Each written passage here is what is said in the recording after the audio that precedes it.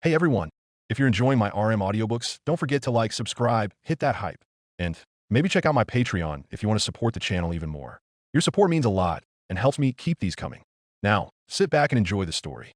Doom, a new chapter. Chapter 26, I've got options.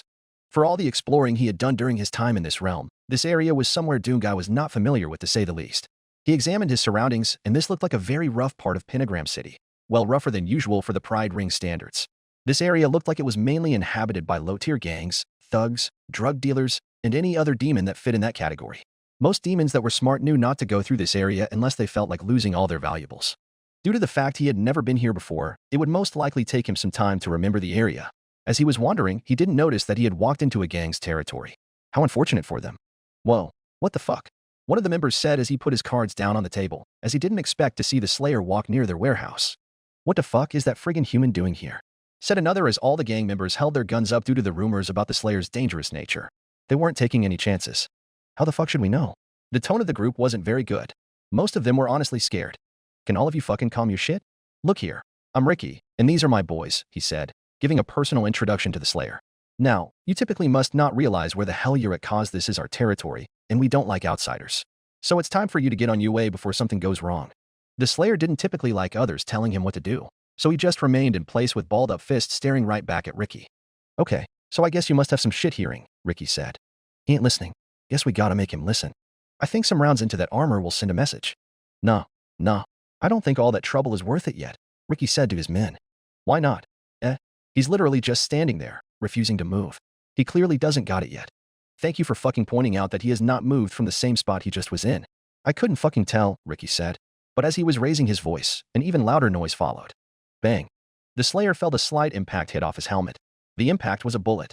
He slowly turned behind him to see who just shot at him. It wasn't that hard to figure out who pulled the trigger, as one of the demons who was holding a gun at the Slayer looked like he had just broken a vase in front of their parents. You stupid son of a bitch, one of them said. From there, it started up constant chatter again from the group. Wait. That was an accident. And my trigger finger slipped. You know. How the fuck does your trigger finger slip? You got to be that fucking stupid, you know? It was an accident, I swear. I just slipped up and let a round go. IUGH-, he started to say again before getting blasted in the stomach with a shotgun blast. The blast created a large hole in his stomach and sent his body across the pavement. All the members looked at the now lifeless corpse and then looked back at the only person around that could have caused that. They saw as the Slayer now had a fuming shotgun in his right hand and was the one who had just killed him. Hey, what the fuck, huh? Why did you got to something like that? You big son of a bitch. One of them yelled. From there, it was defense mode once again as people started shouting and pointing their weapons back. Yeah, what the fuck? That shit wasn't necessary. I don't think that even hurt you, did it? Sometimes an accident happens, eh? You that much of a bitch to understand that? WH, Ricky said, speaking up again for the rest of his surviving members. I think we all need to fucking calm down here before shit hits the fan.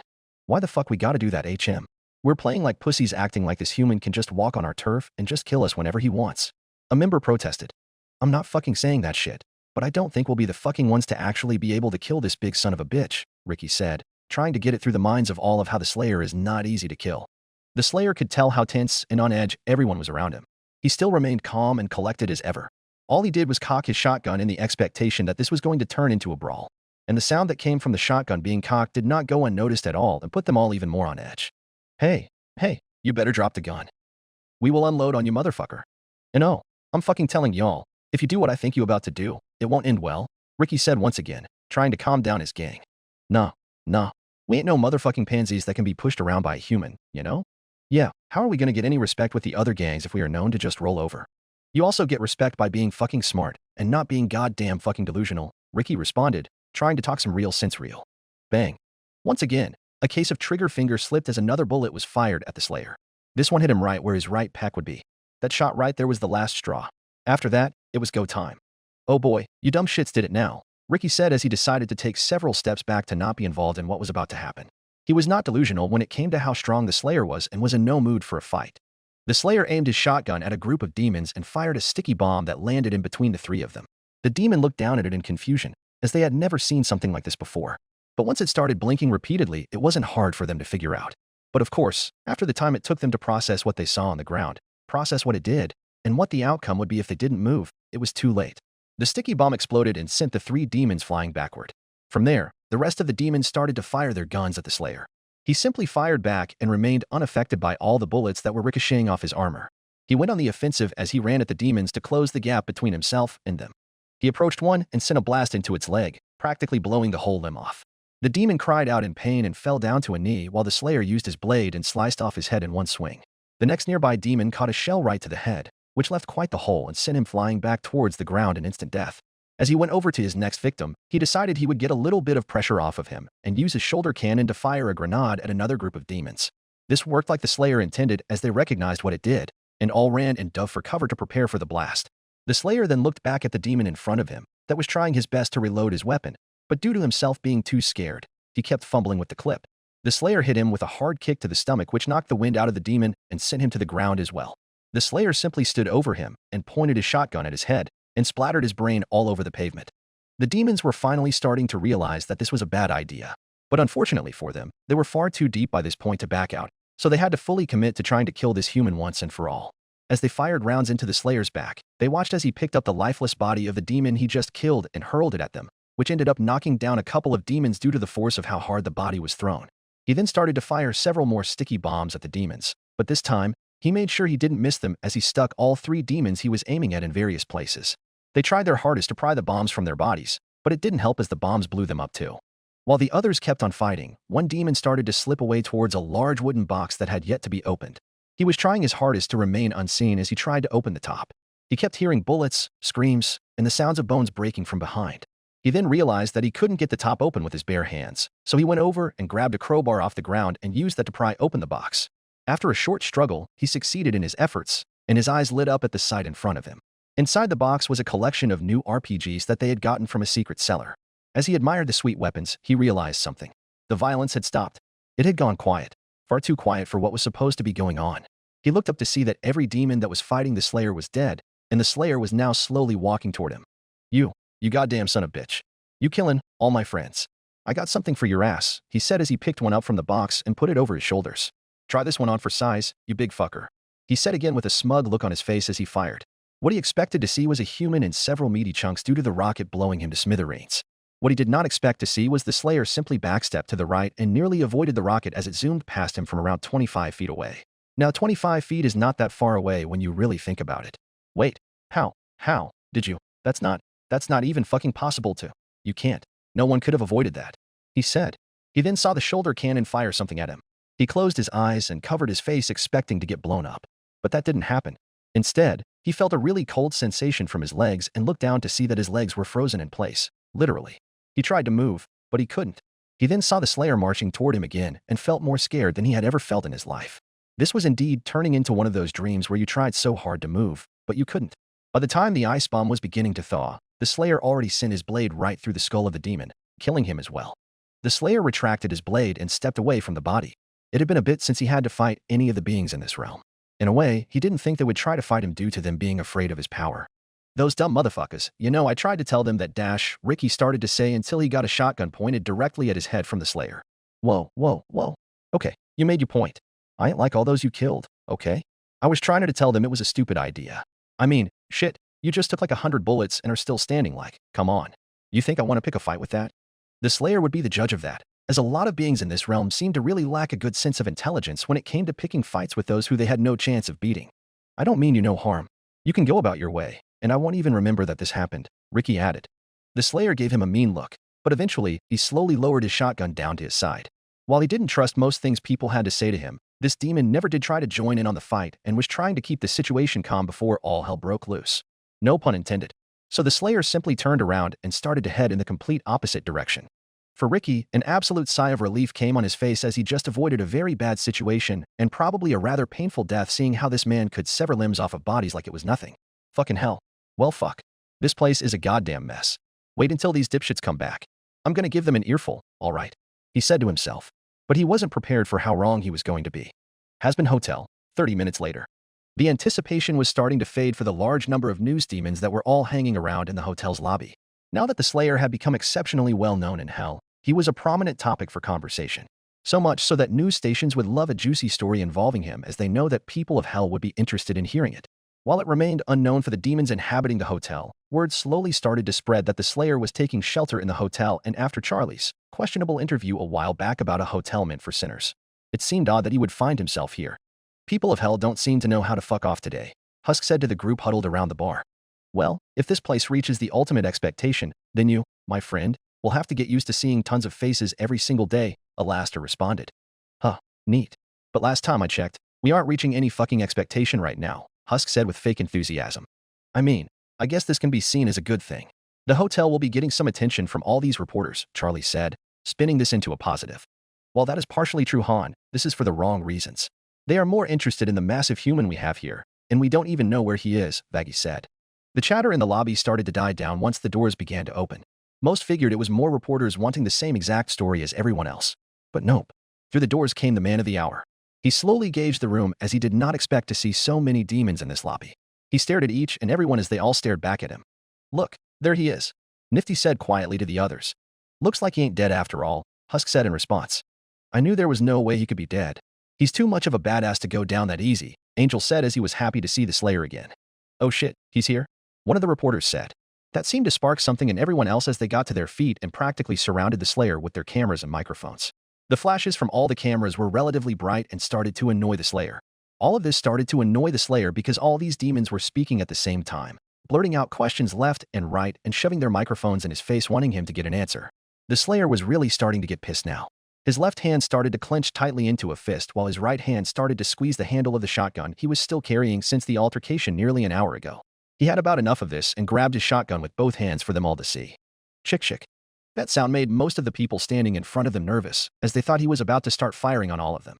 Knowing about his destructive nature and all the things going around about him, they feared for the worst. Whoa. Hold on, please. Excuse me, Charlie said as she was trying to be as polite as she could as she squeezed her way through the crowd to get to the Slayer on the other side. Okay, let's calm it down for a second.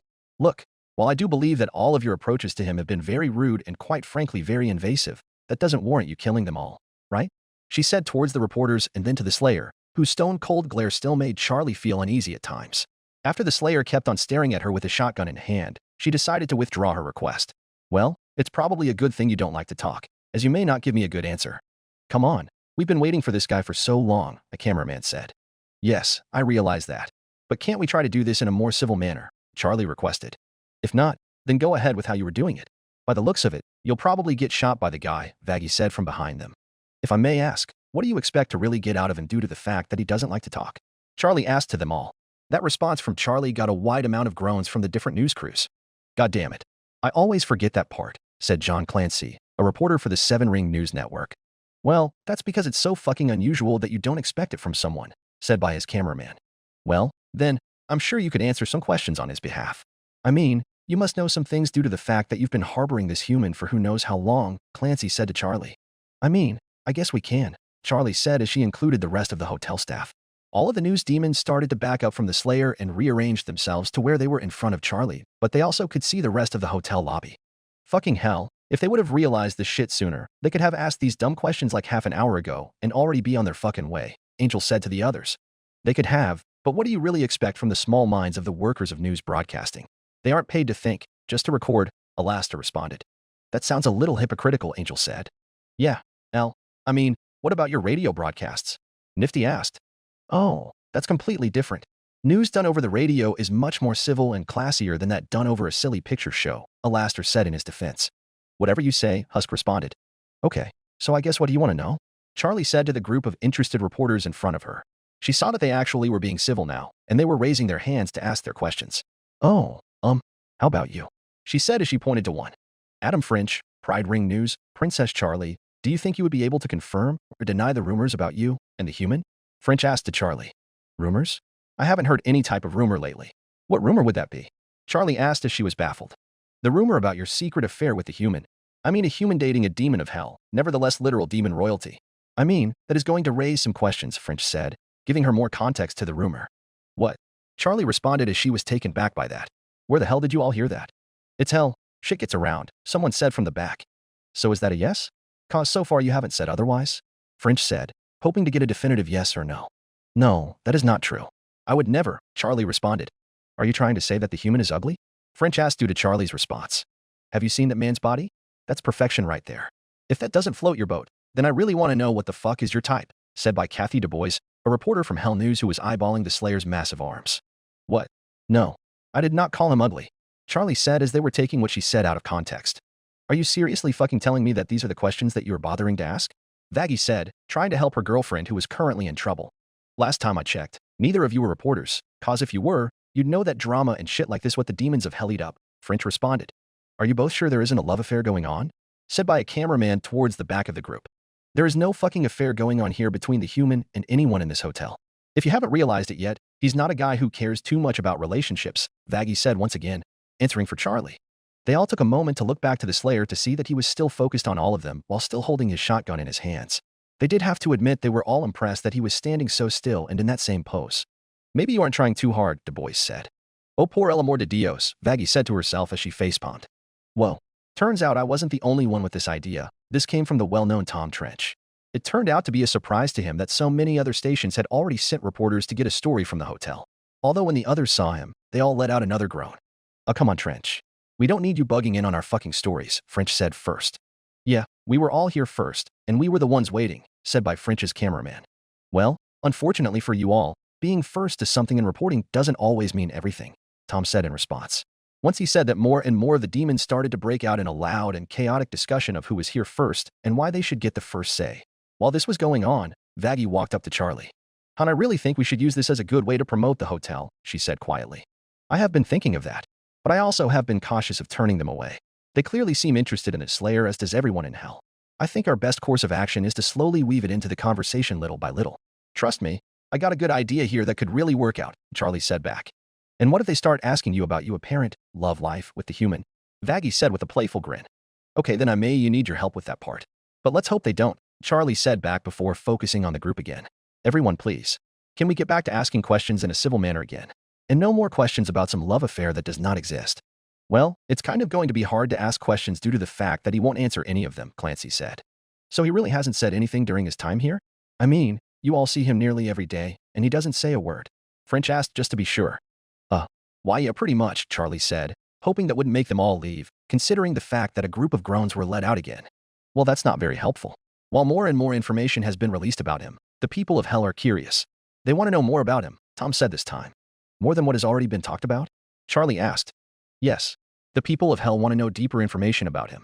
What he likes, what he doesn't like, if he has any kinks, turn-ons, turn-offs, where he acquired such a unique suit of armor, how he even managed to get into hell, or what he even looks like. You know, just things along those lines," Tom said, giving her a better explanation. "We don't know what to tell you all. It's not like he's the type of person to just sit down and start rambling on about his life," Vaggie said, speaking up this time. "Well, then would it be possible if we could get a close-up of his face? Everyone has only seen him with that helmet on. People want to know what he looks like," Tom replied. "Fuck yes. We want to know if he looks as good as the rest of him, or he's actually hideous," Du Bois added. "Believe me, sister, I can tell you fully that he is not hideous." This came from Angel leaning against a wall. "Oh? So you have seen his face?" Tom asked. "Why, yes, I guess we have. Only one time, though. I highly doubt that we will see it again," Charlie replied. "Oh, come on. Look here, human. We realize that you won't talk to us. But can you at least show the world of hell what you look like under that helmet?" French said to the Slayer. The Slayer would not agree to his request. While French didn't notice, the Slayer gave him a mean look in response that was basically telling him no, and that he should fuck off. Okay, fine. You said you've seen his face. Can you give us a description, at least?" French asked. "Oh, okay. He has short, dark brown hair. Brown eyebrows. Green eyes. Lots of scarring all over his face, I guess," Charlie said, giving her best description. "Okay, we can work with that," French said. This could at least spark drawings or recreations of his face by others. "So going further with the human, how long has he even been here?" Clancy asked, going towards a new topic of the Slayer's involvement with the hotel. "Oh, well, it's definitely been some time for sure. I would say several months at least," Charlie said, giving an estimate. "Several months? Why didn't you ever announce that before?" "News stations have been dying to get an exclusive with him, but nobody ever knew where the fuck he was at," French responded. "I guess we didn't realize you all wanted an exclusive so badly," Charlie responded. "Fuck yes, we did. I mean shit, it took us hearing all these rumors about this. Hazbin Hotel that. What the fuck was the gig with this place again?" Du Bois asked. She remembered this place had some type of catch, but couldn't remember what. "As I mentioned a while back on my original interview with 666 News Dash," Charlie started to say before she was cut off. "You mean the one where you did that lame song number and got into a fistfight with Katie Killjoy?" French said, which caused a large amount of laughter between all the news teams in the lobby. Why yes, that one, Charlie said as she felt a little embarrassed being laughed at. This hotel is still set on finding an alternative way to deal with the overpopulation of hell, and it isn't going to stop now. As you can see, the hotel has been completely revamped and is ready to welcome those who wish to come and have a chance to be redeemed. So the human is here because he wants to be redeemed? Tom asked, trying to establish the Slayer's role here for everyone to figure out. Well, no, not exactly. I don't even think that humans could even be redeemed because they are not officially dead, Charlie answered with a nervous smile. Okay, so then he's one of the staff? Like perhaps this place's bouncer. I mean, he's got the look of it, no doubt, Du Bois said next, figuring that she was right. Well, that's not exactly it either, Charlie said, still with a nervous smile on her face. So then what is his role here? Is he literally just here for free without having to do anything? Du Bois asked. Are you absolutely sure there aren't some sexual favors being exchanged in order to pay rent? Because I know there are a lot of horny and sex-deprived fucks out there that offer that. French then asked as he was going back to the affair thing. No, there is no sexual favors, no affair, nothing like that. I'm just providing him with some help. I mean, how could he get a job or earn any type of money here being human? I doubt anyone would hire him, Charlie said with a shoulder shrug. I don't know. I bet a lot of people could use some extra muscle at times, Clancy said in response.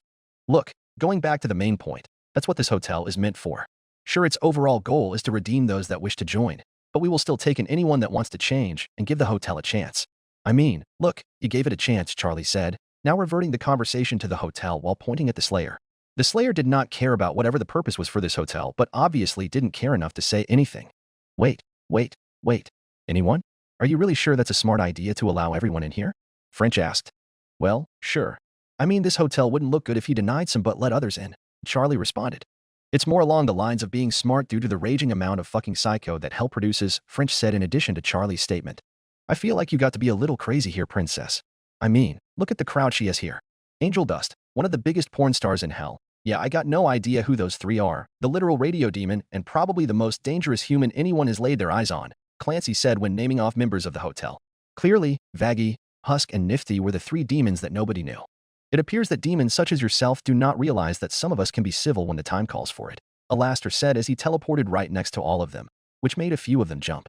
Sure, but come on. With the resume you've built up in hell, I'm surprised she let you in here, Clancy said, but felt nervous when saying that in front of the radio demon. In most cases, he probably would have been slaughtered then and there, but Alastor knew that would be a bad look for business. Alastor is a valued member of the hotel. What he has done in the past does not matter to me, as will it matter to those that wish to join the project, Charlie explained. So there seriously is no money required to stay here? Tom asked, as that seemed a little too good to be true. Nope. All you have to do in return is completely change your ways and go on toward the path of redemption, Charlie answered. Yeah, so join the fucking hotel, or else we'll send the big guy after you and he'll make you join, Angel said, wanting to add some humor into the situation. Wait, what? Charlie said as that caught her off guard. I assume that's not true, right? Tom asked as he looked at Charlie and then back to the Slayer, who continued to stare at them with a deadly presence that made them start to believe that Angel was not joking. No, absolutely not, Charlie responded. Only if we feel like it, Angel said again. And no, Angel, do not tell them things like that, Charlie said as this was not a time for Angel's humor. If it's not true, could you tell him to maybe lower that shotgun? French requested, as he still didn't like how serious the Slayer was looking at them. Charlie said as she tapped her fingers together as she looked at the Slayer. Well, he is very free-spirited. I don't know how much he'd listen, she added as she was trying to think of a good way to describe the Slayer. But I can say that he won't harm you in any way, as long as you don't try to harm him, of course. The man has arms the size of my literal head. I don't think that will be an issue, French said as he examined the Slayer's large arms. Figures. I always knew you were such a pussy, French, Du Bois replied. You know what, you and your little news network can go fuck yourself, French responded. Whoa now. Remember to keep it civil. Are there any more questions? Charlie asked. Well, I don't have any for now, Clancy responded. We of course have some, but they cannot be answered due to obvious reasons, Du Bois said as well. Yes. Well, I think we got enough to make some type of story, French said to his crew. Well, yeah. It wasn't exactly the story we were going for, but it has the fucking human in it. That will draw some attention, Du Bois said to her crew, but also to everyone else as well. Attention is exactly what we need, Clancy said. Well, no fucking shit. Nobody in hell watches that dumpster fire of a news station you work for, Du Bois said. Fuck that. Our station is called 7 Rings for a fucking reason because everyone across the rings watches it. It also sounds more interesting than some basic-ass station called Hell News, Clancy responded. Agreed. That is a basic-ass name, Clancy's crew said as well. Your station is trying too hard to be appealing with the name 7 Rings, Du Bois said. You'll fucking see how many more views our station pulls in with this story. You'll fucking see then, Clancy said. This all started to become less and less civil as the news crews all started to bicker with one another as they all proceeded to leave out of the hotel at once. The only team left in the hotel was Tom Trench as his crew from 666 News. So, Mr. Trench, do you have any more questions? Charlie said as she figured she should ask. Well, to be honest, I'm still a bit surprised that you are still going with this. I'm sure you remember what happened during your little interview. It didn't seem like you got much support from anyone else, Tom replied. Yes, that was something, but we are definitely making strides in the right direction. We are a lot farther than when I displayed my project on the air, Charlie said. Well, I don't have many opinions on this project of yours, but I guess if it actually managed to work, that would be something. In fact, it would be very newsworthy indeed, Tom said. Yes, it would. Does that mean you'd be willing to give more broadcasts for the hotel? Charlie asked. Well, we would need to see legit proof that this is even working. We cannot just take your word that someone is being redeemed without some sign of it. But if you do have proof, then I suppose so. As long as you make sure to tell us if the Slayer over here ever wants to answer our questions personally, Tom replied, being one of the few to actually remember his title. Of course, Charlie answered as that sounded perfect for her. All right, let's get back to the station, Tom said to his crew. After a few moments, they all left the hotel as well. And just like that, all the reporters had come and gone. It finally seemed like the hotel would be back to a moment of peace. A time where all the members of the hotel could really think of what just happened and process their next move. Well, I think that ended up really well, Charlie said. It did. Husk asked as he really stopped paying much attention to what was going on about halfway through. Of course, we got real things out there about the hotel and they seemed a lot more inviting to receive it. Especially compared to my interview, Charlie answered. I think most things are better than that, Vaggie added. Not to change the subject drastically, but are we forgetting that the human is back? Nifty said while pointing at the Slayer, who was still holding his shotgun, but now down to his side. That's very true, Nifty, Charlie said as she turned to face the Slayer head-on. Welcome back. We weren't quite sure where you had been all this time. We weren't quite sure if something bad had happened to you. Well, that was also another new for the Slayer. He couldn't remember a time where anyone actually worried about him or cared about his well-being. It's not like he needed anyone to. He obviously could take care of himself. Yeah, but where the hell did you even go? You've been gone for nearly a day, Nifty said. That statement cleared up any confusion for the Slayer of how long he had actually been gone. Been real fucking eventful since you've been gone, Husk said. Valentino came to the hotel when you were gone as well as Vox and Velvet. With the timing of them coming and you being gone, I couldn't help but wonder if they got you or did something awful to you, Angel said. Knowing the three Vs too well, he imagined something really bad. Perhaps it really was impeccable timing on their part, Alastor said with a shrug. Well, we don't know that. Maybe something did happen to him that we don't know about, and we wouldn't know cause he doesn't like to talk to anyone, Angel suggested. Angel, you do not see a single scratch on the man's body, do you? And seeing the type of power he holds, you'd think those pathetic excuses for overlords would actually be successful in killing him, Alastor responded. Angel decided to look over at the Slayer. He realized that Alastor did have a fair point. The Slayer didn't seem like he was hurt in any way. He wasn't limping or showing any signs of bleeding. Well, okay, no I don't. I really wished you would share what goes on in that mind of yours muscles. I'm really interested in where the hell you go when you go out in hell, he said again. And that would be a fascinating story to tell. I'm sure no one in hell would believe him if he told them he was invited into heaven when no one in hell had gotten that chance. Good luck getting that wish to come true, Husk said. So then going back to the three Vs. They must have known that he was still around before they came here, right? Nifty asked. That's a good question. I mean, they seemed so confident that you weren't going to show up, Charlie said, being the first one to respond to Nifty's question. On top of that, they seemed confident that you wouldn't affect this deal they are trying to make with Angel, Vaggie said as well, directing it towards the Slayer. I can see it more as an advantage. I mean, clearly, Valentino doesn't want to mess with him or Alastor, Nifty said. She was going to look at where Alastor was, but to her surprise, he wasn't there. He slipped away and was now near the Slayer. While I do agree that Valentino is all bark but no bite, I don't see it as quite fair to try and force myself or our large fellow here to physically solve all of our problems, Alastor said as he put a hand on the Slayer's shoulder. You really fucking think that we could force either of you to do anything? Angel said, referring to how much power both men held. No, but it's clear to us that neither of you care for the three Vs that fucking, much where if the time came where we needed either of you to bash a few skulls, I bet you would. Perhaps. Only time could tell if a moment like that would ever come, Alastor said as he gave the Slayer's armor a few taps before removing his hand. Look, it's not like I'm going to beg and pry either of you to do anything. But, now the thought of this deal they are making could work better in my favor and help get me somewhat of my afterlife back. Both of your presence alone is enough to keep them on their toes, Angel explained. I agree, Nifty said. So you were going to try and go back to working for Valentino, Vaggie said as she figured that was the decision Angel was going to make. I don't know for sure. I mean, I guess. Look, it will easily make shit easier on the rest of us if I do. Unless you've got a better way to get Val to release me from my contract, Angel said with a shoulder shrug. Well, no, I don't. The only real way that I could think of is probably not a very possible option, Charlie said in response. Witches? Angel asked. My dad. Obviously, because he's the king of hell, he has ultimate control on things such as contracted souls. And plus, I'm sure Valentino wouldn't want to go against him due to him being only an overlord. But, like I said, that's not a very possible option as my dad would not care about getting involved in matters such as that, Charlie answered. Figures. But look, I got a little time to think about this. And as I mentioned before, it may not be that bad if they know that muscles are still around. I know for a fact that Valentino is probably scared shitless of him, and may be less prone to do shit to me if he believes that muscles will act. So, I definitely have options, Angel said. For the first time in a while, when mentioning Valentino, he had a smirk on his face. Chapter 27. Be prepared for what comes next. I really do not care how many fucking times you ask. You are not getting in, the Royal Guard said to the persistent gang leader Ricky. I mean, come on. This is a really good fucking question that only the king himself would know, Ricky said. He had been pestering the 2 royal guards in front of the Morning Star estate, which is just a different way to consider the kingdom of hell. I do not give 2 shits what kind of question you have. You think Lord Lucifer just openly accepts random requests to see him by typical demons such as yourself? The royal guard responded. So take the hint and fuck off before we physically make you leave the premises, said by royal guard number 2. I'm telling you, I only need a few minutes to ask him this. Is he not here at the moment? Ricky asked, still refusing to give up.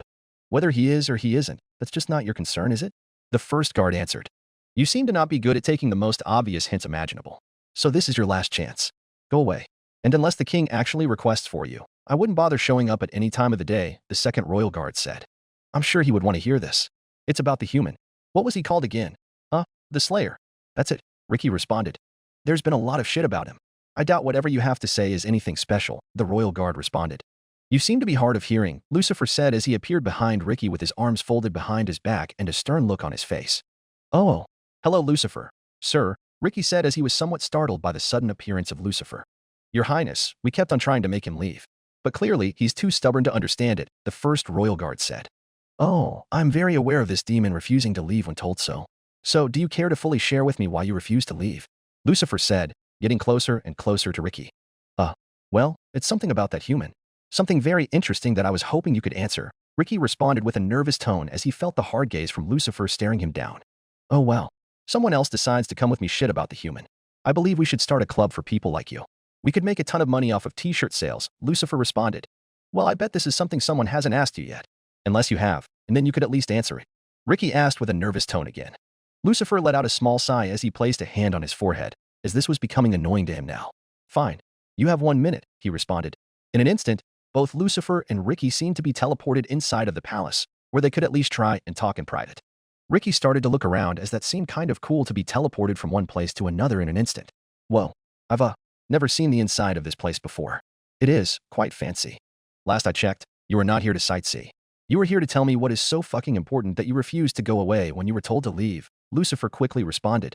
Right, Ricky said, agreeing with Lucifer. So Lucifer said as he summoned his cane and then used it to lean on. Out with it. Alright, so a few days ago, the human, what was he called again? The Doomslayer came into my gang's territory in the Pride Ring, and we aren't too fond of outsiders coming into our area unannounced. To make a long story short, things got heated, and the Slayer killed all of my guys and Ricky stopped talking as he saw that Lucifer closed his eyes and held up a hand, basically telling him to stop talking. Let me just clear something up here before this goes any further. If what you are about to say next has something to do with the fact that you are mad that the human killed your little gang and you wish that I do something about it to avenge those he killed, I suggest you leave this place now before I go ahead and finish what he started.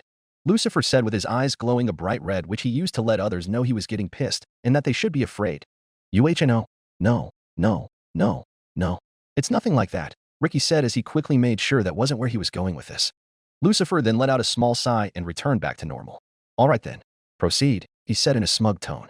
So as I was saying, he killed all my guys except for me, cause I was smart enough to not pick a fight with that monster. But the weird thing is, it's been several days now, and they haven't came back yet, Ricky said, finishing his story. Haven't come back? Lucifer asked as that sounded strange. Yeah, you know how sinners can't fully die, and they usually come back and shit? Ricky said, explaining something to him that did not need to be explained. Did you really fucking think that's what I meant with that question? And did you really think I needed you to explain something like that to me? Lucifer asked. Right. Stupid question, Ricky responded. Yes, it was, Lucifer said in an annoyed tone. I just find it quite weird that I haven't seen them in days since that fight happened, Ricky said. How do you not know that they are not just hiding out somewhere being the scared little mobsters they are? Lucifer asked, this time with a stern grin. Well, I did think of that, but their bodies are still there. Like, that's the weird part. I almost think that the Slayer actually has the ability to permanently kill demons. So that's what my question is. Is that even possible for him to do that? Ricky said as he took the long way to get to the point, but he eventually got there. Lucifer took a second to give out a response to that. Well, does he possess some time of angelic weaponry? He asked as he figured that could be the possible answer. Not that I saw. He mainly used his bare hands and that big-ass blade attached to his arm to kill. That guy is fucking scary when you see him fight in person, Ricky said, having some flashbacks in his mind watching the Slayer kill so effectively. Once again, Lucifer was slow to come up with a response. In a way, he didn't quite know what was true or not. Well, then I think that's your answer. He is just a human. He could have no way to fully kill a sinner unless he carried an angelic weapon. I would just assume your little gang members are somewhere around the Pride Ring. So, if you're so desperate to find them, I guess you should really get on that instead of talking to me. But how would that explain their bodies still being there? Ain't they supposed to like disappear or some shit? Ricky asked as he had seen sinners die before. Perhaps the effect is just taking longer than usual. Like I said, if you are that concerned about finding whatever friends you have, I'd say you should just look for them instead. I assure you that humans cannot give a final death to anyone. So let's get you on your way, Lucifer said as he used his powers to teleport Ricky out of the palace room and back out to the front, where he'd hopefully leave this time. Finally, Lucifer was alone again. He now started to think to himself about what this demon was telling him. I mean, sure, he could very well be lying about the situation, but what would that demon gain about lying to him? It would just have been a massive waste of both of their time. There just cannot be any way that the Slayer can do what even the most powerful demons in hell could not do to sinners. And that would be to give them their final death. This was starting to become a puzzling question. But in that moment, he remembered something, or someone, that he could talk to. Are you there? Lucifer said out loud. You did mention that you can pretty much be anywhere at once. I'm sure that this person, or whatever you want to fucking call it, knows exactly who they are and could figure out that I'm not just trying to talk to myself here. Lucifer looked all around but felt dumb for doing it as he couldn't see this being to begin with. He wasn't getting a response for several seconds now and figured he wouldn't get one. Until the being responded. I am here. The father spoke up in response to Lucifer's request. Oh good. I figured you were ignoring me, Lucifer said in a sarcastic sense of joy. I was preoccupied for the moment. I can sense that you wish to speak to me, the father responded. Yes, I would. Since you came to me with so much about this human in the first place, I would have to assume that you'd be able to answer things about him. Lucifer asked to make sure that statement was correct. For the most part. While I have been in contact with the Slayer for some time, I still have indefinite access to the Slayer's true origins or subjects that would ultimately fall into those lines, the father responded. Well, let's hope this is something you can answer. I do not recall if I have told you this, but certain demons in this realm, such as sinners, possess an ability that I like to refer to as longevity. In the most practical sense, they are immortal down here and will not grow old or die of natural causes. It's kind of the theme of eternal suffering. They could get hurt, have their limbs removed, take a bullet through the brain, or anything along that nature 20 times over. They will always come back. But just a few moments ago, I had a demon tell me that this human killed his gang, which was composed of all sinner demons, and yet, they may have been given what I like to call their final death. That human should not have the ability to make something like that happen, right? Lucifer said, ending his lecture with a question. That is a formidable question. If I understand this correctly, the former humans that are brought down into this realm after their life cycle is complete and are denied entry into heaven are known as sinners. Those demons of this world contain some type of power that doesn't allow them to be killed by natural means. With that in mind, what can give the demons of this world their final death? The father asked after his homemade explanation. Angelic weaponry. Special weapons that come from my old home up in heaven. Typically the exorcists, who come down once a year, bring these weapons into the realm to kill off the demons. Helps with that overpopulation problem I mentioned before. I know there's a large market throughout hell where demons collect the weapons and craft new weapons out of them. That is the only way a sinner and demon royalty can fully be killed. So because of that, the human shouldn't be able to achieve that on his own, Lucifer said as he forgot to mention that part of it. When these demons do experience their final death, does anything happen to the souls that they possess in this realm? The father asked. I suppose the type of dark energy they possess can sometimes find its place throughout hell. I'm not sure if you've noticed, but some objects throughout the realm have some human-like features, Lucifer answered. I see. Perhaps there is an explanation for it, the father responded. Oh, and what would that be? Lucifer asked as he was interested to hear this. After the Slayer was given the Seraphim's blessing with the use of the divinity machine, the Slayer gained the ability to absorb the souls of the foes he has slain. It is written that the energy that possesses the soul can be absorbed by the Slayer to make him even stronger. It is possible that even though the energy that the demons possess in this realm, while it is different, could have a similar effect, the father explained. What the fuck? So you were telling me that he actually could be able to absorb the souls of the demons in my realm? Lucifer asked to make sure that was true. I can only render it as a possibility. I do not have enough knowledge of this realm to know the fullest extent of how it works, the father responded back. What the hell? So this human could actually be able to fully kill a demon. Fucking hell, this man can just defy all logic that has been put in place in hell from the very beginning, Lucifer said, mainly to himself. What's fucking next? Am I going to learn that this human is going into heaven next? The Slayer has already stepped foot into that realm, the father responded, even though he wasn't being talked to. What? That human has been to heaven? Lucifer exclaimed as he didn't actually expect to hear those words. That is correct, the father responded. What in the fuck? With how protective and how sacred my father thinks of his goddamn realm, why would he ever allow an outsider in? Especially a mortal human of all people, Lucifer said once again, venting to himself. Due to the powers that have been bestowed upon the Slayer, he is no longer bounded by the lengths of mortality. The father responded to correct the fact that Lucifer called the Doomslayer immortal. Oh right, because he's a god or some shit like that? Lucifer said in a sarcastic tone. He then started to pace back and forth throughout the room as new thoughts were coming to his head. Maybe that could explain it. My father would not just allow anyone to come into his realm. Perhaps the two of them did establish some type of agreement. That could very well be the reason why he is able to permanently kill the demons of hell. Perhaps my father gave me holy weaponry to enact some type of goal he has in hell but isn't bothering to do it himself. I find that to be unlikely, the father responded to Lucifer's claim. Oh, why is that? Lucifer asked. While I have not been in contact with the Slayer throughout his entire existence, I have been around him through multiple forms. Throughout that time, I tended to notice his motives and tendencies. The Slayer is not normally someone who will work in the service of others. He works in ways that he sees fit and will allow no one to stop him from reaching his desired goal, the father explained. Well, how do you know for sure that they didn't? Sounds like you haven't really been with him for some time. I'm assuming you know my father is God? You know, the person who's able to grant anyone their greatest wishes. The person who created this whole universe. How do you know that he didn't offer the human something he absolutely couldn't refuse? Lucifer asked. While that is not an impossible conclusion, I have witnessed the Slayer being offered a deal of such proportions, but it was not enough to stray him from his path, the father responded. But can you be for certain that the situation that I described couldn't have happened? Lucifer asked. No, I cannot completely rule out any outcome at this time, but I can give probable answers based on prior knowledge, the father said, basically agreeing and disagreeing with Lucifer's claim at the same time. Okay, fine. I suppose that is fair. But at this point in time, whether this human has the ability to absorb souls or he has some type of heavenly weaponry from my father doesn't really make that much of a difference. The point is he could actually be able to fully kill those under my rule. And if what you were saying is true about the fact that he gets stronger with those he kills, he could bring this realm to its knees. Do you realize how many demons are down here? No? That's because the number is incalculable. Demons are dying every day as well as former humans are being sent down here. If he decides he wants to kill everyone because he just hates demons, then he has to be stopped before he gets too far, Lucifer said. I do not advise that path to very wise. While you may be correct on the fact the Slayer may take action against this world, there is just enough of a possibility that he won't, due to the fact he has yet to do so already, the father responded. Look, I'll take whatever path that I deem advisable. All I know is that this human is seeming more and more like a threat against my realm and a threat against me. It has been clear as day that you cannot get through to him through words or even scare tactics because, apparently the man lacks all sense of the word fear. So the only way to really reach him may be through the only thing he knows, which is violence, Lucifer said as he started to plan out his next course of action. If you do desire to attempt to kill the Slayer, it is something that I cannot prevent or stop you from doing.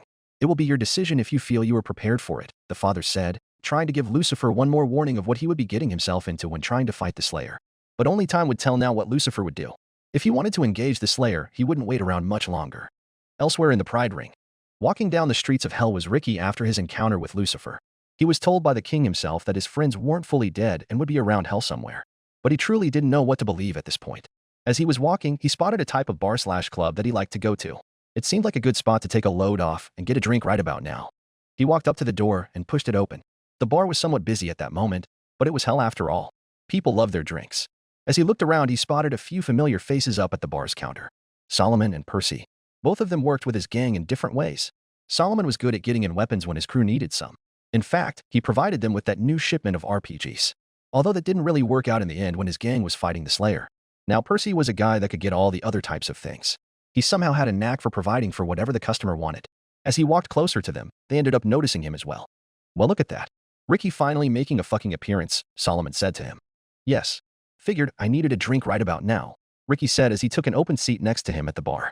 Give me a glass of whatever strong liquor you got, he then said to the bartender.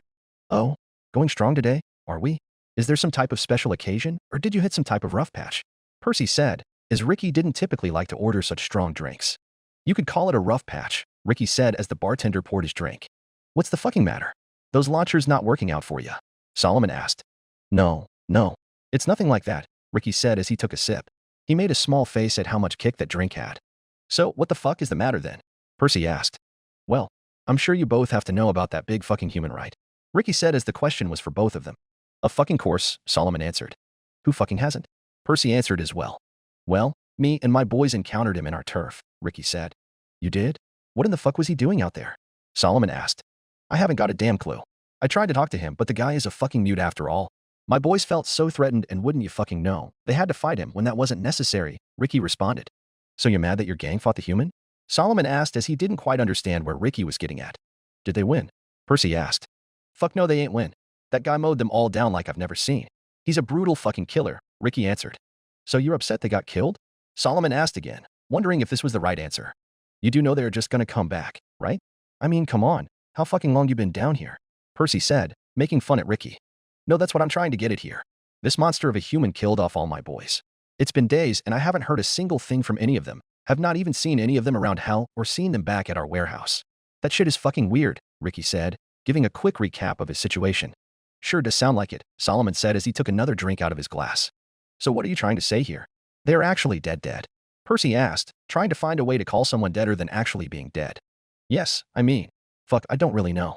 I ain't never seen shit like this before, Ricky said as he took another swig of his drink. I'm telling you the king knows something that we don't know, he added. There's probably a ton of shit that Lucifer keeps to himself that we don't know about. If you were just now figuring that out, then that is fucking sad, Percy responded. No, not like that. I literally went to the guy in person to ask him about this whole shitty situation, Ricky said, explaining it better. Percy practically choked on his drink after hearing what Ricky had just said. After a few coughs, he was able to get out what he was trying to say. What the fuck? You actually went and talked to the king? Yeah, I did, Ricky answered. And he didn't tell you to fuck off? Or make you leave? Solomon asked as he didn't believe it either. Well, he kind of did. But what can I say? I'm quite fucking persistent, Ricky answered. And quite fucking retarded, too, Solomon said, which made himself and Percy laugh. Sure, whatever. But at the end of the day, I did talk to him about this situation to see if he could answer it, Ricky said, trying to get back to the main point. Okay. What did he say? Percy asked as he was interested. That's the thing, Ricky said as he started waving his finger for dramatic effect. He told me that it wasn't possible, but he didn't seem too sure of his answer. He really had to think of what he was going to say in order to tell me what I wanted to hear. I think he was as lost as I was and told me something else in order to make me leave. That human could have very well just used like some special weapons, you know? I've seen those things flowing around the market. They are some pretty sweet weapons, Solomon responded. But he wasn't using anything like that. He only used one singular gun, and that was this shotgun he somehow brought from nowhere. That did not look like an angelic weapon, Ricky responded. So you are really saying that this human could actually be able to fully kill off demons? Like, are you completely standing behind this claim? Solomon said, practically asking the same question twice over. I mean, I'm not 100% certain as I've never seen someone do it before. But if I don't see my boys come back in the upcoming days, I will fully believe that he can, Ricky answered the best he could. Then that could be real fucking useful. I smell an opportunity in the rise, Solomon said. Oh? What the fuck is cooking in that brain of yours now? Percy said as he took another swig of his drink. Think of it like this. Those exterminator weapons ain't cheap, and sometimes shit can get complicated with sellers in order to obtain them. If what you were saying is true, then this human can bypass all that shit and kill without the need of those weapons, Solomon said, relieving his idea. I think I see where you are going with this, Percy said. I hope you would. So with that being the case, and knowing how well of a killer this man is turning out to be, he could become the best bounty hunter, gun for hire, a hitman that hell has ever seen. He could probably get rid of Hell's Elite too, Solomon said, finishing his idea. Maybe he could even get up to the surface and kill some of the pricks up there too. Then when they get down here, he can fuck them up again, Percy said, which made both him and Solomon laugh. Yeah, good luck convincing him to do that, Ricky said to break up their laughter. Hey, you never know. Sometimes you just got to know the interests of others, Solomon responded. Fair. But I suppose you got to even know where to find the guy. Like that was the very first time I've ever seen the guy in the months he's been down here. I mean, where the hell would you even look? Ricky said with his hands in the air. He then looked at Percy and Solomon, who were both looking above Ricky's position. He then saw Percy point a finger up in the air towards a TV. And wouldn't you know? As if on cue, the broadcast from 666 News that was done at the hotel was playing. They were currently watching Charlie standing in front of all the cameras and microphones answering questions. And standing in the back was the Slayer himself. Ricky decided he wouldn't say anything. He would just sit back and listen. So the human is here because he wants to be redeemed? Tom asked, trying to establish the Slayer's role here for everyone to figure out. Well, no, not exactly. I don't even think that humans could even be redeemed because they are not officially dead, Charlie answered with a nervous smile. Okay, so then he's one of the staff? Like perhaps this place's bouncer. I mean, he's got the look of it, no doubt, Du Bois said next, figuring that she was right. Well, that's not exactly it either, Charlie said, still with a nervous smile on her face. So then what is his role here?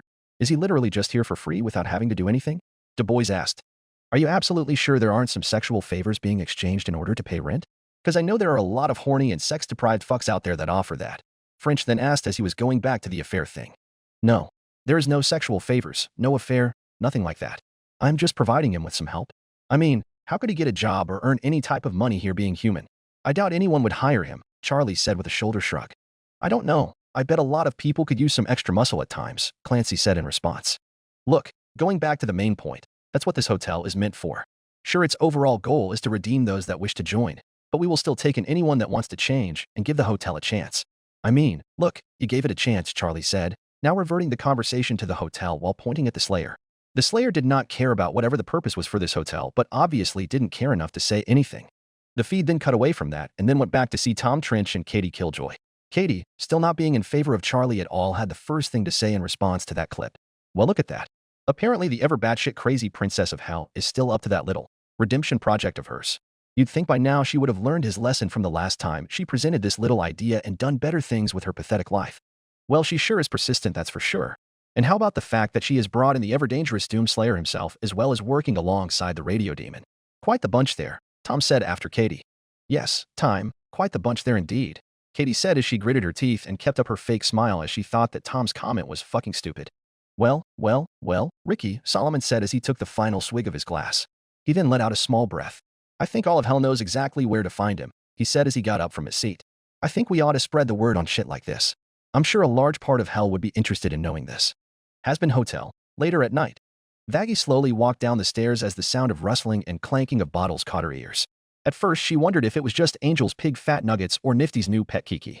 But of course that wasn't a guess she thought was very plausible as the main suspect came to be as she spotted White Fur behind the bar collecting bottles. She stopped herself and placed her hands on her hips trying to create some dramatic effect before speaking. Really, Angel? Vaggie said as she caught him. At this point she wasn't surprised. The surprise of her voice made Angel smack his head on the side of the bar. Hey, fuck off. I'm thirsty, all right? Angel said, rubbing the part of his head he smacked. There are sinks, you know. You don't have to steal from the bar, Vaggie responded. Yeah, I know. But this is a way I can sneak some without Husk knowing, Angel said. How about I go wake him up and tell him what you were doing? Vaggie said, telling Angel a small threat. Oh, come on. Don't go and make the already grumpy cat more grumpy, Angel responded. Bang, bang, bang. 3 loud knocks came from the doors of the hotel. Both Angel and Vaggie looked at one another cause this was the first time someone had ever come this late to the hotel. It could almost have been anyone at this point. Who the hell could that be? Vaggie said as she walked towards the doors. Maybe some drunk and horny fucks looking for a place to, well, you know, fuck. Angel said as he put all the drinks he took on the bar cause he was somewhat interested on who it was. Did I ever tell you how funny you are? Vaggie responded. Nope, you haven't. You could always start, Angel said with a smile as he started to walk towards the door. Vaggie opened them up to see someone she did not expect to see. It was Sir Pentious. He was standing outside the doors with a typical grin on his face. Greetings there, I dash, was what he started to say until a spear is held at his throat by Vaggie. What in the fuck are you doing here? Last time you were here you brought some giant death ship with you, Vaggie said. Yes, but I dash, Pentious tried to say again before Angel cut him off. Oh, look who it is. What in the fuck you doing here, huh? Came for a late night ass kicking? Angel asked. Not at all. I am here on a truce, Pentious responded. We'll see about that, Vaggie said, not taking any chances. It is true. I am not here to take battle against anyone for the time being. I am here after learning of this place. I hear it is a hotel after all, and by how quiet it seems. I have to assume it has plenty of empty rooms? Pentious responded as she slithered in through the door. Shit, it ain't like demons are crawling in to stay here. But don't you got like your own place. It is not shitty as you would call it. It is a place with much more taste than the direction this place is going, Pentious said in defense to his own home. Okay, so why the fuck can't you just go there if you like it so much? Angel asked. Well, there was a bit of an incident. Let's just say I was working on some new inventions. A type of device that could cause massive destruction to those who opposed me. A device that could wipe them out for good, Pentious said, explaining it in a way where it would sound better. So you were making a bomb, Vaggie said with a displeased look on her face as she could see right past the BS. Well, I suppose that is a word for it. But it was much better than any mediocre bomb that you'd see that imbecile Cherry having, Pentious responded. If they are so shitty, then why does she always beat you with them? Angel said, making himself laugh. It is nothing but luck. She wouldn't have bested me this time if that little incident didn't happen, Pentious said.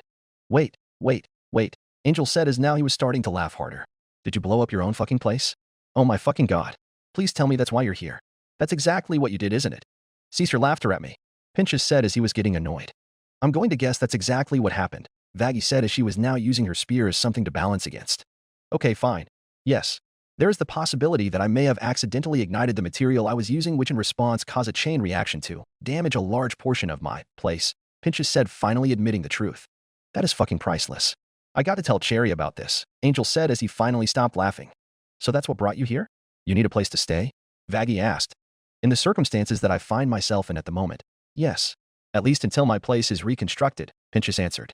You could have gone to any other place in hell. Why come here? Vaggie asked. Well, it just so happens I saw that little spot on the news about this place. A place that doesn't even charge you to stay at. That's quite the deal, Pentious said. It seems you didn't pay close enough attention to it, cause if you did, there is more to just staying here for free. And anyways, why would we even allow you to stay here? You literally damaged the hotel and tried to kill everyone with that giant-ass ship of yours, Vaggie responded. Oh please. That small den in the front of this hotel was nowhere near the traumatic destruction that barbarian Alastor caused to my ship and to myself, Pentious said. I'd argue that you were asking for that, Vaggie said as she was not convinced. Yeah, and why the hell would you want to stay here? You realize Alastor does stay here as well as Muscles? You know the guy who you called a rival? Angel said using air quotes around the word rival. Why yes. I have taken that into some considerations. But I'm sure those differences can be put aside for the time being. Hell, it's the reason why I haven't made any move against you of all demons, Pentious said. Aw, baby, I'm flattered that you are restraining yourself so much from attacking, Angel said, putting a fake seductive tone on his words as a joke. I still don't think we can trust you to stay here, Vaggie said. Well, didn't the princess say that this place would accept anyone? Pentious said, going back to the news story. Vaggie let out an annoyed sigh. Yes, but we would only allow demons to stay here if they will agree to rehabilitate themselves. That's the whole idea of this place. From what it's sounding like, you were just here because you want a place to stay for free. Sir Pentious let out a small, but loud, laugh. You were going to tell me that Angel Dust of all demons has been here to rehabilitate himself? Well, that's a whole different problem, Vaggie responded. In a way, she couldn't disagree with that. Hey, Angel said, taking offense to that. And what about Alastor? Or even that large beast covered in green armor? What about them? Pentious asked. He was starting to make a good point here. Well, Vaggie said as she was trying to think of something to say in response to that. Ugh. Fuck. This place is really starting to get away from the main point. Exactly. Plus, if you allow me to stay, you now gain a genius intellect that I'm sure will benefit you in some way, shape, or form, Pentious added.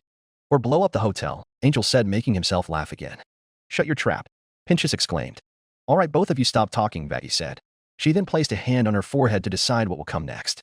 Look, I personally don't think you should be allowed to stay, but I'll leave that up to Charlie to make the final decision. So you better have a real good argument for her. Sir Pentious put a smile on his face and tightened his bow tie. I will have the greatest argument. I'm sure you will, Vaggie said sarcastically. Come on, let's go talk to her. With pleasure, Pentious responded. Don't cause any explosions before we get there, Angel said as the three of them started to proceed towards Charlie. Will you shut up about that? It was in the name of science, Pentious said, hoping this time to shut Angel up. Chapter 28, You're invited. Okay, I'll go get Charlie. You wait out here, Vaggie said before opening the door to their room. But of course, Pentious said as he tightened his tie. Does your appearance really fucking matter right now? Angel asked. You know, you could easily go about your day or whatever else you should be doing right now, Pentious said as his momentarily good mood went sour again with that remake from Angel. You're right. I could be sleeping right now, but I would like to see if she actually rejects you, Angel responded. Although if I know Charlie, she'll probably welcome him with open arms. This was a thought he said to himself. Like I mentioned before, if she allowed you of all demons to stay here, I do not know how she wouldn't allow a classy demon such as myself to momentarily take shelter here for the time being. This is a big place after all, and judging by the very few who are here, I doubt it will be an issue, Pentious added. Inside of the room, Vaggie walked softly over to the bed to wake up Charlie. She walked up next to her and put a hand on her shoulder and started to lightly shake her to wake her up. Charlie, wake up, Vaggie said in a voice just a little above a whisper. No. Just 5 more minutes, Charlie barely responded. There's someone here, someone that wants to stay at the hotel, Vaggie said, although she was hesitant to say that last part. Oh, someone wants to join the hotel? That's nice, Charlie responded again. Due to retired state, she didn't quite process what was said to her and what she said out loud. After a few seconds, her brain started working and she shot up from the bed. Wait, what? You heard right, Vaggie said. Oh well. Okay, let me get somewhat presentable, Charlie said as he got out of bed. No, Han, I don't think it's that big of a deal. Especially with how late it is, Vaggie responded. I've come to learn that first impressions are always important. Sometimes, that tends to be what someone remembers the most, Charlie said as she was throwing on some of her regular outfit. Well, I guess I can't argue with that, Vaggie said as she was thinking of some of their previous failures. But this demon is someone that I don't know if we can trust, especially since he blew the doors off the front of the hotel. Blew the doors off? Is that like a metaphor for something? Charlie asked as she was confused. most likely due to the fact she was still tired and the gears in her brain were not turning normally. It's Sir Pentious. Remember him? That snake demon that came in that big. Well, whatever flying thing that was. He tried to kill Alastor until he did some crazy magical shit. Vaggie said, hoping what she was saying was ringing a bell. Oh right. I do remember that now, Charlie said as he started to think. Well, if he is here now, he must be sorry and wants to change. She added as she was almost done getting ready. I wouldn't quite put it like that, Vaggie said somewhat to herself. He's currently waiting outside the room right now. Perfect. Charlie said as she was done. She walked towards the door and opened it to see Sir Pentious and Angel standing out there. Hi. You are Sir Pentious, right? Indeed I am. You must be Charlie, Pentious responded. That would be me. I am told you were interested in joining the hotel. Charlie asked, making sure she heard right. In a sense. I know the last time I was here I caused a bit of damage to the hotel's exterior. That was a bit unfortunate as it was just caught in the crossfire of a battle, Pentious said. A one-sided battle, Angel said softly, and he was not wrong as Alastor easily demolished Pentious's ship with just a few flicks of the wrist. Sure, whatever you say. Anyways, I will say that there will not be another event like that while I am here, Pentious said. Although he wasn't being completely honest as something like that could happen again. But to make himself more profitable in his eyes, he would bullshit for now. Well, that is great to hear. It is really nice to see that you are willing to try and push forward from your old ways towards the path of becoming a better person, Charlie said as that is what she got from Pentious. Yes. Oh, of course, Pentious said as he was just trying to make Charlie happy at the moment. Well, great. I think we should set you up with a room. Follow me down to reception, Charlie said as she started to lead them downstairs. Great, Vaggie said to herself as she didn't want Pentious to be allowed in. Sorry to burst your bubble, Pentious said to Angel. So you did? Well, I'm going the fuck to sleep as I don't have any more reason to follow your ass around. See ya, whores, Angel said with a little salute as he went his own way to his room. Good night, Angel, Charlie said being courteous. That just left Charlie, Vaggie, and Sir Pentious going down to the lobby by themselves. After traversing down some stairs, they eventually got to the main lobby. Alright, we are here.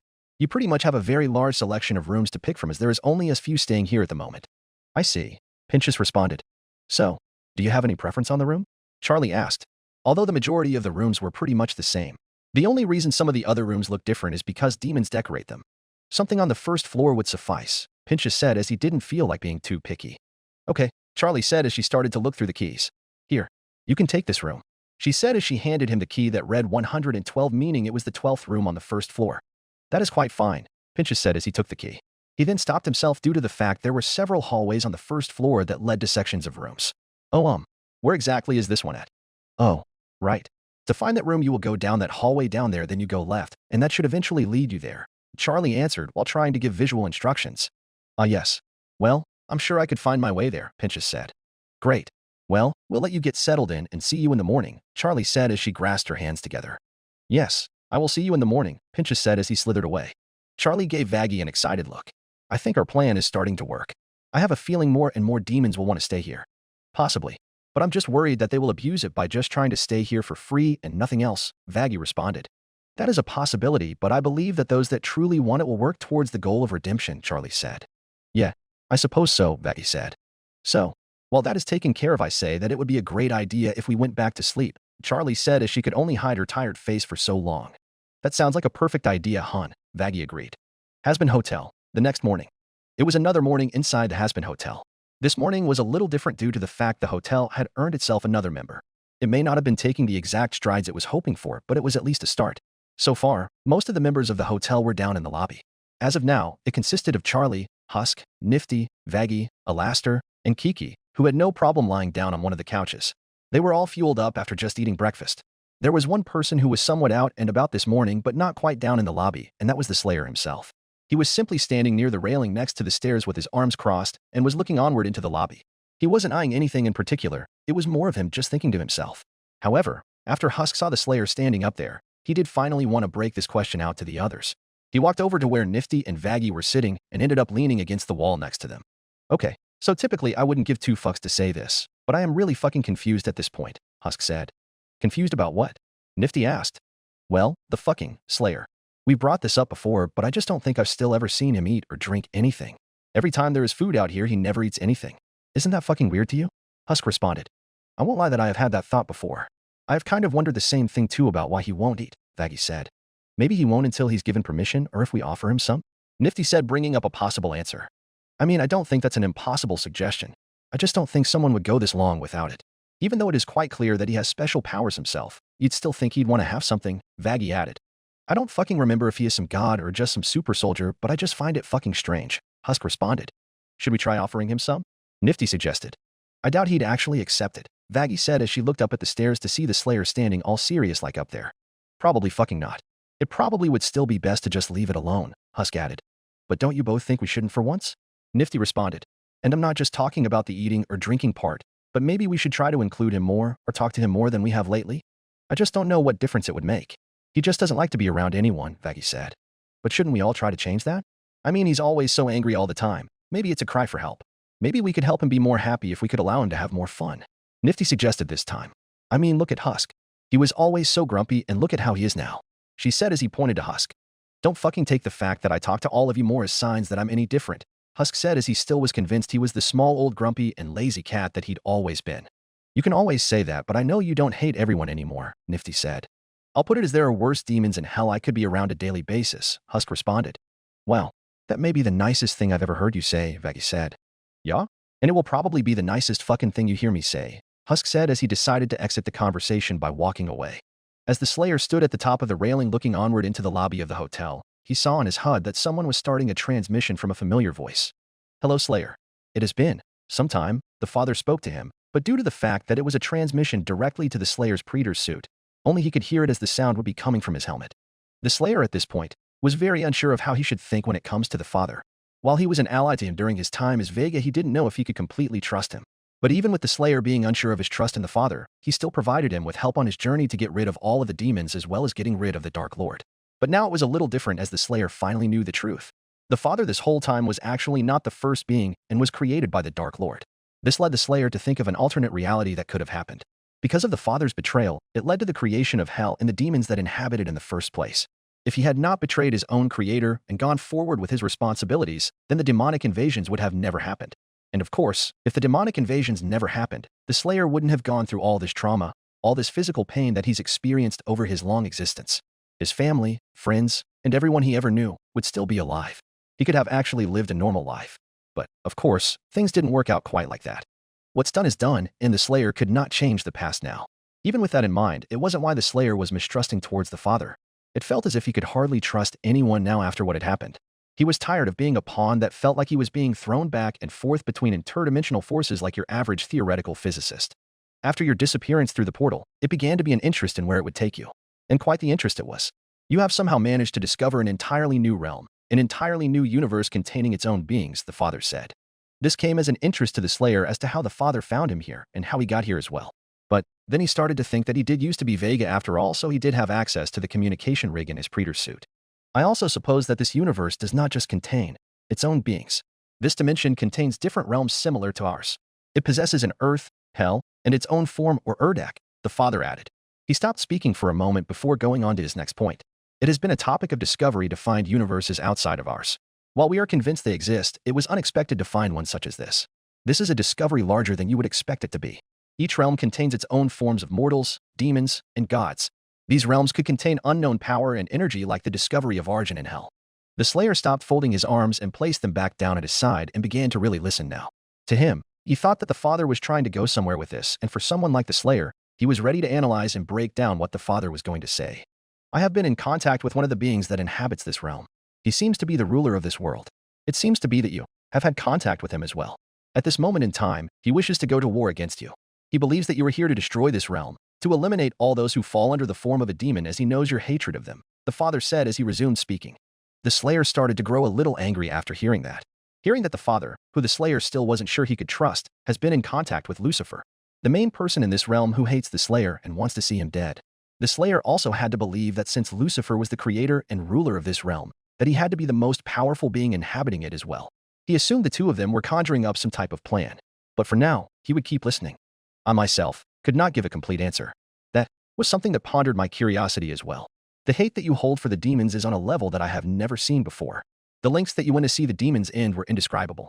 It made me wonder how far your hate would take you. If you'd wish to see the ultimate demise of this realm because it is a different type of hell with different types of demons, the father said. He took another long pause before beginning again. But I have reason to believe that you have been here for some time now. And due to the fact that you are among some of the beings in this realm and the fact that the realm has not been brought to complete destruction, you will not see to its demise. While the father was right on the fact that the Slayer's hate was something that did not blind him from the fact that this version of hell was astronomically different from the one he'd fought through many times. Him being so confident the Slayer would never take action against this realm wasn't a pure fact. Yes, for now the Slayer didn't have a plan to slaughter everyone and reduce the realm to an actual fiery landscape, but that doesn't mean a collection of events could happen that would make him change his mind. Such as the beings of this realm wanted to take him out as some type of intruder to the realm or as an enemy to what they hold dear. If the realm declared war against him, he would have no problem burning it to the ground. Although, it is a possibility that the ruler of this realm continues to see you as a threat and as someone who could destroy all his creations. It is possible he will engage in war against you, the father said. The Slayer almost felt like rolling his eyes at that, as that was something that did not come as a surprise to him whatsoever. All Lucifer has done in the several times the two of them had an encounter is tell him what he could or could not do and threaten to kill him if he defied him. The Slayer would welcome that battle if it came. He figured that Lucifer severely underestimated his power and figured he was just another human to slaughter. I will continue to move freely throughout this realm and observe the possibilities it could possess, the father said, and that was the last thing he would say as his name faded away on the Slayer's HUD. Oh hey big guy. I don't know if you know, but there's a new fella here as well. I totally don't think you two have met before, have ya? Angel said as he knew exactly of the first time they met. Oh, yes, it is. You, Pentious said to the Slayer in a type of nervous tone. You did say you were clearly aware he was here, Angel said with a grin. Yes, I did, Pentious responded before taking a breath. So, wait, what was his name again? Well, I usually refer to him as Muscles or Big Guy, but I think his apparent title is Doomslayer, Angel said as he almost forgot that was his title. All right. So, Doomslayer. I know we have had our differences in the past, but now as you as well as myself are both taking refuge here, I am a big enough man to propose a truce between the two of us. Put our differences aside. If not forever, then for the time being. What do you say? Pentious said as he held out a hand for the Slayer to shake in a sign of agreement between the two of them. But the Slayer was absolutely confused about what the hell Sir Pentious was talking about. The so-called feud that they had between each other was not something the Slayer was even aware of. To him, Pentious was a nobody. Another being in hell the Slayer either never met before or just didn't care to remember. He simply stared down at Pentious's hand that was being held out to him. He then averted his gaze upwards to look at his face before crossing his arms and moving his gaze back to looking forward into the lobby. Pentious felt a lot of awkward tension right now as the two of them were just staring at one another with nothing going on. He saw out of the corner of his eye that Angel was giggling softly. Oh right. He's not really one for handshakes, Angel said, explaining the reason for his giggling. And he also thought that was the reason that he ignored Pentious. Well then how am I supposed to know if he agreed to my terms? Pentious exclaimed. I don't know. He doesn't kill you, Angel said with a shrug. Well, isn't that reassuring? Pentious responded. All right, you damn serpent. Follow me, Angel said so they could proceed towards the lobby. Yes, of course, Pentious said. As they both walked past the Slayer, Pentious caught sight of the Slayer's large biceps. He then looked at his arms, which were very small compared to his. This honestly made him feel a bit down and self-conscious that he didn't have muscles like the Slayer, or really any muscles at all. As he and Angel walked, or I suppose in Pentious's case he slithered down the stairs as Angel walked. Morning bitches, Angel said, giving his typical greeting. Hi Angel, Nifty said in response. Hold on, what the fuck? Husk said as he saw Sir Pentious for the first time. I concur with Husker. Why is this slithery serpent here of all places? Alastor added. While he did forget Sir Pentious' name, he did remember his face. Wait, oh my, did you two sleep together? Nifty said as she thought that was the reason they both came in together. What? Pentious exclaimed. Angel let out a short laugh. Huh, he fucking wishes. I absolutely do not. No, neither Angel nor myself engaged in any sexual activities. For your information, I am now a guest here, Pentious said like that gave him some sort of rank. Really? Husk said, hoping that it wasn't true as he found Sir Pentious annoying. Yes, really, Pentious said, not knowing why that was hard to believe. Charlie, my dear, is this snake speaking the truth? Alastor said as he also found it hard to believe. It is true. He came to the hotel late last night and wanted to join the hotel, so of course, I let him stay. Charlie answered to confirm or deny any questions. Well, that is something having, HM. You know, my mind seems to be drawing a blank. What was your name again? Alastor asked to Sir Pentious. Are you shitting me? After what we had been through, the battle that took place, you still don't remember my name. Pentious exclaimed, taking offense to that. If I were to be quite sincere, I never even took it into account to remember your name in the first place. It wasn't enough of a care to me at the time, Alastor said as he shrugged his shoulders. Sir Pentious practically gave him a look of shock before uttering another question. I what? Are you serious? Absolutely. I wouldn't think of this to be a time for practical jokes, would you? Alastor said, now trying to play a joke on him. I am like one of the most notable and respectable sinners around the Pride Ring. My complete control over the ring was nearly complete, Pentious responded. I'm sure it was, Husk said. While Pentious was still going back and forth about why he should be so respected in the hotel, a few knocks came from the doors. Well, while they are working this out, I'll go see who it is, Charlie said as she went to the doors hoping it was more demons wanting to make a change. She opened the doors to see a group of familiar faces. In a way, she did get one of her wishes to see more demons. But the demons there were definitely not there wanting to make a change. Nope. The three Vs had returned once again to the hotel as it had been close to a week since they last were here. Oh. Well, hello again, Charlie said, not knowing how she wanted to respond as she knew the reason why they were here and also was a little let down to see them. Princess. You don't seem too thrilled to see us, Vox said, obviously knowing she wouldn't be. I normally am thrilled to see faces at the hotel. But I know why you all are here, Charlie responded. Then you ain't as fucking dumb as you look. Where the fuck is Angel? He's been given enough time to make a decision, Valentino said as he was getting right to the point. You can come in and speak with him as well as us if you still promise to do it in a civil manner, Charlie said, setting some ground rules again. For fuck's sake. Sure, fucking whatever. Let's just move this shit along, Valentino said, already getting impatient. Right this way then, Charlie said as she moved out of the way to let them pass. Everyone saw them immediately and began to stare, especially Angel, whose good mood was starting to turn more gray now that they were here. Oh well. Valentino, Vox, and Velvet. It's been some time since we've seen one another face to face, Pentious said with fake enthusiasm, being the first one to acknowledge their arrival. Vox let out an annoyed groan. Pentious. They really let a serpent like you in here. And what is that supposed to mean? Pentious asked as he took offense to the way Vox said that. Oh. Nothing really. I guess the people who run this place do not care about having some annoying inventor thinking he's hot shit, Vox said with a grin. Huh. Annoying inventor. That just sounds like you are jealous that you do not possess the genius intellect of someone such as myself. You don't even compare to someone such as myself, Pentious said as he attempted to take shots back at Vox. You are fucking delusional if you truly think you are some kind of fucking genius, Vox said as he started to walk closer to Pentious. I'm pretty sure there's some one-eyed girl that keeps stopping your little shitty plan of taking over hell, he said as now both of the men were face to face with one another. The rest of the demons in the hotel had to give Pentious a little credit.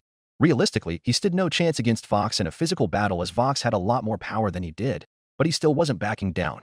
Valentino then grabbed Vox's shoulder and gently pulled him away. Vox, Vox, Vox. Baby. Remember the actual reason we are here. Do you really want to waste your time as well as all of ours by getting into my dicks bigger than your competition with Pentious of all people? Right. That's a fair point, Vox said as he straightened out his suit, even though there was nothing wrong with it. Okay. Well, let's cut all this chatter here as we know what the main focus is here. Absolutely. So, shall we get down to business? Alastor said as he started to raise his hand. No. We don't need a fucking table and some chairs this time. This shit shouldn't take this long, Vox said as he didn't want to go through all the complicated shit. Always so impatient, aren't we? You just require everything to happen right away, don't you? Alastor said. Or maybe I don't feel like wasting everyone's time like you do, Vox replied. And here we go again, Velvet said as she was growing impatient of the constant bickering. Tell me about it, Valentino said to her as they both were getting annoyed. Vox overheard them and realized he was doing exactly what he was trying not to do, and that was wasting everyone's time. Right. So, he began as he looked at Angel. Angel, it's been some time now. Have you come to a decision about the proposal that was bestowed upon you? I have thought about it. But it's not an easy choice, Angel said, trying to buy himself more time to think. Is it really that of a decision? After the shit you pulled over these past few weeks, you have been given an amazing opportunity and the forgiveness of Valentino to come back like nothing had ever happened. He said with a large smile on his screen. If I were in your shoes, I would gladly dash. He stopped as he heard something behind him. He was confused as to what the loud banging was coming from the stairs. He turned around to see someone big walking down the stairs. The Slayer slowly proceeded down the stairs and stared straight at Vox. After he reached the bottom, he stopped right in front of Vox and gave him a mean glare. For the first time, Vox had seen the Slayer face to face. Oh. It's you, he said in a sort of annoyed tone as that would make things more complicated. He then looked at the Slayer head to toe. Humph. I guess you were about what everyone was describing. He said as he did fit the themes of being intimidating, dressed in green armor, and being a very large human. Oh yes. It turns out our large companion wasn't in such peril after all and will actually be able to join us for this second meeting. I hope that's not an issue. Alastor said with a smile as he knew Valentino was not happy to see him. Of course, it's not. Why, it's so good to hear that nothing wrong happened to him, and that he is with all of you now, Vox said with fake joy, so he couldn't give Alastor any satisfaction. Well, what a fucking crew you have here. Ooh, you've got really nice arms, Velvet said to the Slayer. Even though she was supposed to be against them, she couldn't help but not feel attracted to a guy with muscles such as those. Really, Vel? Valentino said. What? I've never seen someone with arms like that in hell. It's not my fault he's got a hot body, Velvet said in her defense. Vox let out a sigh. Okay. Enough with the interruptions and all this off-topic shit, he said as he put his hands together. It's really come the time to make a decision. Yes. It fucking is. I'm really grown tired of this game, Angel. Make a fucky dash, Valentino started to say, but stopped as he caught a glimpse of the Slayer staring at him through his new pair of sunglasses. He then gritted his teeth and reworded what he was going to say as to not start any physical conflicts. especially none with him. While he's never fully fought the Slayer using all his power, after easily being tossed around with just the Slayer's bare hands, he wasn't sure yet if he would win. He wouldn't admit it, but he was fearful of the Slayer. The whole deal of you coming back to the studios 4 nights out of the week seems real fair. I mean real fair, don't you think? What would be the most fair would be him not having to go back at all after all that's happened. But we know that won't be the case for you, Vaggie responded. No, it's not, Valentino replied. I just don't understand why we can't work out a different deal where you finally release Angel, Charlie added. Why the fuck would I agree to something like that? I would come out at the end of a losing deal. Unless you feel like paying the money Angels makes to me on the regular, Valentino suggested. Well, that could be an option, Charlie said, giving it a thought. Fuck that. I don't think you even deserve something like that, Husk said, finally speaking up. Agreed. Even if we did continuously pay off Angel's dues, he still wins in the end, Vaggie said. While she would also like to be able to pay off Angel's dues to allow him to be free of Valentino, she didn't like the fact that he would still get the last laugh. You'll come to realize that the best fucking deal for you fucks is Angel coming back to me in some way, shape, or form, Valentino said, making his claim. That is not true. We could easily just keep Angel away by force if we had to, Nifty said, and she wasn't wrong about that. Well, I suppose you could. Since you have Mr. Radio Demon over here and this guy, Box said as he motioned towards Alastor and the Slayer. Technically, Charlie could definitely be included in that as well, as she was more powerful than she looked. But of course, no one has really seen her show her full power, as she was a pacifist. But I thought this whole thing was supposed to be resolved peacefully. Isn't that right, Princess? He said in a monotone voice. That would be the best solution to this problem, Charlie answered. Exactly. Because if this whole situation turned violent, then who knows what could happen? People could die, be maimed and tortured, and possessions and buildings be dismantled and burned to the ground. That would just be a lot of unnecessary headaches, Vox said, giving a few scenarios. Perhaps someone such as yourself would think that way. I am quite fond of the things involving those areas, Alastor said with a sinister smile. Yeah, we know you're so addicted to killing and death and blah, blah, blah. We fucking get you got weird issues, Velvet said as she was annoyed with all the murder stuff when it comes to Alastor. Talking about what could happen if this turned violent is all bullshit, Husk said. All bullshit? Oh, why is it apparently bullshit there, kitty cat? Vox said, insulting Husk. You are nothing but fucking talk. You always are fucking talk when it comes to shit such as this and anything with Alastor involved. You just say things like that, but I know you don't want anything bad to happen, Husk said, explaining himself. Well, Husker, my friend, that may have been the most intelligent comment to come out of your mouth, Alastor said as he was someone who thought of Vox as all bark but no bite. Oh, all talk am I? Vox said as he slowly walked towards Husk to get into his personal space. Well, how about I show you where you're wrong, he said as small portions of electricity were coming from his hands. This situation was becoming hostile really quickly. Everyone began looking at one another, except the Slayer, who was just focusing on what was going on. If a fight between Husk and Vox broke out, this whole hotel lobby could become a brawl room. But it never reached that point, as a quiet Angel Dust had made his decision. All right, I'll fucking accept the deal. Angel said to stop anything from escalating further. Oh, I think I may have heard the right thing. But do you feel like repeating what you just said, Angel? Valentino asked with the biggest grin he's had all night. I'll accept the deal, Angel said again. Wait, Angel, are you sure about this? Charlie said as he walked over to him. Yeah, it doesn't need to be this way, Vaggie said, as well as she wanted to find another way. Yes, I appreciate you all trying to fight for me, but I don't want all this shit to go down just for the sake of me.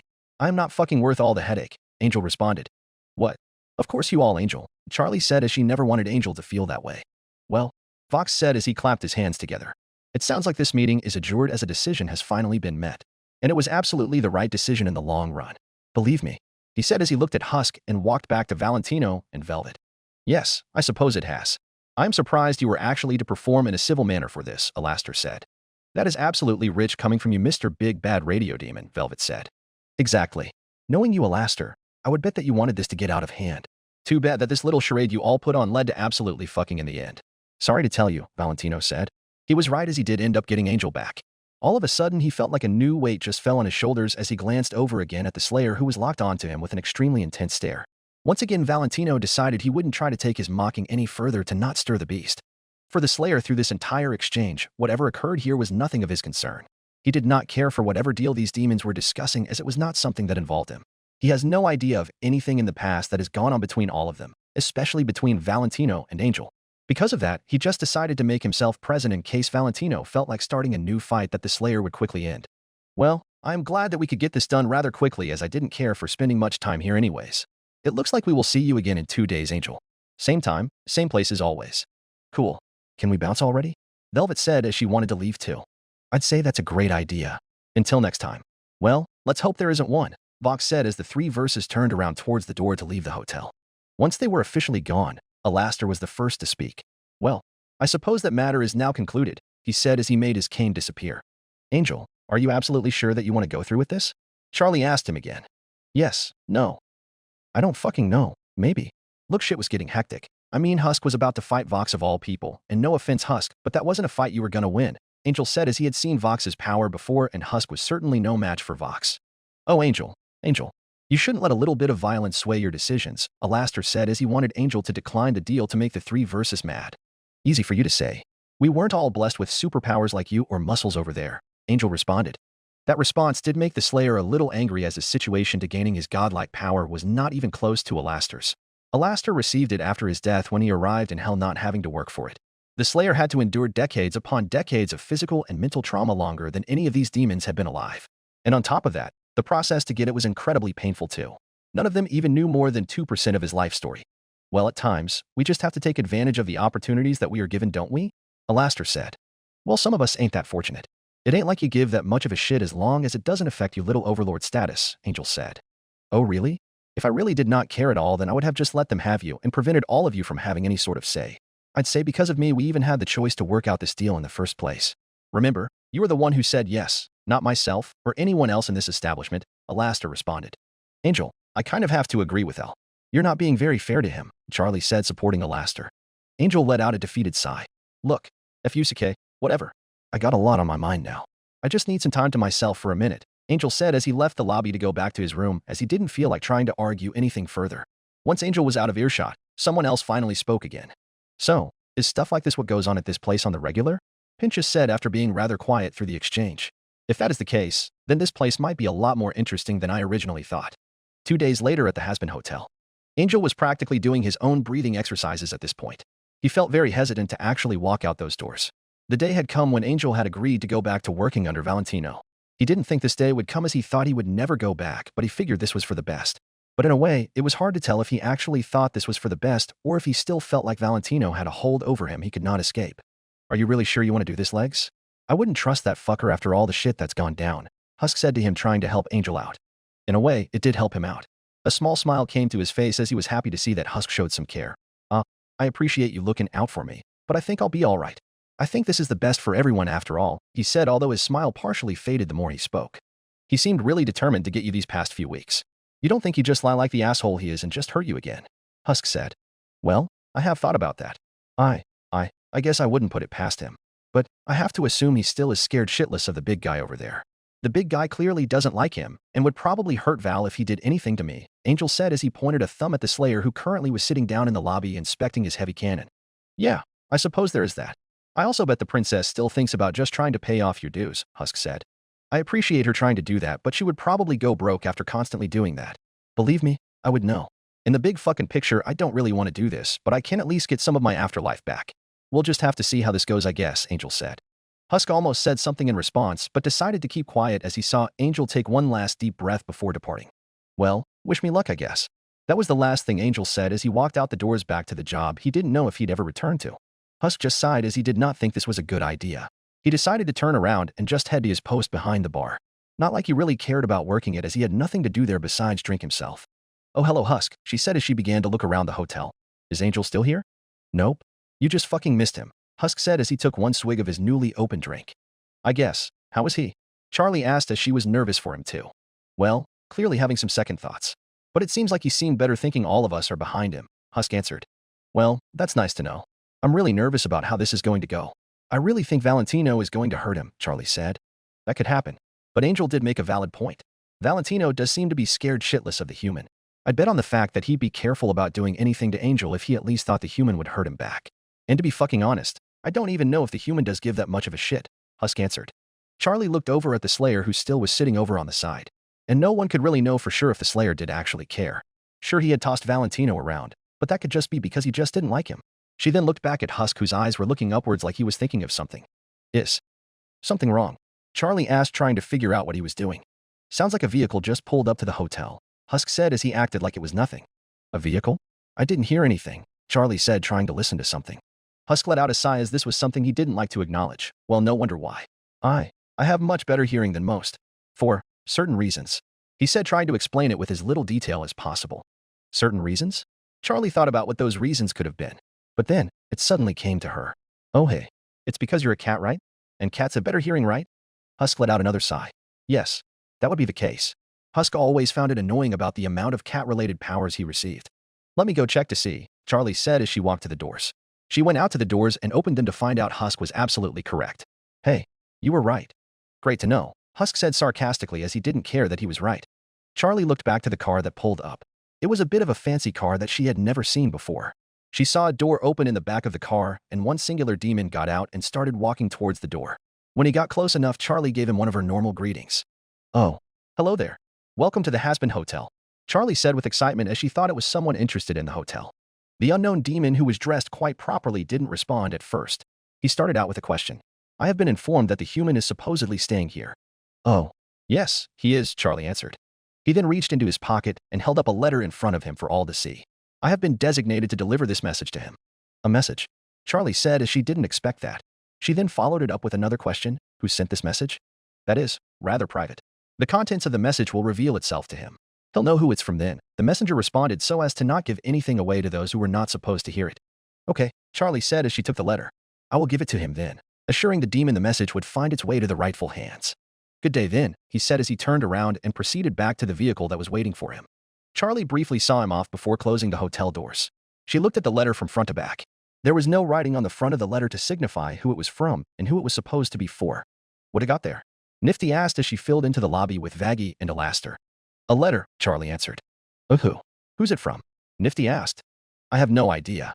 The person who delivered it didn't say who it was from, Charlie replied. Well, doesn't that sound like an invitation to chaos? Vaggie said as she was predicting that the letter was something bad. Open it. See what it says, Nifty said as she was curious as to what was in it. Well, hold on now. The letter is not for me. It's actually for him, Charlie said as signaled toward the Slayer. However, the Slayer didn't acknowledge the fact that Charlie was directing the attention towards him. A letter for him? Well, then there's no telling what that could be, Vaggie said. And since it is for him, I believe we respect that fact and let him open it, Charlie responded. You do realize that it ain't a federal offense to go through someone's mail in fucking hell, don't you? Husk said. I don't know what a federal offense is, but I see it as respecting someone's privacy, Charlie said as she walked towards the Slayer. She really didn't know what that meant as there was no use for a federal offense in hell. As she approached the Slayer, he finally stopped what he was doing to look at her. She then held out the letter to him. Here, this was personally delivered for you. The Slayer looked down at the letter. In a way, it was kind of a forgotten feeling for the Slayer to receive a letter.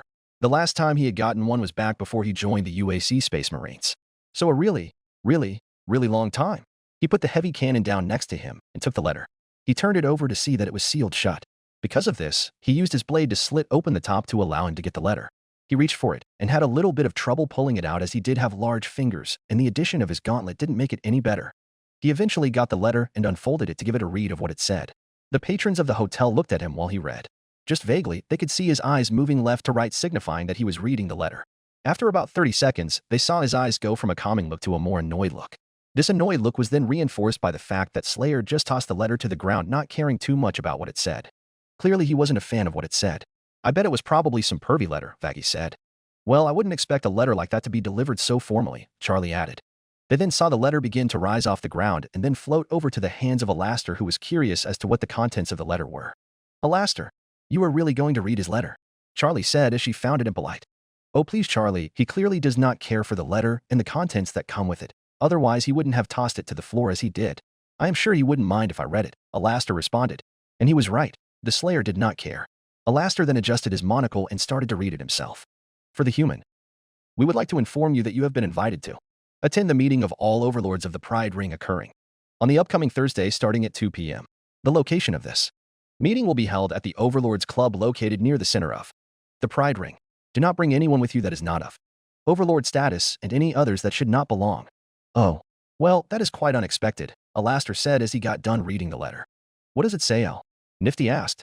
It seems as if our large partner over here has been invited to a special meeting that is designed just for overlords, Alastor answered. Wait, what? Pentious responded. Wait, that's a thing? Charlie responded as well as she didn't know about that. Why, of course. Although it is not something that is made quite public to those who do not belong. It is quite a tightly knit group per se, Alastor said as he had already been to these in the past. Well, what even goes on at these? Charlie asked. Well, I cannot give away everything, can I? Let us just say it is sometimes talk about what is going on around hell, and clearly the current topic must fall on the human, Alastor said, pointing his cane at the Slayer. If this was such a tightly knit group, Why would they invite him? Pentious asked as he started to wonder why he wasn't ever invited into what sounded like a sophisticated group. Well, clearly they have found some type of interest in him. Who knows, perhaps they want to include him in their ranks. He clearly has more power than typically demons do in this world, Alastor answered. So they want to make him an overlord like you? Nifty said, making sure she understood right. While I do not care for the title, that could very well be the case, Alastor replied.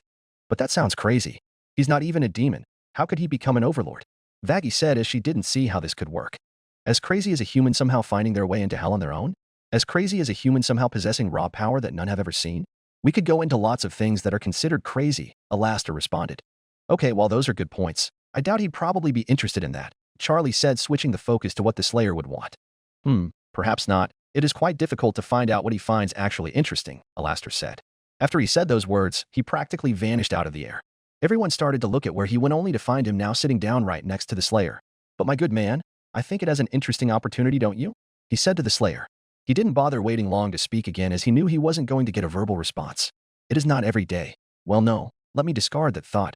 This is the first time they have ever invited someone such as yourself. I suggest you at least hear what they have to say. The Slayer didn't see the point in listening to what these overlords had to say. If Alastor was right in what they could possibly have in store for him, he had no interest in joining whatever group they had. He was done associating himself with others. Oh, cheer up, my good fellow. Maybe I'm wrong about why they want you to join them for their exclusive venue. I think you should at least see what they have to say. What have you got to lose? Alastor said as he made the letter reappear in the Slayer's lap. The Slayer looked down at the letter and saw Alastor walk away to let the Slayer try and rethink his decision. Chapter 29. Thinking Out Loud. Wait, what? Blitzo said as he wasn't sure he heard right. Oh, come on. Are you fucking kidding me? What is the deal here? Millie said with a raised eyebrow as they all looked at Blitzo during his loud phone conversation. I don't know. Sounds like the usual shit with him, Luna said with her head resting against her left fist. Yes, it does. Any guesses on what the dilemma is this time? Moxie asked as he was quite enjoying the anger Blitzo was facing right now. Probably arguing with some client, Luna said, and she was right about her assumption. Who fucking told you that shit? No, that is bullshit. How can you rely on? Hello? UGH, son of a goddamn whore. Blitzo said as the person who was on the other line hung up on him. What's going on, B? Millie asked first. Yes, what crisis are you facing now? Moxie asked. It's not a fucking crisis, Moxie. And it's a situation that should concern us all, as I just had the third client this week cancel on me, Blitzo answered. Another client? That is sure strange. Did they say why they were canceling? Millie asked. Apparently some rumor is going on that is drawing clients to that damn human all the demons of hell have been slobbering all over, Blitzo said. Care to share what the rumor actually is? Moxie said as Blitzo really didn't give them much information. Well, apparently it is said that the human can travel to the world of the living in hell, can go to any of the rings, and to make shit just a little less convenient for us, he can kill demons in hell and keep them permanently dead. So it sounds like he can do our shit but with a little more features, which sounds like it may fuck us over, Blitzo responded. Wait, what? But how? I mean, there is no way he has hold of the book, does he? Moxie said, trying to think of an answer. No. I know that because it's right there on the desk, Luna said, pointing a thumb towards the desk. Okay, so that's not the case, Millie said, trying to think herself. Oh, that bastard. He probably has a crystal. Yeah, that has to be how that bitch can go into the human world. God damn it. Why would that horny fuck give him one of those? Blitzo said, now angry at Asmodeus. Sir, if I may. I don't think that is the case, Moxie interjected. Oh yeah? All right, Moxie, let's hear what else it could be then, Blitzo said. Well, sir, if he already is a human, it means he was already a part of the living world, so he had to get here somehow, Moxie answered. I see what you're saying, Mox. I don't think there are any of those crystals on Earth that he could obtain, Millie said. That isn't completely true. He could have possibly killed one of those succubaches on Earth and stole their crystal, Blitzo said. But how would he even know what it did? Moxie said as that crystal would seem unknown to any human. I don't fucking know here, Mox. I'm just spitballing at this point, Blitzo said, growing more and more frustrated. But wasn't he like, not from this world? Luna said. Well, of course he's not from this world. He's a human, Moxie said in a tone that would make Luna feel dumb for saying that. I know that, shorty, that's not what the fuck I meant by that, Luna said, insulting him back. So what did you mean? Millie asked. Well, demons around hell have been saying stuff like he's not even from hell, heaven, or earth. Like he's from somewhere different. Personally, I think it's BS, but who really knows, Luna elaborated. Look, I don't care if he's earth, hell, heaven, or even some whorehouse in Louisiana. He's got some edge on us that I want to find out, Blitzo responded. What is Louisiana? Millie asked. I have no idea. I just saw the name when we were up on Earth, so I'm guessing somewhere there. But that doesn't matter. I want to have a bit of a talk with this human who thinks he can come in here and steal my great business idea and steal my fucking clients. Well, I care more about him stealing my idea than my clients, but you all get the fucking point, Blitzo said in a long explanation. So what do you plan to do? Moxie asked. I think I need to have a little talk with this guy, Blitzo answered. Do you have to? Luna asked as this sounded like a pointless thing to do. Yes, I do. I don't want some whore stealing our genius business. I refuse to accept the competition. Besides, if these rumors that these people are saying are true, I want answers as to how the hell he can do it, Blitzo said. Well, do we know where his business is at? Millie asked, thinking there was a business to begin with. Well, no. I don't know really any way to reach him, Blitzo said as he didn't think about that part. He then began to pace around the room. Ah, okay, I'm P new mission here. I want you all to work on finding information on this guy. Is that seriously our job right now? Luna asked. Yes, it is my sweet Looney. I mean, it's not like we have a client right now. So, let's get to it, Blitzo said, and so started their next mission. Porn studios. I'm not going to lie, Velvet. The sales just keep going up and up with every new piece of tech we release. Those stupid demons of hell are just eating it all up like never before, Vox said as he was looking down at his own personal phone. On that phone, he was checking out the sales his company was generating and the money he was making. Let's just say it's a lot of damn money. Vox, you know, I'm always just so happy to hear of how much you continue to benefit from all this. I just wish you would continue to tell me more about it, Velvet said in obvious sarcasm. You know I can tell you are being sarcastic, but I would love to tell you more about it, Vox said as he sat down in a chair across from Velvet. Oh, you do that anyway. It always makes me so happy to hear how easy shit comes for you. You know, creating the best outfits hell has to offer is more challenging than you just coming up with some new bullshit tech that is ultimately just the same thing and calling it new, Velvet said using air quotes on the word new. I can't help it that hell is full of a bunch of fucking morons. I'm sure you'd try the same thing if you could, Vox said. Well, I suppose I would, Velvet said with a grin. So, where's Tino at? Vox said as he looked around for him. Haven't got a clue. But the last time I saw him, he seemed to be in another one of those fucking moods of his. I swear something always seems to bug him, Velvet answered. Oh, perfect. Okay, what is it this time? Vox said, hoping to have something in mind before he tried to calm him down again. I'm not sure. I tried to guess what it could be but couldn't come up with it. I mean, it's been a week since he finally got Angel back. I figured he'd be content by now, Velvet said. Great. Time for me to play the guessing game then, Vox said as he started to think of what it could be. Did you do something to upset him? No. And if I did, I really wouldn't give a shit, Velvet responded. I know that I didn't do anything. Wait, did I? No, I didn't. I don't recall doing anything. You know it can't be me. Did he lose out on some deal? I mean, that could be. Or he lost one of his stars. Maybe Angel did something again. Perhaps he went back into hiding, Vox said out loud, thinking of some ideas. Okay, can you think of that in your head and not out loud? Velvet requested. The point of me talking out loud is for you to contribute yourself so we can figure this out.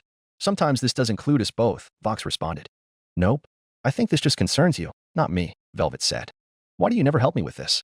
We are the 3 Vs after all, Vox said, looking for some backup. Sure, but he's your boy toy. I'm leaving that shit to you, Velvet responded.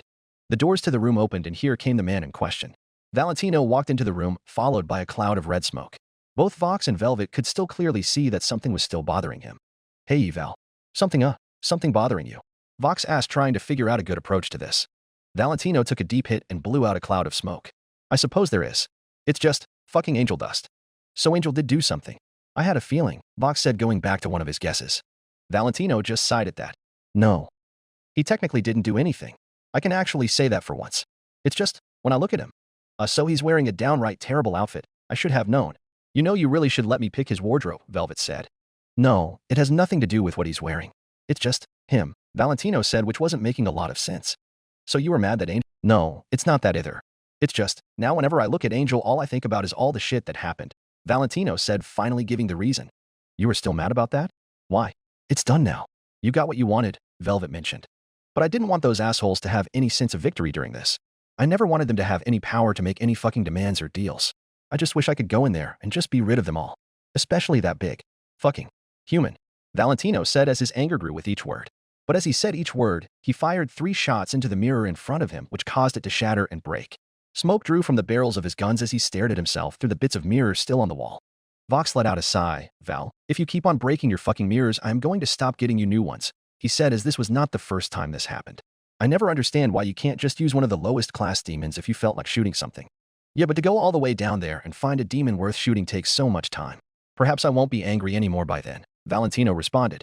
Fucking hell, you have issues, Velvet said as she tilted her head all the way back in her chair. Thanks, doll. You're quite helpful, you know that? Valentino said with fake happiness. It's not my fucking job to be helpful. You've got assistants for that, you know? Velvet said as she shot her head back to face Val to give him that answer. Yes, but they're pretty useless most of the time, Valentino said. Vox couldn't help but let out a small chuckle at that, as he did kind of agree with that. Oh, I know that. These designers make me feel that way. But how about we get back to what the issue is here? You were still mad about all that shit with that hotel? Velvet said to try and get the conversation back on track. In a way, yes, Valentino responded. But Tino, you got Angel back. I mean, they failed to try and keep him from you. Sounds like a win to me, Vox said. Sure, I suppose. But every time I see Angel now, it feels like a fucking pity win. In reality, I wanted to wipe the smug look off all those sluts' faces at that hotel. Kind of like I just did to that mirror, Valentino said as he pointed a gun at the broken mirror. Well, why didn't you? I'm assuming it has to do with that cheeky red suit bastard. Velvet said as she clearly was talking about Alastor. That is something that could cause problems, as Vox tends to remind me. Although I do find it a bit hypocritical on his part, Valentino said as now he was referring to Vox and Alastor's rivalry. But that fucking human causes so many problems. Well, why don't you just cut him out of the equation? Velvet said as she made a hand motion that would represent cutting someone's throat to illustrate her point. He's not royalty, not a sin, not even an overlord. He also doesn't have any respected turf. Killing him would most likely not cause any issues. Yes, I have thought about that, Valentino said, but he seemed uneasy when he said that. Well, with the way you just said that, it sounds like something is keeping you from doing that, Velvet said as she caught the uneasy tone. You don't think I've thought about killing him before? No, it's not as easy as it seems, Valentino answered. Oh, I think I see what's going on. You're scared of him, aren't you? Velvet said with a grin. Oh, shut the fuck up, Valentino said, dodging the question. You fucking, or aren't you? Velvet said as she wanted to keep pushing. I'm not fucking scared of him. And if you think killing him is so easy, why don't you march down there to do it? Valentino said, turning it on her. I don't get a fucking problem with the bloke in question, so why would I pick a fight with him? Sounds like you are the one with the issue, Velvet said as that was a fair argument on her part. If you must know, I need real good information on this bastard before I try anything. I mean, you all know that no one has killed an exterminator before, and this bastard comes along and kills like 50 or more. I thought he was just some human with above average strength and fancy armor, but now I found out that there is way more to him, Valentino responded. You've just now figured that out? Velvet asked, wondering if he was serious. For fuck's sake's Velvet, you know what I meant. I hate that this guy doesn't respond to threats or anything of that nature. He's so fucking odd, it's crazy. I doubt there's a real good way I can fucking blackmail the guy, cause frankly, I don't think he gives a shit, and why can't he just give a shit about anything? Valentino said, but now it seemed like he was about to throw a tantrum. Look, Val, I think you should just keep with your thoughts of needing good information before you literally try anything. Just stick with the small one you have for now, calm down, and don't do anything rash. Okay. Vox said, hoping he got Valentino to calm down. Valentino let out a sigh. Fine. There, see? Now we can move on, Vox said as this issue seemed resolved. Yeah, now that big baby is calmed down, Velvet added. You know what, Voxy, I think instead of a mirror, I want to do some target practice on her, Valentino said as he raised a gun. Huh. You are fucking welcome to try that, Velvet said. IMP City. It had been some time since the members of IMP were given the tasks of finding information on the Slayer, mostly any information that led to his whereabouts, such as a phone number, a business, or just a home, which the Slayer technically had one of those three, and that eventually led the imps and one hellhound to their solution to the problem. I think I may actually have something, Luna said, but wasn't that thrilled. Do you actually? Most of the things I have been finding have been really gross and sexual things about the human, Moxie said as he felt a little disgusted by what he was seeing. Well, I don't know what kind of things you were searching for, but I shouldn't be surprised, Luna said. Wait, what is that supposed to mean? Moxie asked as it sounded like Luna was insinuating something. I am saying you probably have some weird fetishes, Luna answered. I do not have any weird fetishes. I'll have you know everything I am into is perfectly normal, Moxie said a bit more proudly than he needed to. Very normal, Millie said with a grin. Okay, I don't feel like hearing any more of this. Blitz, get the fuck in here, Luna said as she shouted for Blitzo to come out of his office. What is it? Blitzo said as he opened the door. I found what you wanted, Luna said as she waved her phone around. Ah, I knew I could count on you, Looney. So, what do you get for me? Blitzo said as he was ready to listen. Well, it doesn't seem like he has any actual business, but I know where he's staying at. He's staying at some hotel, Luna said as she showed them all the names of the hotel. What the hell is a Hazbin Hotel? Blitzo said as he tried to say the name right but failed. I'm pretty sure it's Hazbin, Moxie said, correcting his mistake. Who cares what it's called, we know where to go. To the fucking van, everyone, Blitzo announced. Do we all have to go? Luna asked. Yes, we do. Let's go because we might have to kick some ass, so come on, Blitzo said. Great, Luna said as she got out of her seat and followed reluctantly behind the rest of the imps. They all opened the door out of the office and went towards the elevator in the building.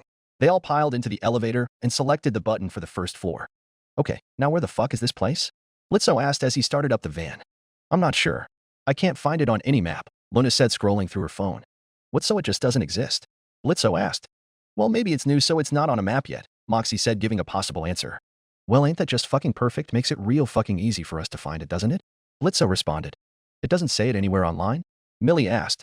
Not that I can see, Luna answered. Well, we could always ask someone, Millie added. I'm not going to ask some random bitch on the street for directions. We can figure this shit out on our own, Blitzo said. Well, what about the book? It could probably bring us there, Millie said, referencing the grimoire. Aha. Mills, that is a great idea. This is why I pay you, Blitzo said with excitement. I thought you paid us to kill? Moxie said, not getting the joke.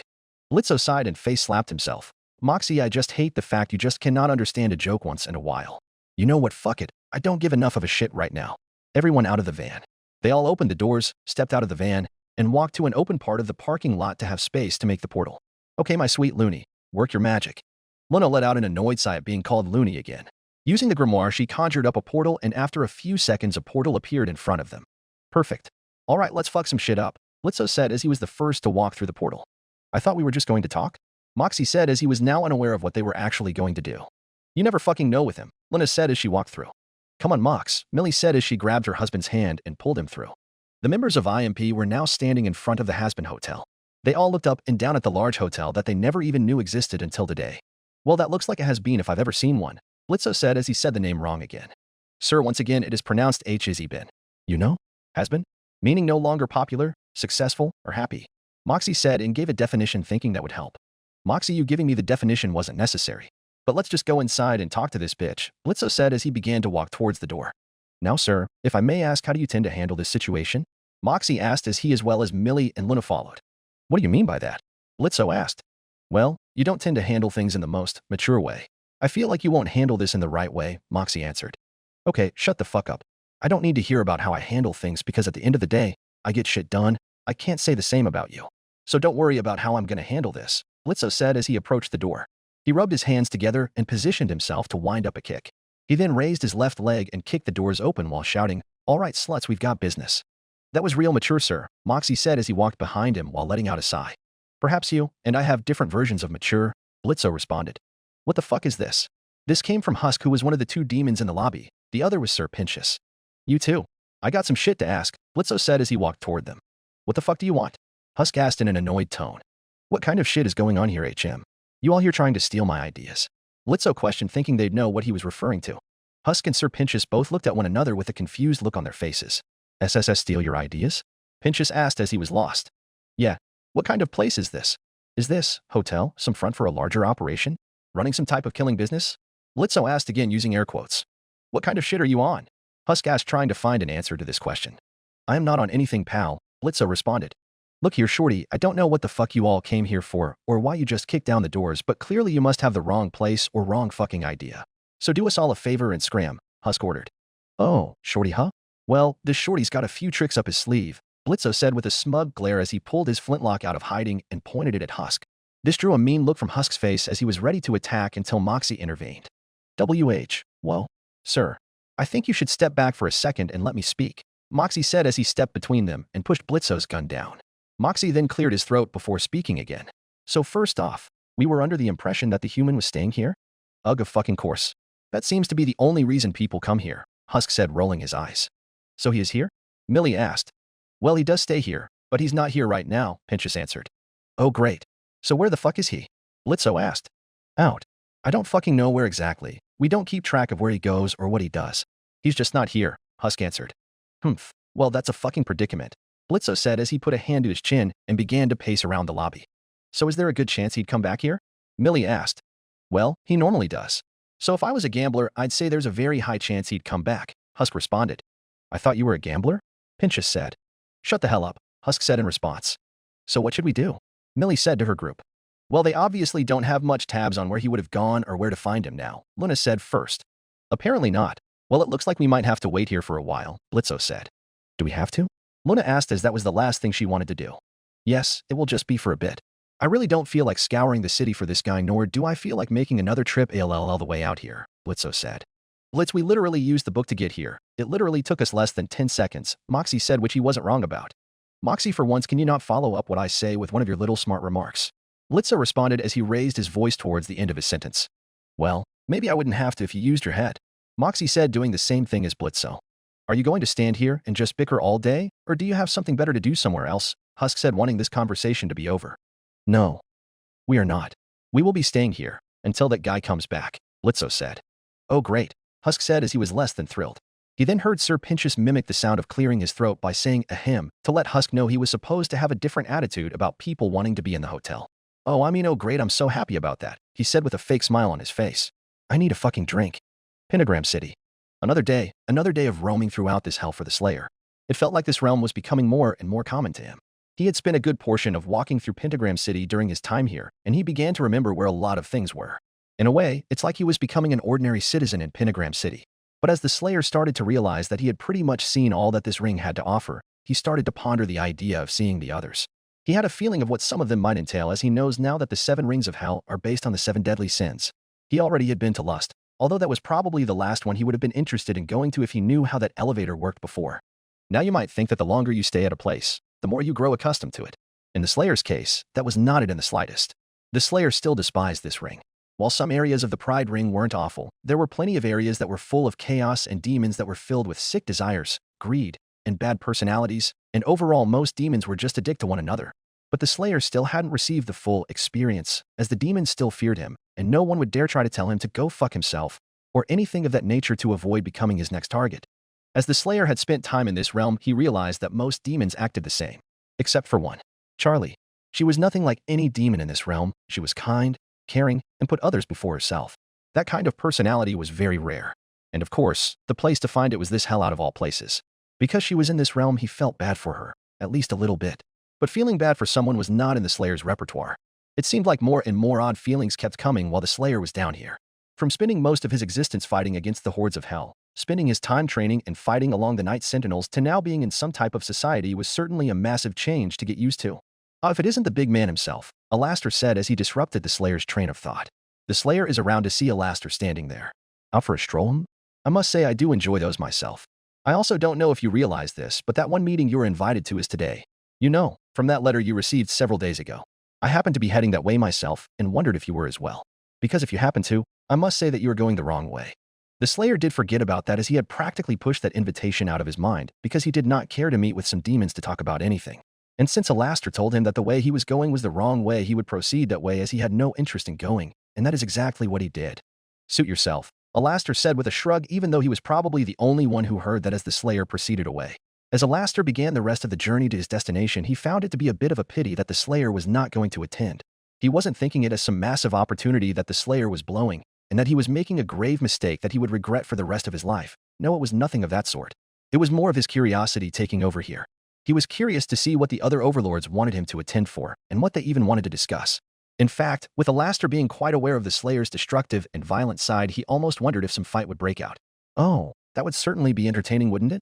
A lot of these overlords haven't actually had to use their true powers to fight anyone in the longest time. When they even had to use any powers, it was usually to intimidate someone or to kill someone who stood no chance. But against someone who had no fear and could take it. Well, the possibilities are endless. I mean, sure, there could very well be no type of violent action taken if he was to attend, and that is most likely what would happen. But Alastor can wonder, can't he? With all this wondering he was doing, he lost track of time and didn't realize how far he actually had gone as he was at his destination. As he stared at the various elevators that go up to the interior of the building, he still kept thinking of just convincing the Slayer to come. And after he started thinking, he started doing. He then snapped his fingers, and a few seconds later, the Slayer appeared in front of him, clearly confused. The Slayer looked all around him to see that he was now in a different area in the blink of an eye. He was well aware of the process of things such as teleportation.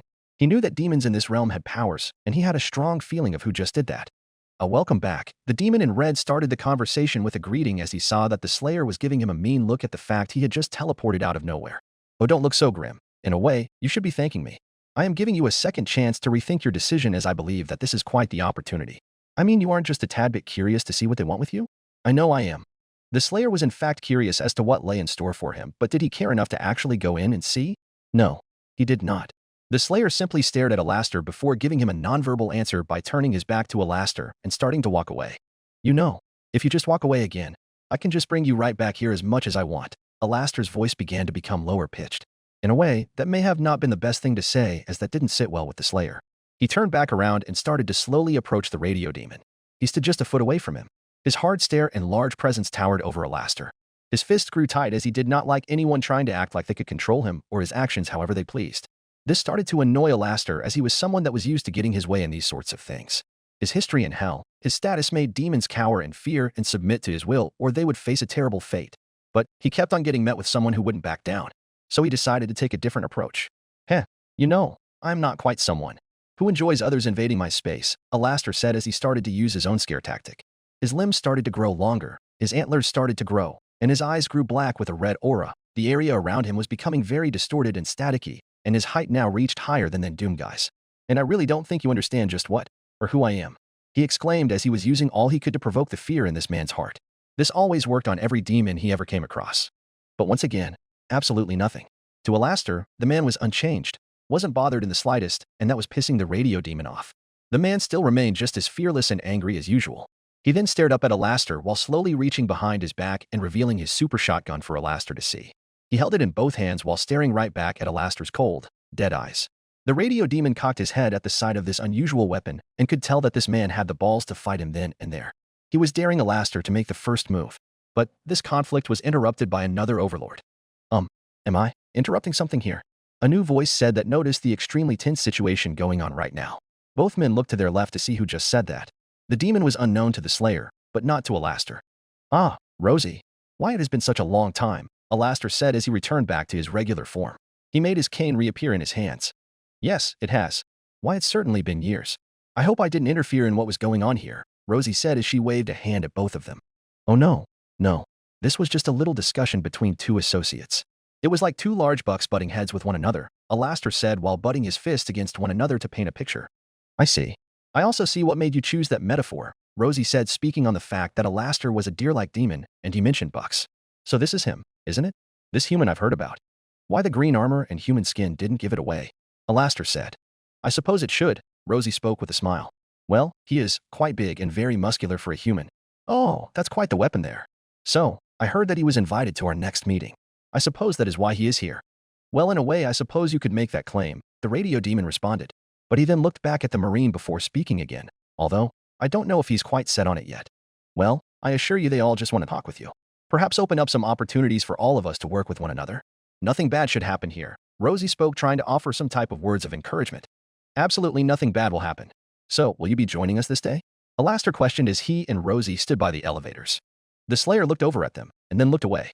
He began to grit his teeth and clenched the handle of his shotgun tightly as he wanted to just leave. But, at this point, he was right in front of the building of this meeting after all. I mean, sure, it wasn't by his wishes, but nevertheless, he was here. So, just to see what this was about, he would go. He then turned to face them both, took a few steps towards them, and slightly directed his shotgun towards the elevators as a sign for them to lead the way. But he would make sure to keep his shotgun handy for this one. Heaven. Up in heaven, things were going mostly the same as always, except for Adam. He was growing a little annoyed and restless as he began to think a lot about the last extermination. Are you all right? You look troubled," Lute said as just he and Adam were together in one of his planning rooms. "I'm not troubled. I'm just throwing around ideas in my head," Adam responded. "What would that be?" Lute asked. "Well, before I was as satisfied as always with our extermination, but lately, not so much. I really feel like we didn't hit the stride that we always hit, and I don't feel satisfied with it," Adam said as he kept pacing back and forth. "I won't disagree with that. We lost far too many for my liking. Even losing one is too much. But don't worry, those mistakes won't happen again," Lute assured as the thought of their forces being slain SDLL didn't sit right with her. "Well, that's nice to hear, but it's not quite what I was getting at here. Along with that, I just didn't feel good enough about what's the word I'm looking for? Massacre. Yes, the massacre we caused. I think we need to make up for it," Adam said. "I agree.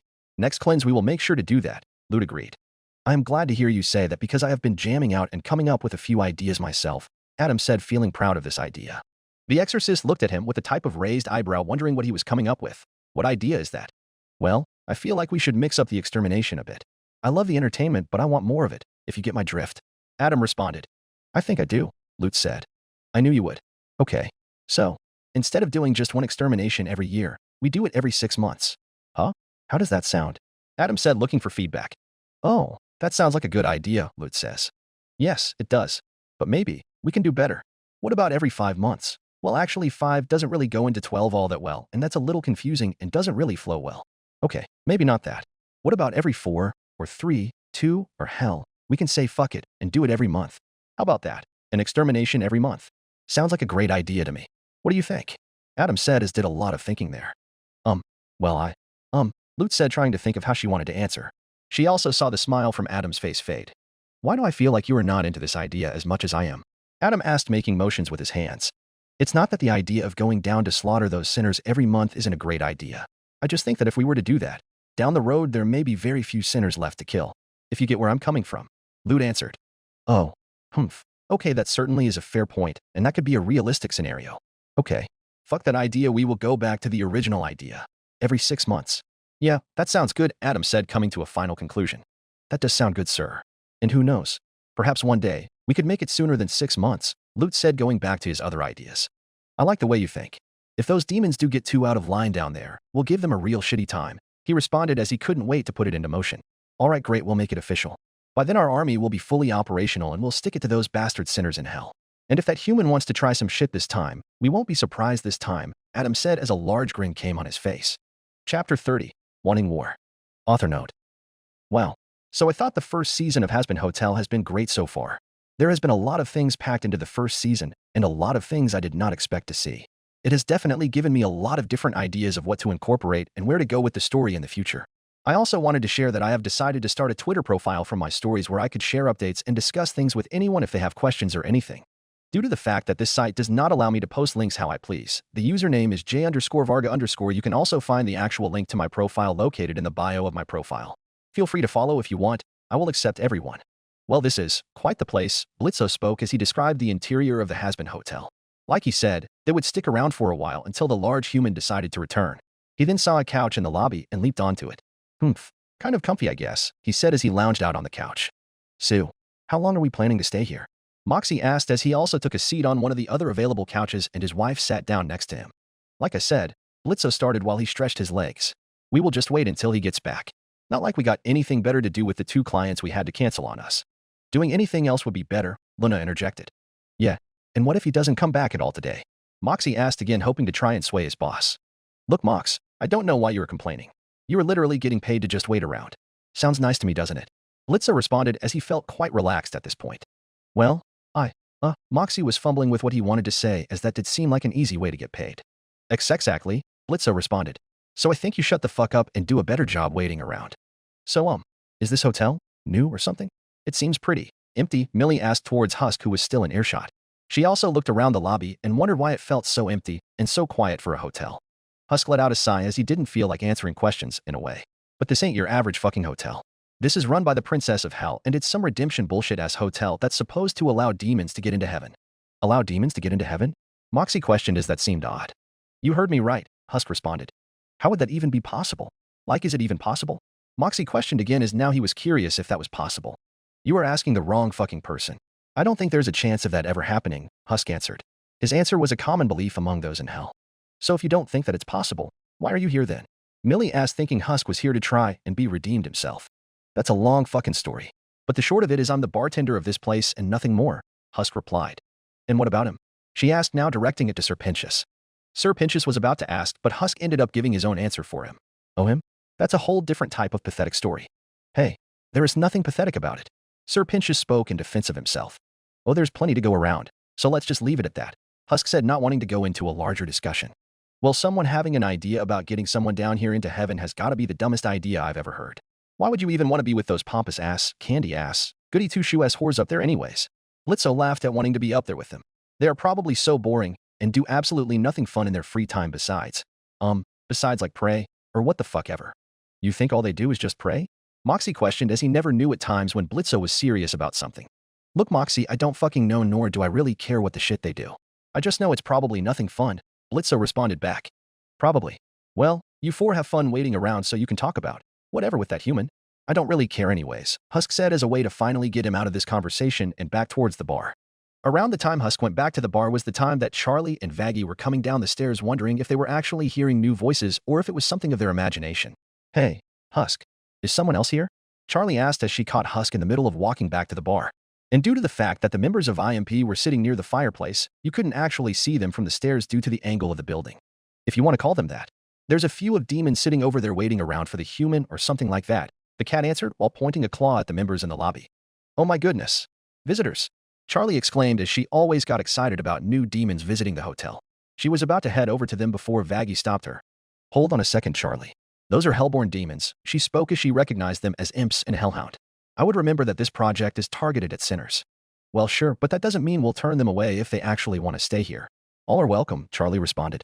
I mean, yeah, I'm not saying we should just deny them if they want to stay, but I don't even know if redemption could be possible for a hellborn, Vaggie added to her previous point. It's probably not possible for a sinner demon, but here we are, Husk interjected with his own thought. Okay. Not helping, Vaggie responded. She was about to say something else until the leader of IMP blurted something out. Holy shit, this TV is small as fuck. We may have found something even smaller than Moxie's dick. Blitzo exclaimed as the TV in the lobby was quite small and old for Hell standards. Really, sir? Moxie groaned as Blitzo just seemed to take a crack at him in a new place. Although Luna found it to be quite funny as she was silently laughing at it. Vaggie took a moment to recollect her train of thought after that interruption. I just feel like they'd be less into the idea that sinners would because they literally have grown up in hell. They probably have family here. I'm not even sure why you keep fucking talking about redemption when that is literally not the reason they came here. Husk blurted out as Vaggie seemed to be getting way ahead of herself. Yes. I believe they are just here to speak with that man, Sir Pentious added. Well, whether they are here for redemption or not, it always is nice to meet some new faces. I think I should at least introduce myself, Charlie responded as she did a little adjusting to her jacket. She then walked over to the new demons in the lobby to introduce herself. Hello there. Welcome to the Hazbin Hotel. She gave one of her usual greetings. Hello, Moxie responded with a wave. His wife Millie followed his greeting with a simple, hi. It is quite nice to see new faces in here. My name is Charlie. What are your names? Asked by the princess. It took Blitzo a minute, but he soon recognized the last name and knew she was the princess of hell. He got off the chair and gave his own greeting. Well, hello there. My name is Blitz. The O is silent, he said while the two of them shook hands. What O? Charlie asked as she was confused as she didn't hear an O in the name Blitz. Exactly, Blitzo said. I am the founder of IMP, and these are my employees Moxie and Millie and my sweet daughter Looney. He added, which just caused Luna to groan as that was an embarrassing introduction for her. Well, it is nice to meet you, Charlie spoke. Although she was trying to think of what IMP was and did not remember hearing about that company before. IMP? I've never heard of that company before. What is it? The greatest assassination business hell has to offer. I know you must have seen our commercial, Blitzo answered. Moxie let out a sigh at that statement. Sir, how many times do I have to remind you that you aired our commercial on a channel no one watches? Blitzo did forget about that and wanted to think of a nifty remark but couldn't think of one. Oh, right. Okay, no matter. I am sure you've seen our billboard then. You mean the one that is literally 50 feet away from the building? Luna added, pointing out another one of Blitzo's questionable ideas. Okay, you know you all are not being helpful right now, the founder of IMP sighed in response. But anyways, yes, we are the best assassination company you'll find in hell. Loads of fucks have called us for our services. And I am not talking about no happy endings. That's great. Charlie slowly spoke as she wasn't trying to be rude, but she wasn't for killing people. It's fucking amazing, Blitzo said proudly. So I'm assuming you all are not here because you want to go down the path of redemption? Vaggie decided that she would interject on this conversation with her own question. Path of redemption? Blitzo exclaimed, but then soon remembered that he had been told that before. Oh right. That cat said this place was like a redemption place or what the shit ever. Yes, it is a place that can allow demons to better themselves and gain access to heaven. It's our goal to try and stop the extermination in a more peaceful way, Vaggie answered to confirm his statement. Well, that's quite an interesting concept. Moxie spoke as that certainly was a unique idea. Is it actually possible? Millie then added as she was still curious. We don't know for sure. As of now, we don't know it if is or isn't possible, Vaggie answered as they still didn't have an answer. So you're kind of like going out on a limb here? Moxie questioned as that seemed like a big risk. Doesn't seem like a very smart business decision, Luna added. Exactly, Looney. I mean, how are you supposed to get demons into heaven with this place? I mean, come on. Have you seen the sluts around here? People around here are some real pieces of shit, Blitzo said as he felt like adding to the point as well. Well, while there are definitely some interesting demons in this place, this hotel is all about giving everyone second chances to better themselves, Charlie stated with a proud smile on her face. Really? Anyone? Moxie questioned with a raised eyebrow. Yep, Charlie quickly responded. What if it was like a former mass murderer? Like someone who was known for killing babies or something? Moxie asked, giving out a hypothetical scenario. Or just someone who was known for getting off to a whole bunch of nasty stuff? Millie also questioned. The princess interlocked her fingers and a nervous smile came to her face. Oh well, we would allow them to come here as well. Because if they do want to come here, then that means they want to fix the mistakes they made in the past and better themselves. The key to this hotel is second chances. Nobody is perfect and everyone makes mistakes they want to fix. As Charlie kept on explaining more and more about the hotel, Luna decided to get away from the noise and move over to the other side of the room, which just happened to be where the bar was. She took a seat on one of the stools and rested her head against her fist. Well, the bar cat started to say and continued when Luna looked his way. Feels odd to have somebody new at this bar. Usually I find myself serving the same people. Luna waited a moment before responding. Not a very exciting gig, is it? Well, when there's very few demons in this place, there's not a lot of demons to serve, Husk answered. But since you were sitting at a bar, do you want anything to drink? Oh right. I guess this is, Luna spoke as she wasn't paying much attention to her surroundings as she was bored out of her mind right now. But maybe a drink could make it less boring. So with a shrug of her shoulders, she requested one. Sure. Just give me anything at this point. Not very picky, are we? Husk responded as he looked around for what to serve her. Not really. I don't give much of a shit right now while I'm being forced to wait around here, she replied as she started scrolling on her phone again. It seems like tons of demons want to see the human about something. What does your bunch want with him? Husk asked as he gave her a bottle of booze. Luna took the bottle and held it in one of her hands. I don't know. Apparently, Blitz, the one lying on the couch, thinks he's trying to steal his business. And do you all really just refer to him as the human? Might as well. Nobody knows his real name. Husk answered, which was true. A new thought then came into his brain. I think he had some nickname called the Doom. The Doom something. I don't fucking remember. So I'll just refer to him as the human for now. He watched her take a drink, and since she wasn't going to respond back right away, he would ask another question. What kind of fucking business is he apparently stealing? As far as I'm concerned, he has started no businesses. Well, Blitz's company is an assassination business. But using a magic book, they are able to go to Earth and kill humans. Apparently, he thinks that the human is promoting something better that's losing us clients, Luna replied as she put her drink back on the counter. Kill fucking humans? Humph. I probably wouldn't share that with the princess over there. She may not be wild about hearing that. Husk spoke as he pointed a claw at Charlie. Don't worry about that. I wouldn't give enough of a shit to share it with her, Luna responded. At the front of the hotel, Angel walked in through the front doors from another day back at his job. He let out a soft yawn and stretched out some of his limbs. He decided to stop in his tracks when he saw Nifty kneeling on the ground looking like she lost something. Hey, Nif. What you doing? He asked as he watched her eye gaze across the floor. I'm watching out for any IE bug that decides to make itself known, Nifty replied while not actually taking her eyes off the floor. No surprise there, Angel said with a stretch of his back. He then heard the new voices and then spotted the new demons in the lobby. What the fuck is this? Are these new residents or something? That finally made Nifty look up, and she spotted them for the first time too. Oh, new faces. Must have missed them. What? You just didn't know they were here? Angel asked with a slight chuckle as he found that a little funny. Nifty thought with a hand on her chin. Nope. I've been so focused on my hunt that I just tuned it out, she said with an innocent smile. You are always something else, Nifty, Angel said as he began to look around the room. He looked at the three imps talking with the others and then looked towards the bar, which is where he saw a sight he wasn't pleased with. He saw Husk talking with a female hellhound, and it looked like Husk wasn't annoyed by it. It almost looked like they were flirting from this distance. Angel didn't know why, but he was bugged by the sight. I mean, sure, he was attracted to Husk, but he seemed to be attracted to any guy. But this felt different, and Angel just didn't know why. So, I'm gonna go out on a limb here and assume you don't know who she is. Nifty looked back up towards the bar and saw Luna sitting there. Once again, she thought about it for a moment before responding back with a, nope. Kind of what I thought, he replied as he looked back over at the bar. He then saw the hellhound get up from the bar and slowly walk over to the other side of the room while scrolling on the phone. Angel took this as a moment to casually look around the room at everyone.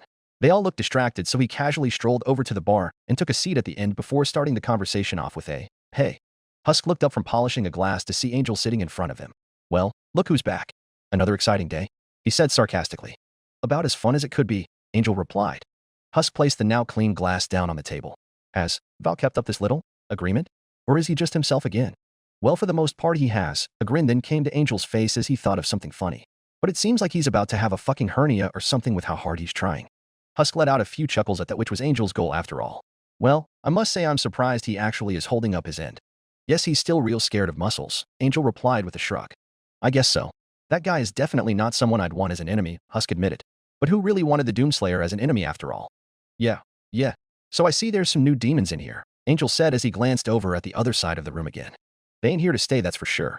They just want to talk to you know who about some shit, Husk answered. Angel felt a little relief from that. But once again, he didn't know why he was feeling that way. Well, he is a popular fella after all. I see you were talking with that chick over there. Sure. Although it did feel odd serving someone who wasn't just all of you for once. Knowing the success of this project so far, I can assume I'm going to continue to just serve all of you, Husk replied as he pointed his drink all over the room to signify just the main hotel staff. Come on, Whiskers, have a little faith, Angel spoke as he placed a hand under his chin. Husk decided to give Angel a drink as he normally wanted one when he came to the bar. I'll leave faith for those fucks up in heaven. Angel looked around and saw Luna again wanting to talk about her. The problem that this demon was attractive didn't sit well with him either. So, what were you two talking about?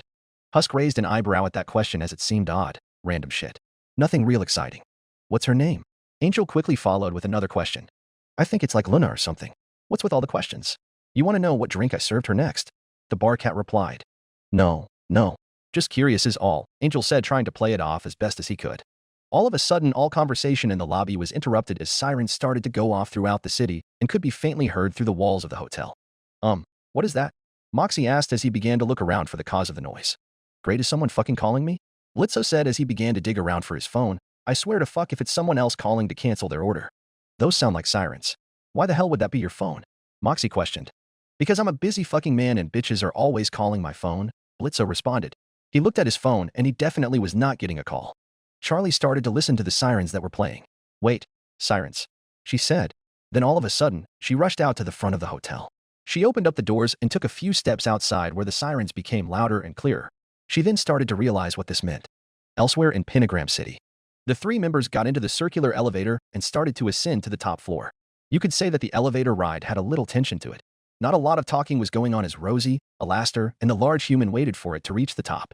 Rosie decided she would try to make a little conversation while they waited. You know, I really don't think you'll need that weapon of yours. It's not like we go in there and wage war against one another during these meetings. She was referring to the large shotgun that the man was holding in both hands. Oh, I'm sure he's fine keeping whatever weapon he chooses, Alastor spoke with a wave of his hand. Besides, it seems as if he can make his weapons just appear and reappear out of thin air like some kind of magic trick. Is that so? How many weapons does he have? Rosie asked as she just assumed that the man just had one gun. I do not know the exact amount, I just know it's more than one, Alastor responded with a shrug of his shoulders. He wasn't wrong with that claim as the Slayer hadn't revealed all his weapons to hell, especially the BFG. This conversation regarding the Marines' weapon arsenal came to a halt as they finally reached the top. After a ding from the elevator, the doors slid open and Alastor and Rosie were the first ones to exit the elevator. The lone Marine waited a few seconds before stepping out of the elevator to the room in front of him. He looked at it up and down. The room had multiple elevators on each side, so there was more than one to take at a time. He turned to his right to see Alastor and Rosie walk into a room where he briefly saw others residing. From inside of the room, most of the overlords were already inside and had taken their seats, including Alastor and Rosie who sat next to one another. So Alastor, have the faintest idea what this one might be about? Rosie asked, first sparking some small chatter to pass the time. Not a clue. Although I feel like the man trailing behind us is probably a big part of it, Alastor answered. I'd say that is a good guess, Rosie spoke with a large smile. They heard the sounds of sparks in the room and saw a small bolt of lightning move through the room and hit the ground where Vox appeared only to let out a groan at one of the people he saw in the room. Oh great. You know, I was hoping they didn't bother to tell you about this meeting, Vox spoke in an annoyed tone. Nope. I'm sure I'd be the last person they'd forget to tell. You on the other hand, not so much, Alastor rebutted with his own insult. Boy, you two are already fucking going at it? Zizi chuckled at their little feud as it was amusing to the other overlords. I've seen this man far too many times this year. Way more than I'd ever like to, Vox spoke while in the process of taking a seat right next to Velvet. Ain't that the truth? Velvet added, although she wasn't paying much attention at the moment as she was busy scrolling on her phone. But then, all chatter seemed to fade as they all caught the sounds of heavy footsteps coming. Normally, that wouldn't attract any attention as usually those came from Zizi. But obviously, she was already in the room so they couldn't have come from her. They all gazed upon the large man who walked in the doorway and gazed at them back. Oh, you gotta be fucking kidding me, Vox said quietly while placing a hand on his screen. First, he had to see Alastor. Now he had to see that man again as well. Dungai stayed where he was simply looking over every overlord he saw. They all had quite different appearances, and he had definitely never seen some of them before. He watched as one of the female overlords walked towards the other edge of the table once she caught a gaze of him. Ah, welcome. Good to see that you could attend. We have all heard many things about you and also have heard the things you have done. It has been intriguing, to say the least, Carmilla Carmine said to the man. She then noticed that he still remained standing and wasn't making any signs of moving. If you would like, you may have a seat in the chair in front of you. The tall man looked down at the chair in front of him and then looked back up at all of them. He then slowly took a few steps towards it before sitting himself down in the chair. But he then raised his right arm to reveal his super shotgun and placed it right on the table in front of him for all to see. He wanted it to act as a warning that if any of them tried anything, he wouldn't hesitate to give them a demonstration of how it worked. What the fuck? Zizi shouted as she stood out of her seat and placed both hands on the table so she could lean closer to get a look at that weapon. Where in the fuck did you get that weapon? I've never seen such a thing before. Yes, Azazel also said as he stood up to get a look at it. That is quite the intricate weapon. It looks to be a double-barrel shotgun, but with some type of claw underneath. I've never seen something like that either. Zestial, who sat next to Carmilla, couldn't help but look at her after seeing the weapon for himself. Shall that be a new creation? He asked her. After all, she was the massed weapons producer and distributor Hell had to offer. And no. No.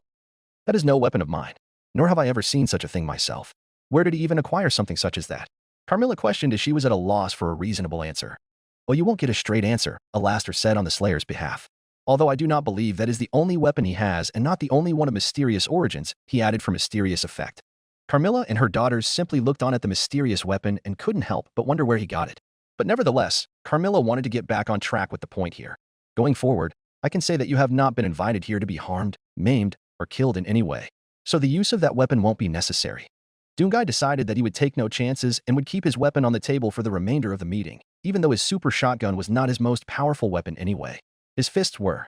He positioned himself in his seat with his right elbow leaning on his right thigh and holding his left hand on his other thigh. Carmilla could figure out that he had no intention of removing his weapon from where it was, so there was no more point to pry. If you are unaware, all of us in this room are a part of Hell's sovereign overlords. The Pride Ring is divided into sections of the city that are controlled by us. I'm Carmilla Carmine. That is Zestial, Azazel, Zizi, Rosie, Vox, Velvet, and I'm assuming you already know Alastor. She spoke as she introduced each overlord in the room. Oh, he absolutely does, Alastor said with a wave of his hand while sending a grin the Slayer's way, but didn't get any type of look back. Your presence in Hell has been quite extraordinary. No one has ever heard of a human living and coexisting in Hell before, especially not one such as yourself, Carmilla explained. She then took a moment to switch to a different point. We have much power in this ring through the territories and the souls that belong to us. Your status here has grown exponentially after the things you have done. The biggest one to name was killing the exorcists. That has never been done before. You did not just kill one of them, but dozens, and you are still alive to this day, Carmilla spoke to him. The Slayer still did not know how big that really was. Yeah, that was fucking wild, Zizi exclaimed.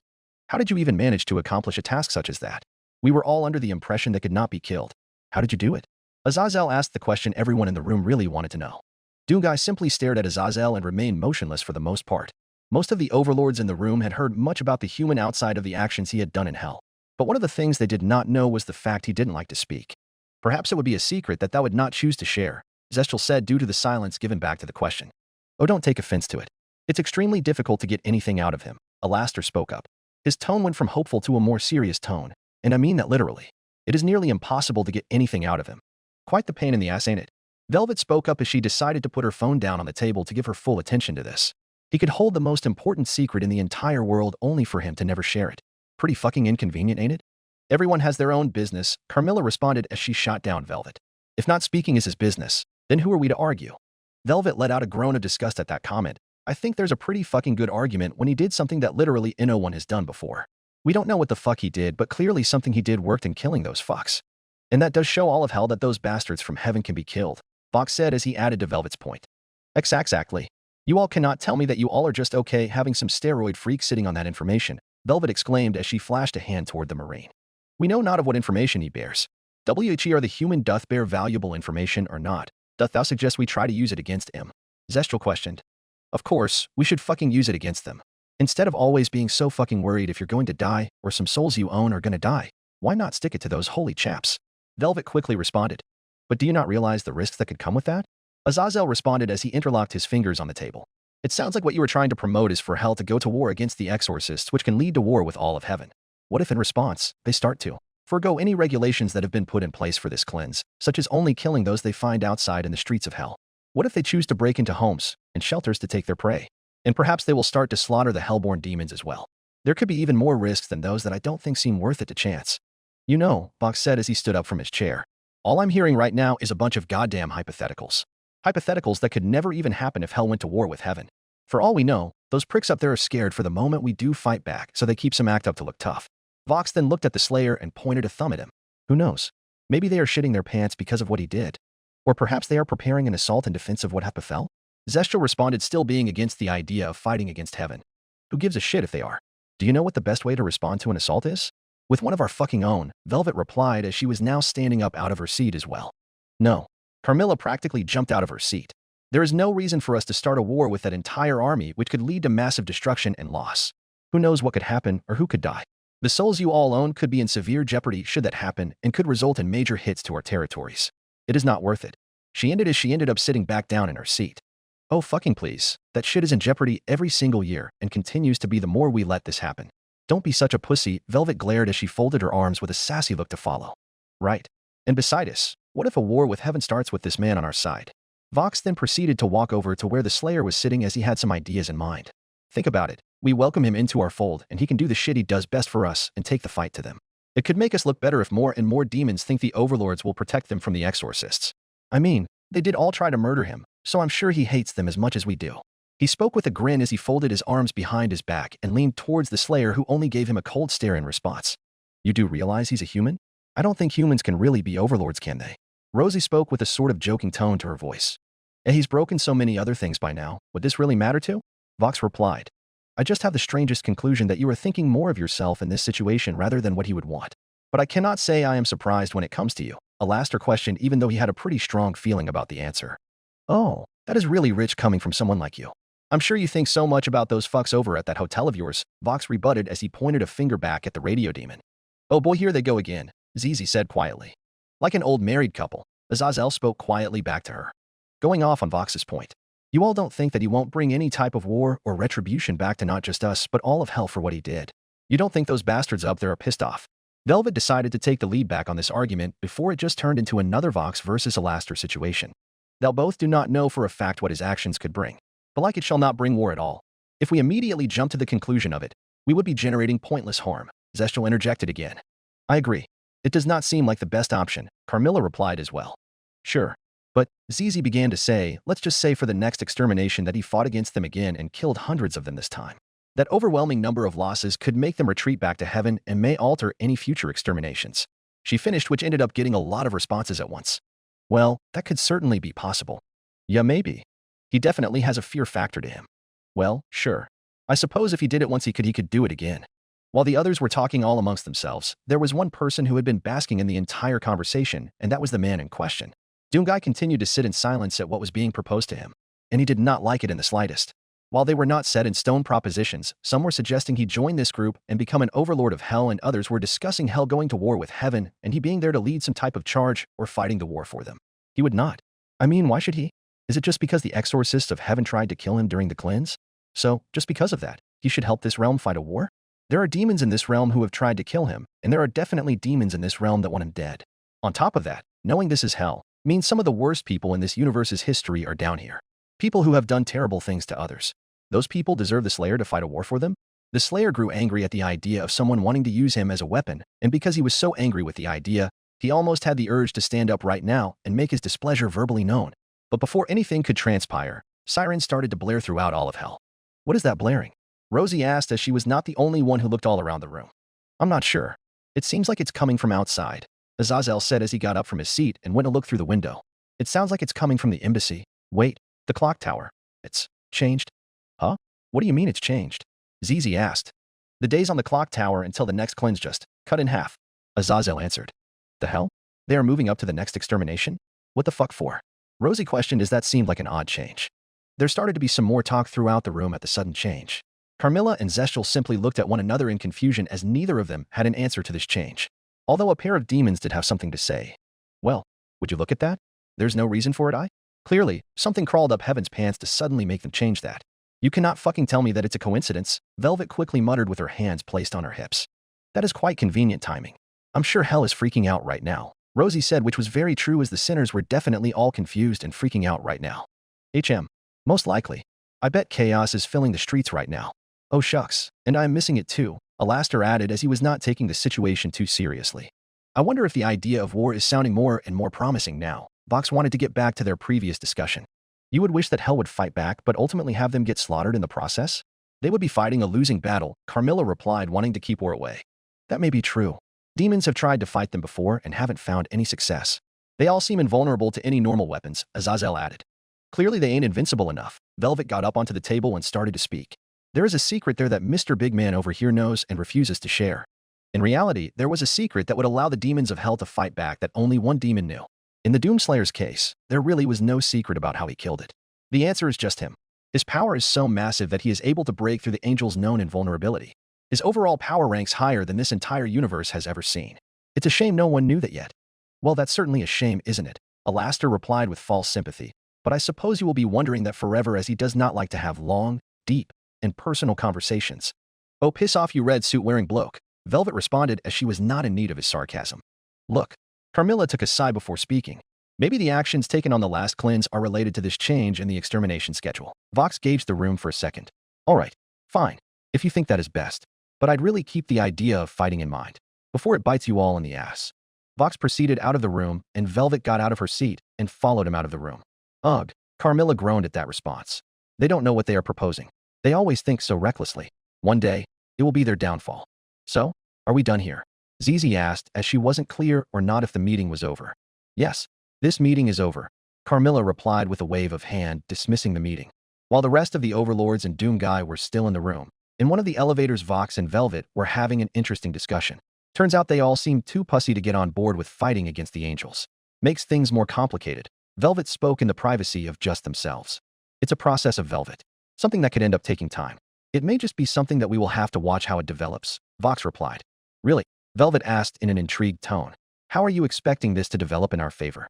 Desperation may kick in. After this cleanse happens, hell may become more desperate, and the idea of fighting back may fill their minds. That could lead them into being so fucking stupid where they end up getting killed by those fucks. Vox spoke as the elevator reached the bottom and the two of them walked out. Hopefully some of our fellow overlords fall too and our power will grow. Hell will be ruled by the V's. Author note. I am currently pondering the idea of spending some time after the release of this chapter to go back and rewrite things to try and match the show's lore better. I am curious to hear all of your thoughts about that to see if I should go back and do that. Please feel free to share your thoughts of the show, and let me know if there is anything from the show you all really want me to work in here, or things I really should go back and change. My goal is to make this the best story I can make for all of you.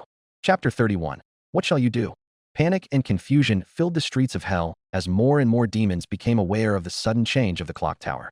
The demons figured they had around 300 days to prepare for the next extermination, only to find out that time is now cut in half.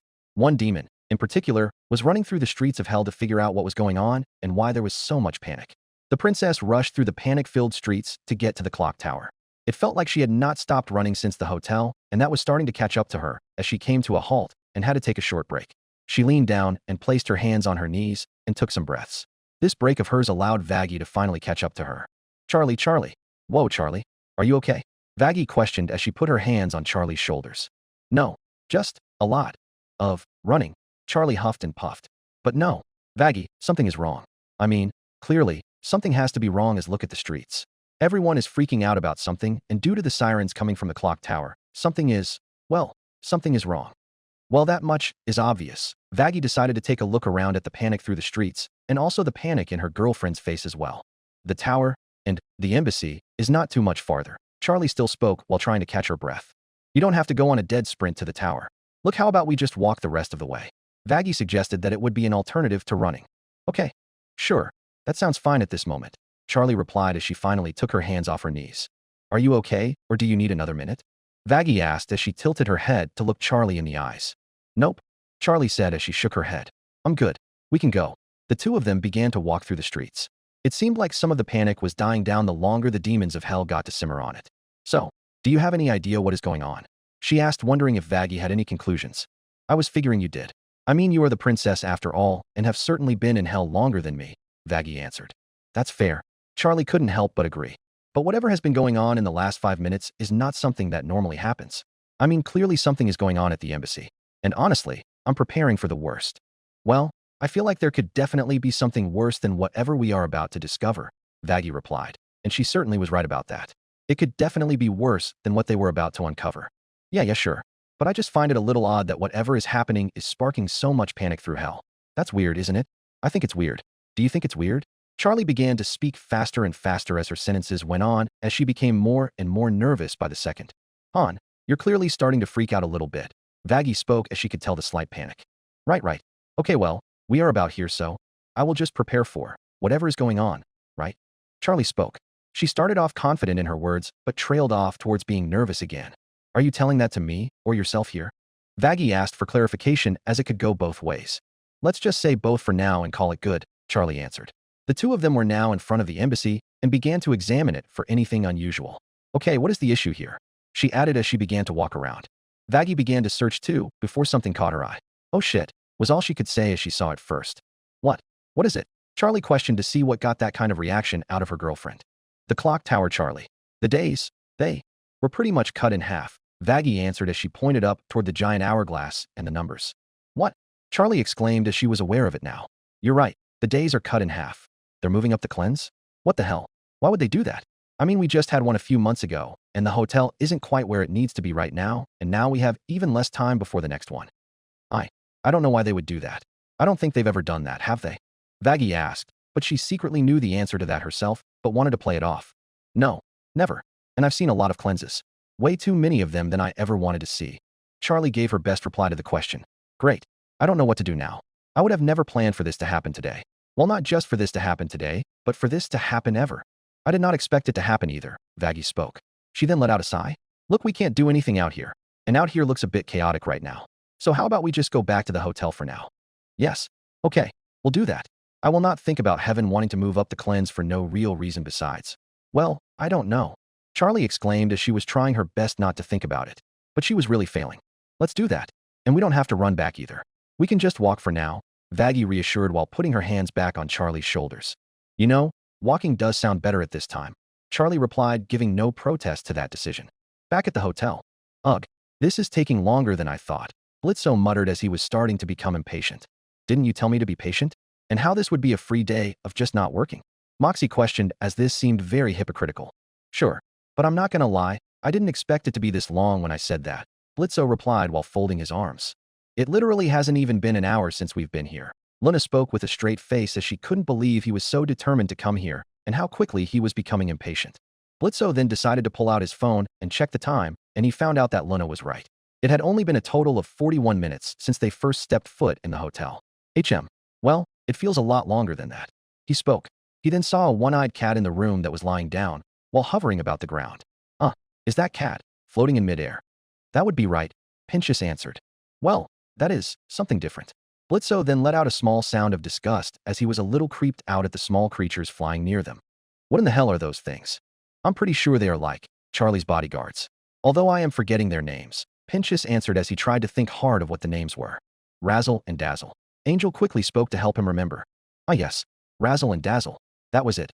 Pentious exclaimed as those names did seem familiar. Bodyguards?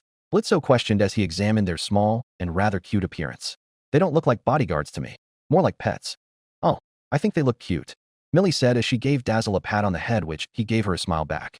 Yeah, I guess they are kinda cute. Moxie had to agree with his wife, even though he did think Razzle and Dazzle were cute. At least in this form. Blitzo wanted to stand by his original claim, but couldn't help but see the appeal of Razzle and Dazzle. Well, I guess they kinda are. But not as cute as Looney. Oh my Satan, stop talking, Luna said as she didn't want to hear anything more like that. Well shit Charlie, you're finally back. Angel spoke, being the first one to acknowledge her arrival. He also noticed the expression she had plastered on her face. Is everything okay? Did you figure out what was going on out there? Charlie looked at Vaggie first with a concerned expression as she didn't want to break the news. She took a breath before trying to get out the words. Yes, I did. So, everyone, it has now come to my attention that something has happened in hell. A certain event is happening sooner than before. She spoke while not giving it completely away. Are you talking about the extermination being pushed up? Luna replied with a rather blank expression on her face. Charlie was a bit speechless at first as she didn't think someone would get it so spot on. Yes, I am. How did you know that? She was curious to figure out the answer to that question. Called social media, Luna said as she waved her phone around in the air. You think nobody would be talking about some random-ass sirens going off? Charlie did not think about that until now. That was a fair point, as that did seem to be the way to spread information fast these days. So like, is there a fucking reason those assholes in heaven are doing this? Angel questioned, as this had never happened in the many years he'd been down here. And perhaps they didn't get enough killing from the last one. Or they just really fucking hate hell. I'd put money on either, Blitzo announced with his eyes closed. He didn't seem to be bothered by this whole ordeal anyway, as the sinner demons were usually the prime targets for the cleanse. Not saying they couldn't kill the Hellborn either, but they were usually second choices. But this is just so drastic. Heaven doesn't just do this. They've never done it. I mean, so many of my people die in the cleanse as it is. Now they want to make it even sooner than before. Charlie exclaimed as she was becoming quite disheartened from all this. I don't know why they do it either, Vaggie answered, trying to think of a possible solution. Maybe they think that the overpopulation is too much right now. Could be, Husk interjected now. Or, they weren't able to kill as many demons as they normally do. Mainly due to the fact they were probably focusing manpower on killing the very man that is sheltered in this hotel. Imagine being that bad that all of heaven wants to kill you. Nifty cackled after she spoke. Blitzo had a small look of disgust on his face. He leaned over to Millie, who was the closest to him, and whispered, I'm not gonna lie, that small one is a little fucking creepy. Moxie, on the other hand, did not hear him whisper that, and asked about the main conversation going on. We did hear about that. Was it really true that he was able to kill the angels? I thought that was impossible. He questioned, as he was not a complete believer yet that someone could pull it off. Well, he went out during the cleanse, and then came back hours later covered in the blood of the exorcists. So yeah, I'd say it's a pretty fucking sure thing that he did that. Angel answered for the group to leave no more doubt in Moxie's mind. Must be a pretty good killer, Millie added, as it would take a good killer to kill off that many exorcists on your own. Look, whatever reason that is making heaven move up the extermination does not matter. Okay, well I guess it does in a sense, but clearly they need to be shown a better alternative to this issue. I really think we need to present this idea to them. Charlie spoke up again, bringing back the focus. How much of a business proposal do you really have here? Blitzo asked as he finally sat up from where he had been lying down. Being a type of entrepreneur himself, he figured he could have a say here. From what we've seen, this hotel doesn't have a lot of business or have a lot of demons staying here. I'd think you'd need more support first. That may be the first thing sensible that came out of his mouth, Husk replied, giving Blitzo a little bit of credit. Well, thank you, Blitzo responded, until he realized that it was a backhanded compliment. Hey, he shouted in offense. Oh, okay, I will not deny the truth there about the hotel not exactly being where the ideal place is. But if they are shown what he is doing, perhaps they'll back it, Charlie suggested. Charlie, babe, how do you just expect to go talk to heaven? You gonna take a magical staircase to heaven to go talk to them in person? Angel joked with her as he didn't see the possibility of that occurring. Through the hotel doors, this time came Alastor, who had returned from his meeting. He noticed that the others were all gathered in the lobby. Well, hello everyone, he greeted as he strolled on through the lobby. I can sense by these sour expressions that you all have been informed about the newest development in hell. If you're referring to the sudden change in the extermination schedule, then yes, we are aware. Angel responded to the rest of the group. Yes, I suppose it is quite the sudden change. Truly out of the ordinary. I would think dash. Alastor paused as he finally walked far enough where he could see the newer demons in the hotel lobby. Imps and a hellhound. Well, that is certainly not the type of demon that I would have expected to grace the presence of the hotel. Yeah, well, we weren't expecting to be here either. But other shit decided to happen, Blitzo replied. He was unaware of who Alastor was and definitely had no idea that he was the radio demon. Why yes, Charlie began to say to Alastor. They are not new residents of the hotel. They are just visiting for a while, although they are still free to join if they please. She ended that with a reminder to them that the offer was still on the table. Pass. We are in no need of a hotel. Although I am still digging the shit out of this couch, Blitzo said as he did think it was quite comfortable. Another group of visitors. How wonderful. Alastor was clearly full of fake joy in that moment. So, what has even brought them to the hotel in the first place if not for the path of redemption? Well, take a wild guess. Usually, demons that have been coming here that are not here for redemption are usually here for one other thing. Vaggie replied while trying to make Alastor put his thinking cap on to solve his own question. It didn't take the radio demon long to figure out the clue he had been given by Vaggie. Well, he certainly draws a crowd, doesn't he? He replied as he also thought that it was a little annoying. We really should start charging people to see him. With how often it could happen, there could be some big money to be made there, Angel said, putting his entrepreneur cap on now. You know I like how some of you think, Blitzo said as he was not against coming up with ideas to make money. We are not going to try and exploit him for any kind of money. He's not some roadside attraction. Charlie quickly shooting down any idea of that nature. Not yet at least. Angel once again tried to hit his original idea home. We are not doing that. But yes, they are here to speak to him. But since we do not know his current location, they have decided to wait here. Charlie shot down Angel once again before responding back to Alastor. I am sure he cannot be too far behind. Alastor answered as he knew at least one place Doomguy had been. So is this guy in the suit another one of the residents of this place? Blitzo questioned as he figured he might as well while he waited. More of the host of the hotel than just a resident. I am Alastor. I bless the realm of hell with countless radio broadcasts to fill their entertainment needs. Alastor spoke, tooting his own horn. Radio? Who the fuck listens to the radio anymore? In fact, does anyone listen to them anymore? Blitzo asked as he certainly didn't spend his time listening to the radio. Alastor simply chuckled darkly at that while adjusting his monocle. Of course, those who still have taste do. He started to show his demon form a bit to add to his point. Fucking hell, why is this place so creepy? Blitzo asked. He wasn't really scared by Alastor's tactics, more just curious as to why there were so many creepy elements. Or I guess, creepy to him. I don't know if I'd consider the hotel creepy. I'd think of it as a very inviting place, Charlie replied. Although as she thought about it for a minute, there was Vaggie who was a bit too overprotective, Alastor who was heavily feared, Nifty, we'll just leave it at that, and then the Doomslayer. Also heavily feared. At least, somewhat inviting. She responded with a nervous chuckle. Oh yeah, quite the place. Luna spoke while not caring enough to look away from her phone. I mean, I think the lobby looks nice, Millie said, really giving the first compliment to the hotel. That is nice to hear. Alastor was a big help in fixing it up. Charlie always enjoyed hearing good things about her hotel. The doors opened once more, and here came the man of the hour. It almost felt like everyone paid full attention to him every time he entered the room. It always felt like Doomguy's overall presence was just something even the demons of the hotel could not ignore. Well, look who's back. Tall, big, and handsome. Angel spoke, being the first to acknowledge his return. Doomguy found it a little odd why everyone was looking at him in this way. He had come back to the hotel many times, but they were all looking at him like they were waiting for something. He started to walk through the middle of everyone with the loud sounds of his footsteps filling the room. Eventually, he came into view of IMP, and this was the first time they ever saw him in person. Wow, that's a human. Moxie questioned as his stature looked very rare. Quite the big one, that's for sure, Millie added to her husband's original comment. As Doomguy was moving through the lobby, he noticed that there were new demons he had never met before. He didn't know what business they had here, but he didn't really care. He wasn't going to pay them much attention until one of them just walked in his path.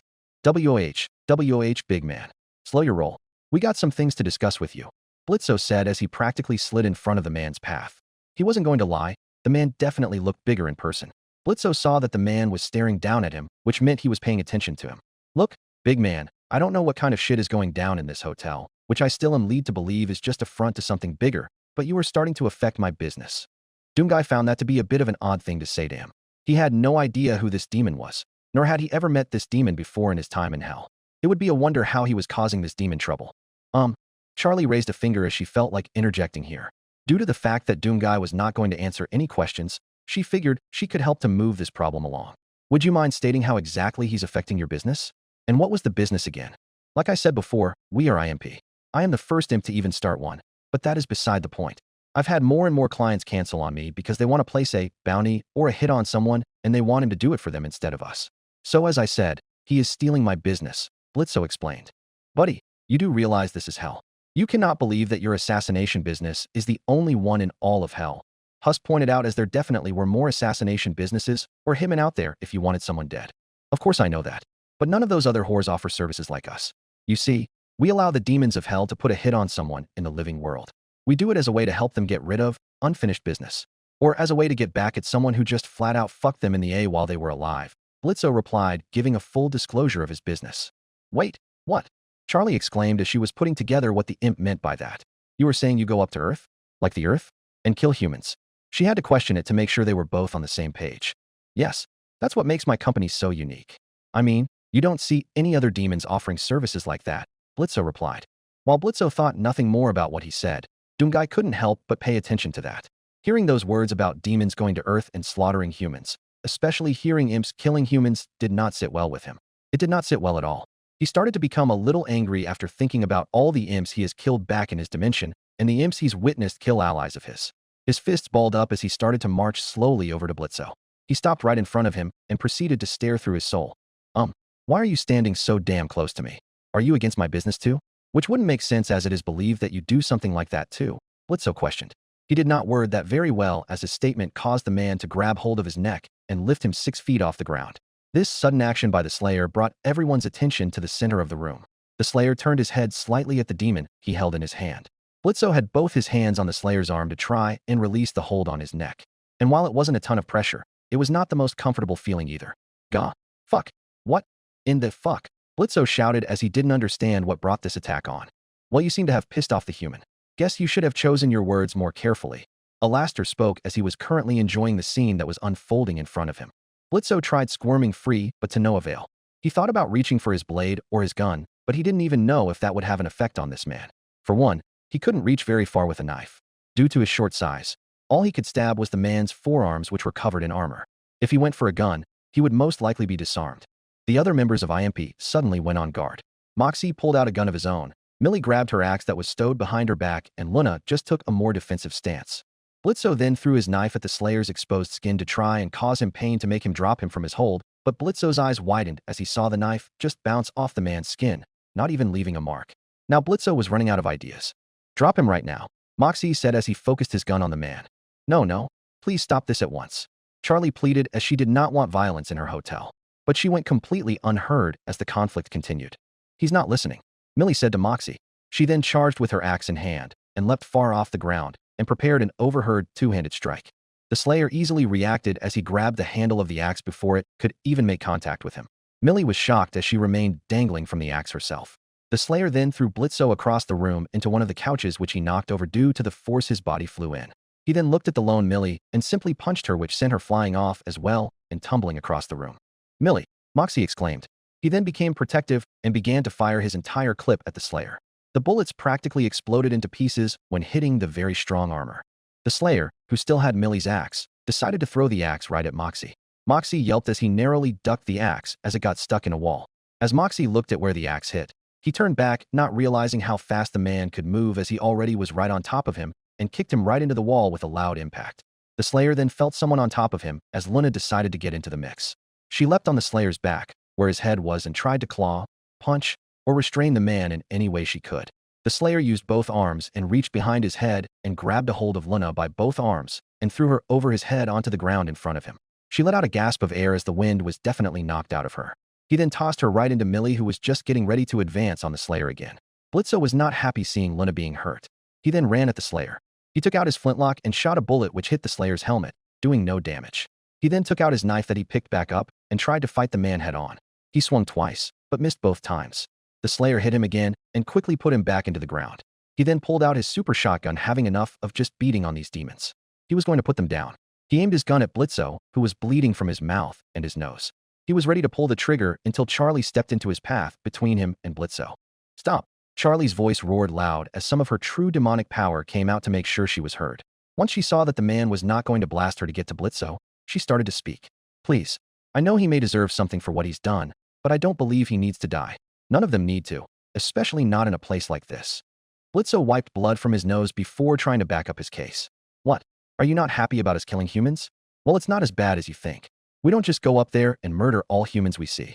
We just kill the ones our clients want us to kill," he replied, clearly forgetting some previous encounters. Blitzo saw the man's hand tighten harder around his weapon, so clearly that wasn't a good thing to say. He now had to think of something new to say. "Okay, look, the other humans we killed that weren't clients were assholes that tried to kill us first. I mean, most of these assholes that we killed just end up down here anyways, so the humans up there can't be that good of people," he added, trying to make it more appealing for the man. You know, I think that is a great business you are running," Alastor said, as going up to the surface to kill humans was an interesting event. "See, the strawberry pimp over here gets it," Blitzo said, as he felt like his situation was better with someone on his side. Unfortunately, the man on his side had to be Alastor, who Doomguy did not care for too much. "Huh," Angel quickly blurted out. "That's exactly what the fuck I called him before," he exclaimed while seeing the annoying look on Alastor's face. "I know you feel mad about what he has done. I am not happy to hear that they slay humans. But I do not believe he needs to die for it. Perhaps he can change his mind. I know I have asked this upon you before, but let him live. Please." Charlie pleaded to not cause the death of this imp in the hotel. Doomguy took his eyes away from Charlie and onto Blitzo for one last time. The anger he was starting to feel in that moment was slightly fading. In Blitzo's case, it was a good thing that Charlie was about the only demon in this realm Doomguy somewhat liked, and didn't want to fill her with buckshot. Although at times like this, he did like when he was on his own where no one could interfere with his business. But in this instance, he obviously was not. He then lowered his shotgun towards the floor. Doomguy turned around and walked a few steps in the other direction before remaining with his back turned away from the others. Everyone saw him clench his fists hard.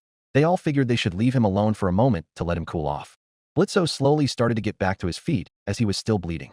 "Thank all of you for stepping in during that," he said sarcastically to the rest of the members of the hotel. "Wasn't any of my fucking business.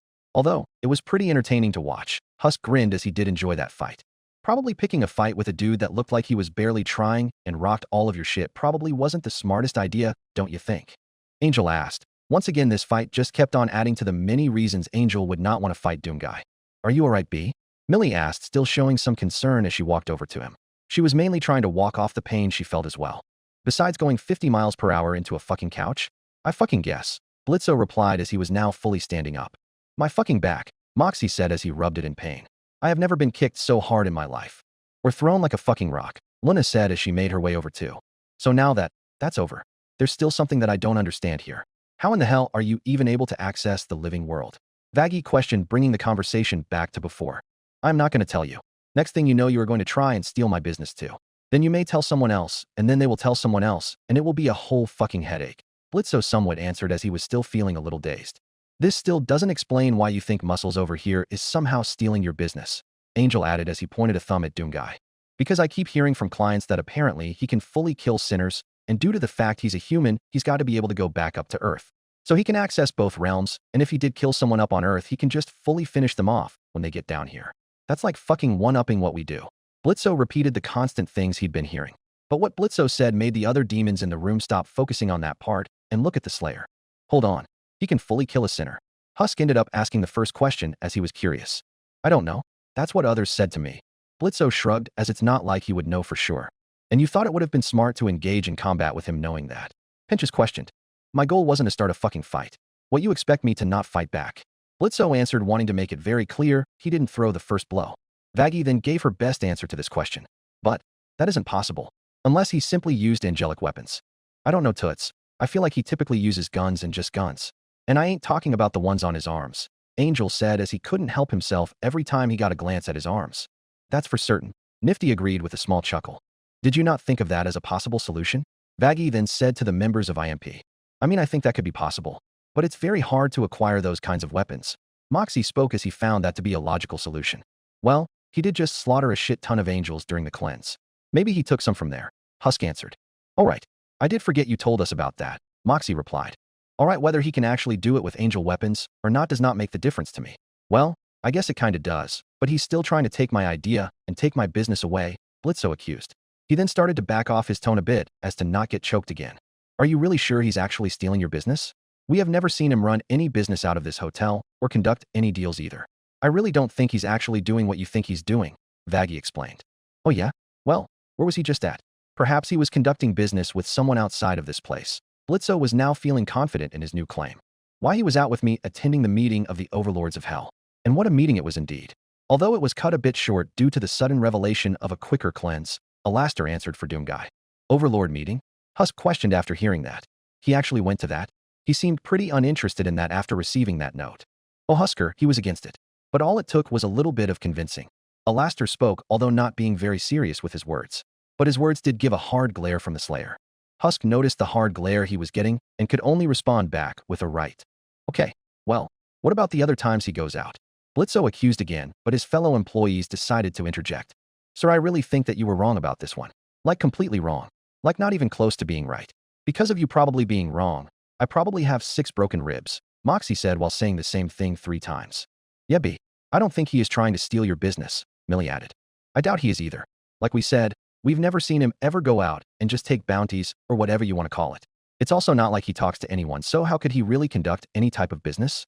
I really feel like this whole thing is an overreaction, Vaggie stated, which was pretty accurate.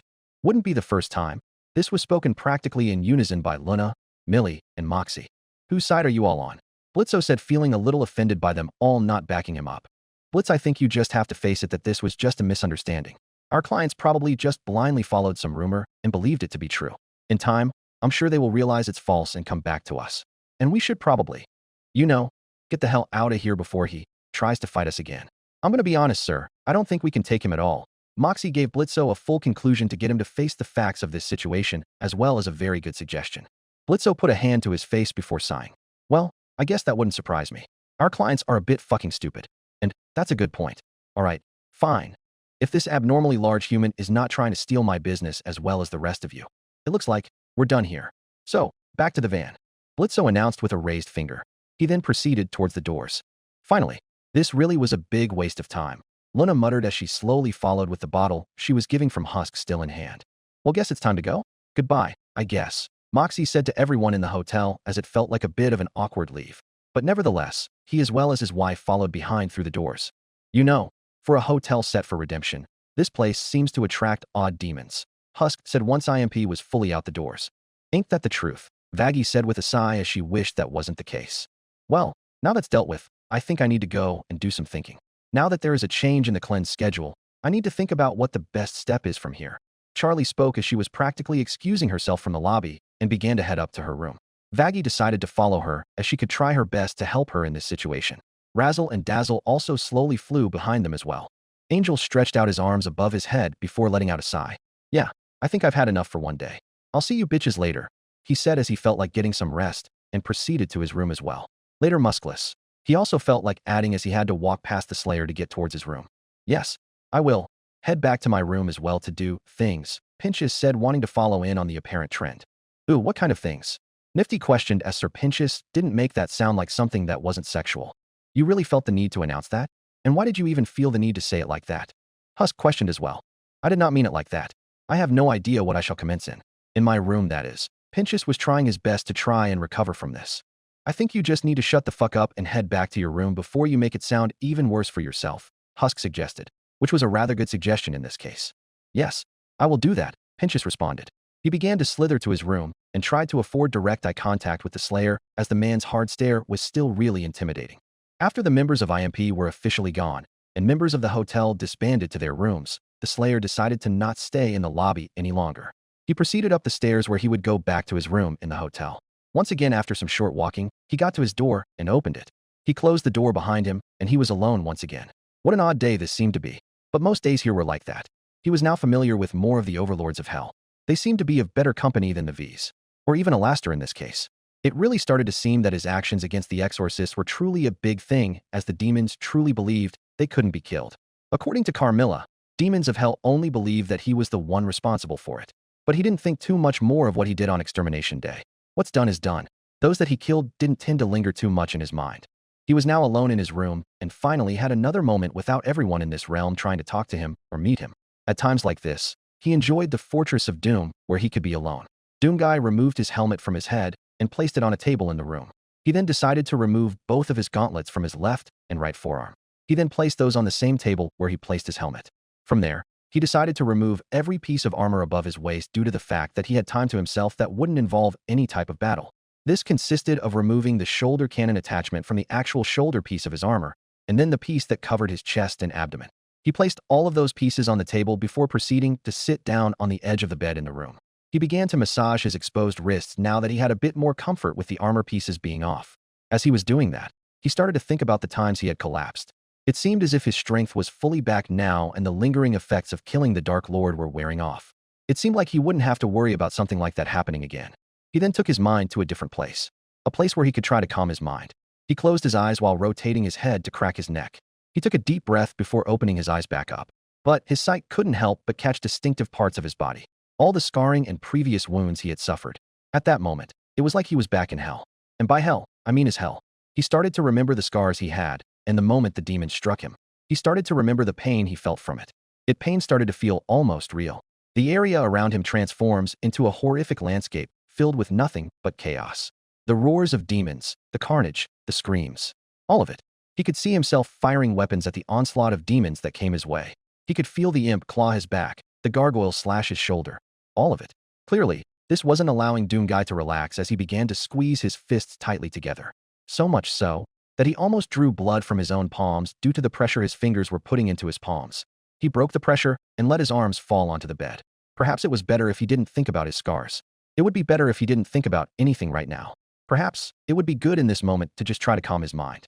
In doing so, he began to rethink the conversation he had earlier today.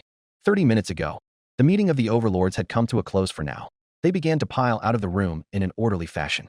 Except for the one person who wasn't an overlord. He stayed in his seat as he carefully watched each one walk past him to leave the room. They all did throw a glance or two his way as they passed him, so he felt the need to do the same. Once they all had left and it was just himself, Carmilla, and her daughters, he got out of his seat, turned around, and walked out the doorway.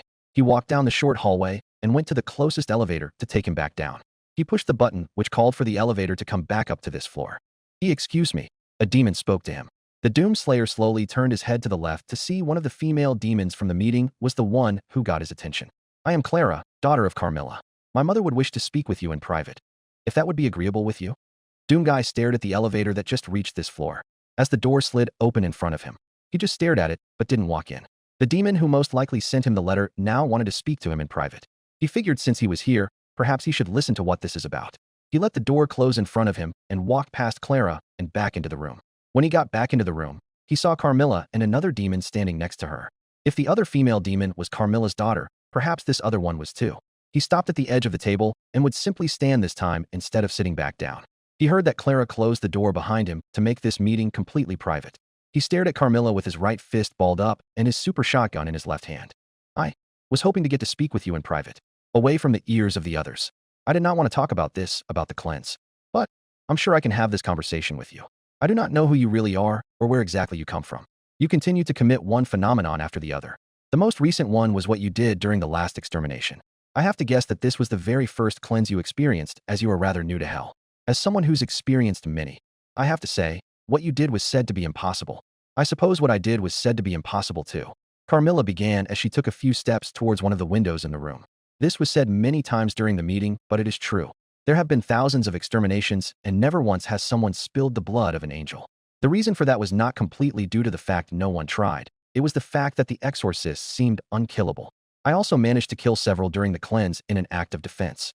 Not nearly as many as you, but it seems rather simple now that I did it. The angels are vulnerable to their own weapons. I am sure you are aware of their weapons as they would have had to try and use them against you. That was true, as Doomguy did recall them using just spears to try and kill him.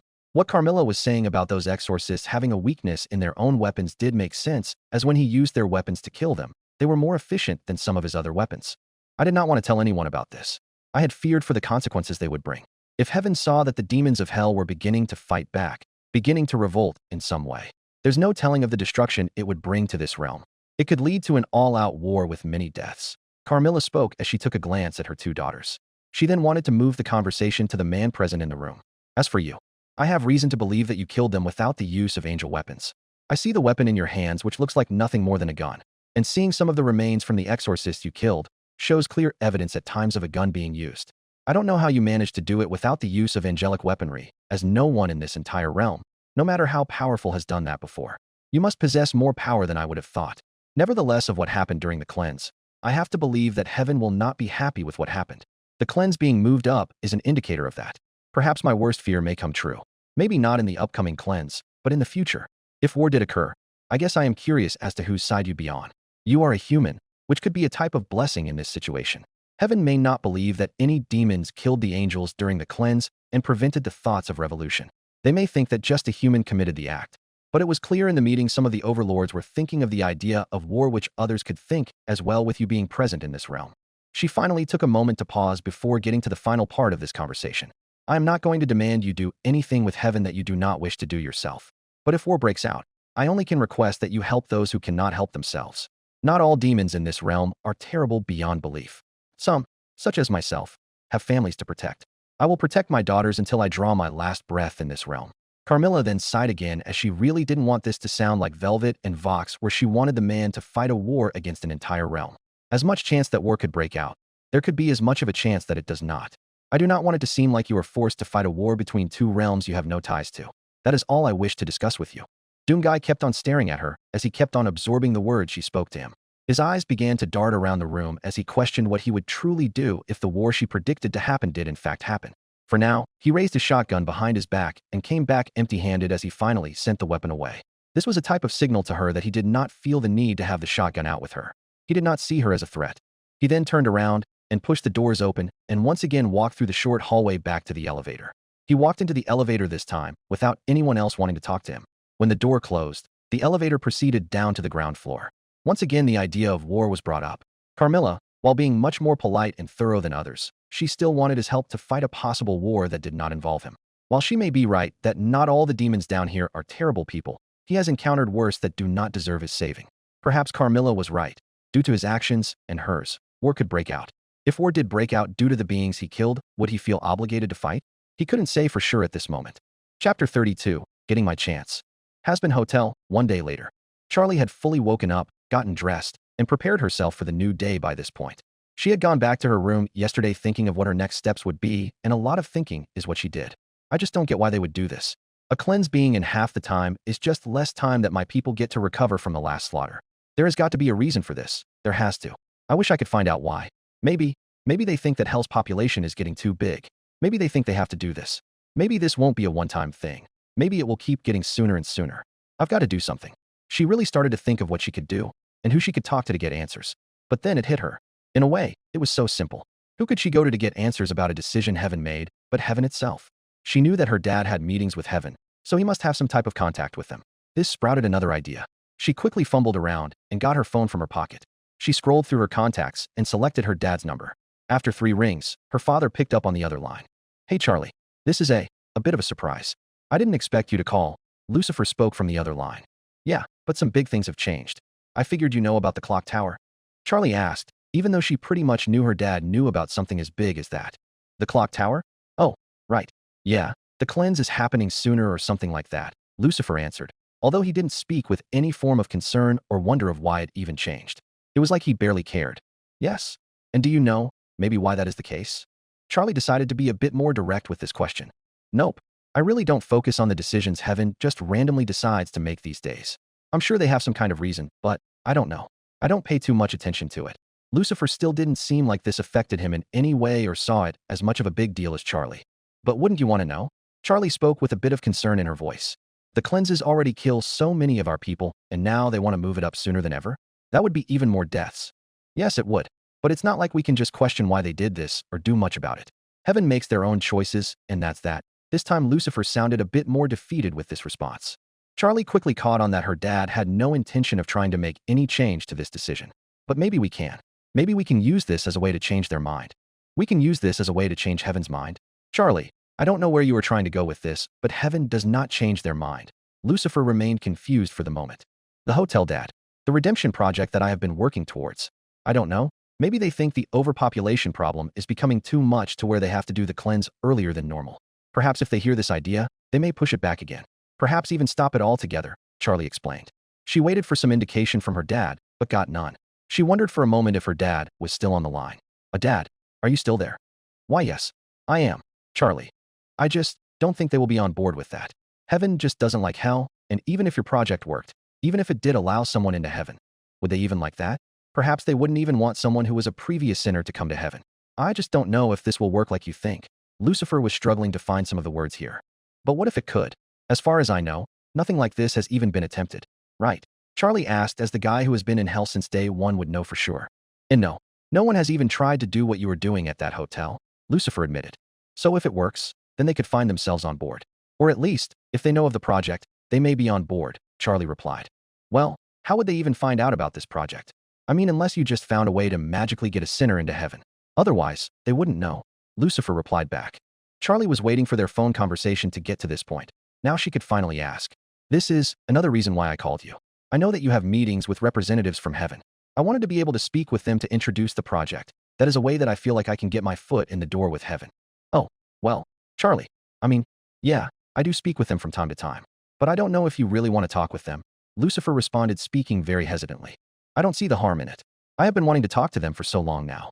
Also, perhaps I could convince them to move the cleanse back at the very least, or at least find out why they did it in the first place, Charlie replied.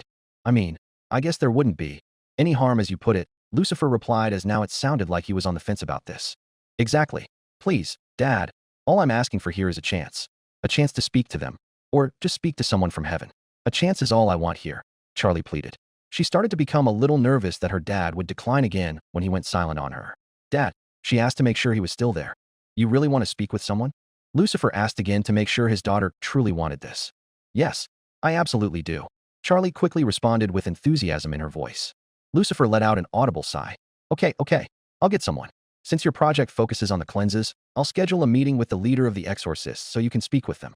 It isn't the higher-ups in heaven, but it is someone. Oh my God, yes. Thank you, Dad. That is exactly what I needed, Charlie exclaimed. Okay, I'll get it scheduled an hour from now. And I'll meet you at the embassy, just to make sure nothing goes wrong, Lucifer replied. Okay, I will meet you in an hour.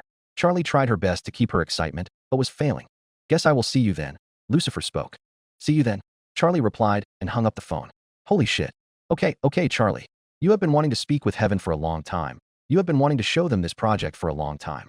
You've got to nail this, she said to herself as her own type of pep talk. She checked the time on her phone. Okay, I have an hour to get ready for what I am going to say. I think this will go great. An hour later. Okay, we are here, he announced, which they both knew since they both had stepped foot outside of the embassy before. Are you still sure you want to do this? You could always turn back. He was mainly joking with his daughter at this point, but in a way, wouldn't be against her wanting to turn back. No, I am ready. I need to speak with them. Also, I have been interested to see what this place looks like on the inside. Charlie spoke as she once again looked at the exterior of the building. Okay, well, I won't try to say too much if I don't have to. I'll let you take the reins here. Well, here we go, I guess, Lucifer said with uncertainty. He decided to be the gentleman he tried to be and opened the door for his daughter to walk through. She gave him a soft smile as she proceeded through the doors first while he followed behind her. The doors shut behind them, and the building was now filled with mostly silence except for the noises their footsteps created. Lucifer ended up walking faster than Charlie did, as she spent more time observing the room while he had seen it multiple times before. Well, it is nice in here. Clean, but very empty.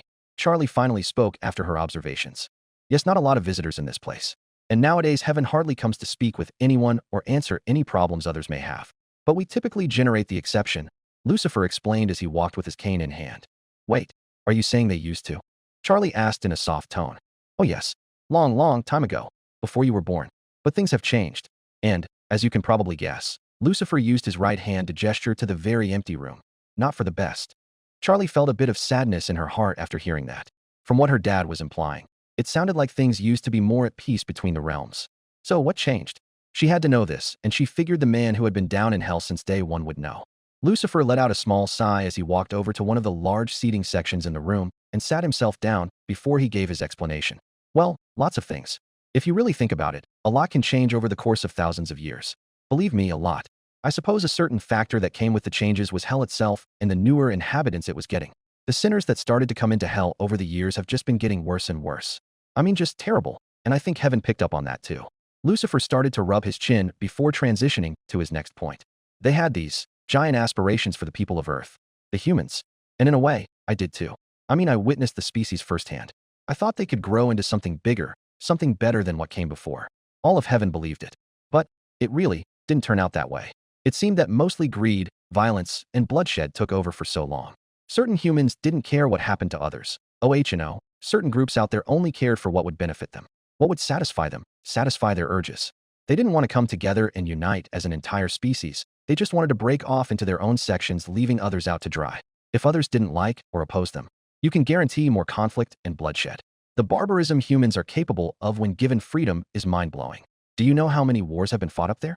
Too many. Things like that will probably not change. I mean, shit, look at the sinners we have. Greed, violence, bloodshed. You can find all that and more here. Probably why heaven thought of a violent alternative to the overpopulation problem. Violence to thwart violence.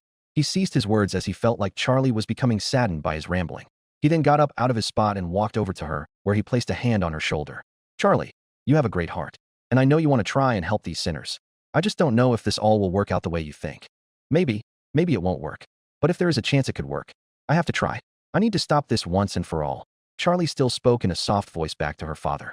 Lucifer let out a type of breathy chuckle as he did still admire his daughter's drive. All right then. He removed his hand from his shoulder and walked over to the main desk in the room. Here, he directed as he stood next to the golden bell placed on the table. I'll let you do the honors. He wanted to give Charlie a type of full embassy experience by ringing the bell. Charlie did just that and gave the gold bell a tap, which created a loud ding that echoed throughout the room. Charlie was expecting someone to come out and answer it, but no one actually did. This left her confused about what happened next. So, what now? Oh, she soon found out what happened next as two scrolls floated in front of Lucifer and herself along with a quill. You could clearly see on the scroll that the bottom of the page was meant for a signature. Yeah, this is some stupid formality that they do. Never really understood the point though, Lucifer said while signing his name at the same time he spoke to Charlie. His daughter ended up doing the same thing and grabbed the quill out of the air and signed her name at the bottom too. After they both signed, the scrolls disappeared. Okay, Charlie spoke as she looked around for something else to happen. What happens now? They both watched as one of the doors in the room seemed to open on its own. That is where we go, Lucifer instructed. He then adjusted his white suit before heading in. Well, this is it. Fair warning, the person you are probably going to speak to is well, he's a dick. And that is putting it lightly. I feel like he won't be open to hearing this idea. Well, I guess there is only one way to find out, Charlie declared as she proceeded towards the open room. Why, yeah, I guess so, Lucifer said softly. He mainly said it loud enough that only he could hear it as his confidence in his daughter here was not high. Not because he didn't believe in her, he just knew how heaven was. He eventually began to follow her into the dark room. The doors seemed to close behind them on their own, leaving them to the dark room. There is no one in here, Charlie questioned as she was confused. Just give it a second, Lucifer replied as he had been through this shindig before. Adam appeared practically out of nowhere with Lute standing right by his side. He let out a noticeable yawn and looked forward to seeing Lucifer standing once again in his presence. Well, if it ain't just my fucking favorite being in all of creation. He once again was not filled with joy to see the devil himself. Adam, old friend, it is just always so nice to see you. Lucifer replied, practically feeling the same way about Adam. I'm sure it fucking is. Getting to see me is always a pleasure. Oh, who is this blonde babe you brought with you? Adam raised an eyebrow at the new demon that graced his presence. Lucifer let out a type of angry chuckle at that remark. This is my daughter. So, watch it. He tried his best to not lose his cool at someone visible hitting on his daughter. Calm your fucking tits, Lucy. At least let us introduce ourselves. Adam responded back to Lucifer, seemingly unfazed by the king's threat. He turned towards the princess now. So, what's your name? Hello, I'm Charlie, Princess of Hell. Although I'm assuming you probably knew that. Charlie introduced herself, but for some reason felt nervous about meeting someone from heaven. Yeah, I did. And once the oh-so-big bad king of hell said you were his daughter, it wasn't too hard to figure out. Adam responded while pointing a finger at Lucifer. All right, that would make sense, Charlie replied awkwardly. So what is your name? My name? Well, shit, I'm surprised you don't recognize someone as fucking amazing as me. But I guess you have been in hell your whole life, so I'll give you a pass. I'm Adam, by the way. No big deal, really. Adam introduced himself to her. Adam, wait, Adam? Like the first man? Like Adam and Eve? Charlie asked him 3 different things that all would associate with the first man. Fuck yeah, I am. The Adam and Eve part stings a little, but yes. You get the fucking picture, Adam replied. Wow, I never expected to meet you. I always kind of wondered what you looked like, Charlie said. And what she was thinking Adam would look like was not this. Yeah, I know. Probably look better than you expected, right? You don't have to answer that. I already know, Adam replied. He then took his focus off Charlie once his eyes gazed upon the devil himself. So, Lucifer, been a bit since our last little meeting. Still having fun in this shithole? He asked with a grin, trying to provoke Lucifer. Oh, I am just having the grandest of times. The fact I get to be a whole 2 realms away from you just brightens my day. Lucifer smiled back as he had his own comebacks for Adam. Ouch. Real fucking hurtful there. You know it's real big talk coming from a guy that absolutely nobody in the living world likes in the slightest. Well, except for the weird fucks down there, but you get the point. Adam rebutted, and by weird fucks he was referring to those who believed in Satanism. Look, as much as I'd love to go back and forth with creative insults, I'd rather not be here all day. Besides, I didn't come here for myself. My daughter is the one who wanted a chance to speak to you, Lucifer said as he wanted to speed this along. Oh, does she? Well, isn't that sweet?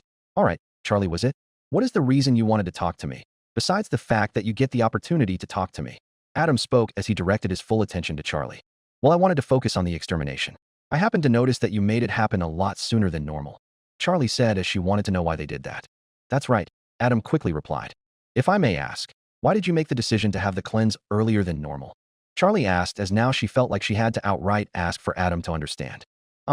Adam then sat himself up a little straighter in his chair after being asked that question.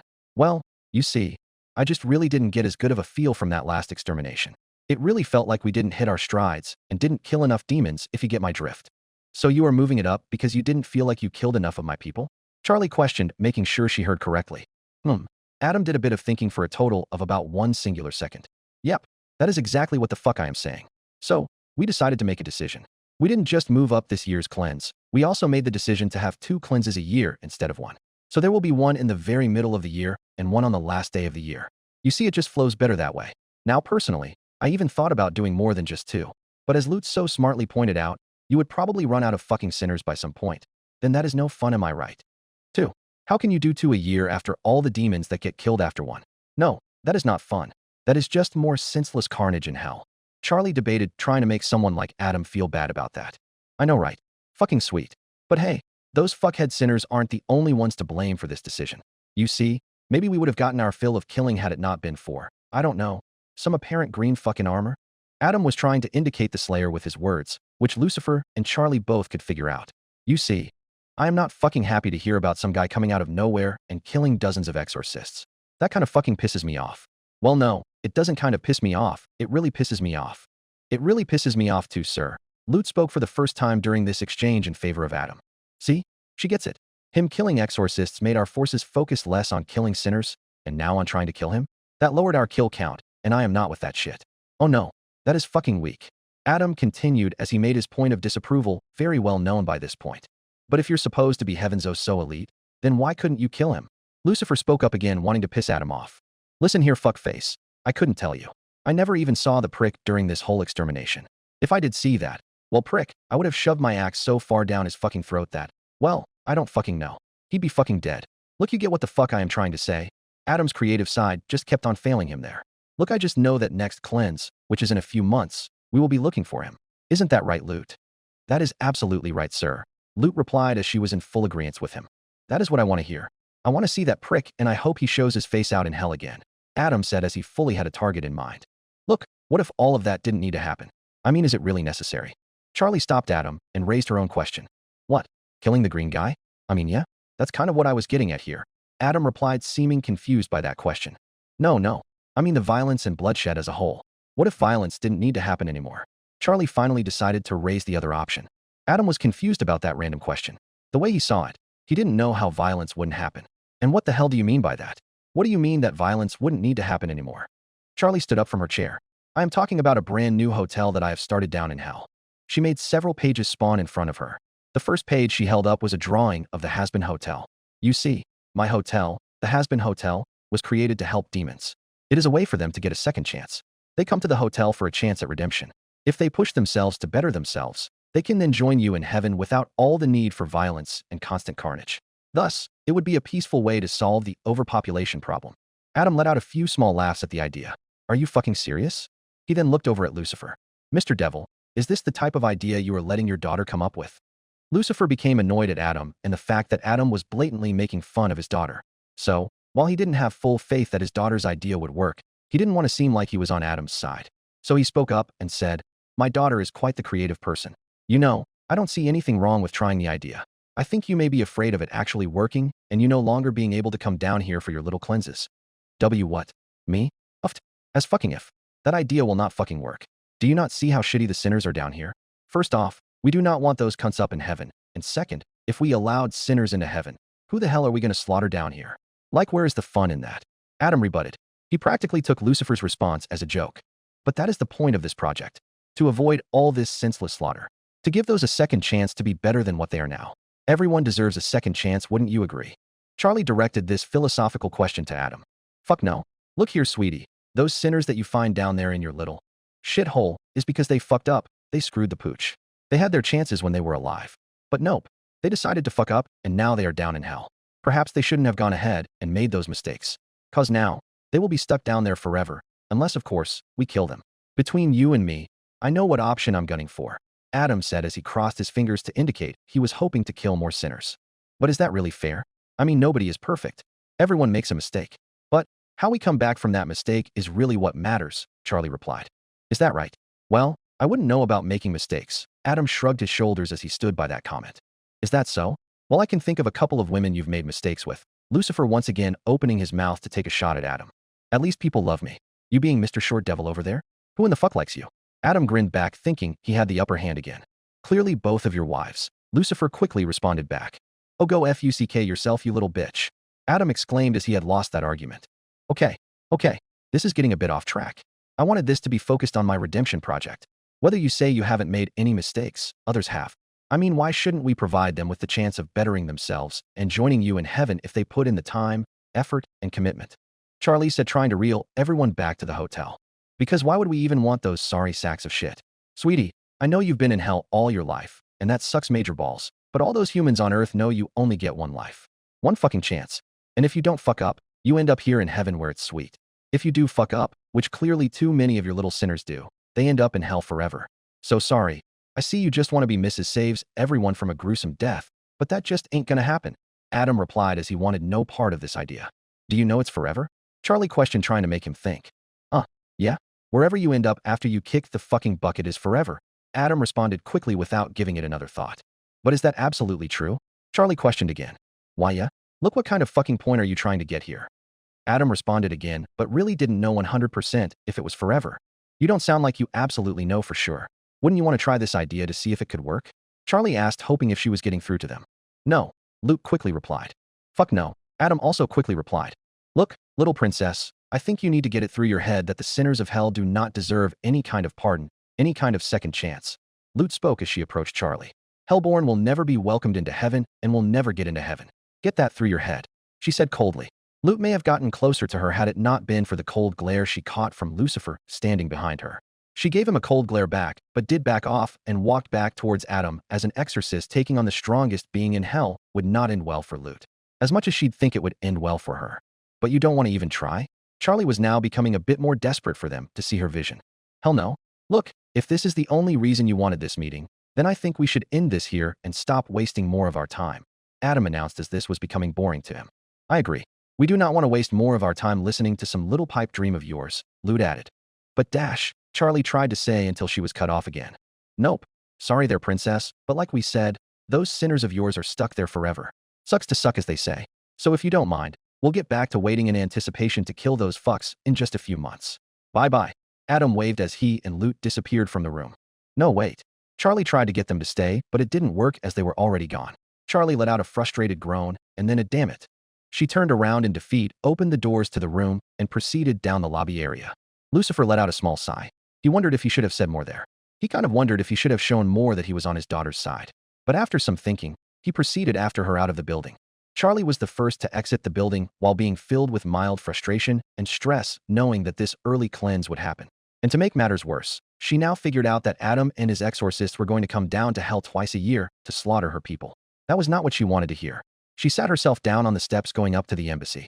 In all honesty, She thought that whoever she was going to meet from heaven would have been more understanding and more on board for a compromise. But now she sees what her dad kept on trying to warn her about. She figured that her dad was right about heaven being more open to working with hell. She wished she could have seen those days. Lucifer could easily see that his daughter was not happy with how it went. So, he would try to calm her down. "Come on, kiddo, let's go for a walk." He held his hand out to her to help her off the stairs. His daughter accepted his hand and grabbed it. She stood up and walked down to the bottom of the steps with her father and then started on their walk. "Well, I know that wasn't the outcome you were hoping for. This is so shitty." They decide to move the cleanse up, only to find out they are now doing a cleanse twice a year. "My hotel isn't in full swing like I'd hoped at this point." And clearly, Adam doesn't want to listen. Charlie replied as she started to pace in a furious manner.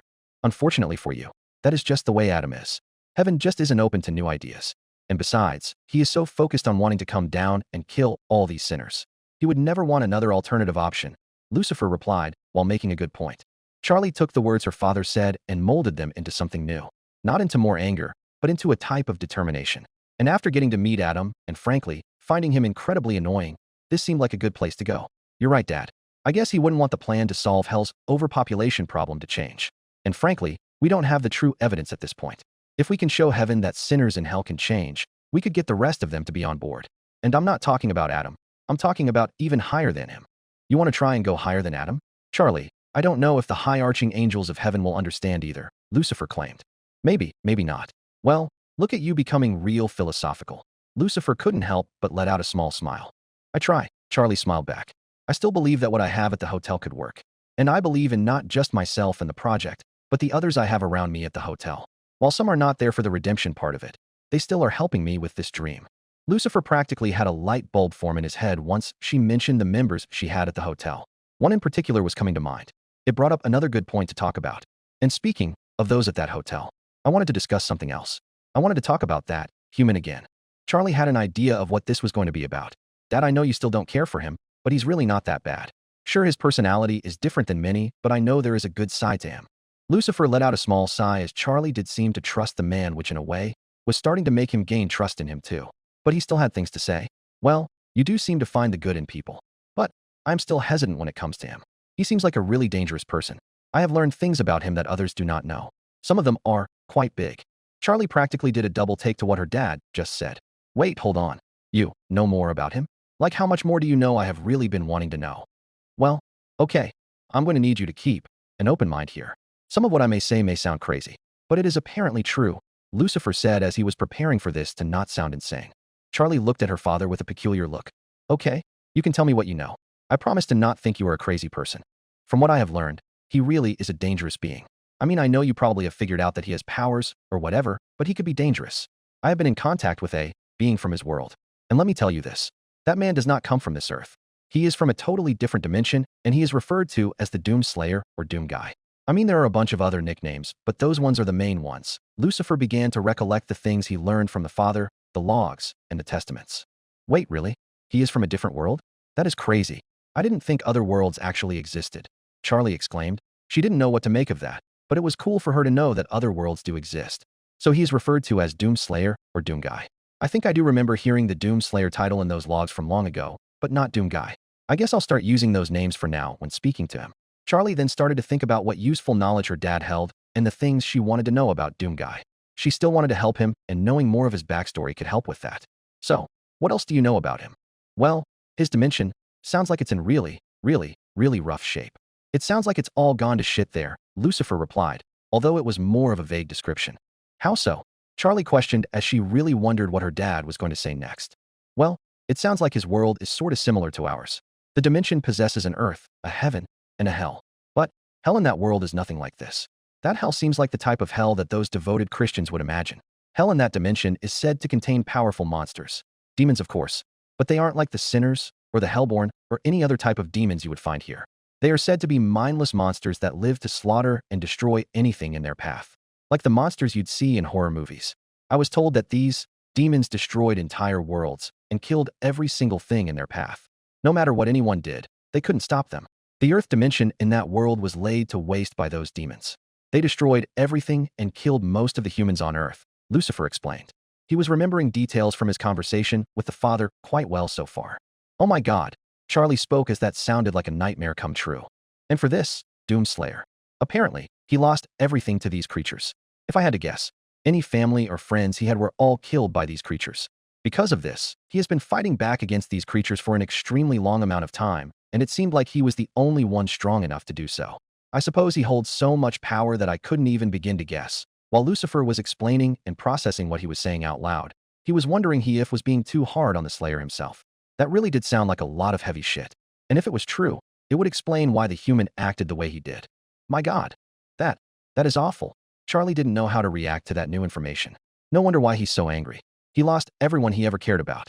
Holy shit. Those scars. That's what they are all from. Those demons. It all makes sense. I knew it.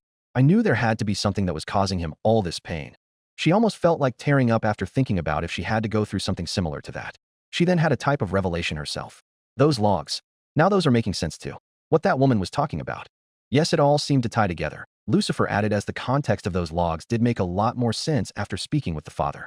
But Dad, how did you possibly figure this out? I know there is no way he would have told you all this as we can barely get him to speak as it is. Charlie questioned, as this was some pretty big information. All right, this is where I might sound crazy, but hear me out. There was this spirit or some type of being that I have spoken with. He called himself the Father, and he was said to come from that same world. He showed me these testaments that had messages written about this Doomslayer. He explained some of the things that I am telling you now. I know it sounds made up, but I assure you, I am not crazy. Lucifer did his best to explain it. I guess months ago it would sound crazy, but I can believe it after all this, Charlie replied. They both proceeded to walk without speaking for a bit as Charlie did a lot of thinking to herself at that moment. Now, if she truly wanted to try and help the Slayer with his problems, she had an avenue to go off of. This could also be a reason he doesn't like to talk. Or at least, all of this that has happened to him could be a leading factor in it. That could make sense.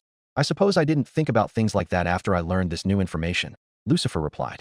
Why do you dislike him so much? I mean, I know he was this new being, but you seem to distrust him more than others to come before him, Charlie questioned. She figured now she could get a true answer from him. Lucifer started to think of the words he wanted to say in response and finally found some to settle on. Well, I guess at first I was mostly confused on who he was.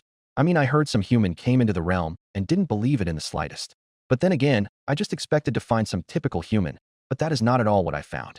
Seeing a very abnormal human wearing a suit of armor already drew some concern. Then when he refused to answer any question of why he was here or even how he got here, I didn't know what to think of him.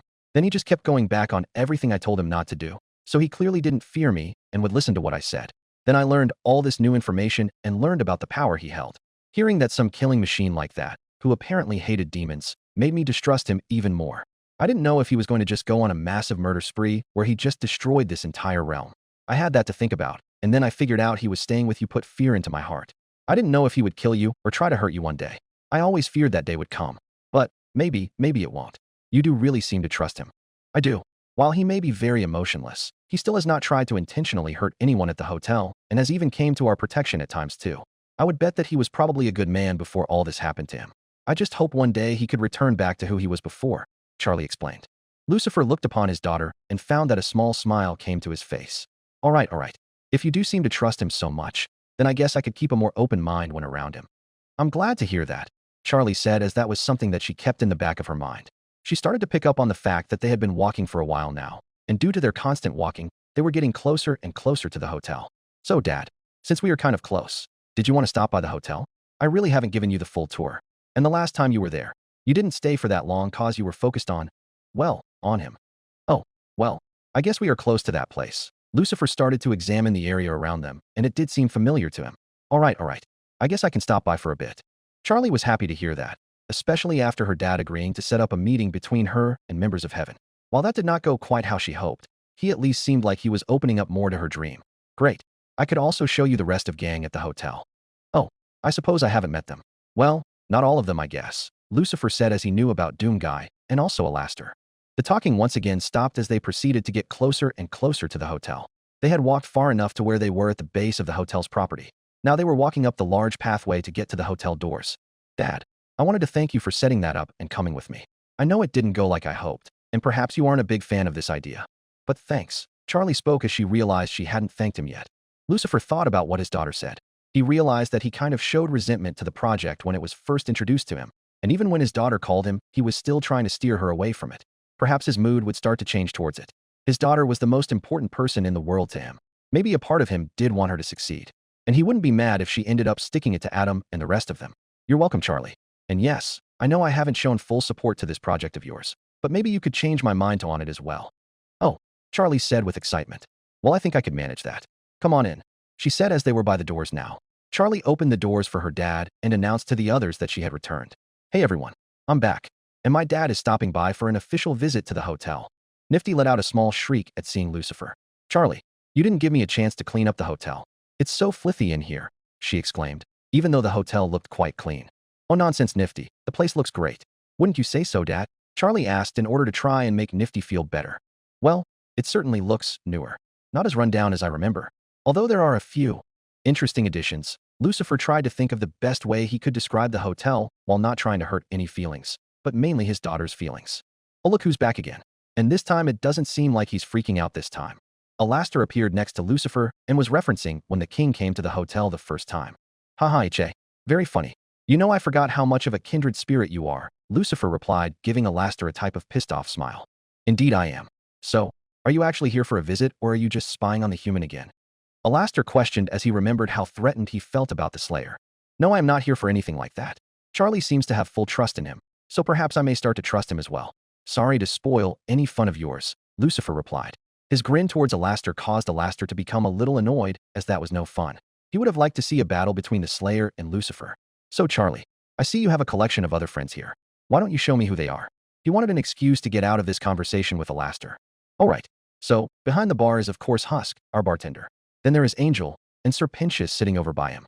Nifty is the hotel's housemaid, and I can guess that you and Alastor are already acquainted, Charlie said as she was giving introductions. I guess that is one way to put it, Lucifer said as he glanced over at Alastor, who still had a grin on his face. We are missing one member. Hey, where is Dash? Charlie was about to ask where Vaggie was until she made herself known. Charlie, Vaggie said as she came down the stairs and walked over to her. Hey Vaggie, sorry, I kind of left out of nowhere.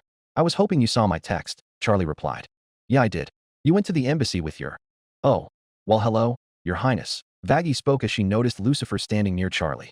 Hello, who is she, Charlie? Lucifer asked as she was the only member of the hotel he had not been introduced to. This is my girlfriend Vaggie. Charlie spoke as she held her girlfriend's hand. Girlfriend? Oh wow, that is interesting. It seems like we Morningstars have good taste in women, right? Lucifer said, trying not to make it as awkward as possible, as that was something he did not know, as the only person he remembered his daughter dating was Leviathan. Why yeah, it is nice to really meet you, Vaggie said. Why yes it is. Lucifer tried sticking his hand out to shake her hand, but then wasn't sure if she should hug her or shake her hand, so then it came into some more awkward moments of either person not knowing whether to hug or shake the other person's hand. It ended up with them both exchanging a bad hug. While that wasn't sad to watch, Husk said over to the others at the bar, which caused Angel to chuckle. Vaggie then focused her attention back on Charlie after that weird exchange was over. So Charlie, I did read your text. You want to talk to Heaven about the hotel with your dad. How did that go? Unfortunately not very well. I met Adam, the first man and I think the leader of the exorcists, Charlie answered. Oh Adam, that is interesting. So how did that go? Vaggie asked again. Not well. They were not interested in the idea at all. In fact, they were very against it. They wanted no part of it, Charlie replied with a less happy tone. That sucks. Did they even say why they even moved the cleanse up? Vaggie asked a new question now. Yes, and they didn't just move the cleanse up, they are now making it 2 cleanses a year instead of 1. One in the middle of the year and 1 at the very end, Charlie answered. What the fuck? Angel questioned as he heard that. Why the hell are they doing 2 cleanses a year? Yes, that is preposterous, Sir Pentious added. According to them, there are a few reasons. One is just them wanting to kill more sinners in a less amount of time. The other is, well, it involves Doomguy, Charlie explained. The name Doomguy confused the others as no one had called him that yet. Doomguy? Angel questioned. Are you talking about Muscles over here? Yes, I am. That is another one of his nicknames. But they are not happy with all the angels he killed, and they do not think they were able to kill as much as they wanted to because of that, Charlie explained. Well, that's a shitty fucking reason, Husk spoke. Exactly. If they are so pissed about getting killed by him, then maybe they should have done a better job at killing him, Angel added. Well, that's kind of what I said to him too, Lucifer spoke. It looked like he and Angel were thinking on the same wavelength. Let me get this straight. So because they lost exorcists in the cleanse for the very first time to a human, they are going to punish the demons of hell by adding another cleanse? Vaggie asked as this seemed pretty stupid and a tad unfair. That seems like the quickest way to put it, Charlie said with a shrug. But maybe this could be a better way to attract sinners to the hotel. Not that I wanted this to be the reason for it, but clearly people of hell are scared and freaking out about this. If they know about this being an alternative, it could drive more attention to this place. That's actually a really good point. That could be a good point to go off of, Vaggie agreed. I really think so. We are going to need more marketing for the hotel now, Charlie said, trying to think of new ideas. How about, if you don't want to have to get slaughtered twice a year, come to the Hazbin Hotel, Angel suggested, but the suggestion wasn't really serious. Okay, well, I love the suggestion, but that gives off the vibe that we are just trying to install fear into them and banking off the decision of heaven to do 2 cleanses a year, Charlie replied, trying to seem open to Angel's suggestion. Well, princess, sometimes the right cards just fall right onto your plate. And at times like that, you'd be stupid not to play M. Husk spoke while adding a type of card saying, "Oh, good one," Angel replied, seeming very impressed by it. Well, Charlie tried to think of what to say to that. Husk did make a good point with that. Charlie, my dear, I think I have to agree with our bartender. You see, previous attempts to market the hotel do not seem to be reaching their expected quota, but the sudden changes to the cleanse schedule will drive more desperation for safety. It really should be something you should move on to, Alastor said after not speaking for a while. I guess that is another fair point, Charlie replied. She started to do some thinking to herself, but didn't have much time as she was pulled out of her own thoughts by the sound of a voice. Hello. A new voice came through the doors of the hotel. A pretty female demon that was unknown to all the others at the hotel. Someone who actually decided not to knock for once, Angel pointed out, which was correct. For a hotel, demons sure like to knock on the door. Except Blitzo, who thought it best to kick the door down. I believe I am in the right place, right? The demon asked for clarification. Were you looking for the Hazbin Hotel? Charlie asked, trying not to seem too excited as she did not want to count out the possibility that she was looking for somewhere else. Yes, I was, the demon replied. Then you are absolutely in the right place, Alastor said as he planted his cane on the ground. Well, I am so happy to hear that. Charlie left her dad's side and walked towards the new demon. Hello, I'm Charlie Morningstar. Welcome to the Hazbin Hotel, she greeted with a happy smile and a joyful attitude to follow. It is nice to meet you, the demon answered. You are the princess, right? Yes, I am. And this is my father, Charlie replied, and figured she should point out that her father, the king of hell, was here to make it obvious she was the princess. Oh, hello, your highness. I didn't think I'd ever see you in person, the demon said as she never had seen Lucifer before. I suppose on certain occasions I like to make an appearance, Lucifer spoke as he didn't interact much with the demons of hell these days. Rarely, but I suppose he does. Alastor spoke up, which made Lucifer have an annoyed look on his face. So madam, what can we assist you with at the hotel on this fine day? I heard this hotel was different than others. It is a hotel meant to help others. The strange demon questioned, making sure she wasn't sounding crazy. You heard right. The Hazbin Hotel is meant to help others on a better path of healing and redemption, Charlie explained. I have heard about that. Is it true that this place can get you into heaven? The demon questioned, and she looked interested to find out. Well, we still are trying to find that out. But we have not had the biggest margin of demons to choose from so far. We think it's possible, but we are not completely sure, Vaggie answered and made it sound the best she could. I think I have had enough of hell for one lifetime, the demon said as she really did hate hell. Damn, she said she hates your fucking kingdom. That must sting, don't it? Angel said, making a joke to Lucifer and having some fun with the new demon. Funny. Real funny, Lucifer replied as he did not find it amusing. Oh shit. I am so sorry. I did not mean it like that, the demon pleaded as she felt like she was going to feel Lucifer's wrath in some way. And due to the fact he was the strongest demon in hell, she could only imagine what that was like. None taken, Lucifer replied. He also felt like he would rather not be in hell some days and didn't want to scare off any potential demons for Charlie's hotel. I meant it more like, I would be willing to try and maybe stay here. If that would be fine, the demon asked, although feeling like she was somehow going to be rejected. But that was far from the case. In fact, some were quite surprised to hear her say that. Wait, what? Lucifer questioned as he did not expect someone to actually want to redeem themselves. Charlie felt a wave of excitement hit her. A demon came to the hotel and wanted to stay, a demon who truly wanted to change themselves for the better. She went up and grabbed one of the demon's hands. That is amazing to hear. You are absolutely welcome to the hotel. You have made a great decision today in wanting to better yourself and move towards the path of redemption. Oh, and by the way, I never got your name. The demon smiled back at her and didn't realize that she had never said her name. My name is Priscilla. Chapter 33, Breaking the Ice. Sentinel Prime, sometime in the past. Constant blood, constant torment, constant fighting. Nothing but fighting every day. Nothing but seeing the barren wasteland of hell where demon after demon comes after you. The Marine looked around at the room where he was currently present. He was having an adamant time figuring out if he was actually in a new room or if his mind was still playing tricks on him and he was back in hell once again. No, no, no. This is not real. This is fake. Fake. The demons, they are coming. The demons are near. This is a trick. A trick the demons are playing to get me to lower my guard. They will come. Come for me. Like always, their numbers will not stop.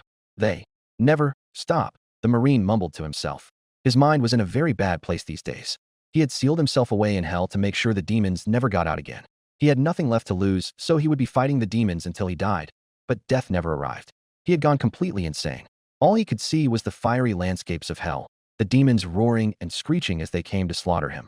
The blood and guts that the Marine ended up tearing from their insides, the constant pain he felt. The Marine looked all around, and he was in fact in a room. The room had a gray color to it, and there were several tables on each corner of the room. There was a window near the cot that the Marine found himself on. He looked at his hands and found them shaking with rage he could barely control. He then noticed his body to see that it was heavily wrapped. His wounds had been attended to. There were bandages and patches practically on his entire body. They covered both arms, both legs, his torso, his chest, shoulders, and even a patch that went around his forehead. After being found by the Night Sentinels and defeating every opponent in the arena, he gained a lot of attention and interest from the Order of the Deeg and the Conmaker. The Sentinels brought him back and dressed all his wounds and seemed to give him his own quarters for the time being. The Marine must have figured that he passed out sometime after the arena, but couldn't remember when it happened. He looked at a nearby table and saw his helmet, gloves, green armored chest piece, utility belt, pants, and boots. He currently was in nothing but underwear as his clothes needed to be removed in order for his wounds to be treated. Doomguy got to his feet and looked out the window to try and find a grasp of where he even was.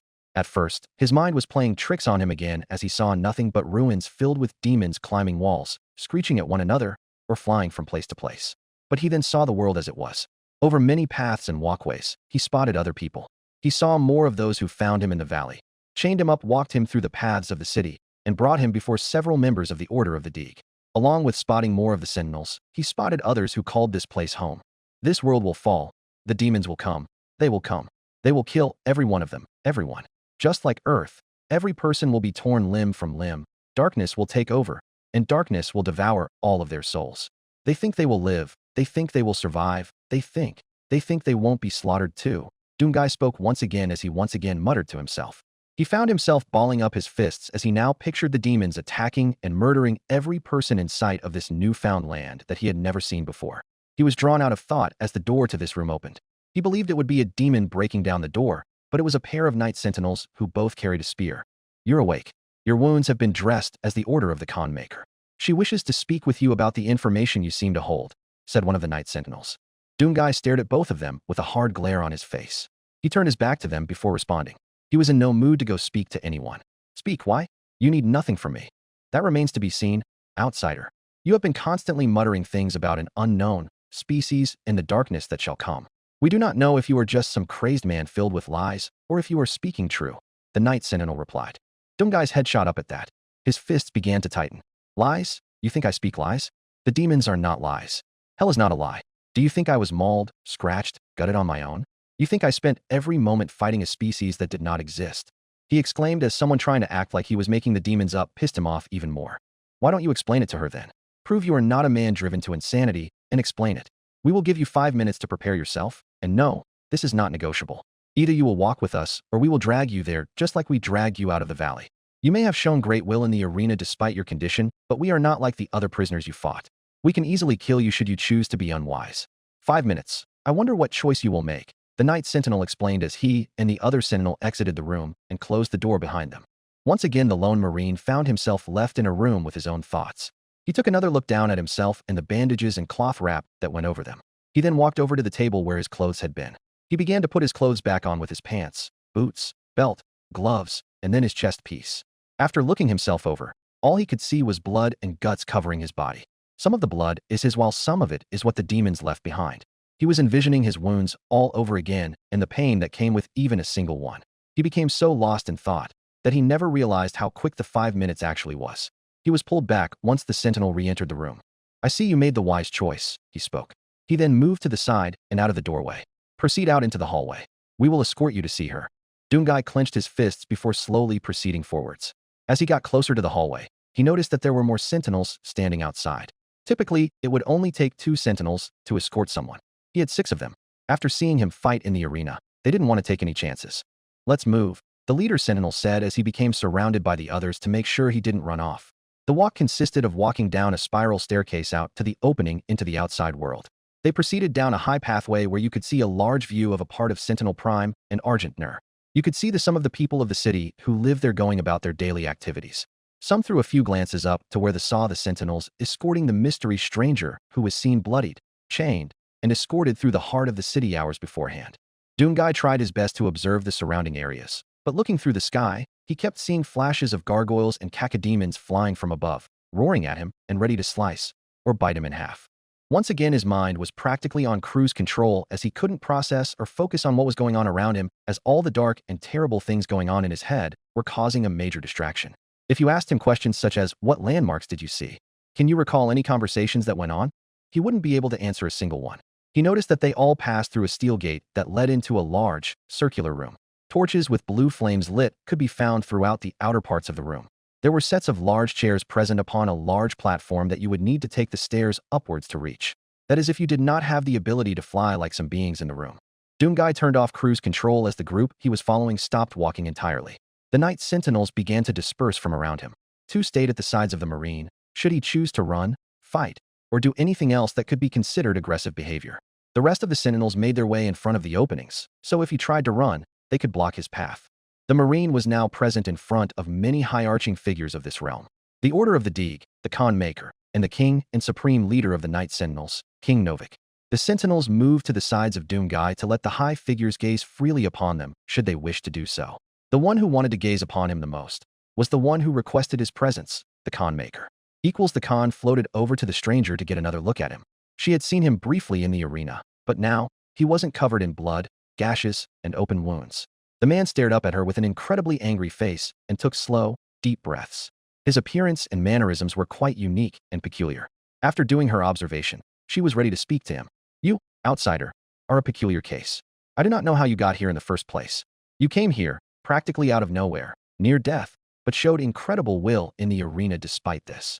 She paused her speech to observe the stranger some more to see if he would speak on anything she said, but it seemed as if he still wanted to remain silent. So, she would continue. "Something that I have noticed, as well as others have noticed, is the unusual language you speak. Your words seem to be filled with nothing but an incoherent speech about demons, and you want to kill them." Doomguy decided to speak up again after she mentioned the demons. No. Not want, not a want. It's a must. I must kill them all." "So you have said," the Khan Maker replied. "These demons you speak of, what are they?" "That is something of unknown origin to me, and I want to know more about those who you speak of," she directed.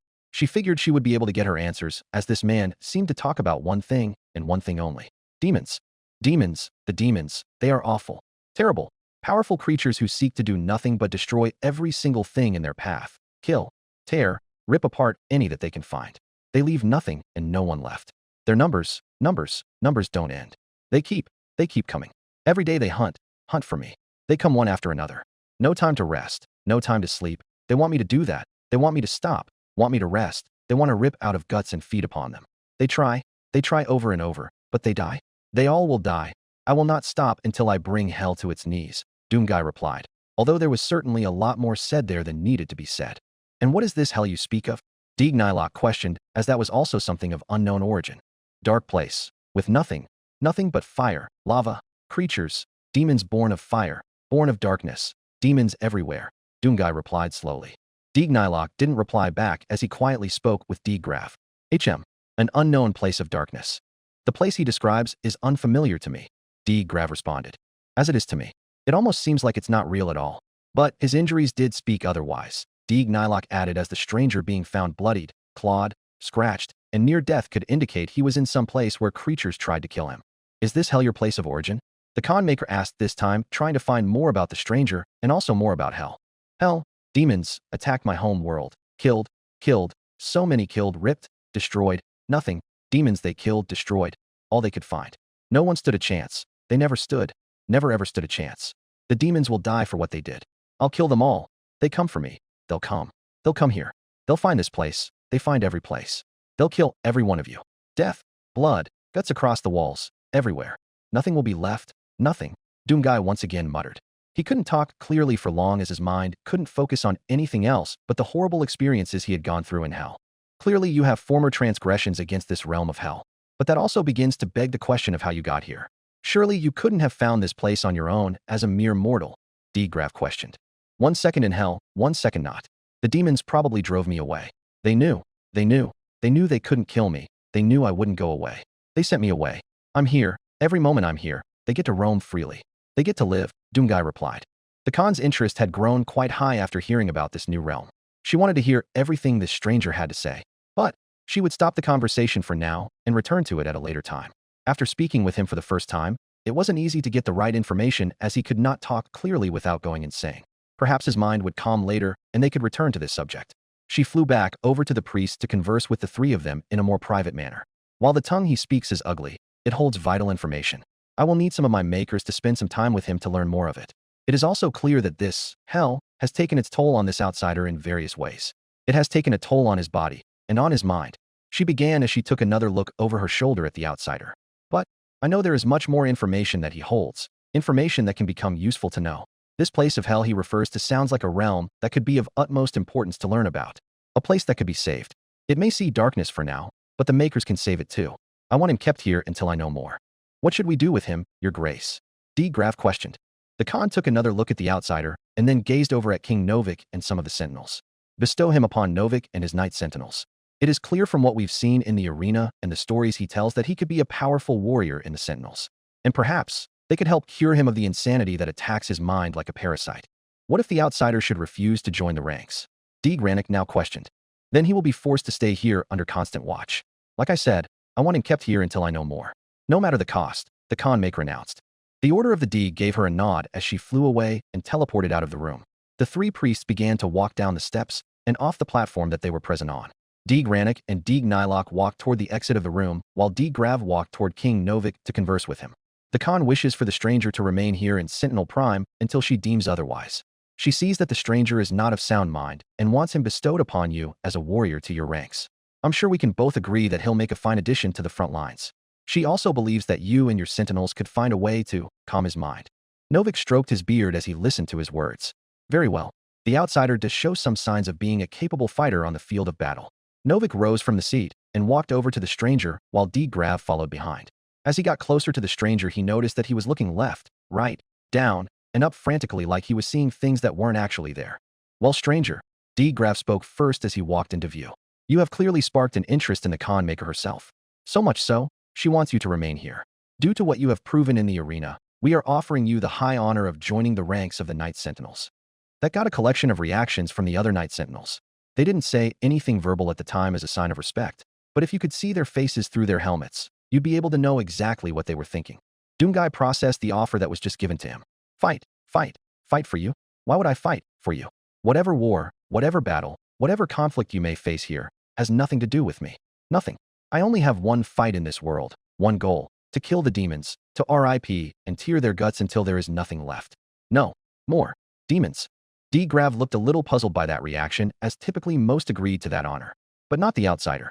Are you trying to say that you would rather be in that realm known as hell, which clearly has taken its toll on your body and your mind, than join our ranks? It doesn't matter what I want. I would never want to spend another minute in that wasteland. But the demons are there. They are there. If they are there, it doesn't matter what realm it is. I have to kill them all. Dungai replied with tightened fists. King Novik realized that Grav was not doing a good job convincing him to join. He thought it was best if he chimed in. Joining the Knight Sentinels is an incredible honor in these lands. The men you fought against in the arena were prisoners, thieves, murderers. Those who lost all honor, the ones who survived the arena, are given a chance to reclaim it. From what I have heard, a man, near death, who had been exhausted fighting these demons you speak of, and was able to fight through the entire arena and win, is a man that no doubt is an incredible warrior. Grav wanted to add on to this point by Novik to make it seem more appealing. You also mentioned that you came to this place from hell. Is that correct? Dungai slowly moved his attention from Novik to Grav. He took a few breaths and said, yes. If you claim it was not of your own doing, then these demons must have found a way to send you here like you suggested. You claim the destruction of these lands may come. Who's to say that they won't find this place in the future? Grav hypothesized. The Sentinels are the most elite-ranking warriors in these lands. They possess great skills in battle. If you were to join the ranks, you'd be able to improve the skills you already obtained to become a stronger warrior. You would also be able to protect these lands from the demons should they wage war on these lands. Dungai started to think about this. He had nothing left in his life, only one goal: to kill all demons. He didn't want to be stuck in a land where the demons could run freely, run where they didn't have to deal with him. But then again, being stuck in hell day in and day out is literal. Well, hell. But this priest did make a good point. He didn't know how he ended up here. If the demons did send him here, they would definitely try to take over this world too. and these beings did not possess any logic on how powerful these demons were and how to effectively kill them. He could become used to them. His home world of Earth was gone, but perhaps he could still save this one. Fine, but know this. If the demons never come, I will leave this place and find them myself. A wise choice, debrief said with a soothing smile. He then looked towards the sentinels near the stranger. When you are done with him, take him back to his quarters and provide him with something to eat and drink. Some of the sentinels walked away from the outsider and towards their king. One of them had things to say. Your Highness, you cannot possibly allow him to join our legion. He's not of native origins to these lands. He is, and always will be an outsider. That does not matter. The Khan as well as the priests have given the order for him to be trained as a sentinel, so he shall be given the training. King Novik quickly replied. You think he can thrive as one of us? Sir, the outsider has done nothing but mutter incoherent phrases and talk about demons and hell. He is practically insane.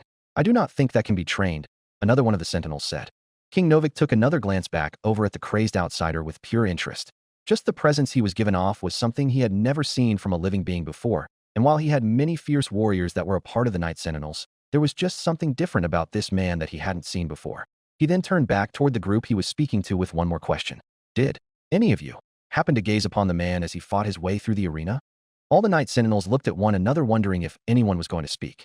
Four of the Sentinels truly did not see the man fight, but that wasn't the same for the other two. Yes, sir, we did. One of the two Night Sentinels announced as he motioned towards the other who witnessed it. King Novik turned to face both of them and placed his hands behind his back. I have one last question for you two, and I expect you both to answer it with the utmost honesty. With no bias, no personal opinion about the man being an outsider to these lands, and nothing to do with the man not being of sound mind. Is that understood? Both of the Sentinels glanced at one another before both responding with a yes, sir. Good. Novik then prepared his final question. Going off what I have heard about what occurred in the arena, after seeing that man in action, seeing him fight through every man and prove victorious despite being near death, wouldn't you both agree that he could become an incredible warrior on the battlefield given proper training and being completely healed of his wounds? Both of the Sentinels took a moment to think of their answers. The silence also raised the interest of the other four standing behind them, as they were quite interested in what they would say. They were hoping they would say no as they did not want to waste time on an outsider. But, for the two Sentinels, they did swear they would be truthful to their king. Yes, sir, I think he would, one of the Sentinels said first. Novik gave a slight nod to that answer before looking to the other one. And what about you? Do you feel the same? I do as well, sir, the other Sentinel agreed. Hazbin Hotel, present day. Doomguy stood staring at the mirror in his room. He stared at his reflection and looked down at his upper body and his arms. He looked at all the scars on his body, most of them from the wounds that he had when he was found by the Night Sentinels. While his body was incredibly powerful and durable, it still didn't seem like his scars had fully faded away. He had done enough looking in the mirror and decided to start putting his armor pieces back on his body. After he had put every piece back on, he was left with just his helmet sitting on the table. Typically, he would place it back on his head, but for now, he felt like keeping it off. He had been at this hotel for months now and didn't feel the need to always wear it inside anymore. In the lobby, Priscilla had started to become situated in her new room at the hotel. It didn't take her very long to really move in, as she had nothing to actually move in for now.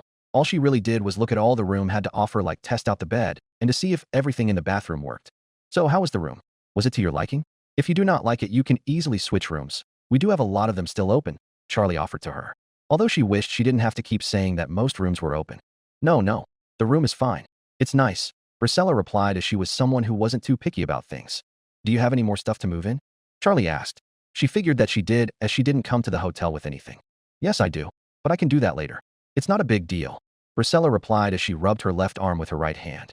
Glad to hear it. So, now that we have some time here, I think this is a good time for us to do some icebreakers with you, Charlie said with much joy in her voice. Icebreakers? Priscilla questioned, wondering what that would include. Icebreakers indeed. So Priscilla, would you be willing to share anything about yourself, as none of us here at the hotel know anything about you? One of the first things I love to do when meeting a brand new resident of the hotel is learn about them. Gives me a starting point for your path to redemption, Charlie questioned, and clearly showed Priscilla that she had her full attention. Oh, sure I can, Priscilla replied as she began to think about how to describe herself. Well, there isn't anything that exciting about me. I used to be a sex worker for a while. Oh, well, welcome to Club, sister, Angel replied. He mainly did it to try and make her feel better about herself. I certainly know about you, Angel dust. We all did. But I was certainly nowhere as big as you, Priscilla replied as she and other sex workers saw Angel as a massive celebrity in the business. Ah, dear, you flatter me, Angel said as he certainly didn't mind the compliment. Did you also work for Valentino or the 3Vs? Vaggie asked, thinking she was a much smaller sex worker for Valentino than Angel was. No, I was mainly with a smaller group run by a piece of shit named Frankie for a club called Sin. I never should have stayed as long as I did, Priscilla responded, while not trying to flood her mind of old memories during her time there. Oh, I think I've heard of that place. I think Val, my boss, had done some exchanges from that place, Angel added. What he didn't add was the fact he had been to that club a couple of times in the past. And he let you go? Typically, most guys like that are very controlling of their workers, Husk questioned, as he had seen stuff like that before, and Angel was a big indicator of that. Well, not necessarily. That's where it gets kind of odd. There was one bad night when I had just reached a breaking point. I made a very stupid decision to punch my boss, Frankie. I knew I fucked up, so I had to bolt out of the building, or he was definitely going to kill me. Priscilla replied as she was trying to remember that night. Was there something prior to cause you to attack your boss? Were you being mistreated? Charlie questioned. Completely. That night it just got so bad that I snapped. I had bruises all over my body and my clothes were ripped. I knew I couldn't get far without them finding me. I figured I was screwed. Until I ran into him. The human. He saved me. Frankie tried to scare him off, but he wouldn't go away. They tried to kill him, but he ended up killing Frankie and all of his associates right in front of me. I never expected a stranger to actually help me, as I don't find that in hell very often, Priscilla explained. A small smile came to her face as she was starting to remember that night. But that's when something odd happened. I waited and waited for Frankie to try and call me, to find me, since he was a sinner after all. But that never happened. It went from days to weeks, to months, up until now. I thought it was strange, and then I found out that the club I worked at shut down because Frankie never came back. It was like he just disappeared. Oh, Lucifer spoke up as it felt like a good time for him to do so. I may have a possible answer for that. Why you do? Priscilla questioned. But she did remember he was the king of hell, so it may make sense for him to have an answer. Lucifer stood where all could see, and all eyes definitely turned to him. You see, I actually had a demon come up to me months ago while proposing a similar question. He said he was in some gang, and they crossed paths with him, and what do you know? They are all dead. He told me that he waited for days, but they never came back. He suspected that Mr. Doomslayer here could completely kill a sinner demon. What you said seems to be more evidence that leads to that assumption. Doomslayer? Priscilla questioned, as she had never heard that name before and actually wondered if that is what the human goes by. Yes, that is apparently a name the human goes by. That, and also Doom Guy. Lucifer responded to clear any confusion. He goes by the name of Doom Guy? Well, ain't that a unique name? Husk muttered as he didn't know what to think of that kind of name. Okay, well, going away from the fact that he also goes by Doom Guy. Lucifer, Your Highness, did you just say that the Doom Guy can fully kill a sinner? Like an exorcist could? Vaggie asked, as she felt like that question just couldn't be overlooked. Well, I didn't fully believe it when I heard it. But don't quote me on this. But I was told that he does have the ability to, I guess, absorb the souls of those he kills and possibly get stronger from it. Lucifer tried to explain the best he could. What? And you didn't feel like sharing that information? Vaggie exclaimed as she found that to be quite a big revelation. Did you just expect me to bring it up out of nowhere? I mean, that isn't really a conversation starter, Lucifer said in his defense. Okay, I suppose that is fair. But now we learn that he, as a human, can fully kill off demons of hell. Vaggie spoke as she re-asked the question. I didn't have concrete proof of that being true. But with what she is saying about her experience, I am starting to lean more towards that being a true statement. Lucifer replied while referencing Priscilla's experience in it. Well, shit. I guess that would make sense why I haven't seen Frankie in a long time. I thought maybe he got scared shitless of him and didn't want to show his face. Almost like he thought he was my bodyguard, Priscilla added. The he she was referring to was Doom Guy. So what I'm hearing is muscles got you off the hook? Angel said, and the Slayer pretty much did. Yeah, I guess so. Priscilla said, now feeling really grateful that the Slayer did that. I don't mean to interrupt this recollection of old stories, but I cannot help to ignore the point our old gracious king made before. Alastor chimed in while being sarcastic about Lucifer. If our large hotel resident here can fully kill the demons of hell and possess more and more power from it, what is there to say that he doesn't go on a massive killing spree to try and increase his power or his status? Kind of like you did, Vaggie replied with a tired look. Precisely. There are quite a large amounts of demons in this realm. I mean, what is really stopping him? Alastor practically questioned the entire room. You don't think I haven't had the same idea? Why do you think I've been so suspicious about him lately? Lucifer questioned. But he then brought himself back to square one as he thought about the talk he and his daughter had. But, according to Charlie, that doesn't seem like a likely outcome. Exactly right, Dad. I fully trust him as a valued member of this hotel. Charlie replied to back up her father's claim. I heard he was staying at this hotel. Priscilla spoke. A rumor about the man being at the hotel was another selling point for her to seek a room here, especially if Frankie someone appeared again. She knew he would stay far away from this place knowing he was here. But her words sparked a new question. So what is his role at the hotel? Does he work here? Or is he like a resident like myself, Angel Dust, and Sir Pentious? His actual role here is a bit undefined, Vaggie answered first. Charlie offered him a room as she figured he had nowhere to stay being a human and all. I don't think he could even be redeemed if he even wanted to try, as he is not a sinner. I don't think he has died yet, but it's a really gray area at this point. We can pretty much call him like a bodyguard. He's big, he's strong, and he's intimidating. Angel said, listing traits about the Slayer while using 3 fingers. That sounds like a perfect bodyguard to me. A big, bad bodyguard. Nifty sinisterly chuckled. Like I said, it's really a gray area for now, Vaggie reinstated, as she didn't want Angel and Nifty's comment to sway any opinions. Oh, Priscilla replied, as there really wasn't much for her to say now. She then started to look around and really started to notice that everyone in the hotel was there except for the Slayer. Is he here right now, or is he out? Sure. He's walking near the stairs right now, Husk responded as he pointed a claw at Doom Guy. Everyone else turned to see that at the top of the staircase stood the lone Doom Slayer. He stared down into the lobby to see the group having conversations like always. To everyone's surprise, he wasn't wearing his helmet. While some of them had seen what he looked like once before, this was the first time they saw his face when he voluntarily took his helmet off. The Slayer stayed at the very top of the stairs near the railing and looked down into the lobby. He could see that everyone was staring at him, but he had a pretty good idea of why they were. Holy shit, seeing muscles without his helmet on all the time feels weird. Guess he's becoming more comfortable around us. Angel spoke to the others. I think you may be right. And I hope you are right, because if he is becoming more comfortable around all of us, that is great news, Charlie replied. To her, this seemed like a small amount of progress in helping Doom Guy. Wow, that's what he looks like. Priscilla questioned as she had never seen his face before. I'll tell you one thing, Toots, he ain't wearing a mask, Angel replied so as to not harp on her for asking a stupid question. Do you think he's ugly? Nifty questioned by Priscilla's question. And no, not at all, Priscilla quickly replied. She then lowered her tone a bit before speaking again. He's actually quite attractive. You don't have to tell us, Angel said.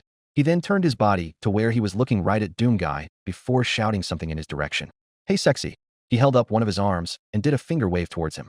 Doom Guy did look at him for a moment, but he then moved his eyesight back towards the lobby.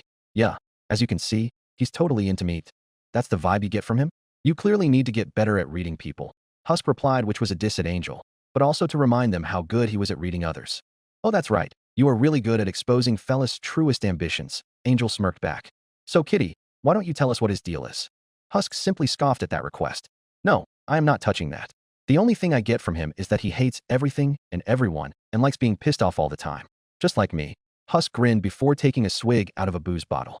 SSS sounds like a perfect drinking partner, Pentious added as he had not contributed much to this conversation so far.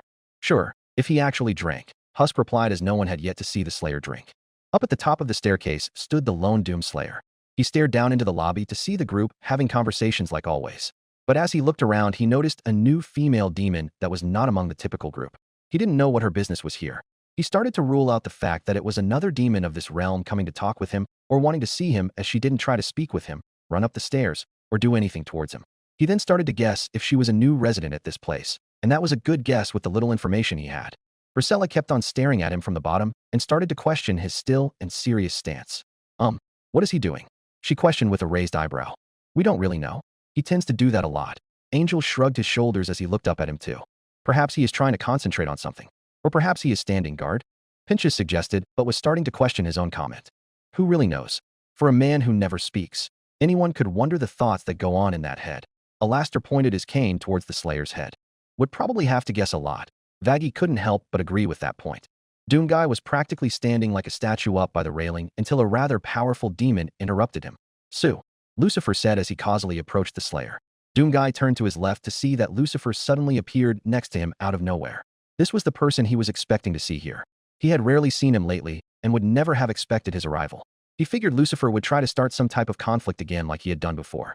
At that moment, he could tell that Lucifer was examining the features of his face. It seemed to be what everyone was doing as they finally could get a good glimpse at his face now that he willingly took his helmet off. So that's what you look like. I must say, I was a bit curious as I have only seen you in that helmet of yours, he said as he motioned towards the helmet on the table. Lucifer then looked back at Doom Guy's face.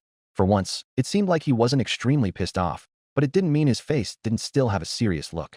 You always have a serious face on your, well, face. But that's not why I came over to you. A Doom Guy. Doom Guy started to raise an eyebrow as he did not know how Lucifer knew of that nickname. But then again, he did know the father was present in this realm and wondered if he revealed information about him to others. It's not like that was a bad thing, as the father didn't know a lot about him outside of his journey slaying the demons of hell. I know that we have not had the best encounters with one another. I must admit that I did not know what to expect from you.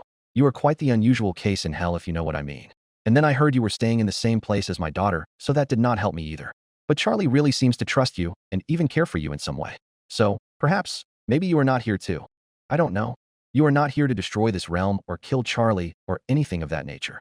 Well, to the Slayer, this seemed like a sudden change of heart in Lucifer's position. It seemed like Lucifer did nothing but hate him or distrust him every second he was in view of him. But now he's trying to make amends all of a sudden. It wouldn't be in the Slayer's position to not seem a bit skeptical about this. So, how about we try and move on from this? We could turn a new page, turn over a new leaf, and start from scratch. Does that sound ideal to you? Lucifer questioned. He knew Doomguy wasn't going to say yes or no to him, so he was just seeing if he could get any kind of confirmation. While he didn't get any response, like he assumed, he did notice that Doomguy's face went from really serious to a more calm look. That right there was good enough for Lucifer. Well, I will take that silence as a yes. And if we don't try to kill one another, I can also think of that as a yes. Lucifer picked up his cane that he left leaning on the railing and proceeded to walk back down the stairs. While he could have just used his powers to practically teleport back down, he did feel like walking this time. Doomguy watched Lucifer go fully down the stairs before looking away again. He went back into thought again about what he should do for today. He needed something new, something different to try and accomplish. He had spent so many days going through the Pride Ring that he practically knew where everything was. Nothing in the Pride Ring seemed to be of much use, so what could he really do? Then it hit him. That elevator, the one he went to many months ago. That elevator where he went down to the Lust Ring.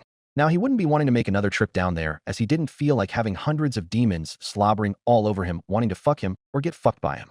But he knew that there were 7 rings in hell, so there were 5 others he had not seen. Going back to that elevator was going to be his plan for today. Now as for what ring he would go to, well, that would pretty much be random as they all were unknown to him. Doomguy began to walk towards the top of the stairs before slowly proceeding down. Everyone's attention turned to him as his loud steps were something that could not be ignored. He was down in the lobby and planned on just walking through this conversation until Charlie stopped him. Hey, Doomguy, Charlie announced, also showing that she also knew that nickname. This was the first time that she had seen him since she and her father had talked. She now knew more about him, knew what made him the way he was. A part of her wanted to run up and hug him or allow some type of comfort to the pain he carried. But she wouldn't, at least not yet. She would wait for a better time to discuss that. Although, she did motion towards Priscilla to show Doomguy. We have a new guest staying at the hotel. Her name is Priscilla, and she was telling us that you two had a run-in before. She claimed that you saved her. Priscilla looked at the Slayer's face, who she could see as clear as day with his helmet off and him standing so close. She was intrigued by his face. All the scars and his eyes. Those brown eyes. She could tell that those eyes were filled with so much hate and anger, like they had seen things that she couldn't even imagine. He definitely looked like he had a lot of stories stored in that head of his. For Doomguy, he looked down at the demon. According to Charlie, he had run into this demon before. He stared hard at her to see if her face brought up any previous memories. He then started to think about demons he had helped out, and that seemed to help him a lot. The others in the room could tell he remembered her when his eyes and face showed it. He did remember that she was that demon who ran from those men who he ended up killing. It was some of the first demons he ended up killing in this realm. Well, I ain't no translator for the big guy, but I feel like he remembers ya, Angel said as he pretty much acted like a translator for the Slayer. Well, I wouldn't blame you if you did. Well, I look like a fucking mess then, Priscilla said with an awkward smile. In the Slayer's case, she definitely looked much better than that night he found her. There was no longer blood on her pink, white, and black fur, and no signs of bruising or any type of wounds. Also, her clothes, which consisted of jeans, black shoes, and a black top, were not ripped and in a mess. And don't be too hard on yourself. From what you described, hard to not look like a mess with a shitty night like that, Angel said, coming in support of his fellow sex worker. That is certainly true, Priscilla replied as she felt better with Angel's comment. She then got up from her seat and took a few steps towards Doomguy. I know I said this before, but I really did want to thank you for what you did for me. You really did save my life, and, well, get me out of that whole shitty job, she explained. Standing a few feet away from the large human, she found herself not being as scared of him as many were. In all honesty, a part of her wanted to give him a hug for what he did, but she thought it was best to hold off on something like that. I owe you one big time. Anything you need, she just ended up saying with a smile. In Doomguy's case, that favor would most likely be something that would never be cashed in. It's not like he needed anyone to do anything for him, unless she somehow could conjure up a portal to his dimension, but that was highly unlikely. So yeah, Priscilla will be a new member of the hotel. Our little group here is growing more and more by the day. Charlie spoke, bringing the conversation back to that point. By the day, Husk said with a smug tone, as that wasn't really true. These days it felt like it was growing by the month. Okay, probably not the best way to describe it. But there is hope that it will change for the better, Charlie said, being as optimistic as ever. Of course it will change for the better. I mean, what lost souls would not want to find themselves here at this little establishment? Alastor added as he appeared in right next to Charlie. That is exactly the attitude I am looking for, Al. Charlie exclaimed as she appreciated Alastor's comment. I'm sure he was being completely genuine and not speaking a bunch of bull. Lucifer added as he didn't believe Alastor's commitment to his daughter's hotel. Not at all, Your Majesty. I completely backing your daughter's dream, and I tend to see it through. Alastor replied. He did actually make it hard to tell if he was still bullshitting or was being sincere. Uh-huh, sure, Lucifer said more quietly as he was still skeptical. The Slayer had enough of this conversation and went towards the doors. The conversation didn't have much to do with him and didn't really interest him either. Nobody really questioned him or bothered him as they let him go about his way. He placed his helmet back on his head and went right back out into hell to the elevator. Where is he going? Priscilla questioned as he just seemed to leave out of nowhere. Another thing nobody knows. Kinda hard to know things about a guy who doesn't talk to ya. Husk answered, which was about the best answer to give. Oh, right, Priscilla spoke. She realized that should have been obvious and she shouldn't have either bothered to ask that question. I also kinda wonder where he tends to go in hell. Angel pondered as it was an interesting question for them. Maybe he has some secret arrangements, Nifty suggested as she rubbed her hands together. Yeah, I highly doubt that, Nift, Husk replied as he felt a little creeped out by the tone of her voice. Lucifer decided to somewhat follow Doomguy's actions of leaving the hotel himself. He conjured up his apple cane and adjusted his clothing some. Well, Charlie, it certainly has been an interesting day, but I have some other things to attend to for today, so I will have to bid you farewell for now. Oh, of course. Well, thank you for today. Didn't quite go like I hoped, but it was a fair effort, I suppose, Charlie replied back to her dad. A fair one indeed. Goodbye, sweetie. Lucifer spoke as he teleported out of the lobby and back to his home. Charlie started to notice that the others were beginning to disband and go about their own ways. She wanted to use this opportunity since her dad had left and Doomguy was currently out of the hotel to speak to everyone. Excuse me. Everyone. She saw that everyone looked back at her and stopped walking. Before you all go, I wanted to talk to all of you about something that I think we should all be aware of. What is this about? Pentious questioned as it seemed like this came out of nowhere. About the Doomguy. About Doomguy. Charlie answered while she caught herself of calling him just human again. Charlie, you better not be trying to give him the boot or something. Angel asked as he did not want him to go. No, I am not going to remove him from the hotel, Charlie quickly explained. She then took a breath and put her hands together. When my dad and I were coming back to the hotel, he spoke to me about Doomguy. Apparently, he had been in contact with someone from his world. His world? Vaggie questioned on why she put emphasis on that word. Alastor had an idea of why she said that. His world? Charlie, my dear, are you suggesting a possibility that he comes from a different world? That is exactly what I am saying. I know when we heard those logs a while ago, we thought he came from the future or something such as that. But apparently, it's not quite like that. According to my dad, he comes from a whole different dimension altogether, Charlie answered as he answered both Vaggie and Alastor's questions. A different fucking dimension? Charlie, you ain't making sense, Angel questioned as that seemed fake. No, I am not. It actually explains a lot, Charlie replied. She took another breath before speaking again. Look, if you all could find a seat, I'll tell you all what I know. Pride Ring, 30 minutes later. After 30 minutes of walking through the Pride Ring, the Slayer's memory of the elevator's location did not fail him as he stood about 30 meters away from the elevator's entrance. Just like before, it was packed with demons going in and out of the elevator. It was certainly a hot spot in the Pride Ring, that's for sure. As per usual, there was quite a line of demons waiting to get in, but for the Unchained Predator, he didn't do lines. Near the actual entrance were of course the guards that had to stay present to deal with any trouble demons would cause trying to get in when they weren't allowed. It also happened to be the same ones when the Slayer came the first time. That girl has still been texting you, one of the guards said. They currently were getting bored as nothing eventful was currently happening, so they filled the time with conversation. Yes. At this point she can't take a fucking hint. Yeah, we fucked or whatnot last week, but she thinks that I want to get serious. You get me? I do not want to get serious with her, the other replied back. I mean, you could give it a shot. Who knows? Maybe you'd be down with it. The first guard suggested. Yeah, I don't know about that one. The fact she keeps texting me gives out a crazy vibe. I feel like she's gonna stalk whatever I'm doing every single fucking day. I don't want to deal with that shit. But she is pretty hot though, the guard replied as he was beginning to weigh his options between dating and remaining single. Quite the dilemma, isn't it, bud? The other guard said with a big grin on his face. I just wish I could have some hot-ass chick being obsessed over me like you. Sure, holy shit. Dude. One of the guards frantically said as he tapped the other on his shoulder with a concerned look on his face. What? Why the fuck you look so freaked out? The other questioned this sudden random reaction. T the guy? He's fucking back, he answered as he pointed a finger at the approaching man. The other guard heard all the commotion of demon reactions behind him and began to follow their gazes and quickly discovered what guy he was referring to. Holy shit. It is that guy? Fuck, I thought he wouldn't be back here again. Well, clearly you thought wrong, the first guard responded. Every demon in line stopped moving and only looked right at the approaching Doomslayer, who was not about to wait in any line to get where he wanted to go. Plus, no demon had a problem with him cutting the line so as to not get their limbs detached from their bodies. What the hell should we do? Should we even try to stop him? The second guard questioned. Some of the other guards that were present in other areas stared at the man, but no one tried to stop him as he was almost to the entrance by this point. Fuck no. I'm not going near that freak of nature. But maybe he won't get through this time. Perhaps it was just a lucky event the first time. All right, he suggested. Although, he didn't quite believe that himself. The Slayer once again reached the barrier in front of the entrance. And once again, using his extreme strength, he was able to push through the barrier's wall and proceed inside the elevator. Well, clearly it wasn't a stroke of good luck, jackass, the other guard replied. They both began to overhear a lot of the conversations of the other demons waiting in line. They all were confused about how he was able to do that.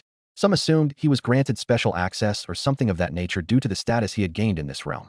But then again, that wouldn't make sense why he had to force his way through the barrier. Should we report this? I mean, he just managed to force his way through what I thought was an impenetrable barrier, the first guard questioned. Perhaps. Look, let's just focus on calming down this fucking line before we think more about that, the other guard replied. Once again, the Slayer had made his way in the elevator's lobby. Immediately, the attention began to shift towards him.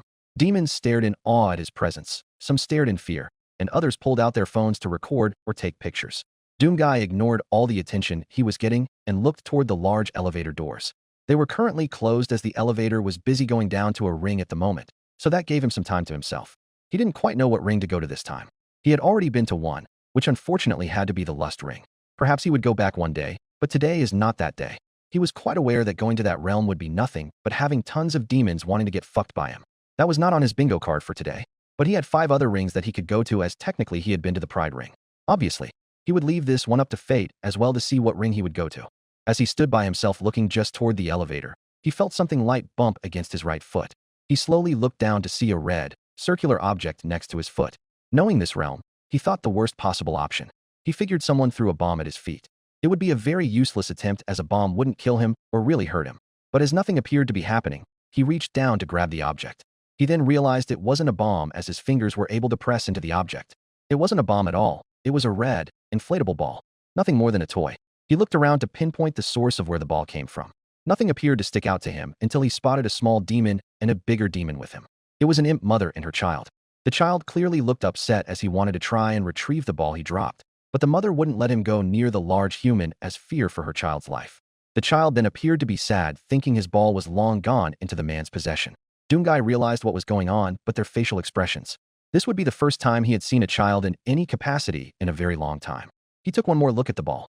He had no reason to keep it, and the child clearly wanted it back, but wouldn't be able to come get it himself. He wouldn't try and walk over to them to hand it to the child, as they both would mostly become terrified that he would do something to them. So, Doomguy simply placed it on the ground and rolled it back over to where they were sitting. He could see a happy look on the child's face as he grabbed the ball when it rolled over to him, and a surprised look on the mother's face as she had never expected him to give the ball back. She, like many other demons in the realm who had never seen the Slayer in person, had heard all kinds of rumors that he was nothing more than an extremely mean and powerful killer who wouldn't hesitate to snap your neck if you even looked at him the wrong way. But she started to think that perhaps those rumors were wrong. Maybe he wasn't all bad. Doomguy looked away from the 2 imps and back towards the elevator as he continued to wait for its arrival. He could still see out of the corners of his eyes that the demons in the lobby were still focusing on him. Demons were still taking pictures, recording videos, and just talking about him and the act they saw him do. Nobody expected him to give the ball back. Most thought he would just pop it or toss it out of sight. Doomguy was not opposed to helping others, but they certainly needed to earn his help as he still didn't fully trust anyone. The waiting had come to an end as the elevator had finally arrived, and demons who were returning to the Pride Ring began pouring out of the elevator, while those who meant to board the elevator began to head that way, including Doomguy. Everyone that was boarding the elevator either got on the elevator first or made sure to keep their distance from the large man, so as to not stumble into his path. The mighty Slayer found his way into the elevator and decided to take a seat down in an open section of seating, which could typically fit up to 6 demons at a time, but for now, it would only fit one very large human. As he waited for the elevator doors to close and for the descent to begin, he began to massage his wrists and began to rotate his right hand to loosen it up. After about 5 total minutes, the elevator doors began to close as it was time to descend down to one of the rings. The Slayer sat with his own thoughts as the elevator was moving. He honestly had no idea what ring it was going down to this time. He just hoped it wasn't lust again. But even if it was, he was not going to get off the elevator that time. But with luck, he was not going to end up in lust again, as this elevator was going to a ring he had not visited so far. The ride came to an end, and the large doors opened up. A bright and colorful realm appeared in front of his eyes. He wondered what ring this was supposed to be, but his question would soon be answered as a voice came over the speaker. Thank you for riding. Welcome to the Gluttony Ring. Chapter 34. A Trip Down in Gluttony. The Gluttony Ring. One of the more colorful and brighter rings that hell had to offer. The bright land filled with buildings of very unique shapes, forests all around, and a type of blue fog that flows through the outskirts like a river. Once again, the ruler of gluttony, the embodiment of the sin herself, Beelzebub, was hosting another massive party at her mansion located in the heart of Gluttony. Mostly hellhounds and some imps were filtering into the doors to party like hell. Luna had gotten into a little bit of a routine of attending these parties. She hadn't come to one in a little while, so she figured she should attend again. She began walking up to the doors while trying to crack her neck and loosen up her shoulders. A smile came to her face as Vortex was chilling just outside the doors waiting for her. Luna, what's up, girl? Vortex said, greeting her. Hey, Vortex. H, how's it going? Luna asked as she didn't know quite what she should say. It's certainly going, Vortex said with a chuckle. Ready to go in? Why, yup. I'm ready, Luna replied. Sick, Vortex spoke, and they both headed inside. Been a little bit since you've been to one of these? What you had going on? Luna's ears perked up as she didn't expect that question. Oh, just been a little busy with that job I got. You know, a lot of clients lately, and other things. Vortex smirked at that and folded his arms. All right. Sounds exciting. Oh yeah, Luna nervously laughed. It was really exciting. Her ears perked up again as she heard a familiar voice. Oh hell fucking yes. There's my favorite bitch. Beelzebub herself spoke, that as she found Vortex and Luna. Girl, it has been too long. Where the fuck have you been? She placed a hand on her hip and pointed a finger at Luna. She's been busy with that job of hers. Vortex answered for Luna, and that was about what Luna would have said. Damn, that sounds kind of lame. Work keeping you out of gluttony? Beelzebub questioned mostly as a joke. Yeah, thankfully I was able to find some time out of work, where I could come back down here for one of your parties. Luna answered and tried to add some enthusiasm. Fuck yes, that's the spirit, girl. You just keep on being my favorite person. We got to make sure you have a hell of a night tonight. To make up for it, you know? I probably know. What is going on? Beelzebub questioned as she a lot of commotion going on near the entrance of her mansion, as well as people leaving her party in mass groups. That never happened before, and she couldn't be more confused. Okay, what is going on right now? Why is this party going sour real fucking quick? I don't really know. It kind of seems like there is something outside that those hounds are going to see, Luna suggested, which was a very truthful suggestion. It would seem that way, but I just have a simple and burning question to ask. Why? What could possibly be out there that is better than my party? Beelzebub questioned as she was becoming visibly anxious and distraught as she believed that the demons thought her party was becoming lame, and that was no good. She took flight and went outside to figure out what was going on. Is she okay? Luna asked Vortex, as this was a little different side to Beelzebub. Yeah, I'm sure she is all right. I suppose it would seem weird to her why everyone is leaving her party. As long as I have been coming to them. This has never happened. Vortex answered as best he could with a shrug of his shoulders to go with it. I think we better follow her outside. He then suggested. Why yeah, sounds like a plan. Luna agreed rather awkwardly. The two hellhounds did walk together to find the sin of gluttony.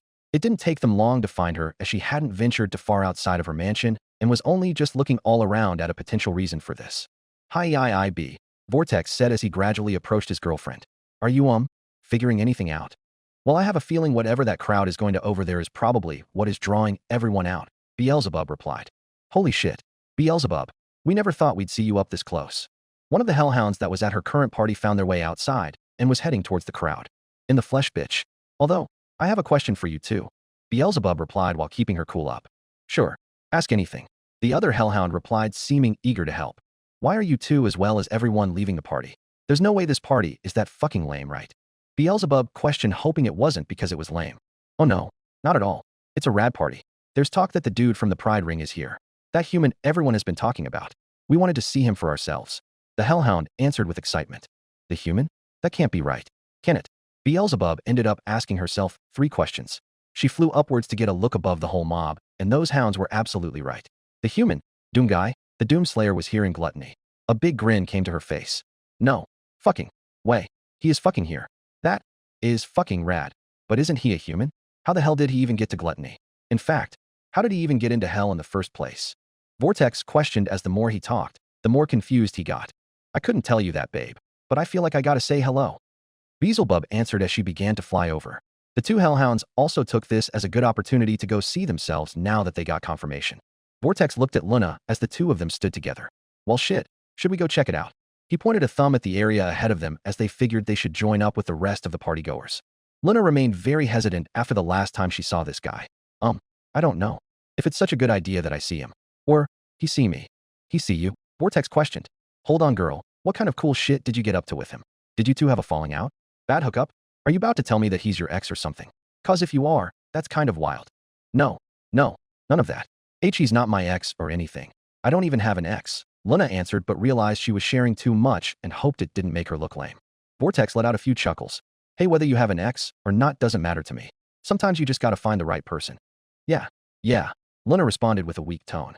So spill it, Luna. What is the past you two got with one another? Vortex questioned, wanting to know if Luna had some cool, dark secret. Luna wanted to feel cool in Vortex's eyes, so she felt like she had to share. Okay, you remember that group that I work for? He thought about that for a few seconds, and then an imaginary light bulb popped in his head. Oh, you mean that little assassination company that your dad runs? Vortex answered, as it surprisingly didn't take him long to remember that. Yeah, so we went to this hotel that he was at, and we all may have gotten in a fight with him. A fight where he tried to kill us. Luna wanted to include the kill part to make the story more interesting. Oh shit, a fight to the death? Sounds pretty fucking extreme. I take it there was no clear winner. Vortex put 2 and 2 together, cause normally a fight to the death means one party is dead, but since Luna and Doomguy were alive, no one technically won. You could say that, Luna answered. Although they clearly lost and got their shit rocked. But that part could be left out. But I think I should clearly stay out of his sight, cause he may still be pissed. Luna didn't normally give enough of a shit to be scared of someone, especially a human. But there was something different about this human. Did this fight happen a long time ago? Like in the months range? Vortex asked. Maybe he forgot all about it. Oh, funny story really. It happened. Only a few days ago. Luna replied in a serious tone. You could say that I haven't fully recovered from it myself. Oh, well shit. Well, if I'm being honest, if I fought someone a few days ago, I would probably still have their face fresh in my mind. So, maybe he wouldn't forget that quick. Vortex put a hand to his chin. Maybe you should stay away for now. That seems like the best option. Luna quickly spoke. Usually a lot of fights don't happen here. I'm sure B would have your back if something should happen. Vortex put a hand on her shoulder to try and reassure her to not ruin her mood with worry. Luna did take the words and believed B would have her back. Although she wasn't sure if Beelzebub could win a fight with the human after how easily her group got put down. I'm sure everyone out there could guess. She could not win. While their conversation had been going on, in the huddle, Doomguy found himself completely surrounded by excited demons. He couldn't even walk left, right, straight, or backward due to the crowd, unless he felt like lowering his shoulder and just barreling through everyone. He was becoming very annoyed at this point as he did not want to be bothered by these demons. They were all shouting, cheering, taking pictures and videos of him, and some were taking selfies with him. Doomguy had enough. Frankly, since he did not like to speak, he knew of a good way to get a message across. Through actions. He pulled his super shotgun behind his and made it very obvious to the crowd as he loaded 2 shells into the chambers and loaded the gun. He then held the gun towards the crowd and spun all the way around. The mood kinda died down as the demons became concerned. But they definitely started to back away when they saw the very mysterious-looking and unique shotgun. Thankfully, the sin of Gluttony herself came over at the right time. Whoa, party people. Give the man some room. Beelzebub announced as she flew down. Not every day we get a WH. Hold on now. She held up her 4 sets of arms and her 4 hands casually to show that she wasn't a threat considering the man had a shotgun in Gluttony, of all places. No need for the hostility. Forgive these raging partygoers as they are still juiced up from the party and are incredibly excited to see someone such as yourself down here. Am I right, people? She asked the crowd, which caused them to start an uproar in cheers. She saw the man looking all around as a reaction to the cheers. Once they died down, she began speaking again. Now you probably got a thing for personal space. I mean, who doesn't? I respect that, and I'm sure that gun of yours will make everyone realize not to suffocate you. Does that sound like a plan? Once again, that was directed more towards the crowd. They all came to a consensus that they were in fact getting far too close to him, so the crowd decided to show they understood by all moving a few steps back to create a bigger circle around Beelzebub and the Doomslayer. So, I think as long as you are not smothered by everyone, I see no need for the gun. Right. Doomguy said nothing and hardly moved. But she did get them to move, so he did lower his gun from being pointed at her, although he didn't fully put it away. For now, it would remain at his side and pointed at the ground. There, that's more like it, Beelzebub said as she flew over to get closer to him. So, I am Beelzebub, Queen Bee, whatever the fuck you prefer, bitch. I am quite flexible when it comes to my name. Now I think it would be the shit if you joined all of us back there in my mansion for the party we got going on. Since you are new to Gluttony, I could really give you a tour and the rundown of the greatest ring hell has to offer. You in? Doomguy did not want to follow her to any parties as that would just mean more distractions and more of these demons following him around. He figured it would be an incredible waste of time. Except for one part of it. He realized that he once again got lucky and found himself talking to the embodiment of the sin of this ring, so she would know everything here. She could pretty much tell him the rundown and where things are. This could tell him if being in this ring was a complete waste of time or if it had its uses. So he would follow along. For now, he looked back down at Beelzebub and looked back towards her supposed mansion. He let out an annoyed sigh that no one could hear but himself and set his super shotgun away. He then looked back at her before giving her the hand gesture of lead the way. Well, alright. Good enough for me, Beelzebub said before flying straight upwards and directing her words towards the crowd. Okay, party people. Sounds like our special guest in Gluttony is going to be joining us at our fucking party. After announcing that it got a collection of cheers and some howls from the hellhounds. So, everyone move those legs of yours back inside so we can get this shit starting the FUCK back up. Once again, that also got a collection of cheers as all the demons in the crowd started to proceed towards the front doors of the mansion. Beelzebub's smile remained on her face, and she also felt a little sigh of relief to know her party didn't suck after all. She slowly flew back down to several feet in front of Doomguy. He started to walk to catch up to her, and she started walking with him towards the building. So, I cannot say how cool it is to have you of all people here in Gluttony. I don't know that much about you other than all of hell going crazy over you, and that you apparently have made a major presence in the Pride Ring. You are pretty much a celebrity in hell. And I am honored that you would choose Gluttony as your place of visit, as you came on a perfect night, as we are preparing to get fucked up tonight. Vortex and Luna were still present outside of the mansion and stood away from the doors to avoid the crowd of hellhounds going back inside. So, looks like the party is starting back up again, Luna said, which was kind of an obvious thing to say. Vortex wasn't known to be a smartass, so he didn't bother to make her feel dumb for saying it. Yep, he does have a knack for getting the party up and going again whenever it's dying down. Now this was a bit of a unique situation compared to most, but you get the point. Yeah. Oh shit, she's coming back with that guy. I think I'm gonna slip back inside for now. Catch back up with you later, Luna said while awkwardly doing finger guns. Vortex chuckled and did the finger guns back to match her awkward energy. Sure, sounds good. He watched as Luna went inside with the crowd and stayed outside to wait for B to walk up. He didn't have to wait long as they came into hearing range. He could hear her chatting about her parties, and the closer the man got, Vortex started to realize how big this guy was. Oh hey Vortex, Beelzebub said with a hand on her hip. See our new guest that came to fuck shit up? Vortex looked at Doomguy. The two of them stood at about eye level, and Vortex almost felt like he could feel the hard stare he was getting. Why, I do see that. Quite the human, that's for sure, with quite the armor he's got on. I don't think I've seen something like that before. He is quite the human. Here I thought Vortex was big, but you? Phew. You are huge as well, Beelzebub said as a compliment. Vortex and Doomguy had similar sizes when it came to their upper bodies. Both had massive arms, but Vortex was definitely missing the massive legs Doomguy carried, and also immeasurable strength, immense durability, infinite stamina, superhuman speed, and a whole lot of other fun things. I will agree. You do have quite an impressive build. Must have quite the workout routine, Vortex said as he crossed his arms while giving Doomguy a compliment as well. I really am curious where you got that armor from. Care to share? They both stood by as Doomguy did nothing but stare at Vortex, having no intention of sharing where the incredibly rare piece of armor comes from. Did he even hear me? What's going on right now? He asked as he was confused by the lack of response. Not sure. I feel like he's not much of a talker. I didn't hear him say much when I was talking with him. But you know what? Sometimes you just gotta break out of your comfort zone, and one of my parties is the best fucking place to do that. So, how about we move this inside where the real fun shit is happening, bitch? Beelzebub suggested. Doomguy didn't have much say either or. Sure. Sounds great. Vortex agreed. Hell yes. Now I don't know what kind of parties or wild shit you get up to, but this may be next fucking level, bitch, Beelzebub said to Doomguy as the three of them proceeded inside.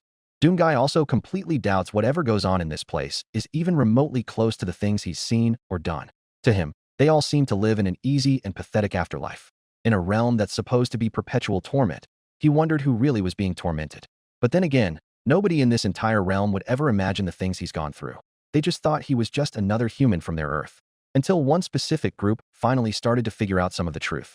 Hazbin Hotel. Everyone gathered around in the Hazbin Hotel currently was at a loss for words. The main reason for these losses was due to the fact they were all absorbing and processing all the information Charlie had shared with them about Doomguy. The information would finally shed a little light on who the large human that had been staying with them for months really was. Of course, this information wasn't even that much when you take how long the Slayer had been alive and how many battles and experiences he had been through.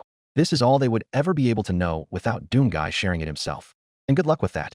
Husk felt like being the first one to speak as he felt like somebody had to. So, I suppose those logs we heard months ago are starting to make more sense. And it kind of seems like they both match up.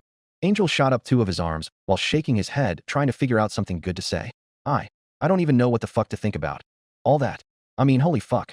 I thought I have gone through rough shit. Never in my life, or afterlife, did I expect to come across someone with that kind of past. Yes, I would have to agree. That seems rough, Sir Pentious added. That seemed to be the best way he also could describe it. I kind of feel bad for thinking he was nothing but an angry, murderous psychopath. I don't even know if I could blame him knowing what his life is like. Vaggie spoke feeling a little guilty. That life is fucking awful, Angel blurted out. I mean shit, what kind of life is that? He's just been fighting bloodthirsty monsters his whole life? Literal monsters? Like legit scary-ass demons you'd see in like movies or some shit. That is his whole life, where it sounds like he never gets to have any kind of fun or happiness. I mean, who fucking knows how much more we don't know about him? Probably explains why he never does anything fun. All he probably knows is just killing and more killing. I bet this kind of lifestyle is so unnatural for a guy like him. He probably fucking hates it. Husk spoke again, giving his opinion. Most definitely. Alastor decided to add to the conversation with a twirl of his cane. Why I'm sure socializing with the common folk is nothing that interests a man so full of rage that has dedicated his life to exterminating creatures that have wronged him. I would assume that is why we see him standing still. He is probably so used to being in action and being on his guard that it has become a force of habit to a soldier such as himself, Pentious added. Nifty then added something of her own. Who would have guessed that bad boy had gone through all that? Charlie had not said anything as she let the others share their thoughts about the information they had just heard. But now that they kind of put it out there, she felt like she could start to join back in. When I heard that from my dad, I couldn't bear to think how much he had truly gone through. I would have to guess there is a lot more than just that. But I felt like you all should have heard this because he is a valued member of this hotel and someone I consider a friend. With you all knowing this, I would hope you all would be careful with this information. Now I think I can speak for everyone in saying that Doom Guy seems to be someone who is unaffected by most things. She wanted to add more to that until someone else started to chime back in. I could see why he is unaffected. When I was still living on Earth, I always heard about how affected some of these soldiers would get from battle, how much they would suffer from PTSD. I got to believe he suffers from it bad where he is just drained of all emotion. Priscilla wanted to be the one to chime in this time. Ain't that the truth, sister? Angel spoke to make sure she knew he agreed. Yes, unfortunately, I think that way too. But going back to my point, I am hoping that we take this into being a bit of a sensitive topic with him. I would have to believe some parts of it are. If those demons from that world killed almost every human, I would have to guess he lost a lot of people he cared deeply about, Charlie added while she closed her hands together as she spoke. Oh geez, I didn't even think about it that way too. Just to make it more depressing, Angel said as he put a hand to his forehead and had to take a seat on one of the couches. Earth gets invaded by terrible monsters that kill everything in their path, including the man's family, which makes him dedicate his life to revenge. Sounds like something out of a movie. Charlie, my dear, I must ask about this apparent source for this information. You said that the king got this information from a being from that world. Alastor questioned. That's right. Charlie quickly answered as she figured Alastor was forming a sense of doubt. It was like some spirit that he couldn't actually see. I have to believe my dad is telling the truth because there is no way he could have learned this information himself without someone telling him. Doomguy doesn't like to speak, so he wouldn't have shared it. I can believe it. Priscilla quickly voiced her opinion. It seems like he's defining the impossible each day and everything about him should be impossible. Why not add a little more to it? Should we, do something? Pentious questioned. Do what? Nifty asked as she was confused about what there was to be done. I don't know. Do something for him. Sir Pentious decided to specify the question a little more. I don't know how much we can do for him. I've run into those who have gone through rough times, but never that rough. Vaggie gave her reply. Charlie pondered for a moment on what they really could do for someone like him. Well, I do agree on the comment Husk made about how he probably isn't used to this kinda mellow lifestyle. Well, mellow compared to what he's used to. So then we should get him used to it, Angel quickly suggested. Angel, we can't just force him to get used to living in a different way than he's used to. What's to say he won't just reject everything? Vaggie replied while asking her own hypothetical. I'm not saying he will or he won't. Angel decided to answer Vaggie's question first. But there's no way this is the life he's always lived. He's a human. He probably was just like everyone else. Who's to say that he didn't live like this before? Well, I'm afraid that's a hypothetical we just aren't going to find out. Unless he suddenly feels like a heart-to-heart chat about his past, Husk pointed out, which was true at this point. Maybe one day he will speak like anyone else. The big guy has certainly been a help to us, has he not? Why shouldn't we be a help to him? Angel asked, especially knowing he owes the Slayer multiple favors at this point. Maybe is a good way to describe it. But I think we shouldn't rush in with him, Charlie suggested. I think the best course of action would be to try and just go about our lives as usual and try to ease him into life down here. As we try to ease him in, we can certainly try to help him along the way. But he comes from a whole other world. Will he really stay here forever? Priscilla questioned. I don't know. I feel like he won't, but maybe he will. Charlie changed her tone to more of an optimistic one. For the time he is here, I think we should try to see what we can do for him. If he rejects it, then that's fine with me. Well, I guess that's not completely true. Like Vaggie said, We can't force him into liking anything, and I don't want to force him. But my goal with him, like all of you, is to help. Now that I know more about him, I want to try and help him through the pain he carries. Like I would with any of you. I suppose this would be the place to do that, wouldn't it? Pentious stated that helping others was one of the main goals of the Hazbin Hotel. That comment brought a small smile to Charlie's face. Yes, it is. She quickly replied. Now, whenever he comes back, I will hope that you all will keep this information in mind, but don't start pouring questions on him. Like I mentioned earlier, we don't know how much any of this means to him. I think we should throw him a party to show how much we care. Nifty suggested. Okay, Nifty, that is an idea. Let's just put a pin in that idea for now, as it Charlie spoke, but was starting to struggle with what to say. Isn't appropriate. Vaggie finished her sentence for her. You don't just hear about someone's trauma and then just throw them a party to make them feel better. Would work for me. Nifty replied. Of course it would. Vaggie said to herself after she sighed. Look, we will try to keep this shit to ourselves. Angel replied to just try to give Charlie some relief. But he quickly crossed to his next point. But I do want to do something for the big guy sometime. He might need it, but not know he needs it. The fuck you expect to do for him? Throw him a pity party? Hus questioned. Minus the pity portion, and a party is a great idea. We could have a big party with big balloons and streamers and loud noise. And I could even show him the stories I have been writing. Nifty grinned after her wild number of suggestions. Okay, Nifty. A lot is being thrown around right there. But once again, I don't know if a party is the right idea or not. Charlie clasped her hands together while keeping a smile on her face to try and keep Nifty's spirits up as she once again suggested the party idea. Well, I could show him my stories. You are even in a few of them. Nifty replied, bringing up her story idea once again. I am. Charlie questioned. She started to think that was kind of sweet that Nifty would write a story and put her in it. Yep. One of them, you and Doom Guy, are in a hardened conflict to fight for your love. There's even a long part where you two dash, Nifty explained, although she was cut off. Nope, Vaggie exclaimed, being the one who cut her off.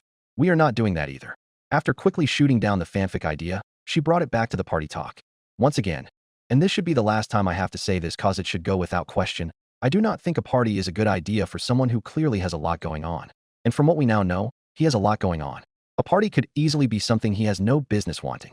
It could be. But I would say that if I was feeling down and someone threw a party for me, I would feel quite happy after that. Pentious decided to give his own opinion. Maybe you would find joy in something like that. But do you think that some giant killing machine of a man who seems to know nothing other than killing would become right as rain from a party? Husk questioned to see how morally innocent Pentious's mind really was. No, Pentious answered, but answered in a way like he clearly wasn't 100% in that answer. Look, we will hold off on any ideas such as this for now. I think that from now on, we should try to maybe slowly integrate him into our daily lives. Perhaps interaction could be something that could help him open up more. Maybe he may start talking on the regular too. Can we all keep that in mind? Charlie asked for confirmation from the group. She received several head nods and some verbal responses. Definitely. Priscilla quickly answered. Sure. Maybe then I can finally get him to screw me. Angel replied as well, but with a big-ass smile. Once again, thank you, Angel. Vaggie said incredibly sarcastically. Back in Gluttony. The party in Gluttony had been roaring like usual since the guests had returned inside. It seemed like everyone was focused on having a good time except for one. Beelzebub always liked to gauge her partygoers to see how they were doing while feeding off the vibes they gave. But her sight was fixated on her main guest, who currently was standing all alone at the edge of the balcony on the second floor. This didn't go unnoticed by Luna and Vortex, who were standing nearby. Hey B, you okay? You seem a little distracted. Luna questioned as she noticed that B was not paying attention all that well and seemed a little focused elsewhere. There is something. You remember that one time you came and your dad had that issue? I mentioned how I can get a taste of the vibes of those at my party. Beelzebub asked, just to make sure she remembered and that they were on the same page. Yeah, I remember that, Luna answered. She then thought about why she may be asking this question. I'm guessing you are getting another one of those bad vibes? Good guess, bitch. B replied, but used bitch in a good way. Oh boy, who is giving off the bad vibe this time? Luna asked while looking around for another that looked like they were in a bad place. It's the human. B answered as she pointed a thumb at the Slayer, who was standing by his lonesome on the second floor balcony. Oh, probably should have assumed that. Luna felt a little dumb for not figuring that out, as the man seems to not give off a very happy vibe. Kinda makes sense, Vortex answered as well. He folded his arms before talking again. He does seem like a angry dude. Very angry. Luna agreed, thinking about the last time she had encountered him at the Hazbin Hotel. Look, there is nothing wrong with someone being angry. Everybody has been angry at one point in time. But the vibes, the taste, the feel is just something I've never experienced before. It's like the worst taste I've had at one of my parties, but like 5 times worse. That's concerning. B replied with a very concerned look on her face. Well, it doesn't look like he's done anything that self-destructive. Vortex added, as the Slayer hadn't done much at while the party was going on. I guess. But This is still a bit unnatural. I think I'm going to go talk with him, Beelzebub announced. Is that a good idea?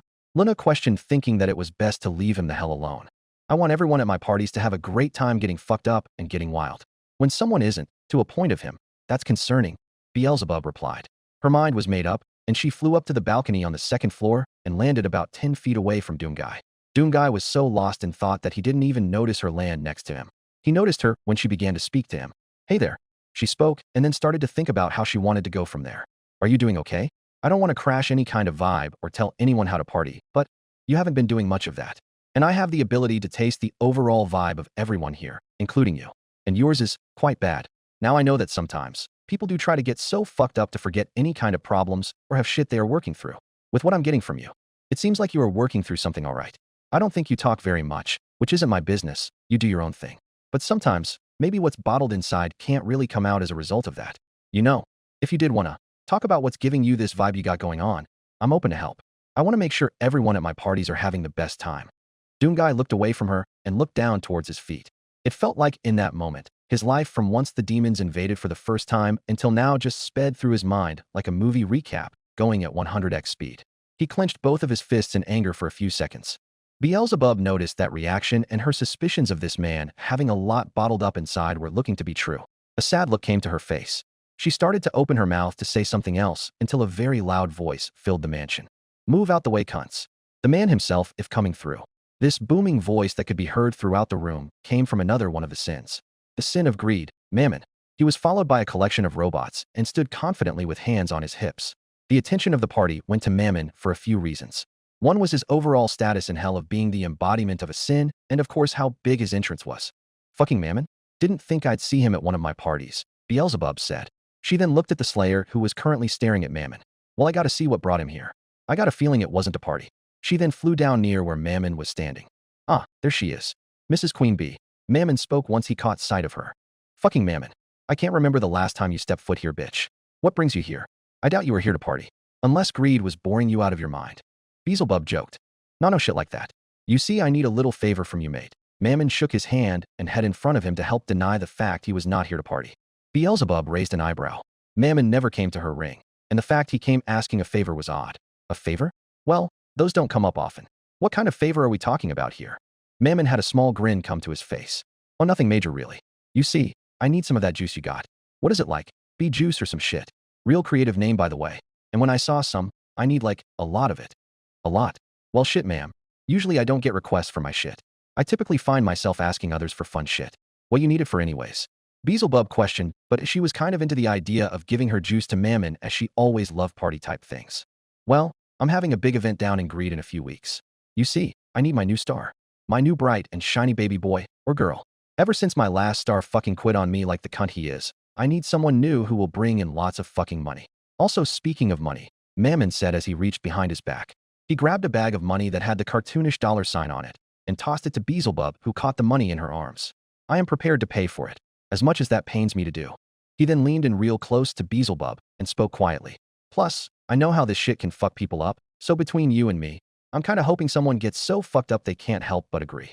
Well, that's kind of fucked, Beelzebub replied. But she couldn't be sure if he was gonna do that or not. And she didn't want to deny anyone the chance to get fucked up. Plus, she got paid for it, which she wasn't even expecting. All right, I have some of it stored in jugs that you can have. But this is my personal supply, so don't think you're getting it all. The imps in Greed are fucking idiots, and they are pretty fucking small. I doubt it takes much to put them over the edge, Mammon said with a grin. His robot servants came to his side.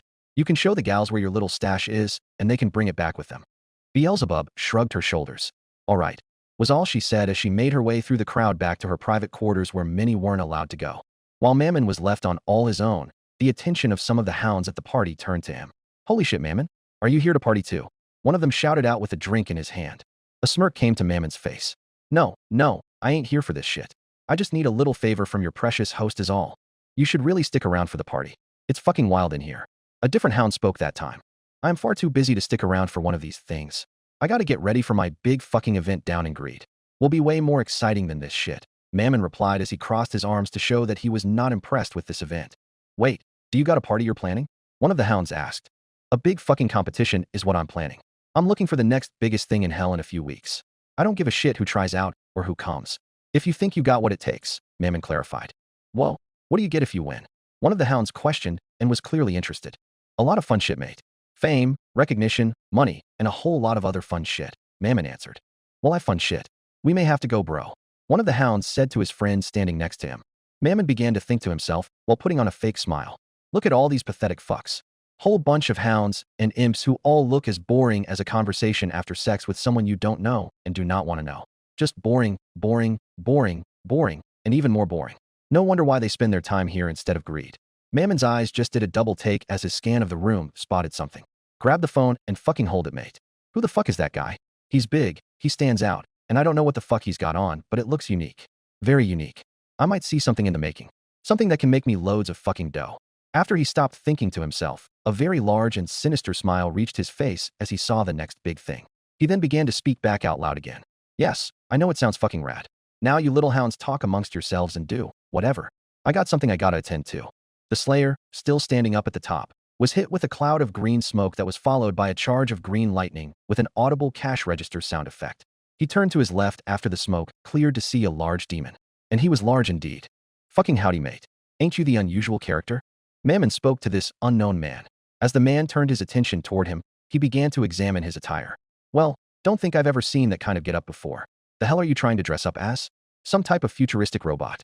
He placed a hand on his chin as he leaned in close to examine this so-called costume. Seems like you went a bit far with this. I would almost say that it looks like more than just plastic. He leaned back away from the man and began waiting for him to say anything back to him. Mammon became confused when nothing was being said. You deaf, mate? 'Cause why the fuck you ain't saying nothing? Don't you know who I am? Most demons react with a lot more energy when I approach them. I'm not gonna lie, not really getting that from you, and that's a bit fucking strange, don't you think? Oh, I see you found your way up to him. Beelzebub spoke as she walked up behind the both of them, clearly showing she was done directing Mammon's servants. Mammon became more confused about why this man was referred to that way. The fuck is that supposed to mean? You trying to say that I should know this guy? Yeah? He's the human? The guy that has been the big talk up in the Pride Ring? The guy that most of hell seems to be talking about? Beelzebub questioned, trying to give him things to jog his mind. Mammon thought out loud. Nope, never heard of him. Frankly, I don't give much of a shit what goes on in the Pride Ring since it's full of sinners who can never make me much cash since they can't come down to greed. But clearly, this big cunt can. But, how exactly? Don't look at me for an answer.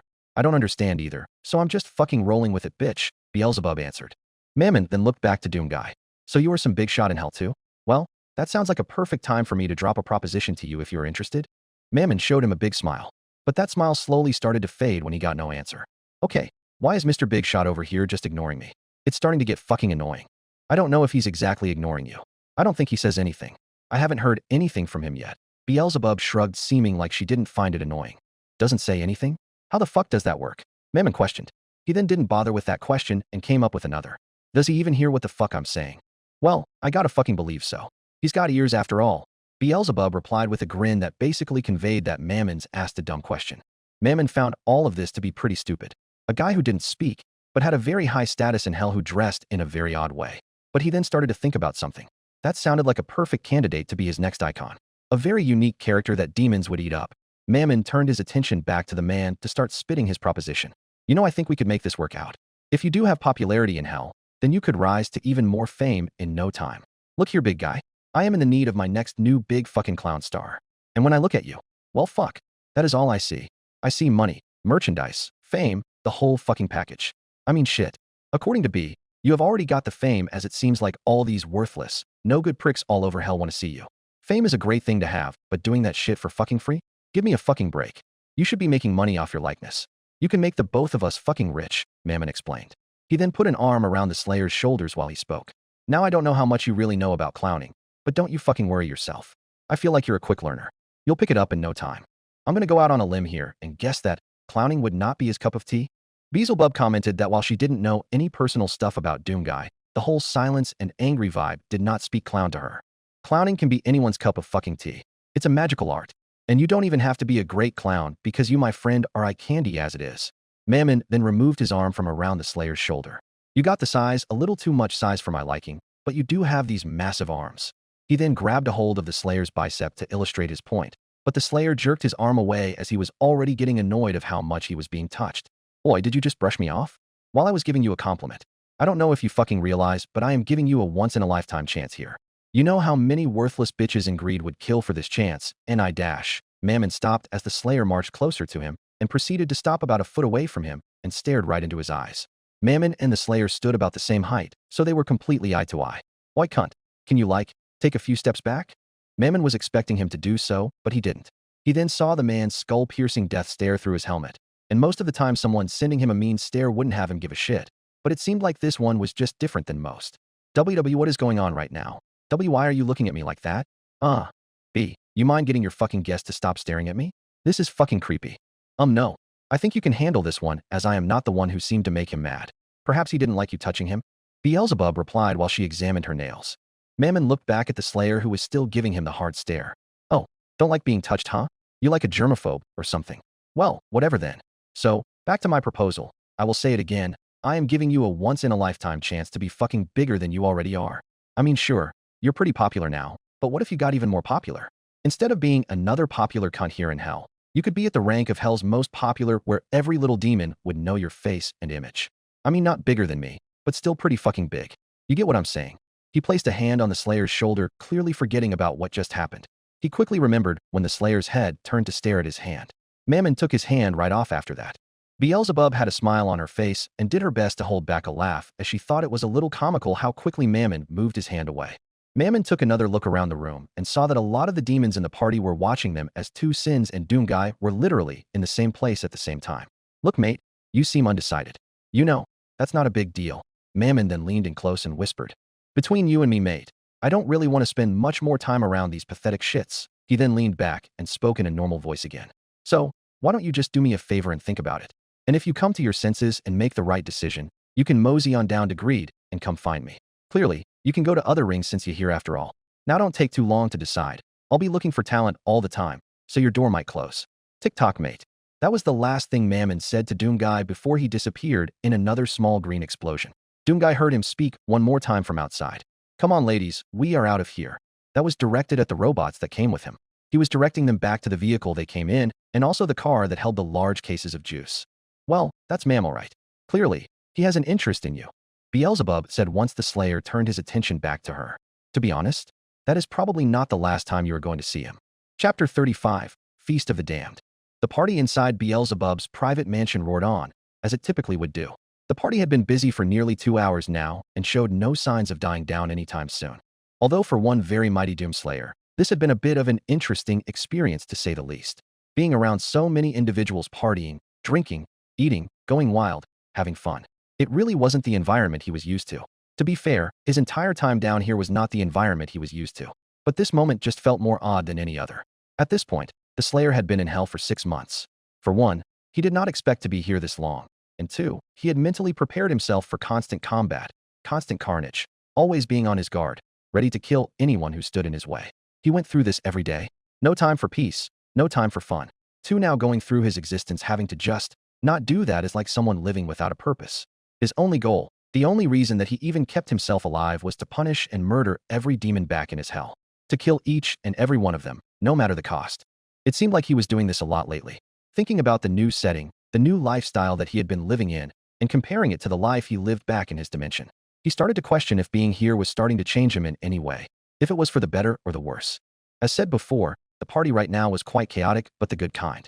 In the middle of the chaos stands Doomguy. His towering figure, clad in battered green armor, stands like a statue in the midst of it all. He doesn't move, doesn't speak per usual. He simply observes the madness around him, his face set in a grim expression, his mind distant from it all.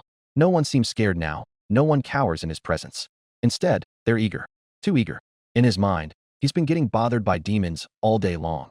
And speaking of eagerness, it looked like another couple of drunk hellhounds were approaching him, seeming quite eager to be around him. The human. Holy shit in the flesh. Never thought we'd see you at one of B's parties. Shit, I never thought I was going to see you in person. One of the hellhounds spoke. That's what I'm saying, one of the other hounds said as he gave his friend a playful backhanded smack on the shoulder. In fact, I never thought I'd be standing right next to him. Yo, man. Like, why are you just so cool? Like you, so big, and this outfit, it's very, very cool. This came from the third one, who was clearly very drunk. And because of his intoxication, I'm sure the Slayer's appearance looked even better through his eyes. Shit, dude, why don't you just jerk him off already? His friend was just trying to give him shit as the two of them were just fangirling a little themselves. And while he was also drunk, he certainly wasn't at that level. Shut the fuck up. I mean, look at his outfit. Like, what is that? It's so green and cool looking. Is it like a costume? You going to a convention? The drunk hellhound asked as he tried his best through his drunk vision to examine the armor. I don't know, man. That almost looks real. One of the hellhounds said as he leaned in close to look at the suit. You could tell by looking at something whether it was made of a hard plastic or when it was made of something much harder. Come on. This is clearly just a costume. See? Fuck. The drunk hellhound exclaimed as he shook his now throbbing hand.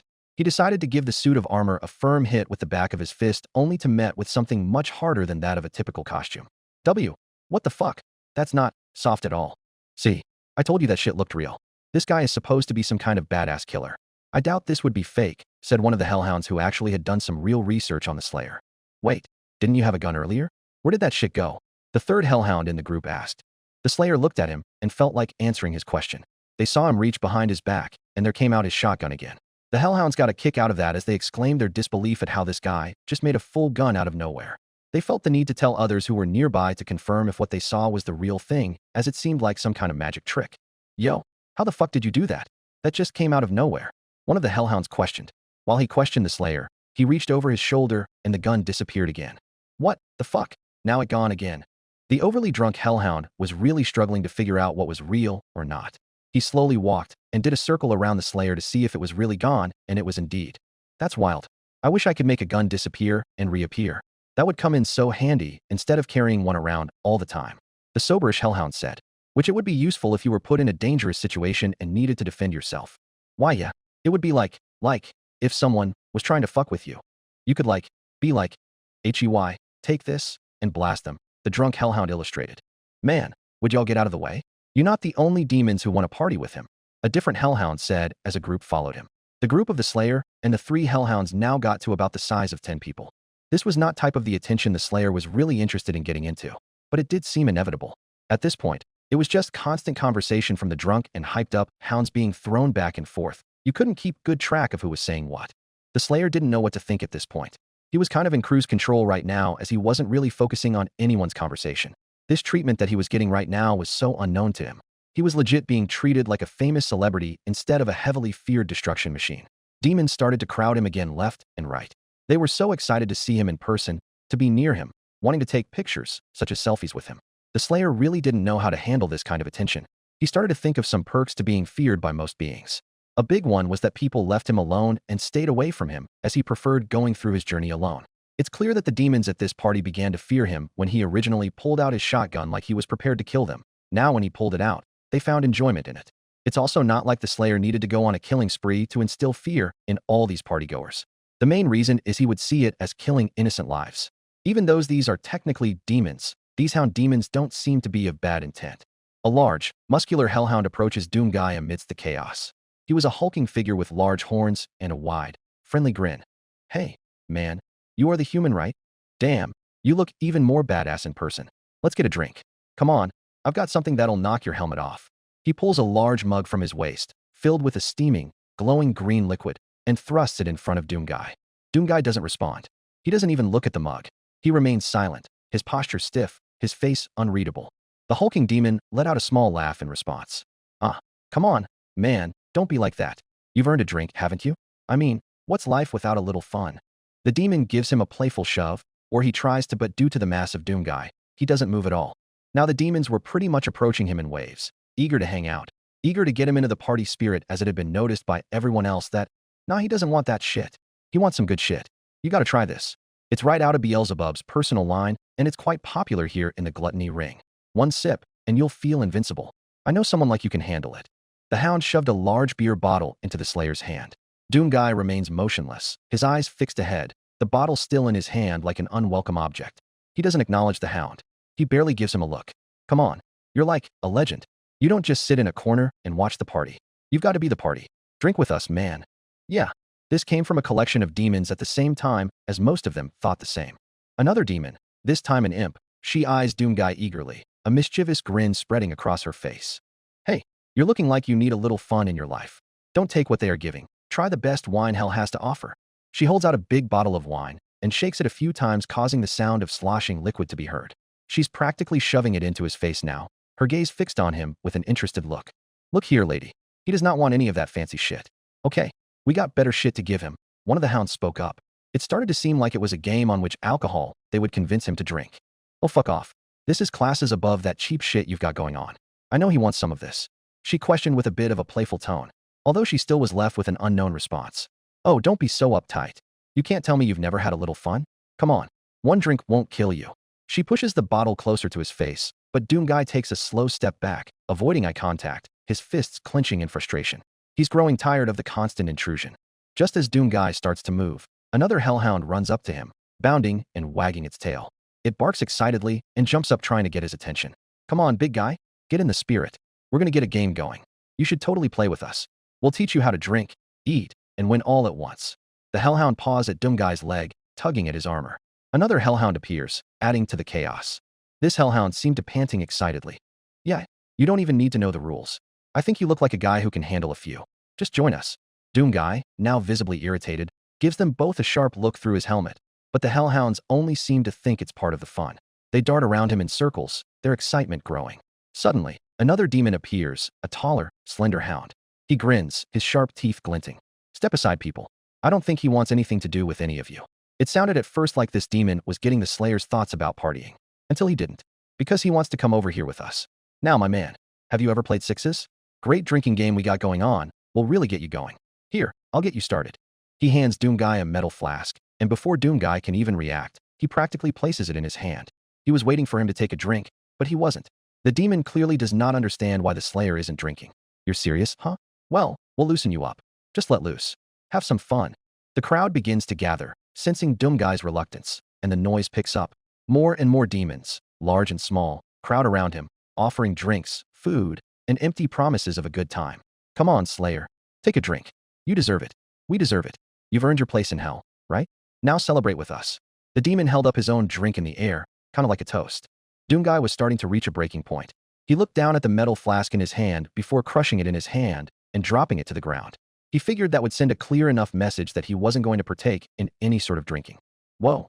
So, not going to lie, that was kinda cool. One of the hounds muttered as watching a literal piece of metal be crushed by someone's bare hand was impressive to see. Yeah, damn, you really are fucking strong. Wait, that was real metal, right?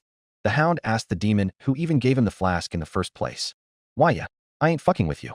That was solid metal. The demon replied, still a bit stunned at the action. Well, it really does seem like he doesn't want to drink. Well, that's not a huge deal. One of Beelzebub's parties isn't always about the drinks. It's about the sweets too. She spoke, turned around, and grabbed a plate of food from another table. Try this then. Food makes the soul feel better. Trust me, you'll love it. One bite won't hurt. Her smile is wide, but it's unsettling in its intensity. Doomguy looks around at the gathering crowd, now fully encircling him. The food, the drinks, the constant attempts to pull him into their world, it's not for him. His fists tighten and his jaw clenches. This is not hell. These demons have no idea what he's been through, what real hell is. He doesn't want their food, their drink, or their false camaraderie. He's had enough. He steps forward, pushing through the crowd. They don't stop. They just keep pushing, laughing, trying to pull him back into their party. In the distance, someone had been observing him and the group that had been around him. It was none other than Beelzebub. She still was thinking of her last talk with him and the terrible taste she was picking up. She was hoping that her guest would try to help him get into the party spirit, but it doesn't seem that way. That taste is still there. She really has never seen someone reject fun or partying too hard before. This just made her curiosity about this guy even larger. She saw that he was leaving and wanted to talk to him once more. She proceeded to fly towards him. Doomguy had made it outside now, and the outside was darker than before, clearly signaling to him about how much time had passed.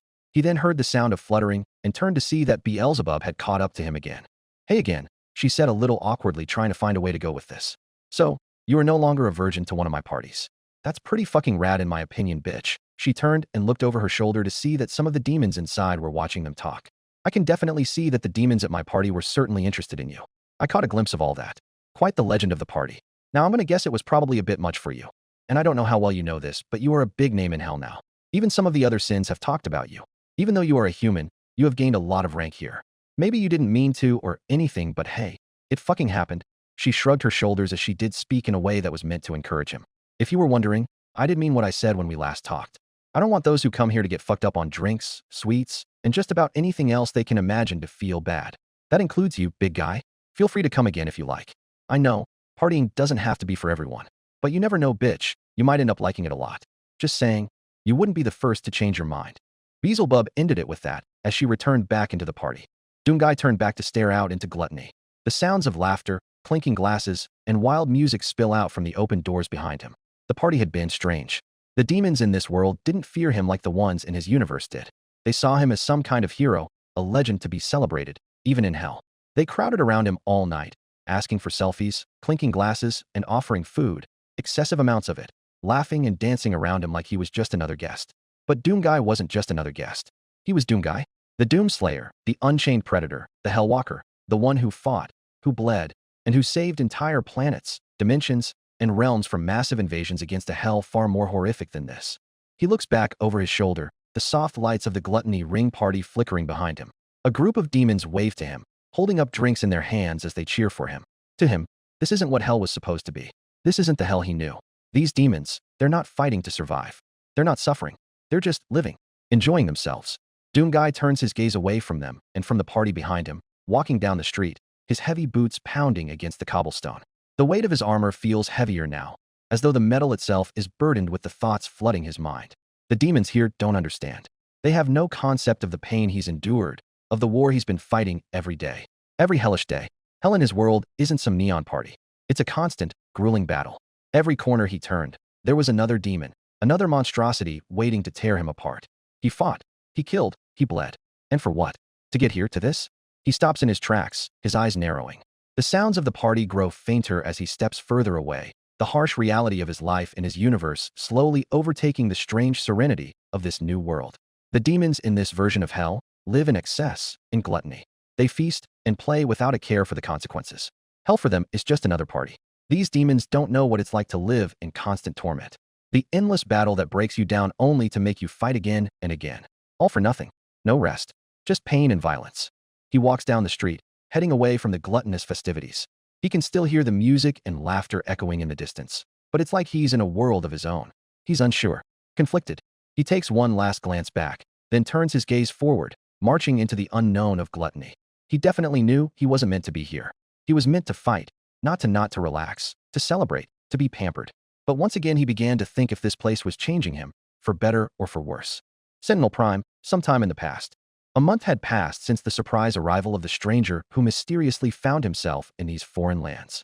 It had also been a month since this stranger proved a feat no being had ever done before in the arena. And that was defeat every challenger that stood in his way, despite being a walking corpse. This had gotten him a lot of recognition from the priests, the Khan herself, and King Novik. Over the past month, he had been constantly called upon by the Khan and her priests to talk more about the demons he spoke of.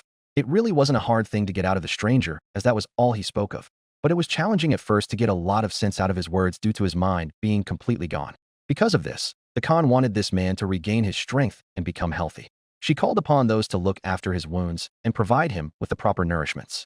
From not having to fight every moment of every day, there started to be progress in the stranger's mind. His anger, his rage, and his insanity were still definitely present, but not at the lengths they were before. It started to seem like he could concentrate on what he was actually saying, and not only see the fiery pits of hell everywhere he went. As this progress was noticed, they decided to put him through his required Sentinel training. However, this still did not come with glowing support. This was breaking a long-time Sentinel tradition, and a large handful of the Sentinel Knights did not want this man in their ranks. The Sentinels considered themselves proper, professional, highly trained, and highly skilled warriors that are prepared to handle any task and any foe. This man, who the Sentinels are starting to call the Outlander, did not fit those marks at all. To them, he was fit, insane, barbaric, out of control, and sloppy. Today, the Outlander was going to be put into his first real combat test in his training as a Sentinel. The newcomer found himself in a new training area he had not been to before. It was a circular area surrounded by pillars and archways and a dirt ground. The man stopped on top of the dirt and dug his boots into it, with helmet in hand. A Sentinel Knight walked over to a new man that the Marine was seeing for the first time as well. He stopped in front of him and stood up straight and held his spear close to his body, as a sign of respect to a higher authority. Here is the Outlander Commander Valen. The man now known as Valen nodded his head in acknowledgement of the Sentinel's words. He then proceeded past him and walked towards the newcomer. This would be the first time Valen actually got sight of the man, as he was only informed verbally of his presence and his actions. He stopped in front of him and looked at him head to toe. His clothing had an unusual look, at least unusual to this world. He looked him right in the eyes and was only met with a very mean look. Valen was not intimidated nor staggered by this. "You are the Outlander that has been set to join our ranks." He questioned more as a confirmation. For Doomguy, he had been getting called the Outlander lately as his official title. While it was definitely not his name or any other nickname he went by, he did not have enough care in the world these days to bother to correct anyone. Because of this, he kept his serious tone and replied, "So they say." Valen slightly raised his head before turning around and walking a few feet in front of him with his back to the man. "Word has spread to me of your actions and your intrusion of these lands, reeking of death. And yet, you were said to defeat every man the arena had to offer."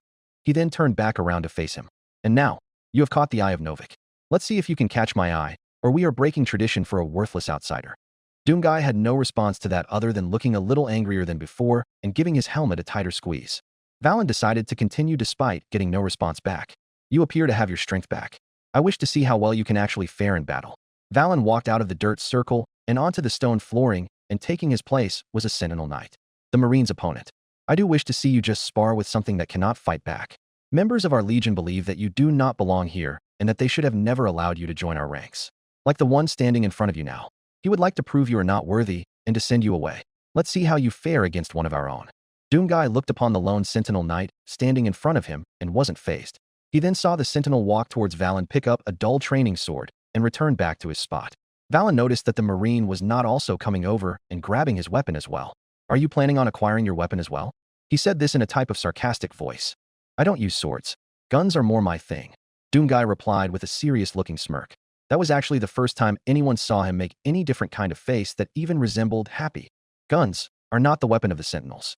They are barbaric tools that any madman could weld and fight with recklessly. Learning to master our types of weapons provides you with more discipline and control. If you wish to join our ranks, then you will learn how to use it," Valen replied. "Swords, spears, those weapons are weak. They are weak. Weak tools against your opponent. Against the demons. Swords don't dish out punishment. They don't hurt them. When you are out there, surviving against horde after horde, being surrounded, you don't have time to waste on impaling your target. You have to keep moving, keep moving. Guns tear flesh off bones and splatter guts. Guns hurt, makes them suffer." Doomguy's fists began to clench up as his mind was going again, and the insanity was coming back in a very obvious way. Commander Valen was informed of the man's condition and how his mind was very unstable. He picked up the sword that Doomguy should have grabbed and walked it over to him. He stopped a few feet in front of him and then began to hold the sword in two hands. One hand resting under the blade and the other resting under the handle. Valen could see that after the man's heavy breathing, he was starting to calm down, at least calm down a little bit. Once he noticed this change in behavior, he spoke to him again. "You think guns are the ultimate power. You look at them and see nothing but a tool for dominance, for quick results. You see it as the easy way out, and in a way, you're right. But I've spent years learning to master a sword, and I'll tell you something. It's a whole different kind of power. A gun gives you force, but a sword gives you control. It's about precision, discipline, and patience. With a gun, it's all about the pull of a trigger. It's simple. It's fast. You point, you shoot, you're done. But how long does it take to truly understand the weapon? Not just how to use it in a moment of panic or rage, but how to wield it in a way that demands respect. The gun doesn't teach you anything about yourself. It doesn't test your character. It doesn't make you aware of your own limits or force you to look at your choices. It just ends things. A sword? It's a whole different animal. When you take a sword or any kind of melee weapon in your hand, you step into a relationship with it. You don't use it, you become it. Every movement, every breath, every strike, it has to be deliberate. You have to be aware of your body, your mind, your emotions. You don't just swing wildly. You don't get to rush the process. A sword demands grace, control, and, above all, discipline. Because when you're holding a blade, you're holding the responsibility for your actions. There's no rushing, no automatic responses. You can't be sloppy, and you can't afford to panic. With a sword, you train your mind to stay calm, to think 2 or 3 steps ahead. You feel your opponent's movements. You learn to read the air around you. It's a dance, not a fight. And if you don't have the discipline to stay in rhythm, you can shoot someone from a mile away, but a sword requires you to get close. It forces you to confront your fear, your self-doubt, and your anger, because when you're that close, when it's just you and them, it's all on you. There's no hiding behind a trigger. There's no turning back. You either have the skill or you don't. That's why I say mastering a sword is more valuable, because it's not just a weapon. It's a mirror. It forces you to grow, to adapt, to evolve. Guns don't make you better. They just make things easier. And if you think the easy way is the best way, good luck becoming a Sentinel. Doomguy's breathing began to slow after the long speech Valen had just bestowed upon him. He did see some truth in what Valen just told him. While he may never prefer a sword over a gun, he'd play ball, for now. For Valen's side of this, he knew what guns could do. He wasn't completely against using a weapon such as that, But he knew how affected the man's mind was by his past experiences. He figured this would be a good way to work toward calming his mind, but now making him think and focus on what he was doing. Doomguy put his helmet on his head before taking the sword from Commander Valen. He began to examine the dull training sword. It wasn't meant to do any sort of killing, although if you were strong enough, you could probably make it work.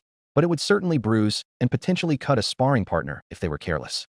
Now he had never used a sword before in combat, but in theory, it wasn't rocket science to swing the weapon. Although randomly swinging could only get someone so far. The Knight Sentinel in front of him began ready to fight, and the Marine readied himself too. The sun hung low, casting long shadows across the ancient arena. The stone walls, weathered by centuries of battle, stood like silent witnesses to the coming clash. Doomguy fingers twitched with the memory of his chainsaw's roar, the rumbling satisfaction of tearing through demons. But here, he was weaponless, only a training sword, light and unwieldy in his calloused grip. His rage, normally a sharp tool, now felt like an anchor. His jaw clenched, and the scarred veteran's mind was already a battleground, a storm of anger, fear, and a thirst for vengeance. He had killed monsters and ripped apart demons. "Let's get this over with," he muttered, barely a whisper beneath his breath. His grip tightened on the sword's hilt. "Begin," Valen shouted for them to start. He, as well as the other sentinels that were nearby, watched in curious fashion to see if an outlander could actually fight against one of their own. Doomguy being the type of fighter, he went right on the offensive by using his speed and quickness. He glided forward with the swiftness of a predator, the tip of his sword aimed directly at the sentinel's chest. The Knight Sentinel was caught off guard by how quickly the man moved and how quick he was on him. Even so, this sentinel's movements were fluid and practiced, and every motion was calculated to perfection. He sidestepped at the last second, with his opponent's sword just grazing the edge of his shoulder. Doomguy's sword crashed into the stone floor as mist. His muscles screamed with the force of the movement, the sword far too light for his strength. It was an awkward, wild swing. He looked over his shoulder and saw a return swing from the sentinel at his head, where he ducked down and let the sword swing over him. They both returned to a standoff and recuperated from their failed attacks. Doomguy didn't wait long before he advanced again. He swung hard with a downward strike, but the sentinel blocked it. The force of the blow rang through the air. Doomguy felt the shock of the impact travel up his arm. He wasn't used to this. There was no recoil, no explosive feedback like when he fired a rocket or a shotgun. The Knight Sentinel pressed forward, striking back. His movements were an elegant blur, each slashing a precise death sentence. Doomguy blocked with his sword, his rage now starting to take root, pushing him to keep pace with the sentinel's technique. Doomguy kept swinging left, right, overhead, and under quickly and fiercely, but was not finding success in these strikes. After another miss, the sentinel kicked the outlander back a few steps to create some space. For this sentinel, he had a goal in mind. He saw how quickly the outlander was coming at him and how recklessly he was swinging, which would draw away from his energy. So for him, he wanted this man to overexert himself. The sentinel found an opening. He advanced and created a slash along Doomguy's arm. He growled, shifting his weight to deflect the next strike, but it was too late. The blow connected, the sharp sting of the cut igniting a firestorm in his chest. Underneath the sentinel's helmet, he simply smirked at the man's pain and figured this wasn't going to be too hard at all. For Doomguy, the rage was building, and it was building fast. Doomguy's instincts roared. The anger that had fueled him for years, the rage he had used to kill demons without mercy, erupted into focus. His grip on the sword tightened, and his stance shifted, wider, more grounded, like a battering ram. His movements became less graceful but more forceful. The sentinel's strike slowed just for a moment, a flicker of surprise crossing his face as the outlander finally began to push him back. The sentinel's blade met Doomguy's in a clash of steel, the sound of it ringing like thunder through the arena. For a moment, time seemed to Sentinel's eyes narrowed. He adjusted, using this chance for a counterattack, aiming for Doomguy's midsection. But Doomguy, fueled by his rage, twisted his body at the last possible moment, the sword missing by inches. Doomguy's return strike was savage, an overhead swing meant to split the sentinel in two. The force was enough to send the sentinel stumbling back. Doomguy reverted to hand-to-hand combat as he advanced and struck the sentinel with a hard right hook before kicking him in his stomach, which knocked him to the ground. The sentinel rolled backward and got back to his feet as he shook off the impact. Both men began to circle one another and waited for the next move. This time, the sentinel decided to go on the offensive as he came in with a quick strike. But the Marine's speed proved too much in that moment as it seemed like his body vanished into the air. He seemed like a blur as he darted to the side, a mere flash of motion. The sentinel's sword crashed into the stone, missing by a hair. Doomguy spun, slashing across his chest piece where the sentinel's ribs were located. The Knight Sentinel recovered in an instant, his movements still smooth and composed despite the strike. He wasn't faster than this man, but he was more precise, and he knew that it was only a matter of time before the Marine's momentum slowed. But Doomguy wasn't about to let that happen. With a growl of frustration, he closed the distance again, his sword a blur in the air as he unleashed a rapid flurry of strikes. Each swing was a testament to his ferocity, his raw power. His speed left no room for the Sentinel to counter. Doomguy was on the offensive, an unstoppable whirlwind of aggression. The Sentinel blocked, parried, and deflected, his sword a shield against the barrage. Doomguy's blows hammered down relentlessly, forcing the Sentinel to retreat step by step. But every time Doomguy's sword clashed against the Sentinel's, there was a moment of hesitation. A split second of miscalculation. The Sentinel's experience told him to wait for that hesitation. He was slower than the Marine, but his battle-hardened mind saw what Doomguy could not. When Doomguy's sword came down again, the Sentinel sidestepped and swept his blade low, which cut and bruised the Marine's left thigh, but also knocked him off his feet and sent him to the ground with a hard thud.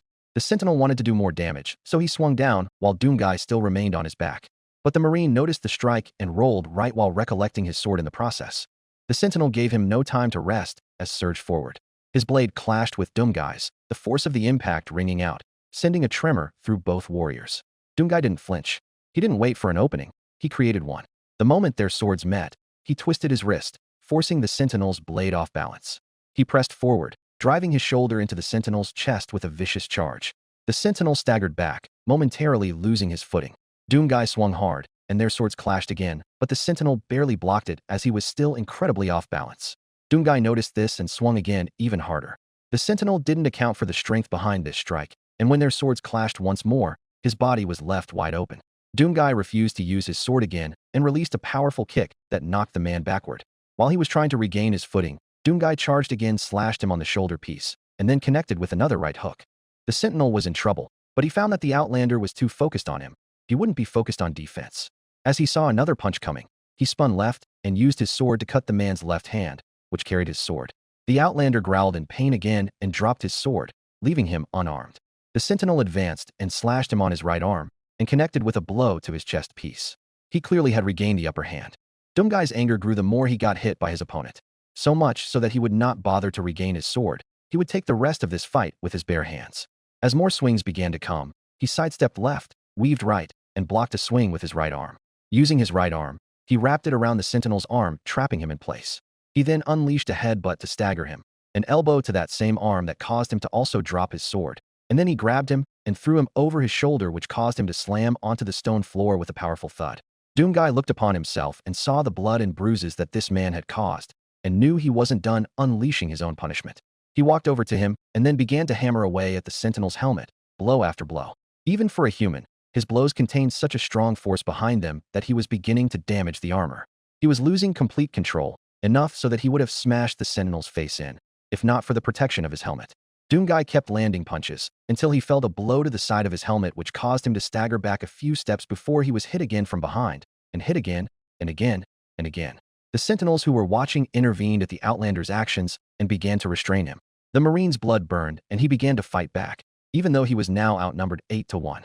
He threw strong hooks and countered blows as much as he could until the Sentinels began to grab him and simply pin him to the ground. No matter what, he continued to struggle and fight back. It took the weight of 6 of the Night Sentinels pinning his arms and legs down for him to be somewhat subdued.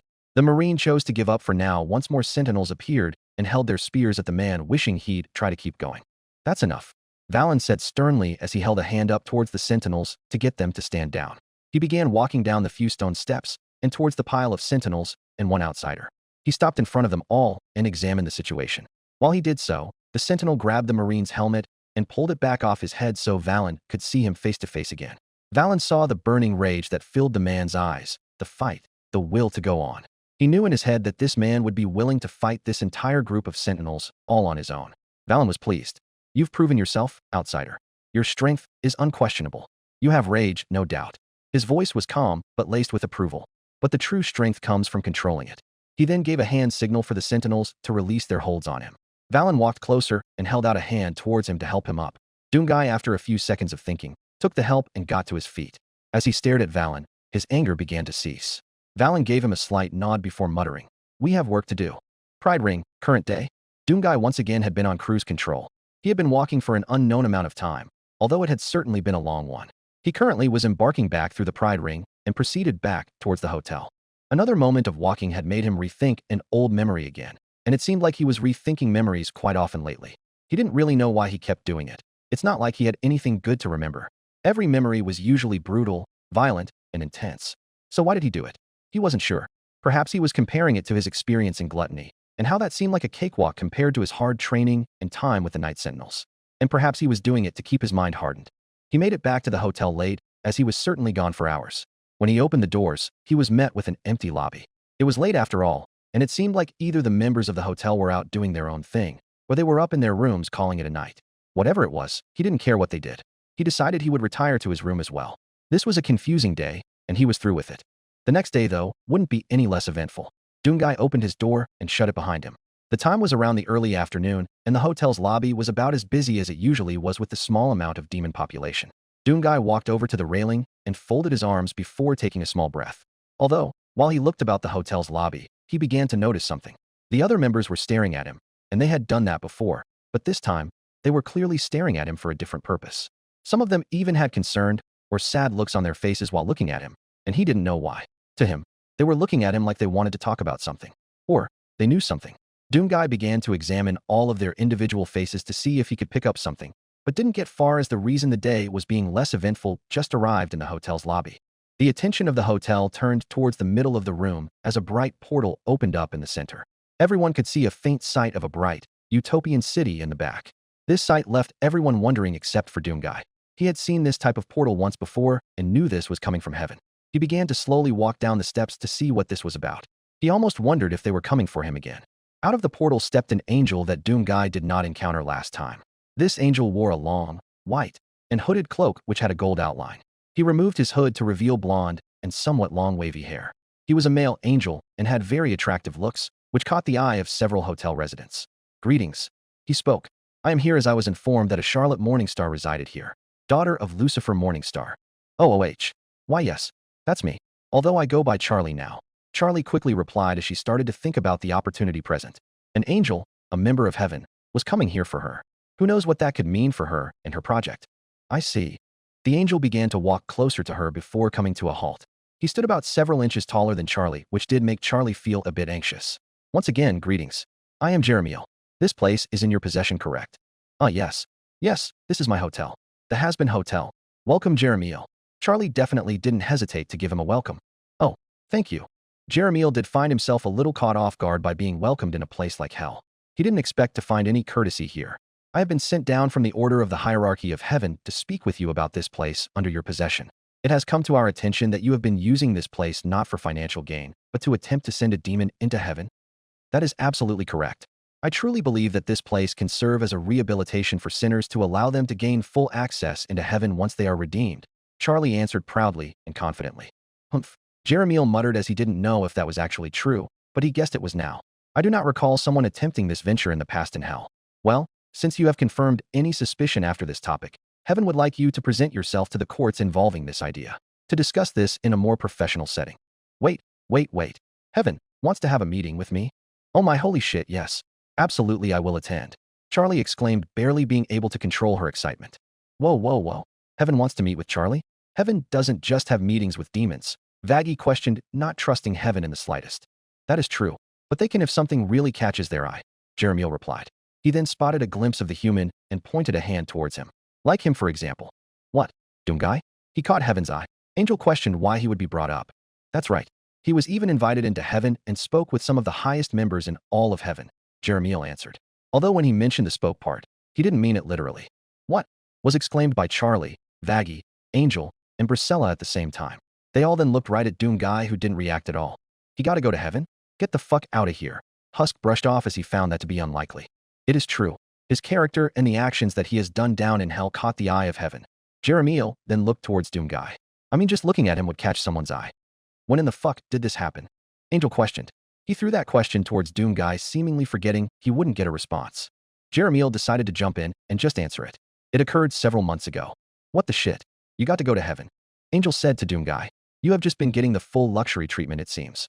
It certainly becomes a wonder what other affairs this large fellow gets into when out of the hotel. If one of those events was getting into the heavens itself, the possibilities could be endless, Alastor interjected. "Ain't that the truth?" Husk replied, actually seeming to agree with something Alastor said. Jeremiel brought the conversation back to why he was here. He turned back to the daughter of the Morningstar. "So, if I remember hearing you correctly, you have agreed to attend?" "Absolutely." "Oh wait, Just one quick question. Charlie decided she had to slip something in here. Yes? What is this question? Jeremiel raised an eyebrow at this request. Am I able to bring anyone else with me to this meeting? Charlie asked with a nervous smile, as she was hoping she wasn't completely shot down. Oh, well, that could be a possibility. Who were you even trying to bring with you? Because I couldn't allow you to bring everyone in this room. Jeremiel gauged the room at the demons and one human that lay present. Well, I have to bring my girlfriend Vaggie, Charlie announced as she put an arm around Vaggie. You will. Vaggie quickly replied in a concerned tone. Of course, Charlie said to just Vaggie. She shifted her eyes back to the angel. Vaggie has been with me since day one of this project. She was the very first to believe in it and helped me with it every step of the way.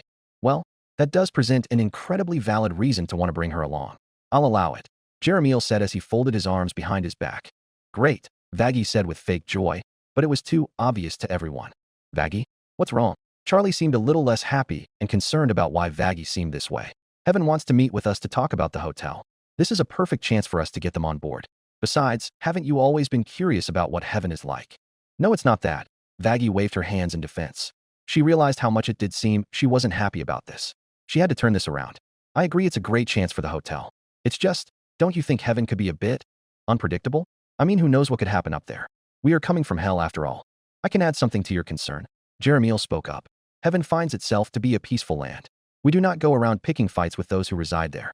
They only wish to speak. If you do not start conflict, then it should not fall upon you. And Princess, if you do have any worries, why doesn't Doom Guy come along since he's been there before? He could act as a type of bodyguard. Sir Pentious offered the suggestion. A bodyguard? Well, I don't know if I'd need something like that, right? Charlie pondered the thought, but questioned Jeremiel for clarification. I do not predict that anything will occur where you will need anything like that, Jeremiel replied. But I'm sure he'd be able to return if he pleases. They may wish to speak with him again. Well, I feel like we won't be attacked. But I have no problem if you want to come with us. Maybe you can give us the tour. Charlie directed towards Doom Guy. She was joking about the last part of giving them a tour. She wondered if he'd even care about going with her. She didn't know what his time in heaven was like, so maybe he didn't even like it. To her surprise, he started to walk towards them and came to a halt. Charlie glanced over at Jeremiel, and she could tell that he felt a little intimidated by the size and look of the man in front of him. Charlie looked back at Doom Guy, and they could see that he gave a very slight nod, meaning he would go with. Well, I think we have our answer. All right. Jeremiel stepped to the side as he created a new portal taking them to heaven. Then if you would follow me through the portal. He waved a hand towards the portal as he stepped through first. Holy shit, Vaggie. This is it, Charlie said in a very excited and loud whisper. Why, yup. It really is, Vaggie replied, trying to seem like she was matching Charlie's overall energy. We shall be back soon. Charlie returned to her normal speaking voice as she addressed everyone else. Feel free to have fun while we are gone. Oh, so does that mean? Angel questioned with a smirk. Angel, you know what that entails. Vaggie felt the need to set the record straight. Ugh, yes, I unfortunately know. Angel pouted, clearly showing that this wasn't the first time they had to remind him of what fun he could and could not have. Well, I'd say we're ready. Let's go, Charlie said to her accompanying party of Vaggie and Doom Guy. The rest of the hotel recipients watched as the party of four left into the portal and were on their way to heaven. Well, what's all we do now? Sir Pentious questioned as this did just come way out of left field. Heh, oh, I got a few ideas. Angel's mind was clearly churning out ideas as he had a big smirk on his face. Chapter 36, The Meeting. And here we are, Jeremiel announced as the group was now standing in the middle of the utopian world of heaven. The soft, angelic glow of heaven illuminated the grand world in front of Charlie and Vaggie as they gazed upon the pristine, tranquil landscape. The air smelled of sweet perfumes, and the skyline shimmered with golden spires. Angels could be seen everywhere talking, laughing, and flying gracefully above, their wings bathed in light. Charlie beamed with enthusiasm, trying to make a good impression as she gestured toward the shimmering buildings. Oh my goodness. This is it, Vaggie. Heaven is absolutely beautiful, don't you think? Everything's perfect, just like I imagined. Vaggie, still trying to keep a positive outlook for Charlie's sake, nodded quietly. Yeah, it's definitely different from hell. Almost too perfect. Well, no, I assure you, it is perfect. Jeremiel corrected as no angel would say there is anything wrong with heaven. Well, it sure looks that way. Charlie was still too lost in the atmosphere. Almost too lost to see the two other members from heaven fly down to greet them. Oh my heavens. Welcome to heaven. Emily spoke first. I am Emily, the other seraphim. Hello again. Nice of you to come back to heaven. Originally, she greeted Charlie and Vaggie, but had to give a welcome back to Doom Guy. Hello, I am Charlie, and this is Vaggie. And yes, it was quite interesting to figure out that he got to come here before I did. I'm jealous, Charlie responded, but everything she said was in happy spirits. Hey, how's it going? I'm Abel. Whoa, I never got to see you the last time you were here. You are absolutely huge. In a good way. You know, cause, you're very buff. Abel, son of Adam, greeted the three of them. Well, now that we have gotten introductions out of the way, I shall pass them off to you. Enjoy your time in heaven. Jeremiel did a slight bow before flying off to go about his business. Goodbye, Jeremiel. Emily shouted as he flew off before he was out of earshot. She turned back towards the group. So, like I said, welcome to heaven. I have been informed that you are all here for a meeting in the courtroom. That is correct. I must say this is a bit of a surprise, but it certainly is a good one, Charlie replied in appreciation. Well, that is great to hear. You know, heaven is good at giving out good surprises, Abel added on with a comforting smile. We do have some time before the meeting actually commences. If you want, we could give you a tour. Emily then looked behind them at the Slayer. And for you, we could be sure to include some new places that you didn't get to see. When Doomguy didn't give off much of anything, Vaggie decided to try and avoid the awkward silence. Just take that as a yes so we can move on. All right then, follow us, Emily announced as the group proceeded down the streets of heaven. So, I think y'all are the first demons in heaven. That's gotta be pretty cool, right? Abel asked, trying to make a little small talk. Oh, I guess that is true. I hadn't thought about it that way. Charlie replied after giving it some clear thought. I guess that is pretty cool. It definitely is interesting. I am kinda shocked heaven even allowed this, or even allowed us. Figured they would never want anyone from hell stepping foot here, Vaggie added, wanting to know some bigger questions. I could say it was certainly like that for some time, Abel answered, but had a more uplifting answer as well. But minds can eventually change over the course of thousands of years. I'm glad that minds have changed for the better. I think this can help us move forward towards more peace in this whole universe. Emily spoke with confidence. I am sure it could, Vaggie answered, although there was a lot less optimism in her voice. For Doomguy during this tour, his vision didn't really move up from looking straight ahead. He had seen all this before, and sure, while it may be nice to look at, he didn't need to see it all again.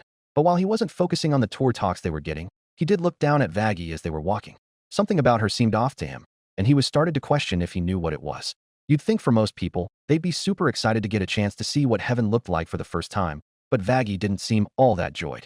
She seemed nervous about something. Sure, maybe she was nervous about this idea working out while Charlie wasn't. That is a possible solution. Or there was another thought. As Doomguy doesn't speak during group conversations, he spends time observing. He had gotten very good at being aware of his surroundings. One thing he was questioning now, especially after his first visit here, was if Vaggie was a demon herself. One, Vaggie had a similar build to the other exorcist. She was a female, around the same height and weight as one as well. But that isn't enough to confirm anything. It could just be coincidence. Another thing was the patch over her eye. It looked very similar to some of the exorcist's masks. But once again, that could also be coincidence. But this final thing was a big similarity. She used a spear, not just any spear, but an angelic spear, like the exorcists. Every demon that he has come across still uses guns, or knives as any sort of weapons. But Vaggie doesn't. She uses a spear, and she clearly shows that she has mastered how to use it. To the Slayer, he suspects she isn't a demon at all. But Doomguy didn't have enough care for these realms to want to rat her out about it. As they continued their tour, Emily gestured toward a towering marble building in the distance, where the upcoming court hearing was to take place. This is where we'll be commencing the meeting. I will say, it's been some time since we've actually had to conduct any business there. It's kind of exciting in a way. Oh really? Is there any real reason for that? Charlie questioned. Not really, Abel said with a shrug. Hasn't been a whole lot to really discuss or anything of larger proportions.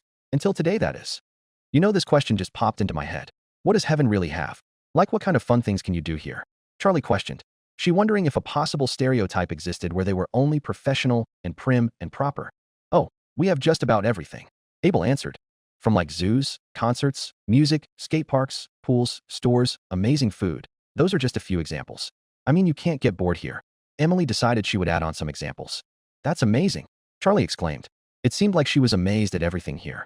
Doomguy was pretty much learning more about this place without having to actually ask questions. This place really did seem like a place of full peace. No chaos, no fights, just calm and peace. As the group started to go on more and more about what heaven fully had and how great it was, the Slayer was now becoming distracted with something.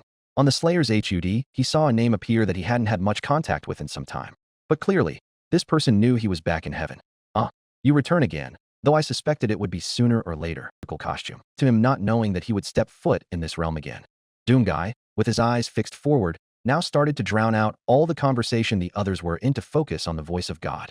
I have heard word of what these demons that you are accompanying are here for. I cannot say that I would have predicted my courts to actually hear this plan out. But life is full of surprises, isn't it? God had paused for a moment. Princess Morningstar is one of those who accompanies you, daughter of Lucifer. I must say, I did not expect to see her, my granddaughter. I hardly suspected that I would have had any grandchildren at all, but I suppose once again life is full of surprises.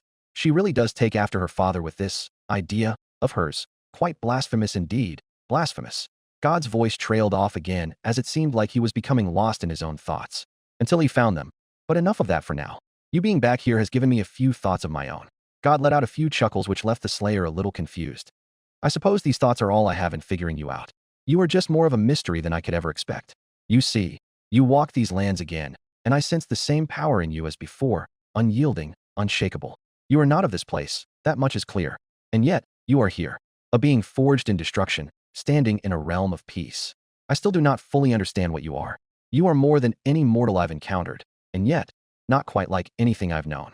Your strength is evident, but your purpose remains unclear. Even now, I wonder what it means for you to be here. What role you will play in this place. But it matters little, I suppose. I feel as if you may have a certain opinion on the extermination in hell due to your experience. Perhaps you may be siding against heaven because of the attempt on your life. But I hope you do not see it that way. As you walk through heaven, it is truly supposed to be a place of peace. But perhaps you see this place as an illusion. Dumb guy's thought about that. The idea that heaven was delicate or naive was not lost on him. He had seen far too much destruction in his life to believe in something so peaceful without question. You may be right. Perhaps my perfect utopia isn't completely perfect. I'm not going to sit here and pretend that everything I do, everything I create is not without its flaws. But it serves a different purpose. One that you may find difficult to understand. I sense that in you. A mind built for chaos, not for peace. God's tone softened slightly, as it seemed like he was trying to sound more understanding. I wonder, though, what would it take for you to see beyond what your fists demand? Perhaps you are a creature of endless struggle, a force of nature? But even forces of nature can be shaped, can learn new paths. A quiet sigh echoed, not one of impatience, but of long years lived with understanding. There was no rush in God's voice. He wasn't trying to force Doomguy into a mold. Rather, he was simply speaking as someone who had witnessed the vastness of existence. I cannot see all that you are. I only know what you show. But I know this. You are not like the others who walk here. Your purpose is still, as I mentioned before, is still unclear, even to me. Yet there is something in you that feels unfinished. Perhaps your journey is not just one of bloodshed. The voice faded slightly. God had realized that he had been speaking for too long. My apologies, I seem to have been rambling on. I hope once again in my realm you do not take any grudges out of this, or whatever comes next. The communication ended, and Doomguy was left with his thoughts. He could vaguely hear the voices of the group in front of him, but didn't focus on what they were really saying. He spent time absorbing God's words. The power in them was subtle, but layered with a deeper understanding. For a brief moment, the idea that there might be something more to his existence, something beyond the endless fights and endless battles, flashed in his mind. But he pushed it aside.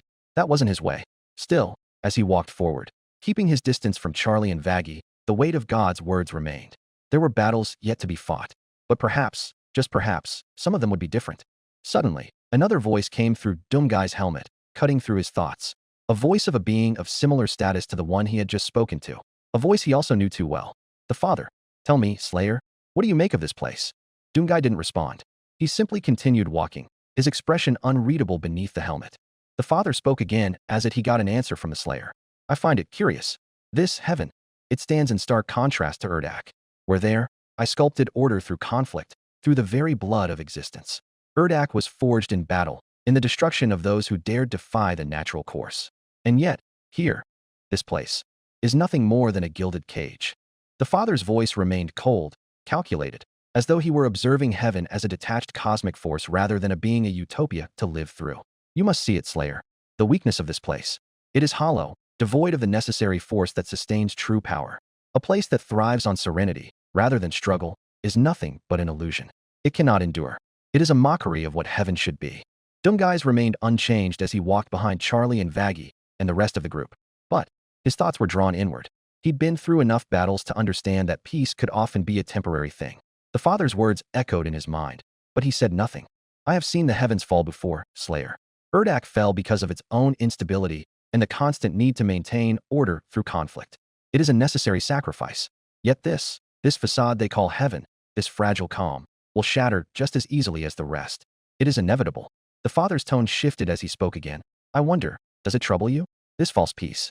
This place is not unlike the lie we crafted in Urdak, another attempt to control what cannot be controlled. Do you feel it, Slayer? The fragility of this heaven? Doomguy's hand twitched slightly, but his focus remained steady as he kept watch over the three women in front of him. Your role in this endless cycle has become, perplexing. You walk among them, guardians of a paradise that will not last. Do you see the irony? The balance demands an end. Nothing here, in this hollow heaven, will stand the test of time. And you are the one who will witness it. Doomguy remained silent, his pace unbroken, as Charlie glanced over her shoulder with a bright smile. I am actually super jealous that you got to see this place before I did, Doomguy. It's actually amazing. I have great confidence that we could get through to heaven. I think we're going to make a real difference. Charlie said to the Slayer, her voice filled with hope. Doomguy met her gaze briefly, his visor giving nothing away. His silence was a wall as always. The father's voice, however, lingered in the back of his mind. You know, that would be certainly something if they do side with you. Abel replied, knowing somewhat of Charlie's plans in hell. I am rooting for you all. I don't know everything about this idea of yours, but it sounds like a great idea. Emily exclaimed, giving her full support. Although, the other being that has spoken to you, the ruler of this world, the one who is responsible for being the first to create it all, God, his presence, his words, they almost feel familiar. My memories have not been fully restored since I returned to my previous form. Charlie, Vaggie, Abel, and Emily continued their conversation, completely unaware of the larger forces at play. Doomguy still followed in silence. Come on, there are some other really cool places I can show you while we stall time before the hearing. Trust me, you are going to love it. Emily cheerfully said to Charlie and Vaggie. 1 hour later. It was another long and tiresome day for the Princess of Hell. She had spent hours coming up with new ideas and plans for her redemption project for the hotel in her room. It is actually where we find her now. Her room is currently cluttered with papers, blueprints, and notes scattered across the desk. Charlie is sitting at the desk, her brow furrowed in concentration as she scribbles down ideas for the hotel's expansion. She's too deep in thought to notice the faint creak of the doors swinging open. The sound of heavy boots on the floor breaks the silence. Charlie's hand freezes mid-air as her pen hovers over the paper. Slowly, she turns her head to see the figure standing in the doorway. Doomguy. His silhouette fills the doorway like an imposing shadow. The green armor gleams under the soft light of the room, and the helmet reflects the dim glow. He doesn't speak, he never speaks, but the tension is far too intense. Charlie spoke softly, trying to stay composed. Oh, hello, Doomguy. I did not expect any visitors to my room. Oh, and sorry about the mess, I'm kind of in the middle of something here and haven't had a whole lot of time to clean. She added a nervous smile at the end. Doomguy, of course, doesn't answer. Instead, he steps into the room with a predatory calmness, the door clicking shut behind him. The weight of his presence is suffocating as he approaches Charlie's desk. Charlie shifts uncomfortably in her chair, trying to keep her focus on the papers in front of her. She had been around Doomguy for some time, but she could always admit that his presence always made her heart beat a little faster.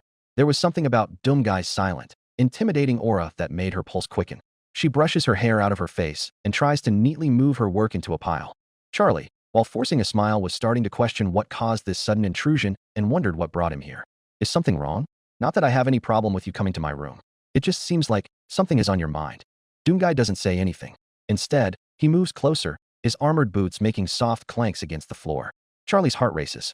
The way he looms over her desk feels different, somehow. More intimate than she would have. Gulps and leans back in her chair, trying to put some distance between them, but he follows. His gloved hand reaches down, brushing a strand of her hair behind her ear, an unexpected and oddly tender gesture. Charlie flinches slightly, her breath catching in her throat. Charlie now felt uneasy. What are you doing?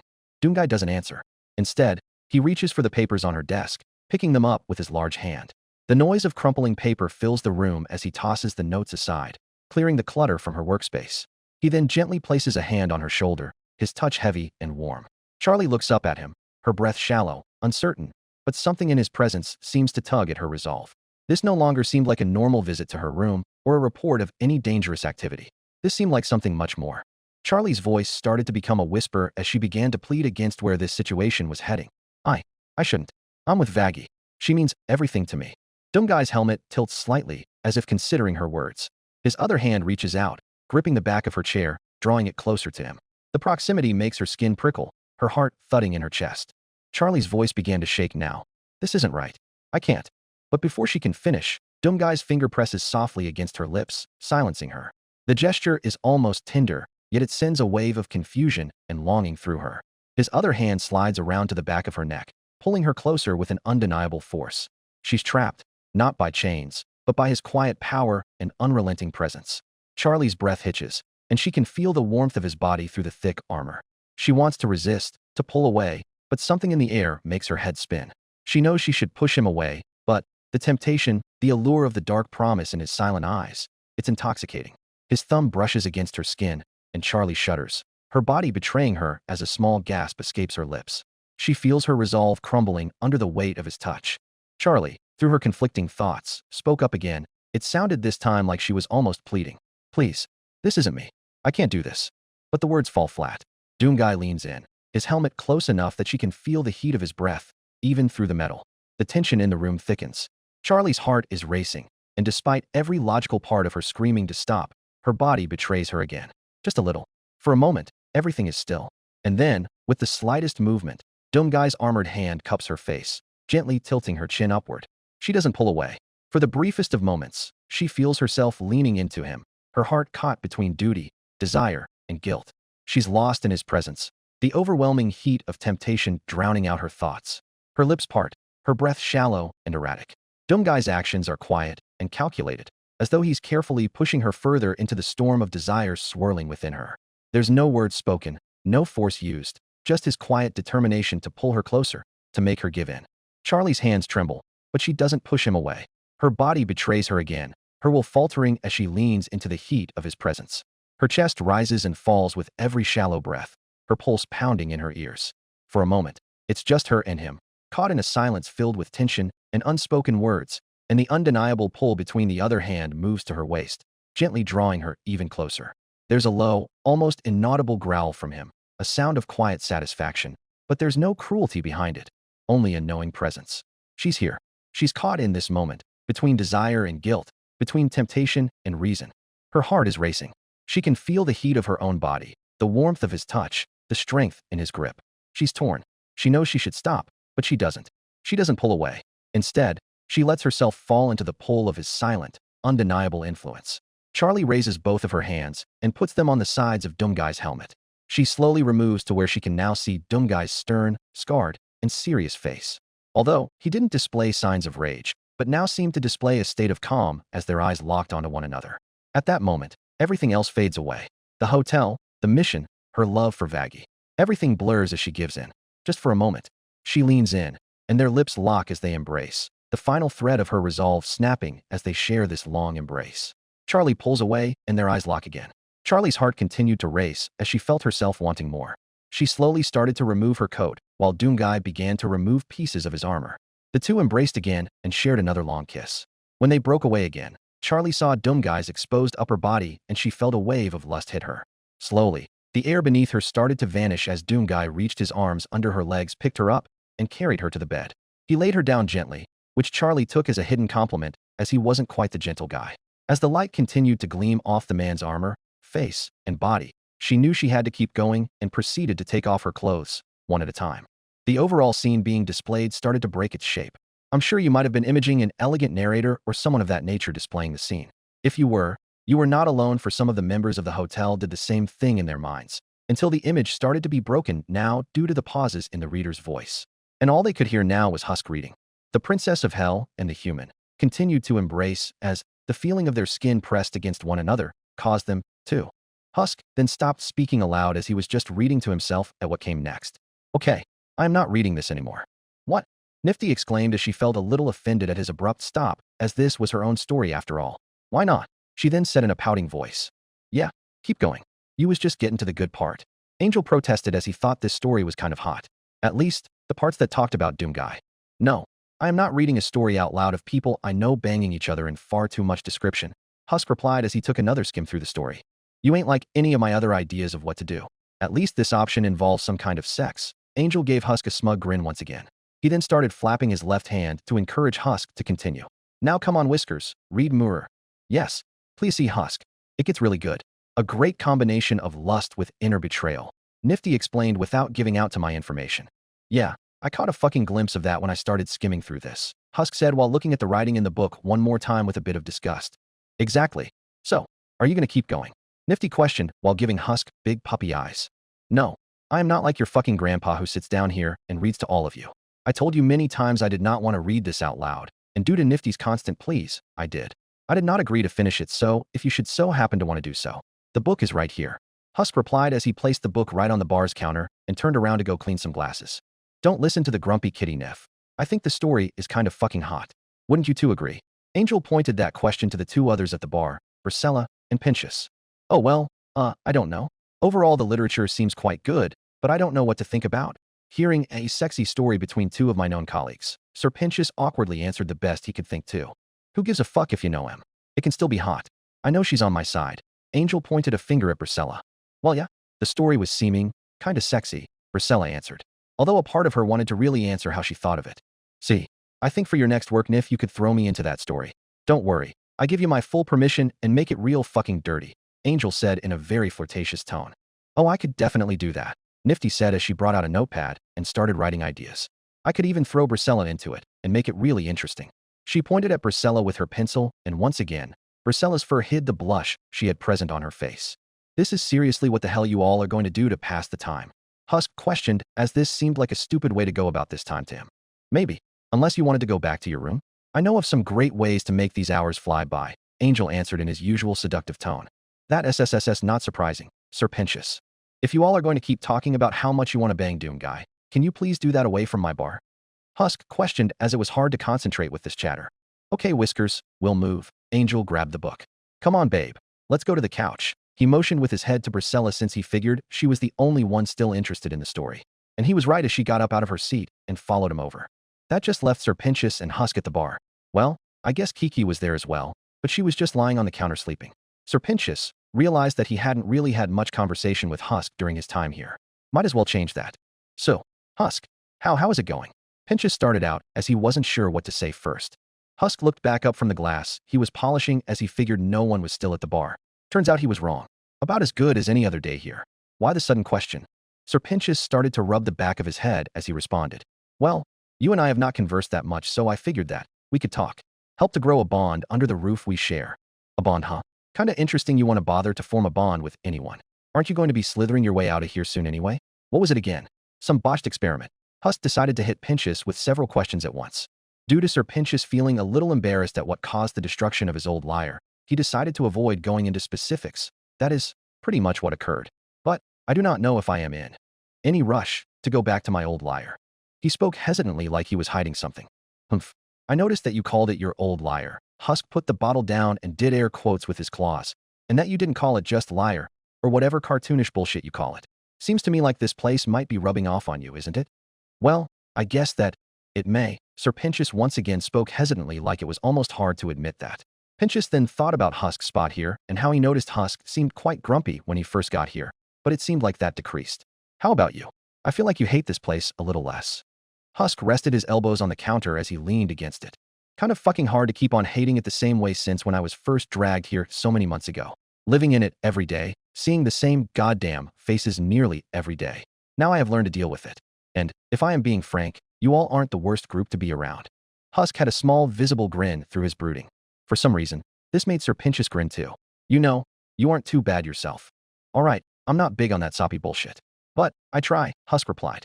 His eyes, which were on Sir Pentious, just darted upwards when a portal appeared from the very top of the ceiling. And immediately through the portal dropped Doom Guy, who landed on his feet with a very loud thud due to the weight of himself and his Predator suit. He currently had his Sentinel hammer in hand, and immediately stared back up at the portal, which closed pretty quickly. Husk now seemed confused. What in the fuck just happened? Holy shit, muscles. What the fuck? Angel questioned, and it was a respectable thing to ask considering he just fell through a portal from the ceiling. Angel then caught a glimpse at the long hammer the Slayer was holding. Holy shit. Again, what the fuck you got there? Is that a sledgehammer? Sir Pentious asked as he slithered over to him. He then squinted at the inscriptions along the head of the hammer. What are those symbols? That hammer is literally fucking glowing red too. How many mythical weapons do you have? Angel questioned as the Sentinel hammer certainly wasn't your run-of-the-mill hammer. It's so shiny. Nifty spoke like she was lost in a trance. She practically was staring at the glow of the hammer. I think you all are missing a bigger question here. And that would be what the fuck kind of shit just happened in heaven.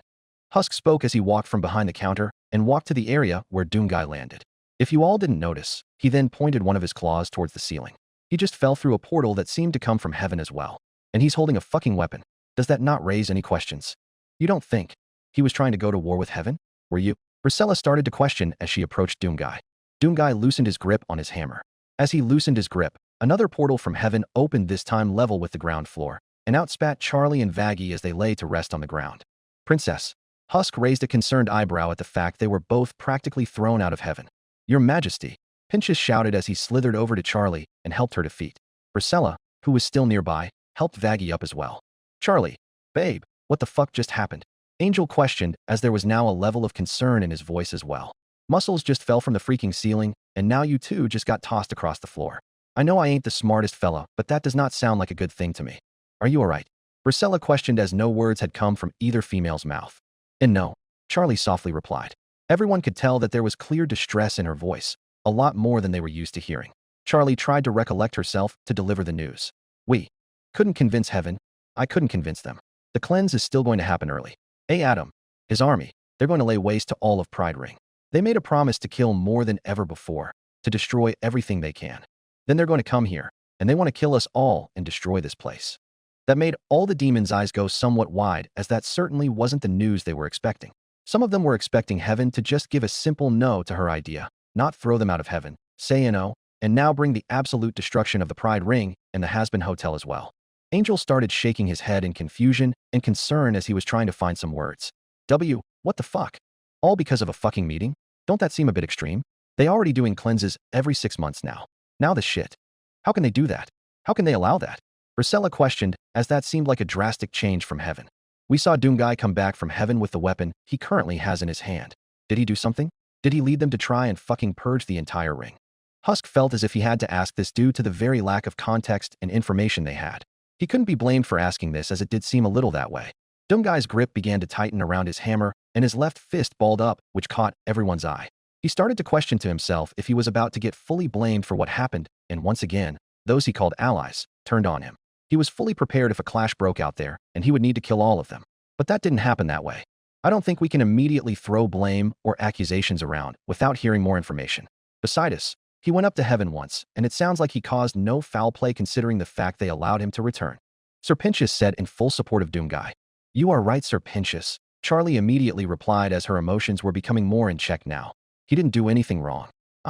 He came in defense of me when I was. Point being, he stood up to Adam, stood up to the exorcists. I don't know how the rest of heaven sees it, but Adam sees him as a huge threat. Just like he sees this hotel as a threat to his stupid cleanses.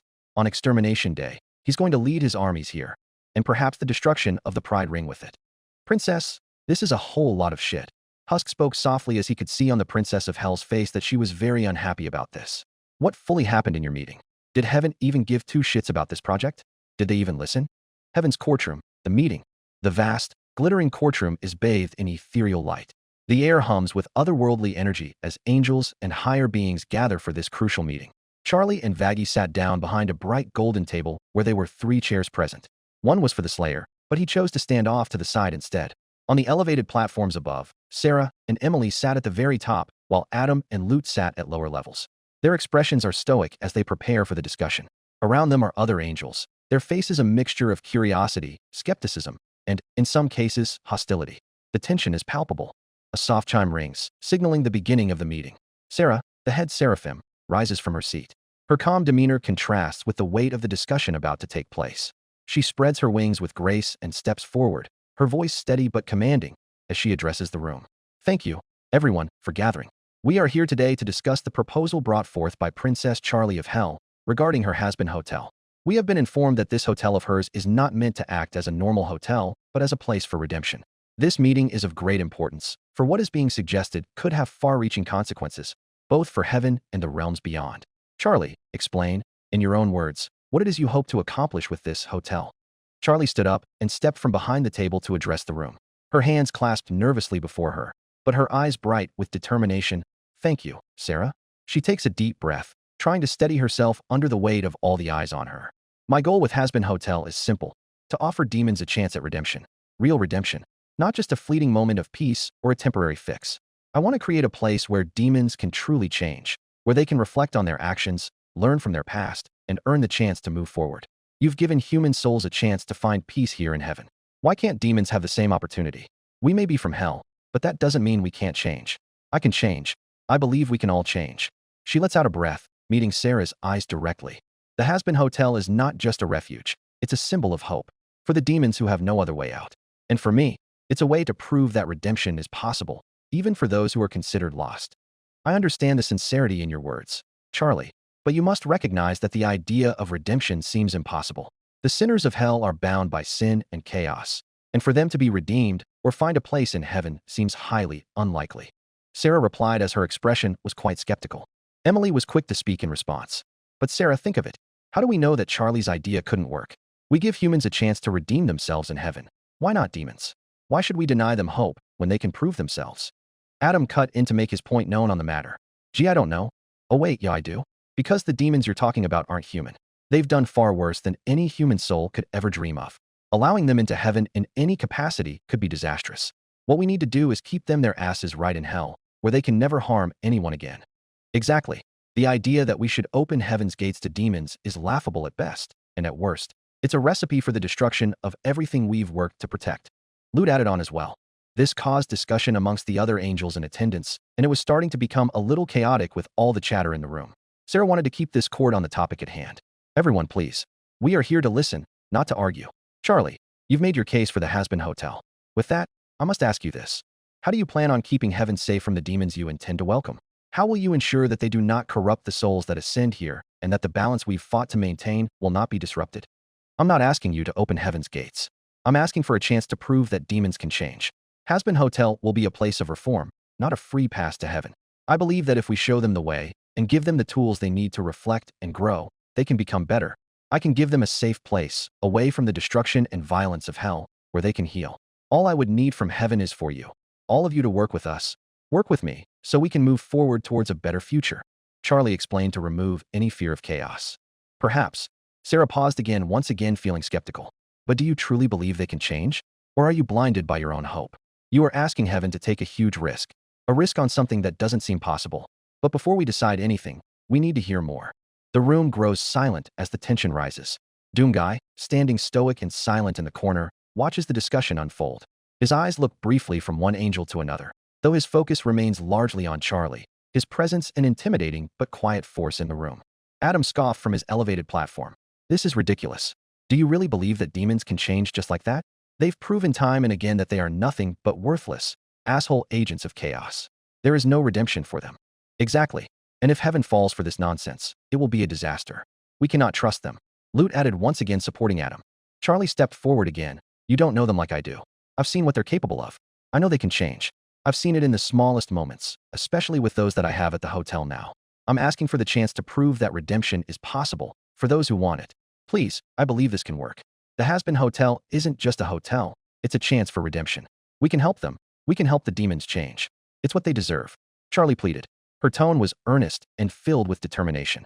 Sarah seemed conflicted. She replied in a light-hearted tone. Princess Morningstar, I understand your heart is in the right place, and I truly wish there were an easier answer. But redemption is a complicated matter, especially for those who have caused such harm. She then pauses for a moment and her expression softens slightly. However, it is not just about your vision for the hotel. It's about heaven's mission to keep peace. Demons are not easily swayed. They bring destruction and chaos wherever they go, and we cannot simply open the gates to let them in without considering the consequences. I'm responsible for ensuring heaven remains pure, and I cannot allow it to be tainted by the corruption they carry. But, Sarah, Emily quickly bounced up from her seat with a question of her own. What if they can change? I mean, we give human souls a chance, right? Why can't we give the demons the same opportunity? You know, this Hazbin Hotel might be the first real step towards showing them that change is possible. Oh, come the fuck on. You can't be serious.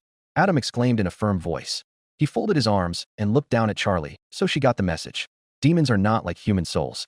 They are the embodiment of literal sin. They fucked up, screwed the pooch.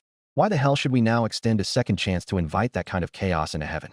This hotel of yours is nothing more than a disaster waiting to happen. Exactly, Lute added from her own seat. Do you want to turn heaven into some kind of retreat by allowing literal demons to walk here? You've got to be out of your mind. They don't deserve a second chance, not after everything they've done. But why not? Who says that nobody can change? Just like anyone else. No one is beyond redemption. Even demons can learn to be better if they're shown the right path. Charlie replied as she stood tall and felt more confident. Sarah was really at a point of not knowing what to think or who to truly believe.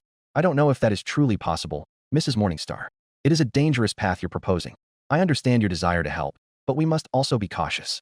Redemption is earned, not given freely. Exactly. And those fucks down in hell don't deserve redemption. They lost that privilege when they got sent to hell. That's why they are there. Wasn't by mistake, I'll tell you that much. Adam now spoke confidently himself as he rested his elbow against the railing of where he was sitting. Why can that be? There is no way any of you have ever made a mistake. Did something you wish you could take back? Charlie pointed this question towards the entire room filled with angels. I know that has to be the case. No one is perfect, and that isn't a bad thing. So why shouldn't we give those a chance to make it better?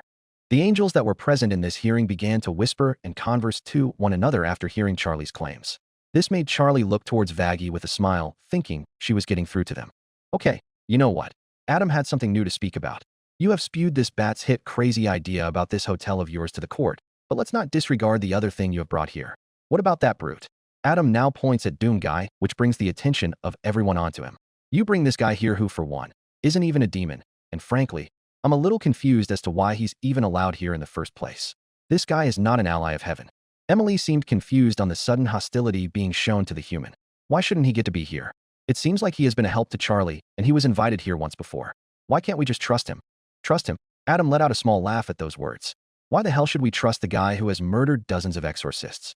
Shouldn't that make him a threat to everything we have here? Those words just caused a ton of confused looks between everyone in the room who has without the knowledge of the Slayer killing dozens of exorcists all on his own. Ah shit, Adam said softly to himself as he started to realize that he may have fucked up by even mentioning that happening. What do you mean he has killed exorcists? Are you saying that during his invitation into heaven, he committed such acts against these holy lands? These words came from one of the angels in attendance. Well, I know. Not exactly. Adam replied as he didn't have a good bullshit answer right now. Then what do you mean by that accusation? Another angel spoke up about the lack of response. The room now got chaotic with tons of voices and questions being thrown at Adam, and also at the head seraphim. Emily looked at Sarah with a concerned and confused expression to Adam's words. Sarah, what does Adam mean? Why did he make that claim? We saw him when he came here. There's no way he did that. There was no blood, no remains from any sort of death, so that can't be possible. Sarah looked around, almost like she was looking for a good answer. And no, Emily, it's not like that. Nobody was harmed in heaven when he came here. So it is untrue. He never killed any exorcists, never harmed any heavenly beings. There's no reason for Adam to make that unfair claim. Emily's voice rose as she tried to put pieces to her own puzzle together in figuring this out. Charlie was beginning to learn more and more from the confused looks and comments that the people of heaven were kept in the dark about what really went on once a year. She stood up and spoke. You all don't know, do you? You don't know that my people of hell suffer through a horrible cleanse once a year where they are slaughtered by the hundreds, the thousands, with no hope of surviving if they are stuck outside or found by an exorcist.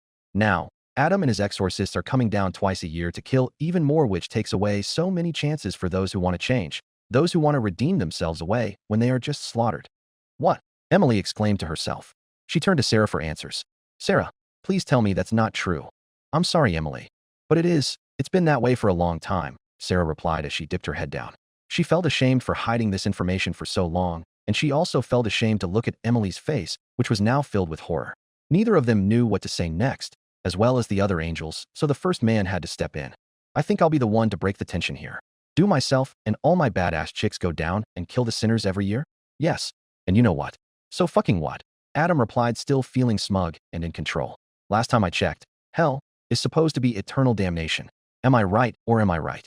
You think just because they are demons, we have to feel sorry for them? That they shouldn't have to face some kind of consequences for everything they screwed up while they were alive? I don't know how much some of you have seen in hell, but they got a whole city kind of like what Earth has. You are telling me that is their punishment? What if they were some terrible serial killer? Someone who murdered 20 people? You think they should get a second chance? You think they should get to try and live a type of regular life again? No. And this solves like some overpopulation problem or some bullshit like that. Adam practically waved off that last reason as he didn't think of it that much when given a reason to kill. Exactly. Lute now leans forward in her own seat. And do you all really think we're going to stand by and let heaven be turned into a refuge for the pathetic creatures we're supposed to protect everyone from? Charlie's voice became firm as her frustration started to grow. I'm not asking you to accept them all at once. I'm asking you to believe that they can change. I want to show you that redemption is possible for them. She looks around the room, her gaze moving to each angel. All I am asking for is for you all to put your trust in me. Put your trust in them that we can do this, that we can work through this, that we can work towards a more peaceful option that doesn't require all this violence. Huh. Adam let out a quick and powerful laugh. We should trust you? Trust your whole group? Let's bring it back to one of the individuals you are hoarding. The giant crystal ball in the middle of the courtroom now showed an image, and it was from the last extermination. The image showed proof of Doomguy's fight with the exorcists. The angels in the room stayed stunned at the image. The fierce look of the Doomslayer as he overpowers the exorcists, his doom blades slicing through limbs, splattered their golden blood across the streets. Some seemed horrified at the image. You all want to trust this guy? What if he still has a motive against heaven? My exorcists are heaven's guardians, heaven's army. This guy has shown that he can fight back against some of them. Not all, but some. That has never been done. Ever. That should make him a threat to this place. Not someone who gets invited for a royal tour. Who's to say he won't do it again? The eyes of the angels began to fall upon Doomguy, who was still standing in the same spot. Doomguy's eyes began to dart across the room at all the beings who were gazing upon him. Charlie decided she would come to his defense. No, that's not true. He is not an enemy of heaven. He was acting in a form of defense. He didn't know about the cleanse and had no idea he would be attacked. With all due respect, Princess, how do you know that? As far as we're concerned, he doesn't talk. So no one has any knowledge to know what he's thinking or what his real motives are. All we know is that he is incredibly prone to violence. Adam rebutted, trying to shoot that point right back down. But then we don't know if he truly did act in an act of violence. Emily spoke up again, seeming to be on the side of the Slayer. This is now his second time being present in heaven. He has not made any sort of moves of violence against anyone here or the exorcists who he apparently killed. How do we know that these holy lands do stop him from committing these acts? That there isn't momentary peace brokered? Another angel in attendance brought up this point. Thank you. That guy gets it, Adam said as he randomly pointed a thumb to the crowd, as he didn't know who said that. And speaking of those who can't be trusted, Adam then flew down to be closer to Vaggie. How about her? Someone that has been lying about who they really are and what they've done. What are you talking about? Charlie seemed puzzled and concerned about what she was about to hear. And no, Adam, don't tell her. Vaggie pleaded, clearly showing that she did have a secret she didn't want out. Okay, fine. I won't tell her. I'll just show her. Adam pointed a finger at the ball to now show Vaggie from the past in her full exorcist uniform, spear in hand, and blood splattered on her. And no, Charlie softly said as she was left speechless.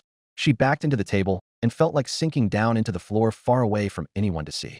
See, Charlie, please, let me explain. I wanted to tell you. I always did, Vaggie pleaded as she went to comfort Charlie. Then why didn't you?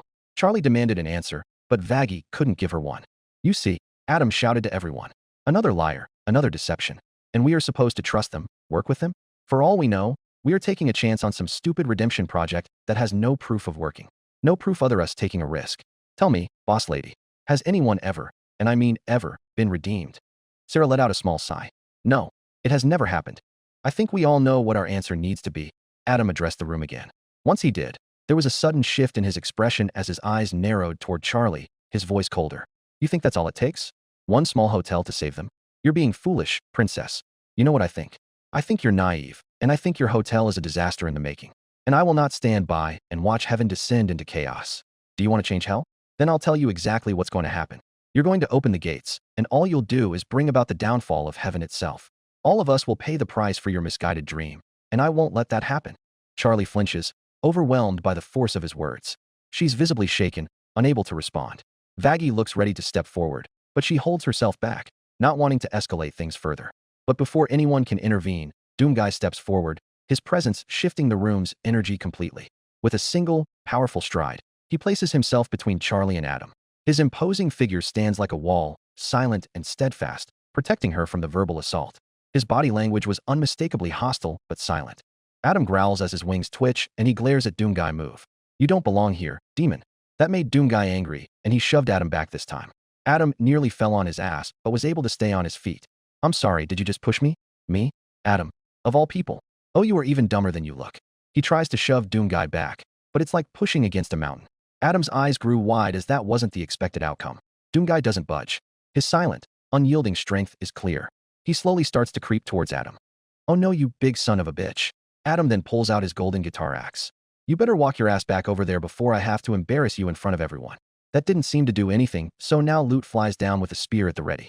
Final warning before we make sure we avenge our fallen exorcists. Loot shouted with a spear pointed at Doomguy's chest. Speaking of exorcists, Adam snapped his fingers, and tons of smaller portals opened in the courtroom. Over 20 exorcists filled the room, and all stood at the ready with their spears. Doomguy reaches behind his back and reveals his Sentinel hammer. That came to a surprise to nearly everyone, as they hadn't seen him just pull a weapon of any kind out of nowhere. Emily was looking nervously between the two sides, her voice wavering before she tried to help. Please, we don't have to do this. Stop. Stop this at once. There will be no violence on these lands. Sarah shouted to try and break off the potential fight. Charlie's eyes were wide with shock, her voice barely a whisper. This isn't what I wanted. I didn't mean for this to happen. The exorcists close in, and the room feels like it's on the brink of full-blown chaos. Doomguy saw the exorcists weren't backing off, and he wasn't going to either. He gritted his teeth, and was preparing to leap in the air and smash the ground with his hammer. But just as things seem ready to erupt into violence, Sarah stands up from her seat, her wings flaring as she takes command of the situation. Her voice was powerful and full of authority. Enough. She did the only thing she could think of at that moment, and she created a portal right under Doomguy, where he fell through it back into the Hazbin hotel and closed it before he could make any attempt to climb back through. The room now falls silent, though the tension remains thick. Sarah steps forward, her eyes fixed on the extra exorcists that came into the building, her tone calm but unwavering. Leave. Now. She then flies back to her original seat. She has to take a long, deep breath after that whole situation. We may no longer allow his presence here in heaven for risk of a violent act taking place. As for the original hearing, Miss Morningstar, while your pursuing goal is noble, the courts have to rule to deny your offer to work with you in your hotel due to a lack of objective evidence that this project could work as a substitute for the cleanse in reducing the risk of overpopulation in hell. Bada bing, bada boom. Never had a doubt you would see it my way, Adam exclaimed. He then approached Charlie and Vaggie one more time and spoke in a much lower tone. And I'm gonna fill you in on a little secret, bitches. Since you want to fuck with us, since you want to try to fuck with what I do, and since you care so much for those worthless sinners, when this next cleanse happens, we are going to slaughter more sinners than we ever have before. We are going to destroy everything we see, destroy everything they cherish. They better pray to whoever they can that they can hide from us, because they won't. We will make every kill hurt. And here comes the best part. When we are done, when we've had our fun, we are going right to that fucking hotel of yours, and we are going to burn it down and kill every single one of you in it. I can't wait. Adam left them with a sinister grin as he created a portal for the two of them, which caused them to let out a small scream as they both were sent flying through it. Chapter 37. Early Preparations. The lobby of the hotel stayed quiet for Charlie as she was finishing her explanation of her meeting with heaven. Her hands tremble slightly as she lowers them to her sides. Her voice had held up through most of it, up until the part where Adam promised to level the Pride Ring and personally exterminate everyone in the Hazbin Hotel. Now, that silence hovers in the air like smog, choking and thick. Charlie spoke softly to the group. Then Adam sent us both through the portal to here. They're not going to help us. And the next time the sky opens, it'll be for war. Fuck. Angel spoke as he ran a hand through the fur on his head. And here I thought the rent was the scariest thing about this dump. Real warm fucking welcome from upstairs. And here I thought heaven was supposed to be the nice place. Husk added. Priscilla spoke next in a high and anxious voice. They're really going to come down here? Adam said they try to kill and bring destruction to the whole ring. Yes. Charlie softly answered, still wishing that was the wrong answer. I don't know if anyone in hell will be safe this time. How the fuck can they just do that? First, they make the next cleanse come 6 months early, now they want to come down here and destroy this whole place. Angel questioned as it seemed unfair to him. Not that I want to point any fingers, but let's not ignore the fact that all these changes in heaven's perspective started from the last cleanse and what he did. Husk stated as he used his head to motion over to Doomguy, who was sitting by himself in a chair, with his Sentinel hammer resting to the side of him. He clearly seemed to be tuning out this conversation as he had no worry in his mind. Charlie lets out a small breath as her eyes look down at her feet. Adam clearly sees him as a threat to his armies and to heaven. To him, the killing of exorcists was unforgivable, and he blames all of us for it. Sir Pentious decided to speak up now. That lunatic Adam is going to raise destruction over an entire ring of hell, over one man. That's not divine justice. That's overkill. Alastor seemed to have a dark smirk on his face after hearing that. Let's not pretend this was ever going to end in compromise. Our large resident merely accelerated the inevitable. Priscilla came to the defense of Doomguy. What was he supposed to do? Let the exterminators kill him. That's a fair point, Priscilla. I never told him of the cleanse or how that worked. He had no idea of what goes on here. It's not his fault he fought back against those wanting to kill him, Charlie agreed. Perhaps, but for all we know, maybe those pesky angels wanted nothing to do with him, and he went on a rampage and began killing them all. Alastor suggested the possible outcome. Bullshit. We've been around muscles for months now. Yeah, he's still an incredibly angry John, but I haven't seen him just go on a senseless rampage for no reason. Angel now showed to be on Doomguy's side as well. Instead of just trying to toss blame anywhere, maybe we should focus on what to do. Priscilla suggested. It kind of came as a little bit of a surprise to others. She hadn't been too outgoing since she'd been here, but it seemed like that was changing. Yes, that would be a better thing to do. But, unfortunately, I don't have a plan. I mean, what are we? What is hell supposed to do against a massive army that has been slaughtering demons for centuries? Charlie questioned herself as well as everyone else. They kill thousands each year. No one has ever thought to stand up to them before, and any who have tried have just died in the process. So what is hell supposed to do now? Well, I think a big part of them comes from the very man in this room. Husk mentioned, as everyone knew who he was talking about. If he's been the only one who has killed them, maybe we need to know how. What was his method? What's his secret? The group's gaze turns to Doomguy, whose posture remains rigid, his face unreadable. The tension in the air thickens as every eye locks on him, waiting for him to say something, anything. Of course, he is one who killed many on his own, a feat no one has done, which means he knows how to kill them. He definitely knows a secret, Pentious said as he slithered over to the Slayer. Now the attention of everyone was on him.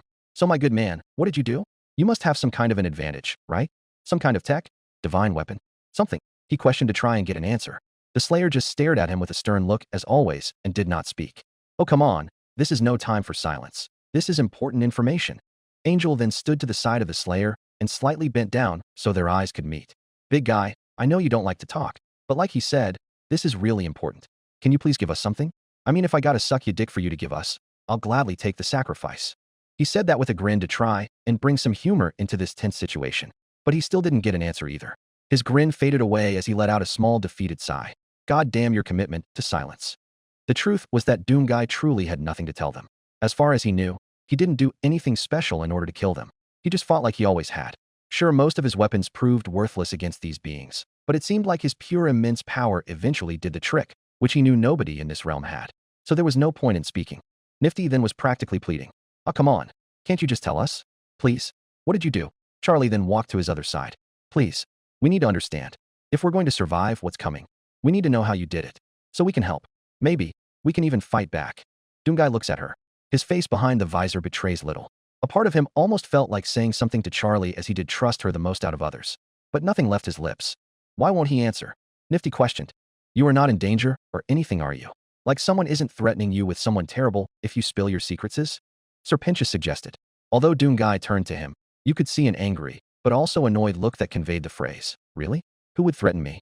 I figure you all are wasting your breaths. Doesn't seem like this mute juggernaut is going to give anything away anything soon. Alastor spoke. Marvelous.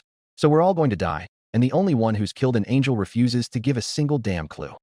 Pentious added. The attention then turned to Alastor. Vaggie, who had been rather quiet during this, decided to speak. Alastor, you went out there and saw him fighting. You must have picked up something. Ah, you were correct. I did witness something. Unfortunately, it was only a small bit of carnage, and I'm afraid I saw nothing out of the ordinary in his methods that nobody would have tried before, Alastor said with a shrug. Then there's got to be more. Maybe it's his magical weapons that he can make appear out of nowhere. Or maybe it's the armor he's got. Angel suggested. While his equipment ain't from our time, so that may not be the most far-fetched guess, Husk shrugged. Perhaps, Pentious added, but had a conclusion of his own. But if he truly does come from a different time and day, then how could he possess the necessary equipment to kill them? And even still, we know he uses what? Guns or his bare hands. What could truly be different about that? How the fuck are we supposed to know that? There's a lot of mysterious and unknown shit happening these days. Husk grumbled as he had no real leads based on the little information they had. Alastor didn't spot anything useful, and he won't tell us what he did. We're just sitting in the dark here. Correct me if I'm wrong, but didn't Charlie's pop say before that the big guy may have the ability to fully kill a sinner? Maybe something like that is the same for angels. Angel suggested. Who knows? Maybe that is true. Maybe it isn't. Whether it is or isn't, that only applies to him and not us, Vaggie replied. The Slayer remained out of this conversation as he didn't give in to anyone's pleas to make him talk to them or to try and explain that he was way stronger than them and could do what others couldn't. Okay, maybe we don't gotta know, because if he did do it once, he could do it again, right? Angel suggested, which didn't seem too far-fetched. Charlie's face still resembled her saddened mood as she spoke softly. Is that even right? Adam has an entire army as well as himself. Should we really just send him to try and fight the entire army by himself and wish him the best of luck? What if he doesn't want to? We can't force him to fight in a war that isn't his. He's still a human, not a demon like us. That made the group stop and think for a moment. Is it truly that fair for them to want to force a guy to fight in their defense, even though he has the ability or knowledge to kill something they seem to be unable to? Vaggie decided to step forward and spoke in a calmer tone. Look, we're not your enemies here. I'd say we are on your side in all this. I know when we were up in heaven, when you stepped to Adam, you were trying to come to our defense. We are trying to survive. And if you found a way to kill them, we might be able to use it. Priscilla added on as well with a calm tone. Please, Doomguy, we all need to understand. If you won't help, we don't stand a chance. The group's eyes are clearly wide with desperation, but Doomguy remains still. His gaze is focused straight ahead, but there's something in his posture that betrays a moment of internal conflict. His jaw tightens ever so slightly. He's hearing them. They want answers. They're pleading, begging, but the silence remains still. I suppose no answers will be arising this very day. Alastor concluded at the constant silence from the Slayer.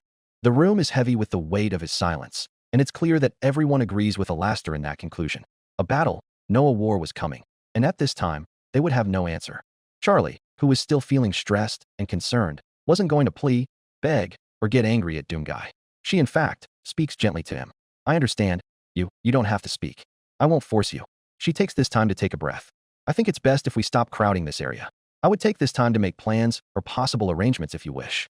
This hotel is certainly not a safe space during the cleanse. I don't really know where is safe. I need to do some thinking on my own of what to do next. She then turned and left the group feeling incredibly defeated on this day.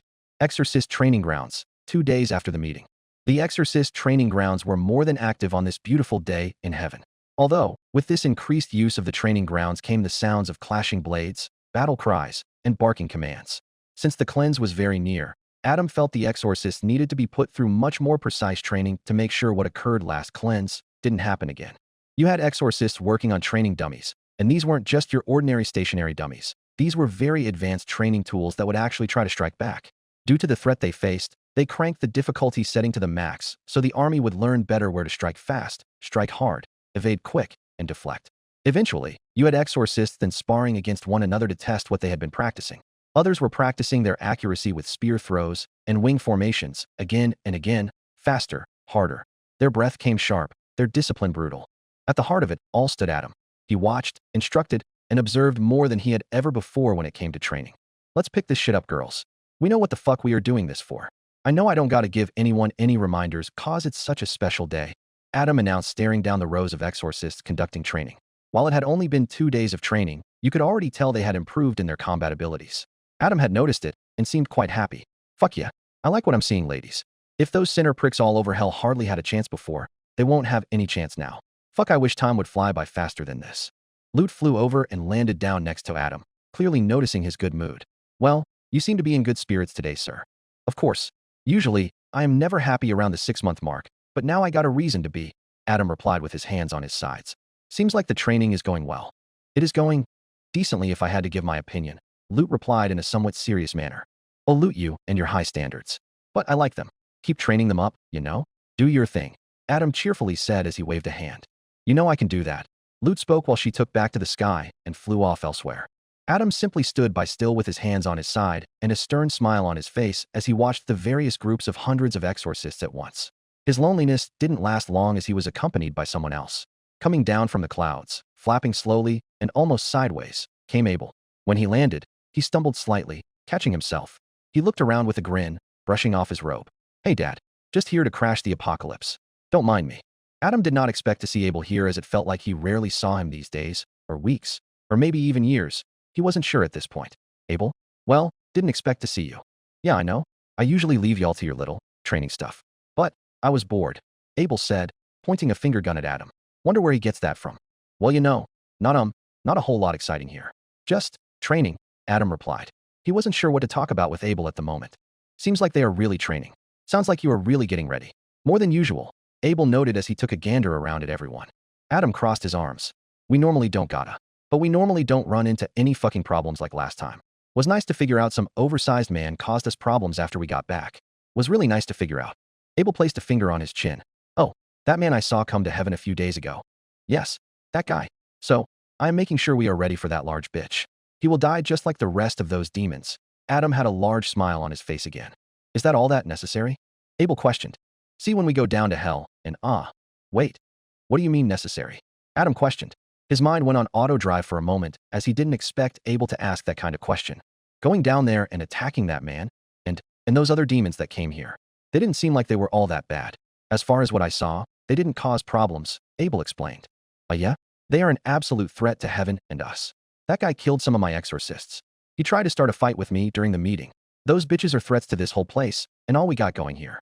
We don't want hell to take after this group, so we are going to bring destruction to this whole ring as a sign for them to remain in their place and to not try and revolt, or any of that jazz. Adam fully explained, hoping Abel would get the picture. Abel raised both hands and had a partially nervous smile. Okay, but isn't there a difference between divine law and divine overkill? Adam stared, unblinking. Wow, what? What the foo dashed? Overkill? You think this is overkill? Abel sighed, smile fading just slightly. A little. Once again he retained his nervous look. I think, and hear me out, I think maybe you've forgotten what judgment's supposed to look like. I mean, come on, Dad. We're heaven. We're supposed to lift people up, not crush them into the floor. Adam was a little astonished at what he was hearing. He started to repeat some of the things Abel said to himself, but at a loud enough volume that Abel could hear it. Lift them up and not crush them to the— What the hell are you saying? Sure, I suppose we are supposed to lift people up, but only the good ones, and like, the human ones, not the demons. Okay, then why not this human? Abel asked, clearly forgetting what he had been told. Adam let out a defeated sigh as he placed a hand over his face. I just explained why. He is not a good human. He has literally killed heavenly beings. That is a big no-no. He is some silent, unpredictable brute that we cannot trust. We don't know what kind of shit he'll bring here if he got the chance. And what about in hell? What if that thing will cause demons to rally behind him? What if we get a whole uprising on our hands? It's better to avoid that kind of shit and just erase the problem. Abel's smile disappeared. For once, his voice dropped. You know, you sound scared, Dad. Adam's eyes narrowed. What? Scared? Uffed. I'm not scared, he said. I'm Adam, the first man, the fucking man. I am not scared. I am just prepared. For your information, there is a difference. Okay, I get it. You are not scared, Abel said while raising his hands in surrender. He then had a small concerned look on his face. I'm just wondering if this is really the best option. All this violence. From what Charlie was proposing, it definitely sounds like a more peaceful avenue. Peace doesn't always solve problems, kiddo. Believe me, I'd know. Look, this shit that me and my gals have been doing for, well, it's been a long fucking time by this point. I want to say 10,000 years, but who really needs to get that specific? Point being, what we've done, it has kept any sort of revolution or uprising from hell. We are keeping this realm perfectly safe, and we ain't stopping that now. Do you get where I'm coming from? Adam explained. His tone had completely shifted to one of a more kinder and softer tone. It definitely sounded like he was being genuine. I guess I can see what you were trying to say, Abel replied, although a little slowly. That's a good kid. Adam then raised his mask up so Abel could see his actual face. Don't worry, all of this will be fine, just a bit of a roadblock. Once it is dealt with, we can go back to how shit has always been in heaven, I assure you. The Pride Ring, earlier that day. The smog hung high over the streets, glowing faintly in the blood-red morning light. Trash skittered along the cracked pavement. Neon signs buzzed quietly. Their flickering casted ghostly colors on the buildings. Charlie walked aimlessly, her arms crossed, expression distant. Her usual pep was gone, her shoulders slouched under invisible weight. She didn't cry. She had done that already. Now came the dull numbness of uncertainty. The air was thick and quiet with dread. Just about a week. That was all they had. Her thoughts clawed at her. The meeting with heaven had felt like a final nail in her dream's coffin. Despite all her efforts, all her pleas, heaven had refused. What chance did she have? What was she to do? Adam promised a bloodbath to her, and as much as she wanted to deny it, she knew deep down he was going to fulfill that promise. It had been several days since the meeting, and she didn't have a good idea. She didn't have a plan, a path forward. Yes, there was still Doom Guy, who had managed to kill them before, but would that be enough? A part of her didn't know if it would have been right to just try and send him into this fight head first, and just wish him the best of luck. Charlie knew he wasn't from this world. This fight wasn't his, it never was.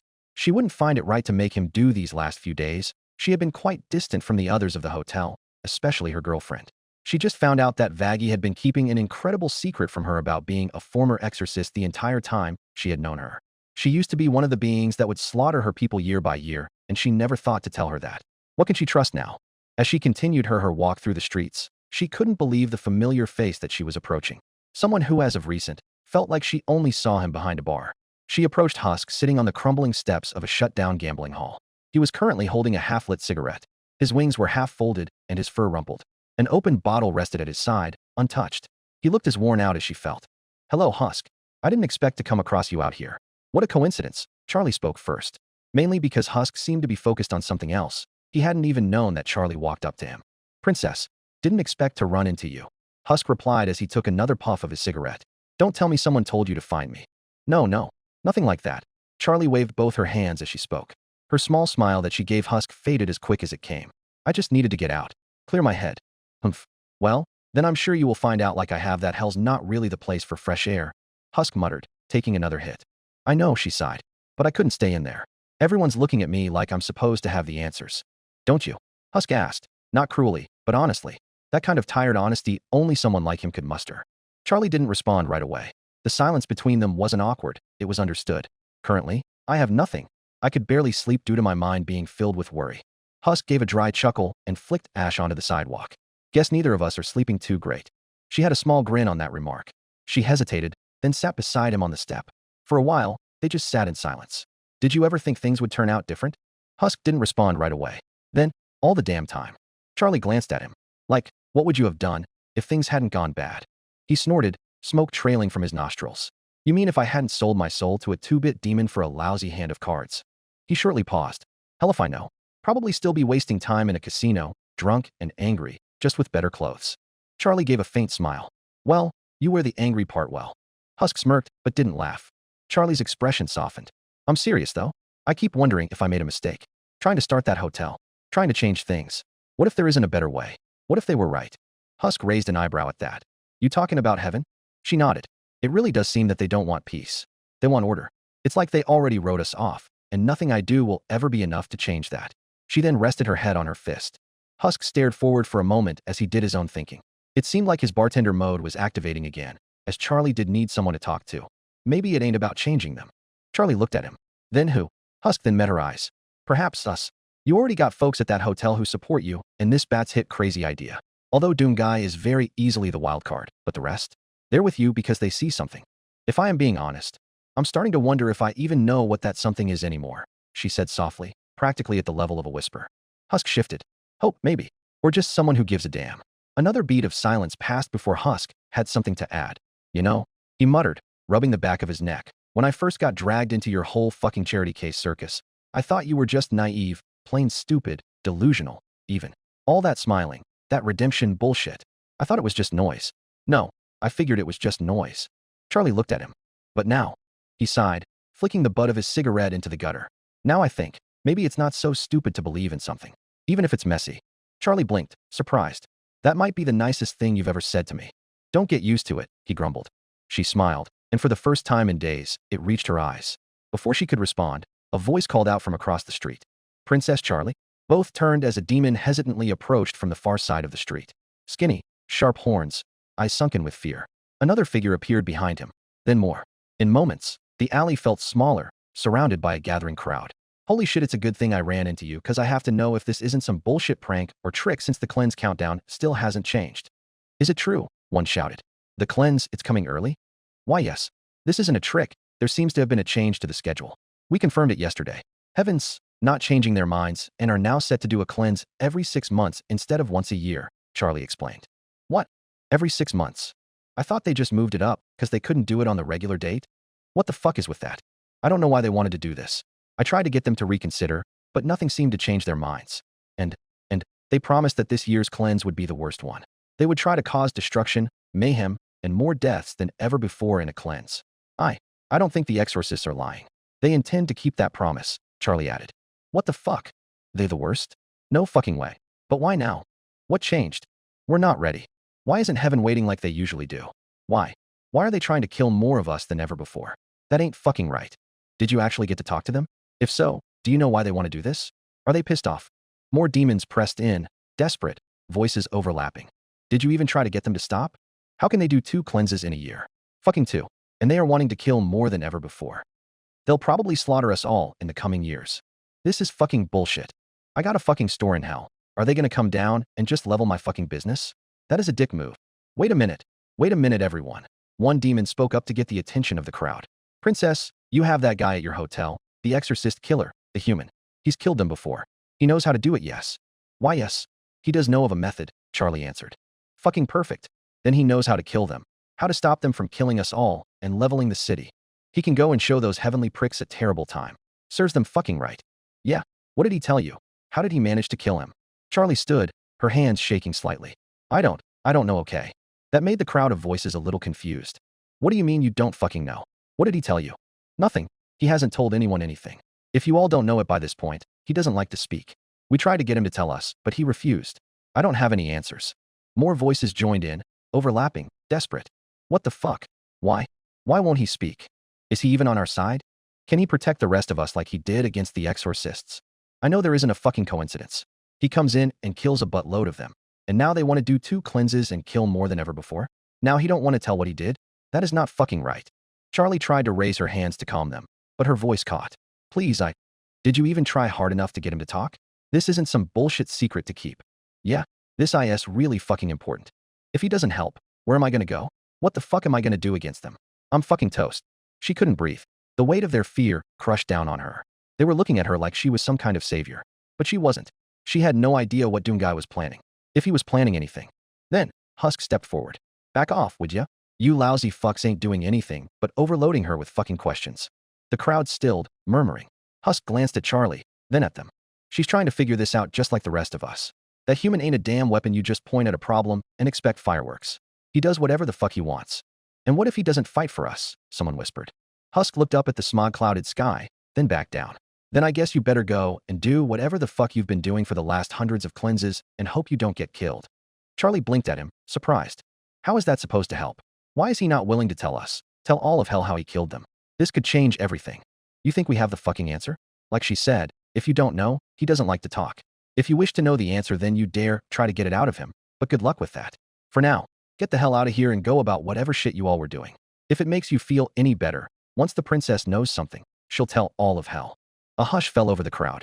A few demons backed away, others murmuring uncertainly. Charlie's hand lightly touched Husk's sleeve. He turned his head, expecting her to look shaken, but she wasn't. She looked calm, just a little stronger. The crowd slowly dispersed, fading into the city, fear clinging to them like smoke.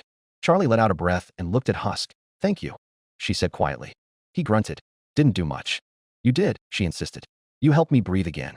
Husk looked away, suddenly uncomfortable. I think you're more than just a grumpy old cat, she added with a small, genuine smile.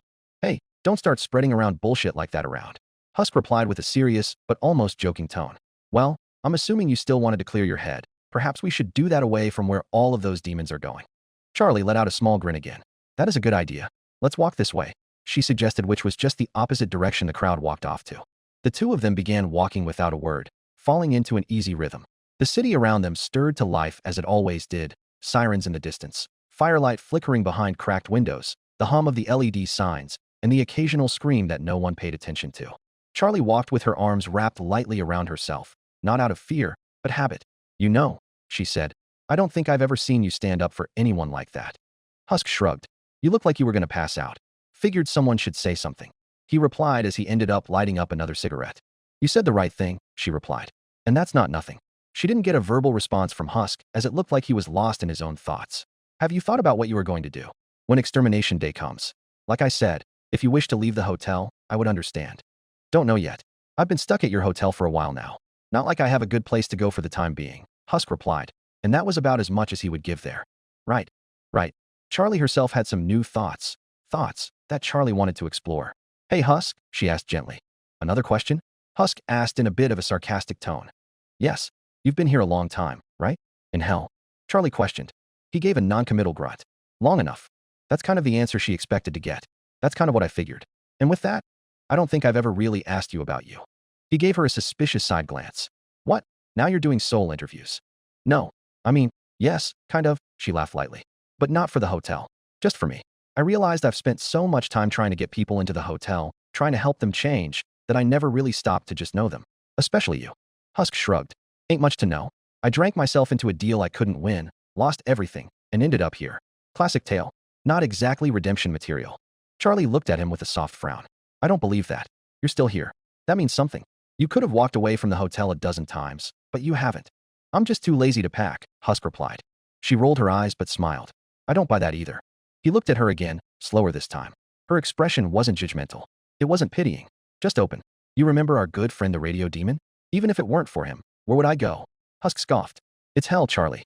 There ain't exactly a beachfront retirement for washed-up gamblers.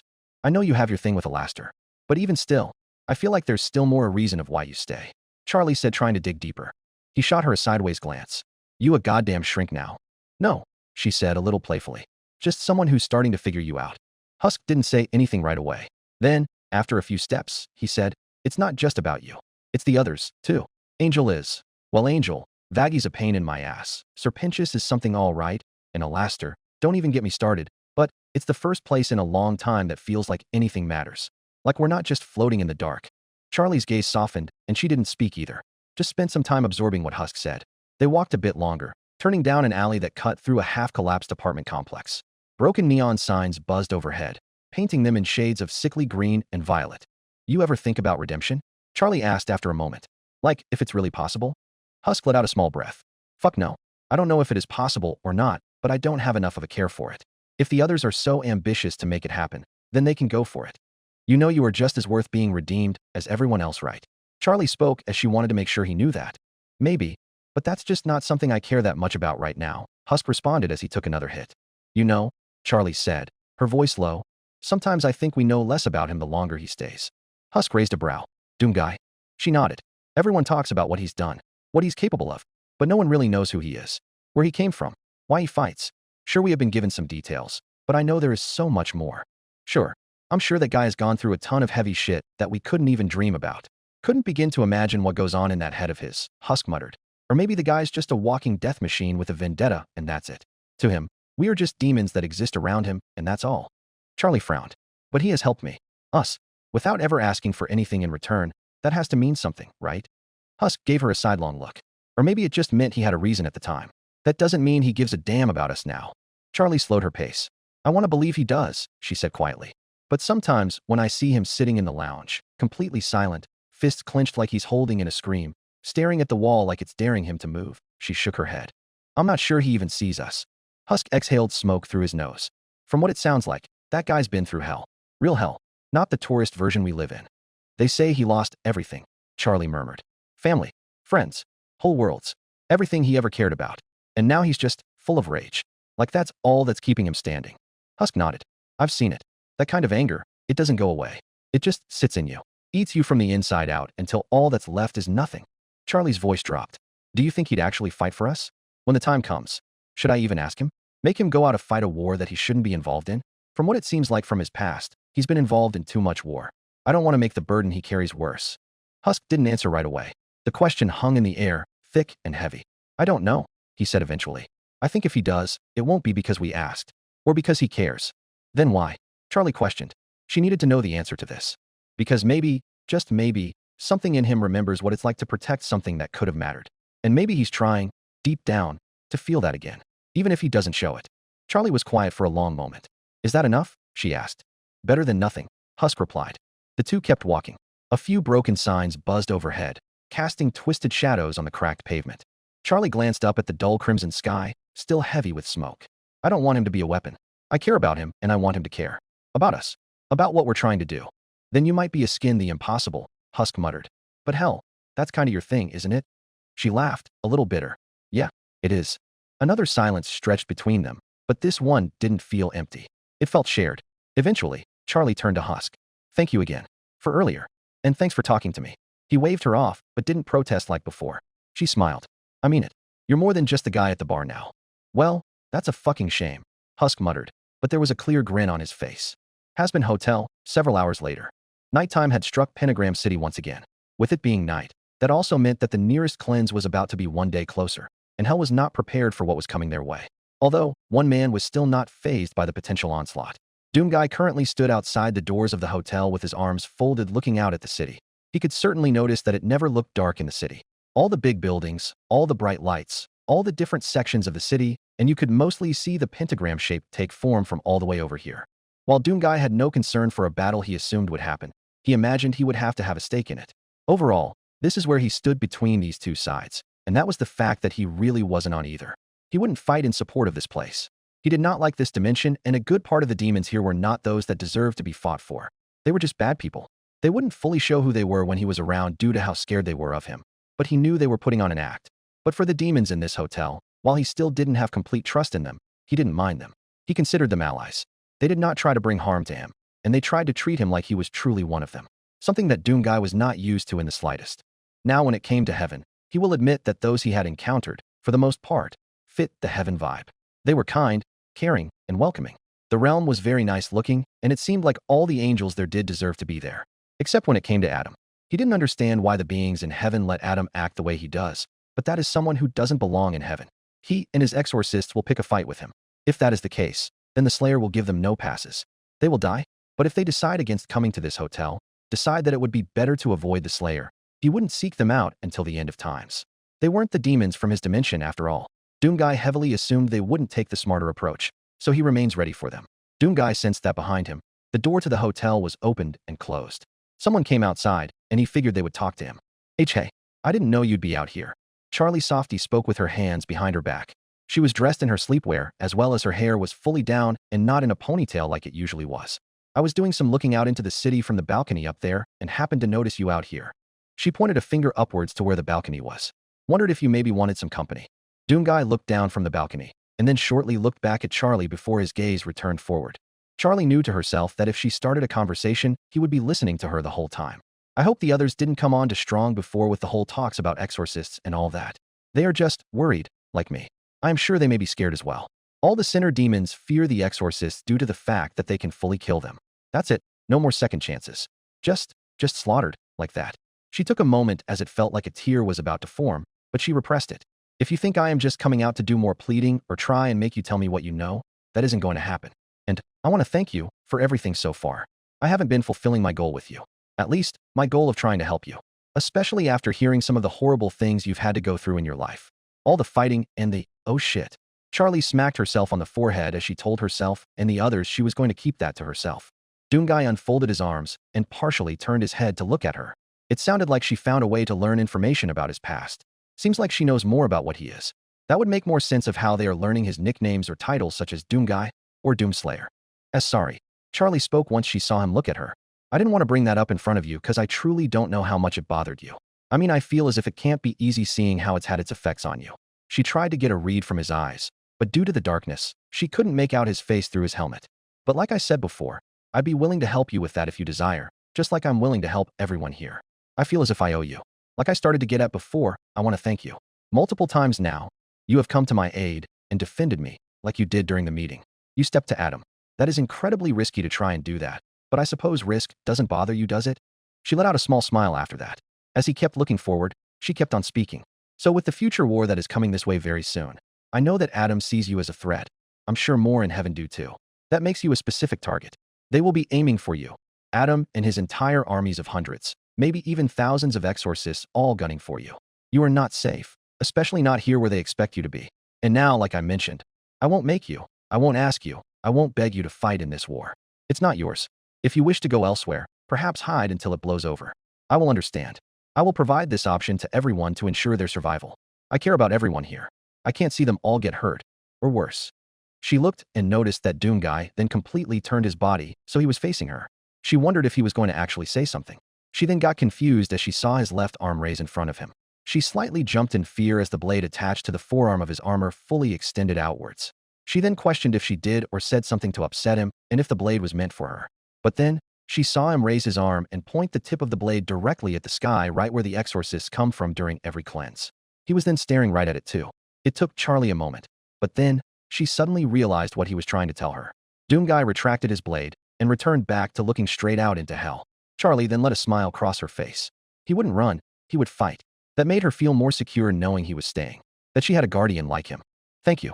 You don't know what this means to me. I hope somehow this all ends, with us making it through. I will make it up to you. I will do whatever I can for you. No matter what. Charlie expressed her thanks. She then decided to walk several feet to where she was standing right in his line of sight. She waited until Doomguy looked down at her and stared her directly in the eyes. No matter what, you will always have a place here. Doomguy didn't need to have a place here. He didn't need to have a place anywhere. A part of him expected these demons or Charlie to turn on him or end up betraying him like everyone else. And he supposes they still could. But perhaps they are different. He simply gave her a slight nod of acknowledgement to her words. Thanks. She quickly replied. Well, it is getting late. I think I'm going to go back in. I hope you can get some good rest yourself. Doom, a new chapter. Chapter 38. A helping hand. Doomguy seemed awake from his sleep. Or did he? He got up off the ground, or whatever he was lying on. He was no longer in the hotel, no longer in his room. The world around him had now changed. It now became a black, thick void. The silence in this place is suffocating, and the absence of light is overwhelming.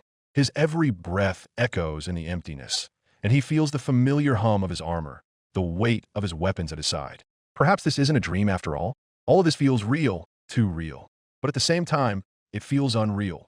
A faint whisper cuts through the stillness, so soft at first, it almost feels like it's a part of his mind.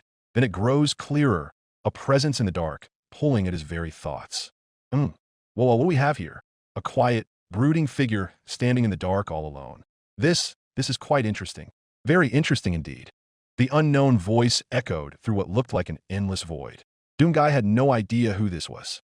The voice appeared feminine, but not one he had ever heard. You're the newcomer, the stranger, the human. The voice then let out a few chuckles. Do you know how long I've been watching you? Probably not. I don't expect you to notice the little things. Too busy, I imagine. Doomguy's fingers twitched around as he prepared for any kind of ambush. But he remained still, his mind sharp. This isn't an enemy he can fight. It's something else. His thoughts race, trying to make sense of the situation. I'm surprised you haven't noticed me yet. Although, you wouldn't be the first. No one notices me. Absolutely. No. One. It's easy to be unnoticed in a universe as chaotic as this one. I'm sure you can see where I'm coming from. Now you, in particular. You are a simple man, aren't you?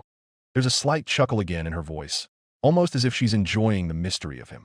But truly, you're an oddity. I've never encountered anyone like you. You're not just strong. You're relentless. Unstoppable. I can feel it in you. The pure, unbridled rage that keeps you going. But that's not what fascinates me. No, it's how different you are. How you never stop. How you always rise, always fight, always destroy. You don't get bogged down by the weight of the world. It's impressive, really. Doomguy stands unmoving, his silence an unspoken response to her words. But inside, something stirs. Her words claw at him, pulling at the edges of his rage. You're like a perfect little machine of death, built to annihilate and conquer. And I love it. Oh gods, do I love it. I feed off of it, you know. Chaos, destruction, all the things that corrupt and twist the soul into something beautiful, something evil. The air grows colder, and the space around him begins to shift. The pitch blackness turns into something far worse, a feeling of being watched, trapped, as though the very void around him is closing in. But I digress. I've been curious. You see, I've been watching you for so long. All that you've done, you've been the very talk of hell since you set foot there.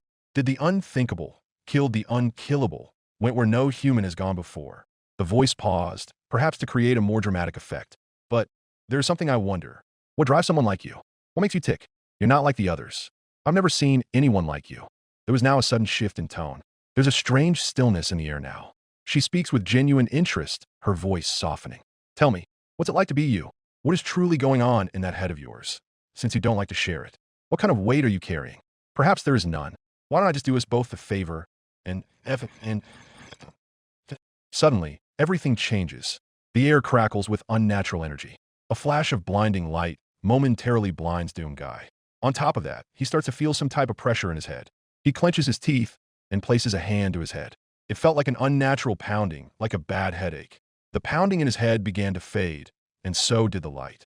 Although when the light faded, images formed. Doomguy then had a stern look on his face at the sight in front of him. His past, distorted and twisted, begins to unfold before him. The many battlefields, the faces of his former allies, fellow soldiers, Knight Sentinels, and other notable figures like Novik, Valen, and Thera. The blood, the carnage, the screams. But it didn't stop there. Now he saw something much deeper. His wife, her warm smile, now faded, was replaced by the hollow sorrow of his memories. His son, the little boy whose laughter once filled his heart, is now a ghost.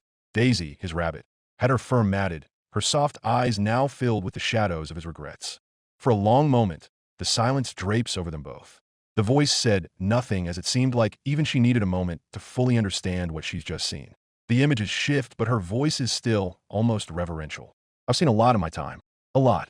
But this is something else. Something to an incredible extreme that I could have never imagined. You've seen things, done things most beings couldn't even pain. The loss, the death. And yet, you keep going. I can hardly wrap my mind around it. I've never encountered an existence like yours. Ever.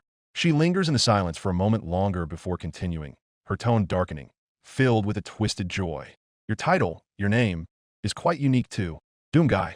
Doomslayer. Or perhaps just Slayer.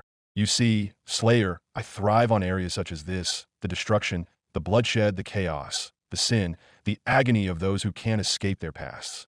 Evil, Doomguy. I live for it. The more you fight, the more you destroy, the more you generate. It's intoxicating, really.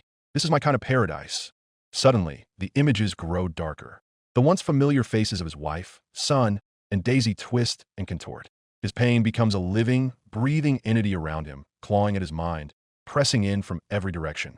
The ground beneath his feet shifts, becoming cold, steel-like. He feels trapped. The images of those he lost come at him in rapid succession. Every voice, his wife's laughter, his son's cries, Daisy's soft mews, the screams of pain of all the fellow allies, UAC Space Marines screaming for help, Knight Sentinels screaming in agony as the demons of hell rip them apart. They all scream for Doomguy to save them, to help them. The screams of everyone he ever cared about hit him over and over again. They all blend into a cacophony of torment, slamming against him. their faces flickering in and out like ghosts trapped in his own personal hell. If you haven't realized it now, you're in my world now. Trapped. Do you hear them? The voices of your lost family? Of all those you failed? Do you hear the screams? They will never let you go. They'll haunt you forever, Doom Guy. You can't outrun them. You can't fight them. This is your punishment. Doom Guy's fists clench around nothing, his muscles straining against the emotional and physical weight of the nightmare. The walls of the steel prison close in, the haunting images of his past circling like vultures. The rage inside him rises, fury like a storm, burning hotter than before. He cannot be broken by this. He will not be broken. Doom Guy charges forward, his strength shattering the prison walls. The echoes of those he had lost fade as the walls crack and crumble under his immense force. He begins to pound away at the walls around him with every punch, breaking through the prison he was put in. This did not please the voice as she spoke now in frustration. She doesn't want this to end. She wants to relish in the chaos that she stirred inside him. No, no, no, no. You won't break free. Not yet, at least. Not until I say you will. Doom Guy's rage remained unbroken as she could not keep him contained, and he broke through every wall. But why fight it? Why resist? You can't escape what you are. You can't run from the truth. You're trapped in your own torment. Don't you feel it? The air shifts again. Doom Guy's heart races as the ground beneath his feet changes, warping into a dark, molten landscape. The smell of brimstone fills the air, and suddenly he is standing in a familiar place. Hell.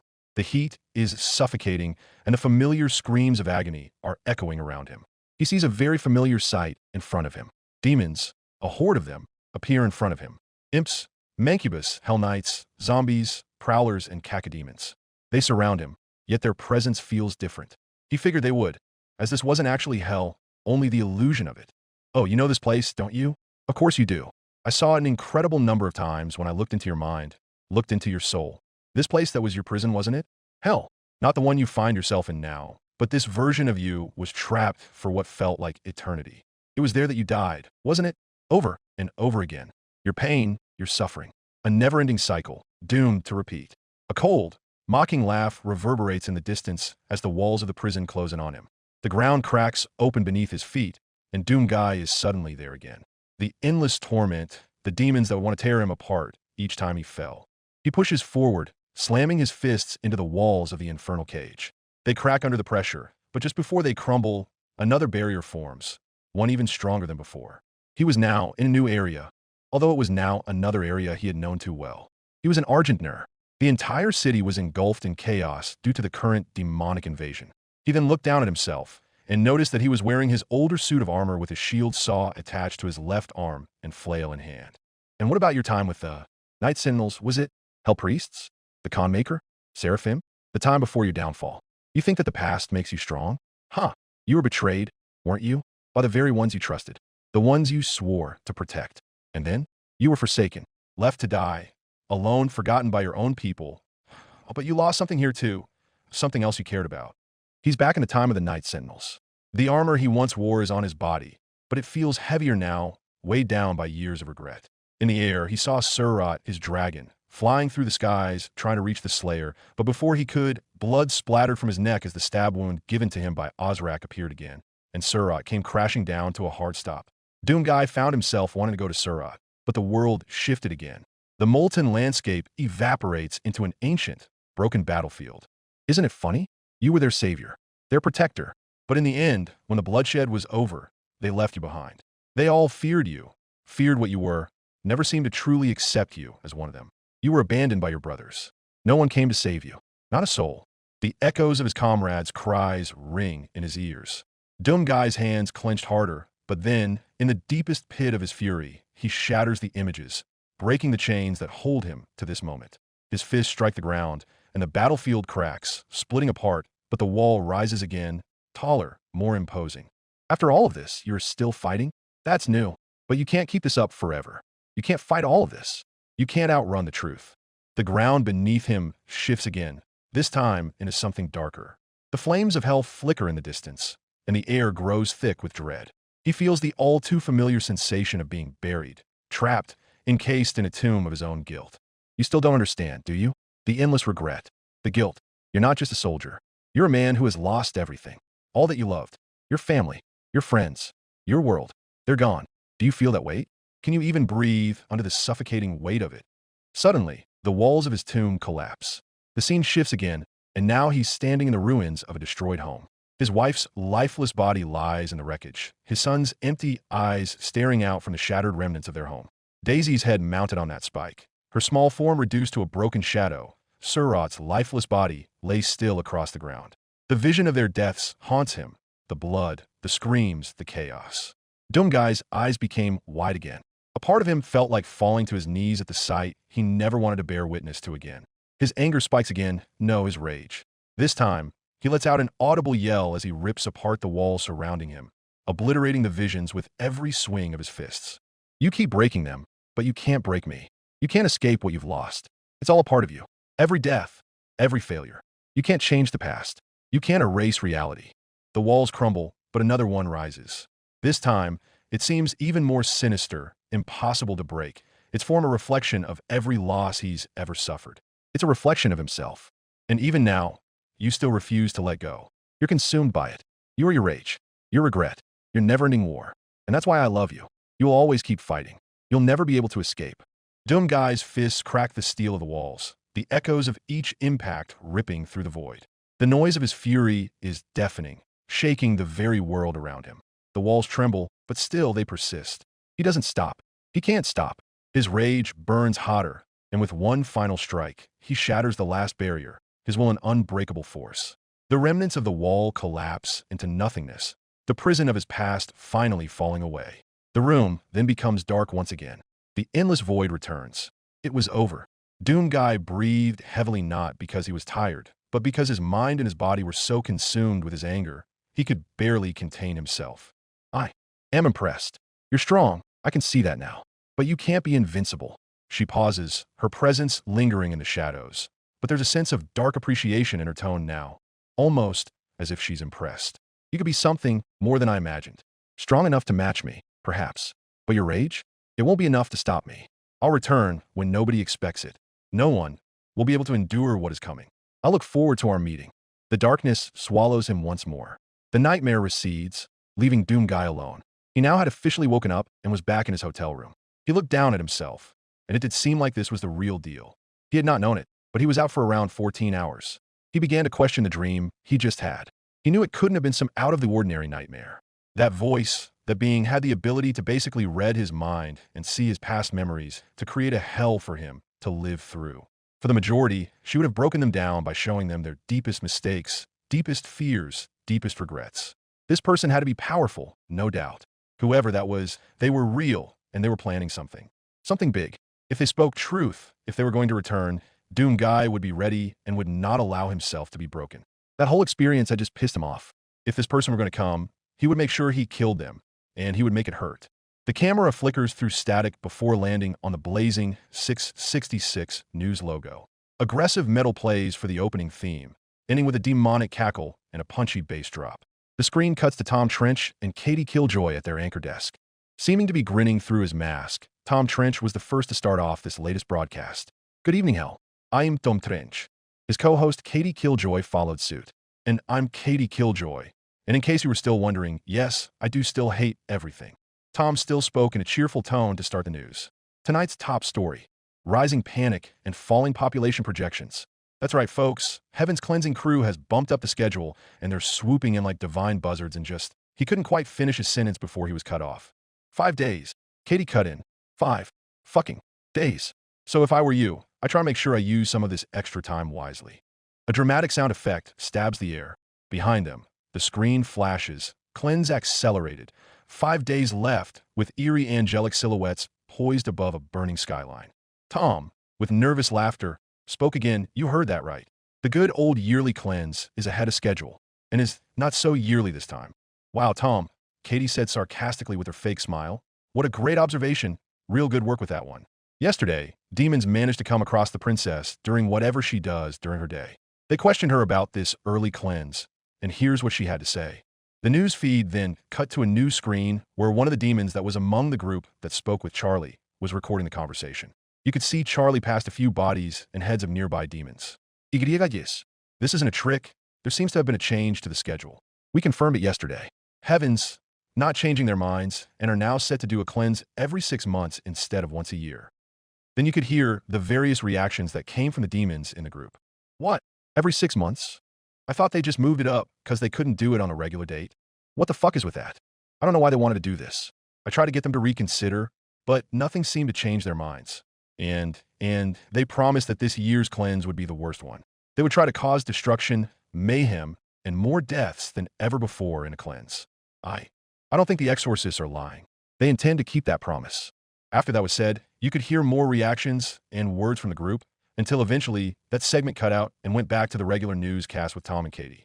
Katie was the one who spoke first after that clip and currently had a news anchor smirk on her face. Well, there you have it. Sweet little Charlie basically says that Pentagram City is probably fucked as the angels are promising more death and destruction than ever before. So, I suggest you lonely sinners out there figure out how not to get killed. Tom then added, yeah, we could all try. He then let out a few nervous chuckles. Okay, yeah, we're still doomed. Katie spoke sarcastically again. Helpful, Tom. Real journalism right there. Katie then flipped through the papers she held in her hand as she moved on to the next point with this segment. And in other shocking but not really news, demonic crime rates have doubled overnight. It seems like demons are starting to panic more than ever before with this cleanse being near. My guess is they forgot about it until now and find themselves unprepared. Many stores and shops are being ransacked and looted for supplies. Boy, what a bad time to find yourself unprepared, especially if the princess herself said this is supposed to be the worst cleanse of all. Tom followed as he leaned an elbow on the newsroom table. Yes, it is Tom. I think we can safely say that those demons will find themselves completely fucked and probably won't be around much longer, Katie added while leaning closer to the camera. Tom then stares back at the camera to finish the segment. Well, I think we can certainly agree that things are heating up around hell, and not in a good way. We'll be going to commercial, but stick around after the break.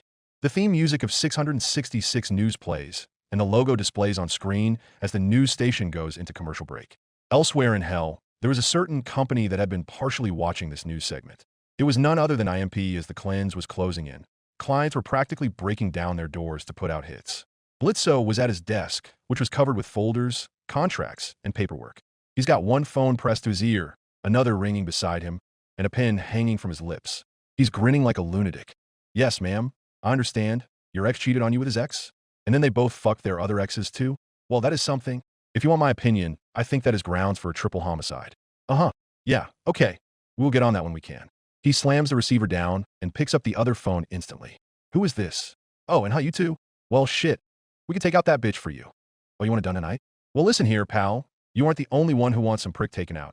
We got like dozens of others. We can get to yours whenever we get to it. He then hangs up the phone. Blitzo looks somewhat excited as he leaves his office and out into the office. He starts to laugh, almost sounding a little maniacal. Holy shit. Gang, this cleanse is the best thing that's ever happened to business. Luna, who was behind the front desk, scrolling and answering a different phone. Yeah. Hi.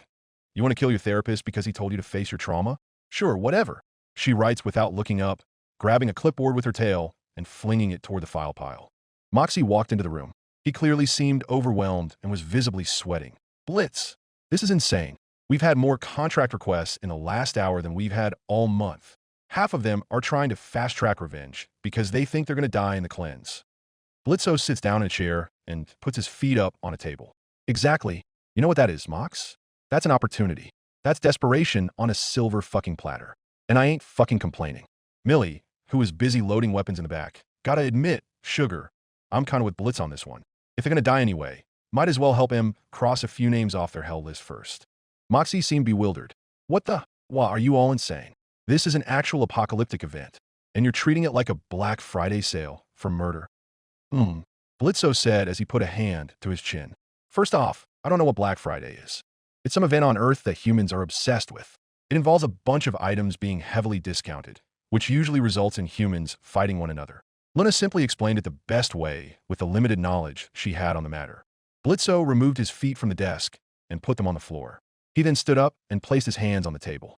A day where shit is heavily discounted and people fight one another for cheap shit? That sounds like fun as hell. A bunch of prick shits running each other over? We have to go up for that. Shouldn't we be more focused on, preparing for the cleanse that is supposed to be very deadly? Moxie questioned. Mox, we'll be fine. We've been through the little cleanse routine before. Business had been slow this month, and now we're picking up major slack. Prepare for a big bonus this month. Blitzo added as he still seemed very cool, calm, and collected about it all. Millie stopped what she was doing with the weapons. I don't know why they're so scared this time out of all cleanses. This could just be some little scare tactic. This could easily be just like any other extermination. Luna puts down the phone after answering another call. She let out an annoyed sigh. I don't know what is worse, being bored and not getting calls, or getting calls nonstop without a moment of peace. How are we supposed to fulfill all these in only a few days? There are far too many. Moxie exclaimed as he looked at all the files. We won't. Look, if they want these fuckers killed, they will wait their turn. Blitzo said as he threw his hand in the air and removed his feet from the table. The group of IMP then had a visitor. Stolas. He came in to see them all looking very busy. My, this is certainly different. You all look very busy. More busy than normal. That is, Stolas said as he examined them all. Blitzo started fanning himself with a stack of files. Stolas, baby, this goddamn cleanse couldn't have come at a more perfect time. We are rolling in clients right now. Oh, the cleanse is what caused this, Desire? Stolas questioned, putting a hand to his beak. It is true, Your Highness. The demons in hell seem very concerned about this cleanse. They want to get a contract in case they are killed during it. Moxie explained. Remember, you could just call me Stolas. And that seems odd. What makes them so sure they are going to die this time around? Stolas questioned. Have you seen the recent news coming out? Millie questioned, as it seemed like he was out of the know. Afraid not. Haven't watched much TV lately, Stolas said with a nervous grin.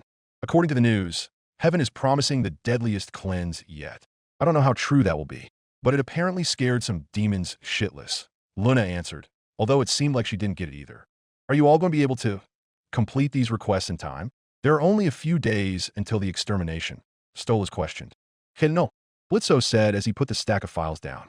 There are far too many coming in for us to complete it in time. Stolas had another thought. Okay, so what if one of your clients ends up dying before you can complete their request? What will you do then? Oh well, probably not do it. They have to pay in advance for us to complete the job.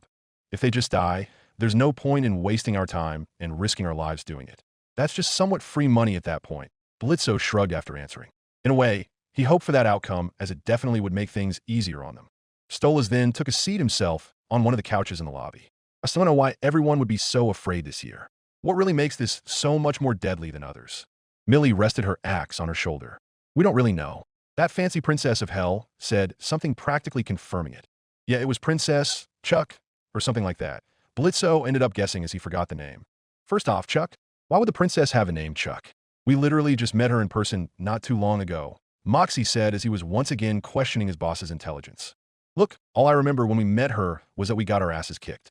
I didn't decide to remember all the specific details of that day in that hotel, Blitzo replied. Stolas shook his head like he was doing a double take at what he said. The princess of hell kicked your asses? He was questioning if he understood this right. No, it was that large green guy. In the armor, Luna quickly clarified. Oh, the one they call the human. The man who killed all those angels? That guy, Stolas questioned, making sure he had his story straight. That would be him, Luna clarified again. Why did he even attack you? And why did you even pick a fight with that guy? I don't know much about him, but from what I've heard, he seems quite strong, Stolas questioned as it seemed like you'd be stupid to attack the Slayer. Look, there were just differences in opinion. Let's leave it at that, Blitzo said, waving his hands around trying to brush off that even happening. Stolas did brush it off as he now thought about this so-called super deadly cleanse. So are you all worried about the cleanse at all? Not really. Cleanses aren't that hard to survive as long as you just stay inside. My apartment has stood tall through them all. You'll see that when the cleanse comes, Stolas. I mean, maybe there's a little bit of concern, but I do kind of agree with B. Maybe more demons will be killed this year, but if we stick to what we already have for these, we should have no issues, Millie added, also feeling confident. Stolas then feels a little better now that they seem calm about it. Well, all of your words are comforting. I have never experienced a cleanse without my power before. I've never had to worry about really hiding. Always felt like the angels had never targeted the Goetia. If you just board up the place real good, find some shit to do for a whole day, and block out all the killing, screams, and all that, you'll manage, Blitzo said, giving his advice from previous cleanses. Luna then quickly shouted out another client added to their packed list. Another client wants their ex's entire family taken out. Blitzo, with a grin, replies, Tell him we charge double for generational grudges. Hazbin Hotel. It had become an incredibly stressful time at the hotel.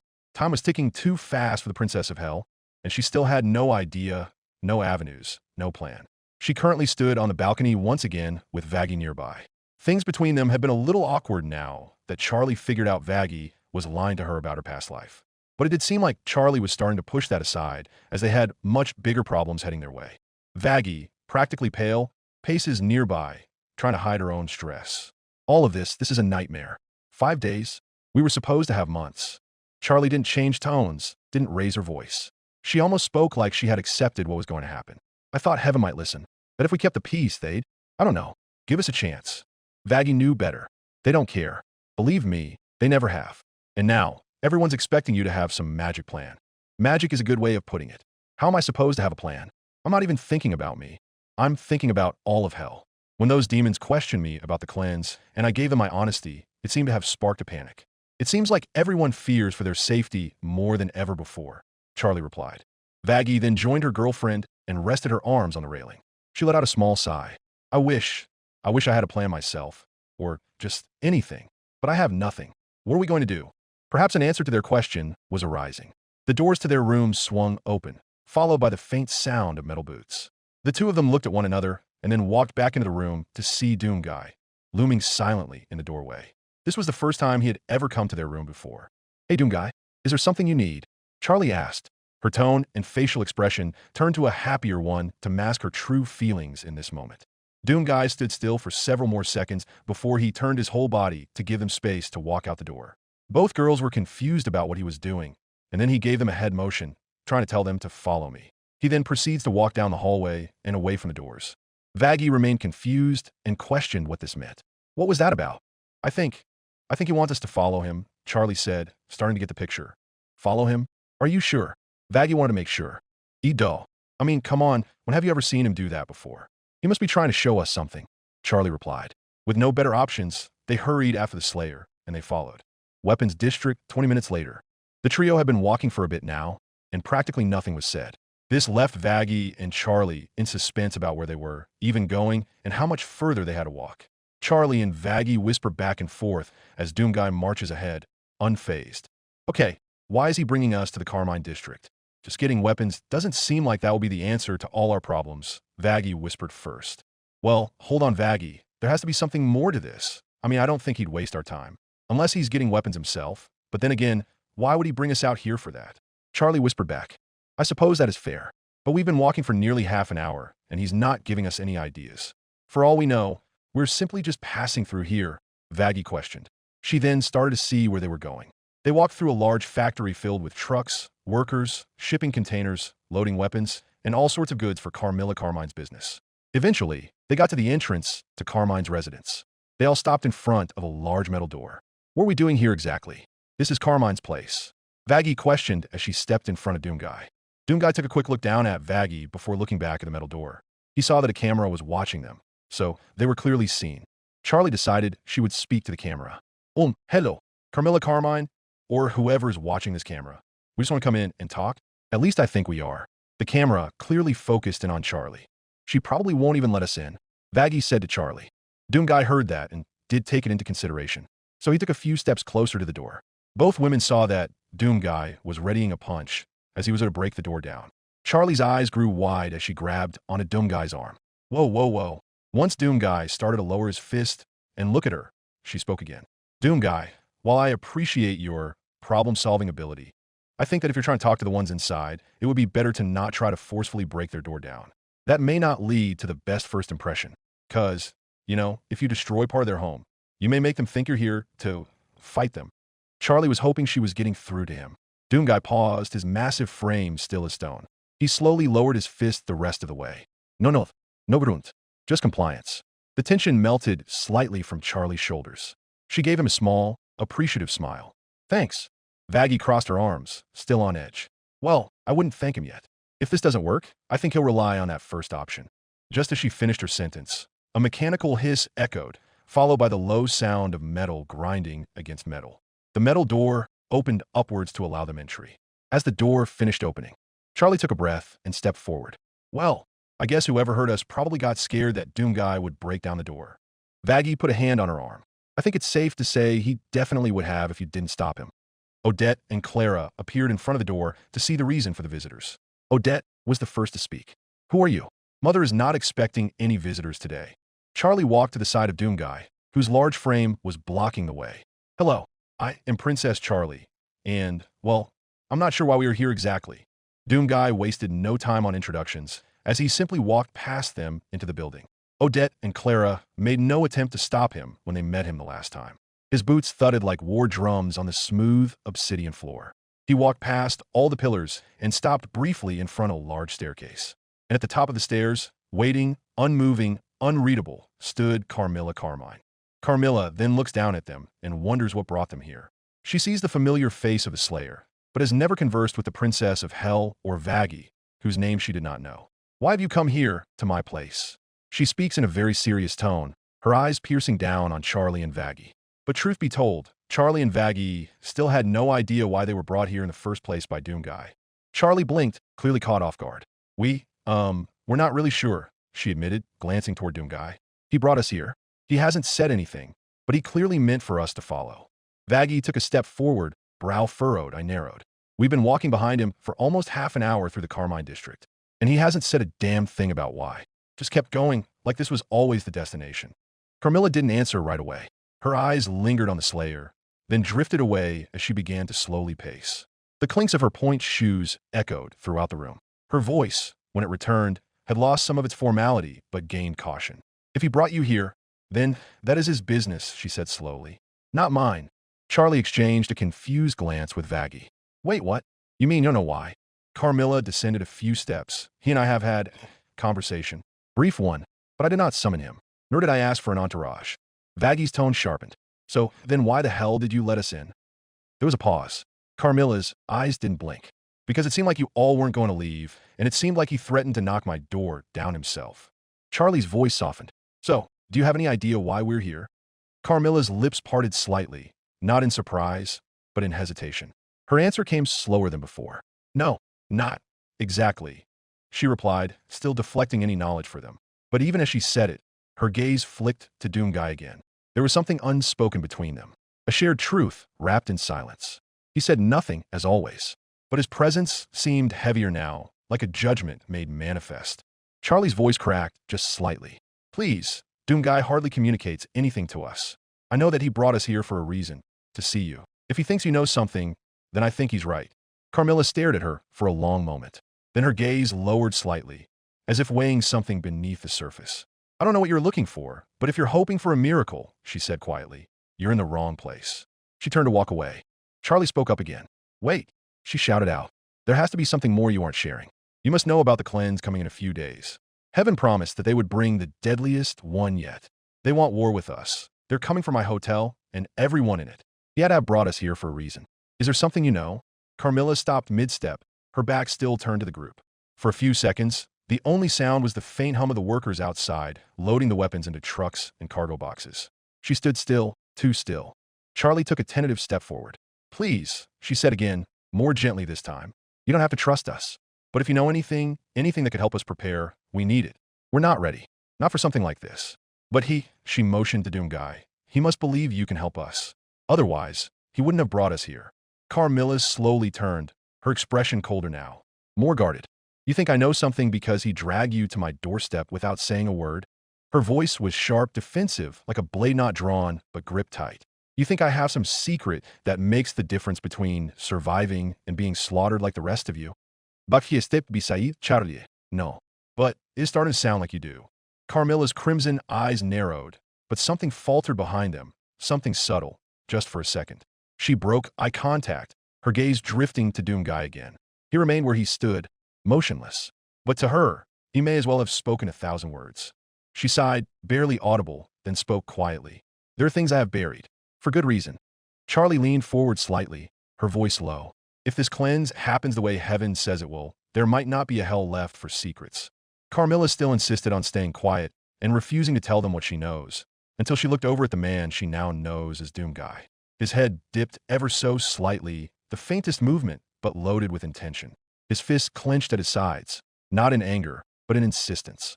A silent push, like he's telling her, "Go on, tell them." Carmilla saw it, felt it.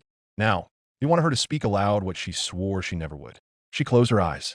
When she opened them again, her gaze met Charlie's. The cold mask had cracked just slightly. "I killed one," she said flatly. "An exorcist." The room fell silent. Charlie's expression grew intrigued, but also shocked. "You what?" "I said what I said," Carmilla repeated, her voice stripped of theatrics. "During the last cleanse. 6 months ago." like the man who stands next to you. Vaggie stepped forward, her disbelief giving way to urgency. You actually killed one as well? Not wounded, not driven off, killed. Carmilla seemed a little annoyed at them asking a question she had already answered. How else do you want me to put it? Charlie recovered first. How? You have to tell us. Doom guy, he never said how he did it. We've tried everything to prepare, but nothing works. No one's ever been able to fight them head on. Nobody has been able to hurt them, kill them. Vaggie added, he might be able to fight back against Heaven's exorcists, but that doesn't help us. We can't do what he does. We're not like him, but you. You're one of us. Charlie finished the sentence for her. You're a demon. If you can do it, we might actually stand a chance. Carmilla looked at the group for a long, waited moment. Her lips parted slightly, then closed again. It wasn't reluctance anymore. It was fear, real and quiet. Not for herself, but for what her answer would cost them. She turned her eyes to Doom Guy one more time before she took a step forward. Her voice dropped lower, as if the walls themselves might be listening. What I did wasn't strength. It was what I had to do to protect my daughters and myself. If killing an exorcist has to be done, then so be it. I fought back, not to make a statement, not to defy heaven, just to keep them alive. Charlie stepped forward, her voice speaking softly now. If you really did that, what did you do that no other demons could? Demons have tried everything. They always lose. Carmilla didn't answer at first. Instead, her eyes shifted to Vaggie, more specifically to what she was holding. That, she said, her tone suddenly sharper. The key is right there. Vaggie blinked, then looked down. Her grip tightened slightly around her spear. What? This? Carmilla gave a slow nod. Not just that, but angelic weaponry itself. Vaggie looked down at the weapon in her hands, now feeling heavier than ever. All this time, and I never knew it could actually kill one. Carmilla took a slow step closer to Vaggie, her heels echoing lightly against the floor. Her expression sharpened. And now look at you, she said, ready to fight back against your own sisters. Vaggie stiffened immediately. What did you just say? Carmilla folded her arms, tilting her head slightly. You thought that part of you was hidden? That no one in hell would notice. Vaggie narrowed her eye. You don't know what you're talking about. But the tension in her jaw said otherwise. Oh, Ido, Carmilla replied. I'm sure you've come to notice that the first weapon choices in hell are guns, knives, or whatever types of magical powers some demons possess. But you hold a spear and wield it like you know how to use it. I have a hard time believing you managed to find one of their spears after a cleanse and taught yourself how to use it. Vaggie's lips parted, but no words came. Carmilla's eyes flicked up, subtle and deliberate. And that little X over your eye? It really isn't that hard of a concept to figure out. Charlie then didn't seem mad at that. She started to think about what Carmilla said. I guess that should have been things to give it away. Vaggie did seem like she was relieved Charlie was acting calm about that. I didn't need a confession, Carmilla continued, softer now.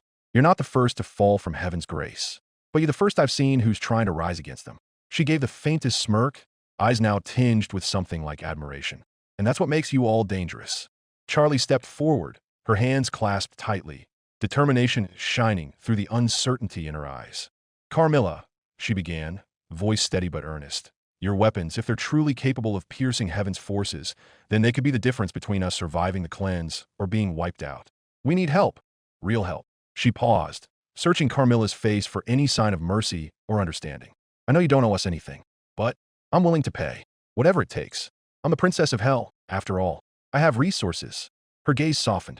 We want to protect the people here, the ones who believe in redemption, the ones who need a chance. Please. Vaggie nodded beside her, adding, we're not just asking for weapons. We're asking for a fighting chance. Carmilla regarded them quietly, her expression unreadable for a long moment. Then, slowly, she lifted a slender brow. Money is a tempting offer, she said, voice low and even. But you don't come to me for coin alone, princess. You look upon me now because you hope I am the weapon you can forge. She stepped closer, her gaze locking on Charlie's. Are you ready to pay the price that comes with wielding such power? Charlie took a steadying breath, her eyes pleading but resolute. You don't have to fight with us, Carmilla. We just need your knowledge and your weapons. If you supply us, if you help us prepare, we can face this coming cleanse. She stepped closer, lowering her voice. Please, I'm not going to send Doom Guy into a full war on his own. The rest of us can't do this alone. Not without someone who knows what it takes. Carmilla's gaze flicked toward her daughters, Clara and Odette, standing quietly behind the group. For a moment, her icy demeanor softened, a flicker of protectiveness crossing her features. After a long silence, she finally nodded. Very well, I will help. But understand this, once you wield these weapons, the path you walk will change. There is no turning back. She turned fully now, signaling the beginning of a new, dangerous alliance. Cool, we have much to prepare. Charlie and Vaggie exchanged a glance as Carmilla led them deeper into the shadowed halls of her domain, and the faint clinking of her shoes filled the air. Behind them, Doomguy stood motionless for a moment. Then, without a word or glance back, he turned sharply and strode away, his heavy footsteps fading into the distance. His mission to bring them here was done. Charlie watched him go, a quiet smile touching her lips. Once again, in his own silent way, he had been the unexpected ally she needed most. She whispered softly, almost to herself, "Thank you." Vaggie nudged her gently, pulling her focus back to the path ahead. "All right, princess. Let's see what Carmilla's got." Together, they followed Carmilla toward the armory, a place where the fate of their fight might just be forged. Heaven, Tower of the Archangels. Adam had been growing in anticipation of the upcoming cleanse. Less than a week away, and he was preparing to live up to his promise of making it the most destructive, most deadly cleanse of them all as punishment for the last cleanse. But for some reason, there was something small, something knocking around in his mind. Was he feeling nervous? Concerned? That doesn't seem right. Adam didn't feel that way ever, especially when it comes to the cleanse. It wasn't due to the demons in hell. It was due to the Slayer. He had never encountered a person like him before. He killed some of his exorcists and clearly shows no signs of fear from this battle. Perhaps this man wasn't as weak as Adam thought. He wanted to make sure he was extra ready and had the edge to kill as many demons as possible and be able to kill everyone in the Hazbin Hotel. Today, he was flying to an area of heaven that very few could ever visit. Only the highest-ranking members of heaven could come there. The archangels, the children of God himself. Through the clouds, he saw the large white and golden building. Adam proceeds through the large doors and into the empty corridor. He flies slowly through the hallway. "Hello? Where are all you fuckers at?" Adam asked as his voice somewhat echoed through the marble room. He looks upon the 8 large seats in the middle of the room, signifying the 8 children of heaven. Gabriel, Michael, Raphael, Uriel, Jophiel, Azrael, and Raziel. The 8th chair always remains empty as it belonged to Lucifer before his fall. "Don't tell me you all are out? What else do you all do besides sit in your fancy chairs all day?" His voice echoes again as he tries to get the attention of someone. After a whole minute of waiting, one of the children appeared. Gabriel, I knew one of you had to be here." Gabriel pulls down his white and gold hood and looks at Adam like he isn't excited to see him. "Adam." He speaks in a neutral tone with no real excitement. "What do you want this time?" Adam played dumb at that question as he acted like that was a random thing to ask. "What do I want? Shit, it's almost like you aren't excited to see me." "Adam, out of the very few times you come here to see us, it's usually because you want something." Gabriel interlocks his fingers as he stares at Adam. "Ask for something? Me? That is quite hurtful, Gabe. But yeah, you're right. I do want something." Adam gave him a large grin under his mask. "I figured." Gabriel let out a sigh and prepared himself for what he was going to hear. "Okay, so what is it this time? What do you want?" Adam then began to pace around the room as he looked at the decor. "Well, my next cleanse is coming up real soon. Just a few days, really." Gabriel stays where he is and keeps his attention only on Adam. "I'm aware of that. I also caught word of what happened in a meeting you were present in. Apparently, it was a meeting with the Princess of Hell. Sounded like it ended in some type of conflict. And now, most of heaven knows about it. Is that about right?" Adam looked back at him as that pretty much summed it up. "Lucky guess. Was a super boring meeting, though outside of the end, I guess.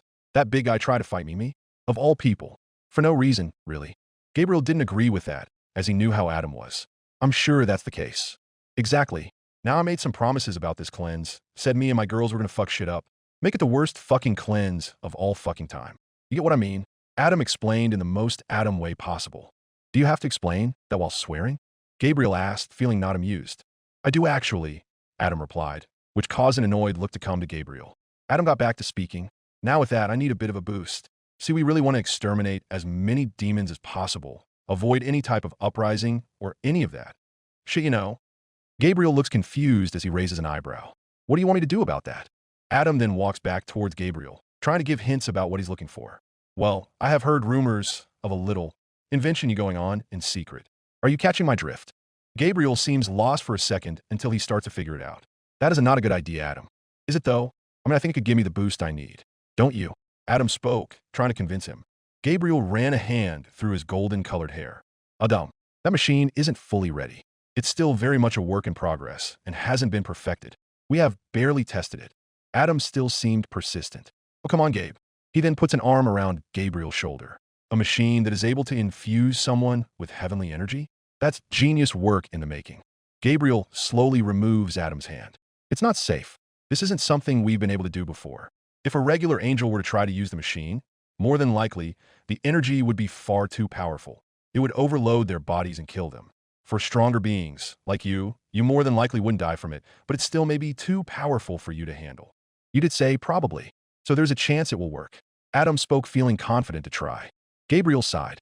I don't think this is a good idea. You said it hasn't been tested much, so look at me, bitch. I'll be a tester for you. I don't think you could turn that down. Adam said as he motioned a hand over his entire body. Gabriel still seemed against it, but gave in. Fine. If you're absolutely sure you want to do this, we can try. Positive, Gabriel, Adam said as he gave Gabriel 2 finger guns. Follow me then, Gabriel said. He flew several feet off the ground, and Adam eventually followed him. They both flew to a more secluded part of the building. They went towards a large wall. Gabriel waved his hand, and the wall vanished, and a giant machine appeared. Adam landed and looked upon it. It was a large, circular glass ball. In the middle, there were podiums and connectors that would hook up to the inside user. To the right was the control console. Last chance to reconsider. Nah, fuck it. Already here. Might as well give it a shot. Adam replied, feeling confident. Gabriel then opened the door into the chamber. Adam followed in. Gabriel proceeded to attach the connectors around Adam's waist, legs, and arms. Once he was done, he gave Adam one last instruction. Place your hands on the podiums in front of you and keep them there through the process. Gabriel then left the chamber and went towards the console. Now, at any point you want to shut it off, tell me immediately. Like I said, I cannot predict that you'll be able to handle this. It probably won't be very pleasant. It may hurt a bit. I got it, Gabe. Just start up, Adam said as he placed both hands on the podium. Gabriel went to turn it on at the console. Adam could hear him tapping buttons, flipping switches, and turning dials, and the machine started up. A very loud humming noise could be heard as the machine loaded up. All of a sudden, golden flows of energy filled the connectors, and the podium and golden light flashed throughout the whole room. Adam then felt the large surge fill his body. He gritted his teeth as Gabriel was right, this hurt like a bitch. It took about 10 seconds until Adam couldn't have enough. Ah, fuck. Shut it off. Shut it off. He exclaimed. Gabriel was right on top of that as the machine powered off quickly and the humming noise slowly faded. Adam then fell to his knee and let out some heavy breaths as he spent some time recovering. Ah, fuck. What in the hell? That fucking hurt. Shit. Gabriel then walked into the chamber. I told you, Adam. You probably wouldn't be able to handle it. I'm not sure if anyone could. Not until we perfect this. Adam was still recovering. Shit. Well, did I even get anything from it? Gabriel shrugged his shoulders. A little, if that, but you were only in there for about 10 seconds or less. Damn. Well, whatever. I'll still be ready for this shit. Adam then got up to his feet. He began to remove the connectors from his body. He then started to slowly walk past Gabriel as he was still recovering. Well, good luck with that, Gabriel said sarcastically. It always is a pleasure to see you, Adam. As Adam turned the corner, he then turned around and poked his head into the room. I know you're fucking being a smartass, but you're right. It is always great to see me. He then ducked out of the room again. Gabriel then stood by himself in the room and shook his head. Hopefully he doesn't do something stupid, but it is Adam. He probably will. Doom. A new chapter. Chapter 39. The Cleanse Part 1. The lobby of the Hazbin Hotel on this day was unusually quiet. The usual sounds of the few residents in the Hazbin Hotel replaced by an uneasy stillness.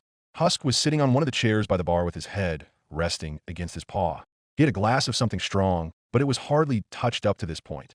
Nifty was currently darting from corner to corner, tidying things that didn't need tidying, her usual bubbly energy subdued. Sir Pentious sat on one of the couches near the fireplace, resting his elbow on the armrest. He was trying to think of something himself, like any type of plan, but he had nothing good. He was just as lost as everyone else. Priscilla sat near Sir Pentious on one of the other sets of furniture. She was scrolling on her phone to take her mind of all of this. She certainly hadn't expected this turn of events when joining the hotel, but she didn't have much else to go back to. Through her scrolling, her eyes would dart between each member of the hotel. She was new enough to the hotel to still be learning the rhythms of its residents, but even she could feel the tension that hung heavy in the air. Angel was lying on another one of the couches as he was playing with Fat Nuggets. The small oinks of his pet brought him some small smiles as he was trying to take his mind off it as well. The silence stretched until Husk finally broke it as he was tired of all this quiet. Okay, as much as I should be enjoying the quiet in here, it's driving me crazy. He spoke loud enough to everyone to hear. We got a big army headed our way, and we still don't seem to have any kind of goddamn plan. Sir Pentious huffed. What kind of plan can we come up with? How are we supposed to stop an entire army just by our small numbers?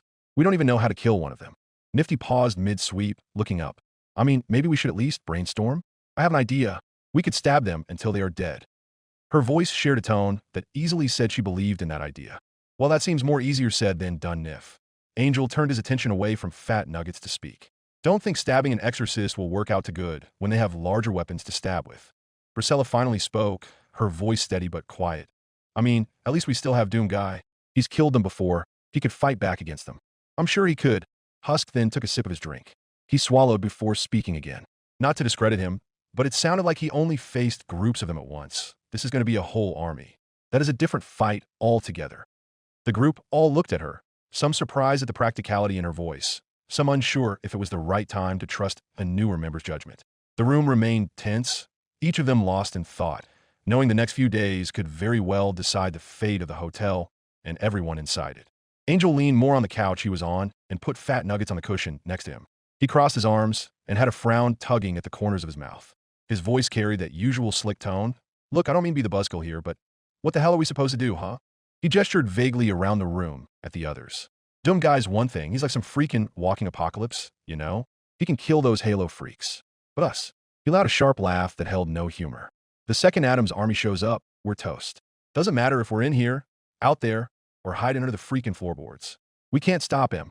As much as the group wanted to say otherwise, they would have to agree. Husk just swirled the drink in his glass around before taking a large sip. Sir Pentious rubbed the back of his neck, but couldn't think anything to say. Nifty clutched her broom tight, and Priscilla just folded her arms and looked away. Once Angel established the fact no one was going to say anything else, he spoke again. At this point, I don't even know where Charlie and Vaggie are, or what they are out there doing. I don't even know if Charlie even has some big picture plan cooking. All I know is now, we're sitting ducks. And I don't got no illusions about what happens when the Halos get bored of trying to kill him and turn their sights on us. Husk let out a long, weary sigh and swirled the liquid in his glass again. Let's face it, this hotel, it's a massive fucking target. Adam and his army will tear through everything if they get the chance. Maybe at this point all we can do is just accept it.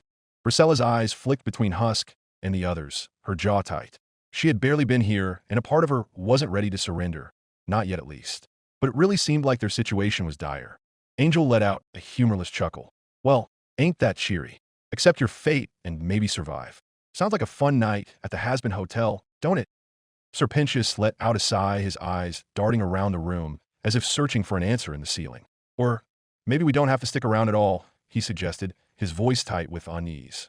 We could leave, hide somewhere until this whole mess blows over. Charlie does seem to care more about our safety than her hotel. Husk shrugged as it certainly was an idea. Yeah, that's one option. But where the hell are we supposed to go? Ain't exactly like we can just disappear without a goddamn trace. Angel tilted his head, a sly grin tugging at the corner of his mouth, though it didn't reach his eyes. I mean, sure, that's probably an obvious idea. But I do side with Husk. Only thing I left behind was some crappy apartment where I could barely afford rent. Had to blow my landlord multiple times just to pay those months. I don't got a lot, and I don't know about any of you, but I feel a little, I don't know, guilty? Like guilty leaving Charlie. Husk then cocked his head and had a small smirk. Oh, thinking about others for a change. Angel simply batted a hand at Husk in response. Oh, fuck you.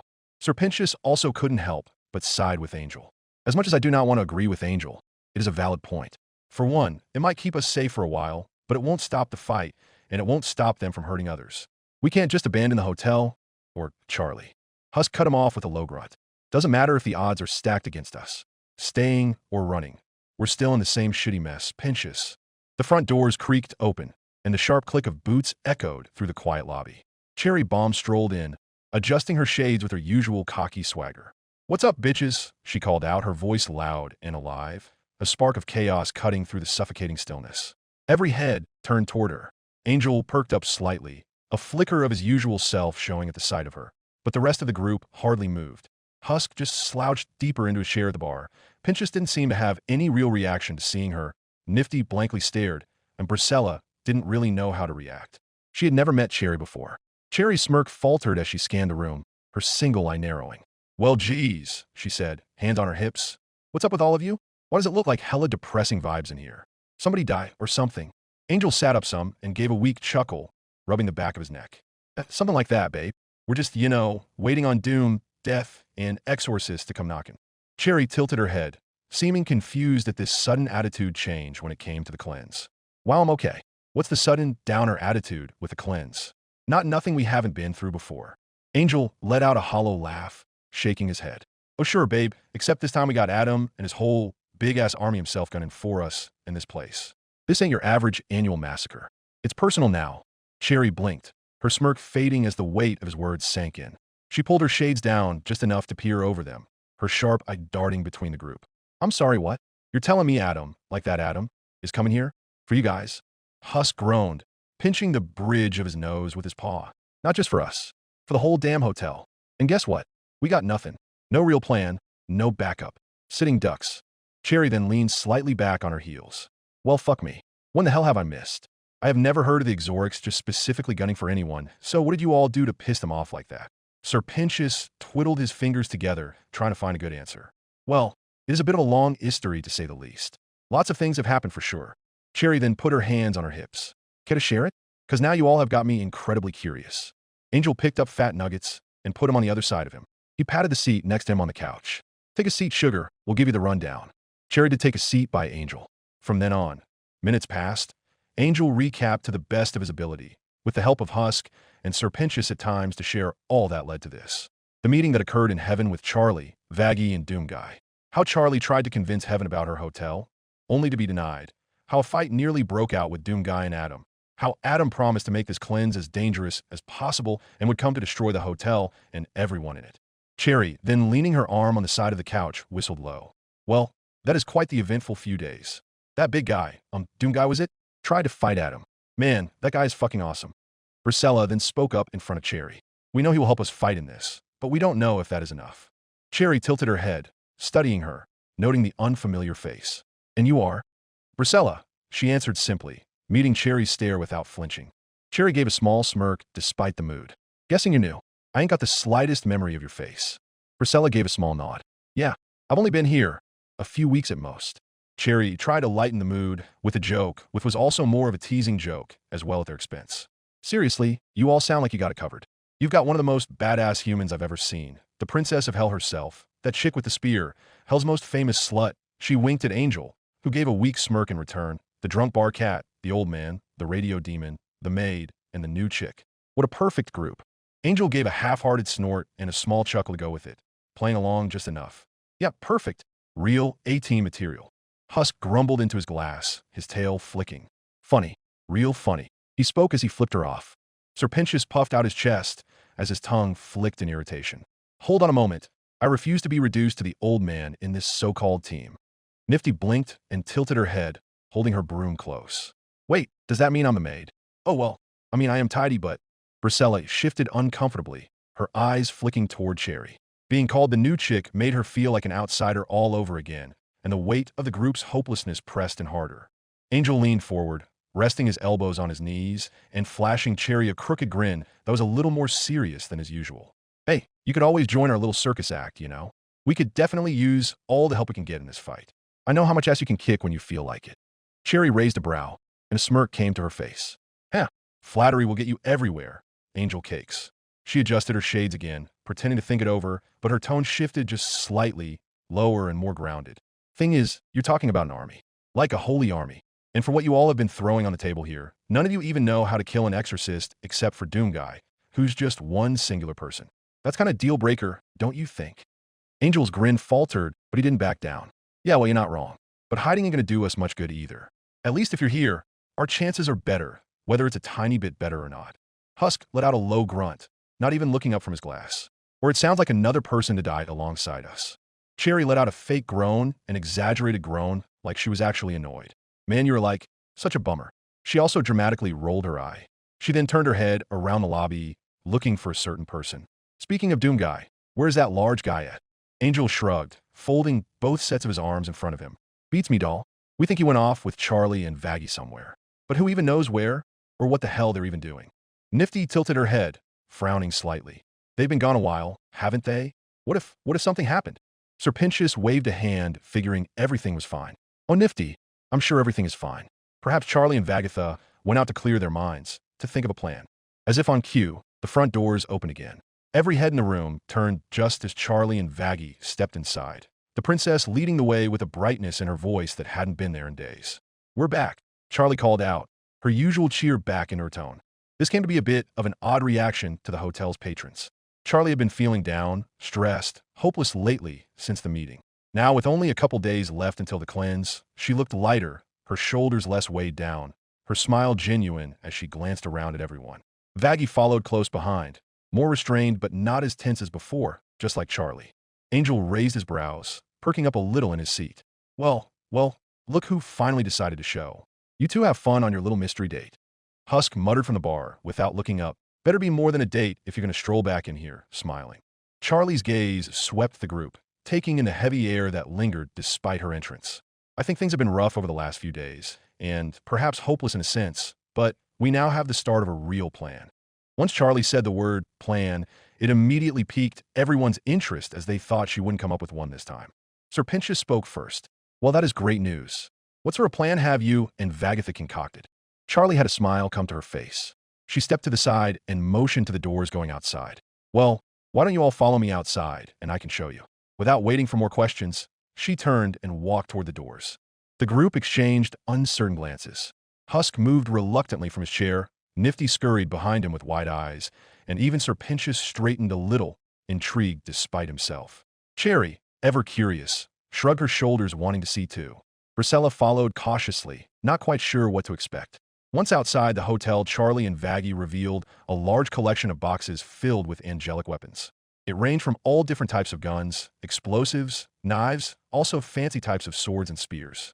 Angel's eyes darted around to every weapon laid out in front of them. One that's its princess. Where did all this come from? Charlie folded her hands behind her back and rocked on her heels and toes with a confident look on her face. Carmilla Carmine. Nifty's eyes practically sparkled, her fingers itching to touch the weapons. They're so shiny and magical. Oh, imagine cleaning all these. The group from the hotel then went and looked around at all the weapons. Husk after looking over a few of the guns. I mean, sure, you wanted to stock up on weapons, but angelic weapons typically do more to us than anything. You planning on a massacre in the city? Charlie raised a finger in the air. See, you would think that, but apparently there's more to that than we think, and we have Doomguy to thank for leading us to that clue. Angel picked up an angelic gun and looked at its sleek, shiny, and bright colors mixing in with the black of the gun. Muscles? How'd he lead you to this clue? Wait, is this what he used during the last cleanse? Vaggie folded her arms. We don't know for sure, but apparently Doomguy had a private conversation months ago with Carmilla Carmine.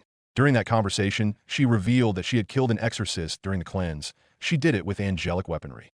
The group collectively froze. Even Angel's usual smirk faltered, replaced by a faint flicker of disbelief.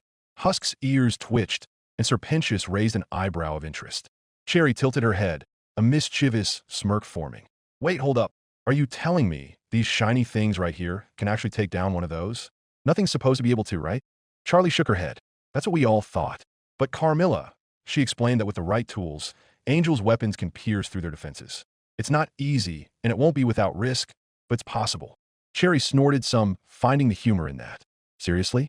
What can hurt those bastards from heaven are heavenly weapons. That's kind of fucked. No wonder nobody could have figured that out before. Charlie then clasped her hands together and continued on.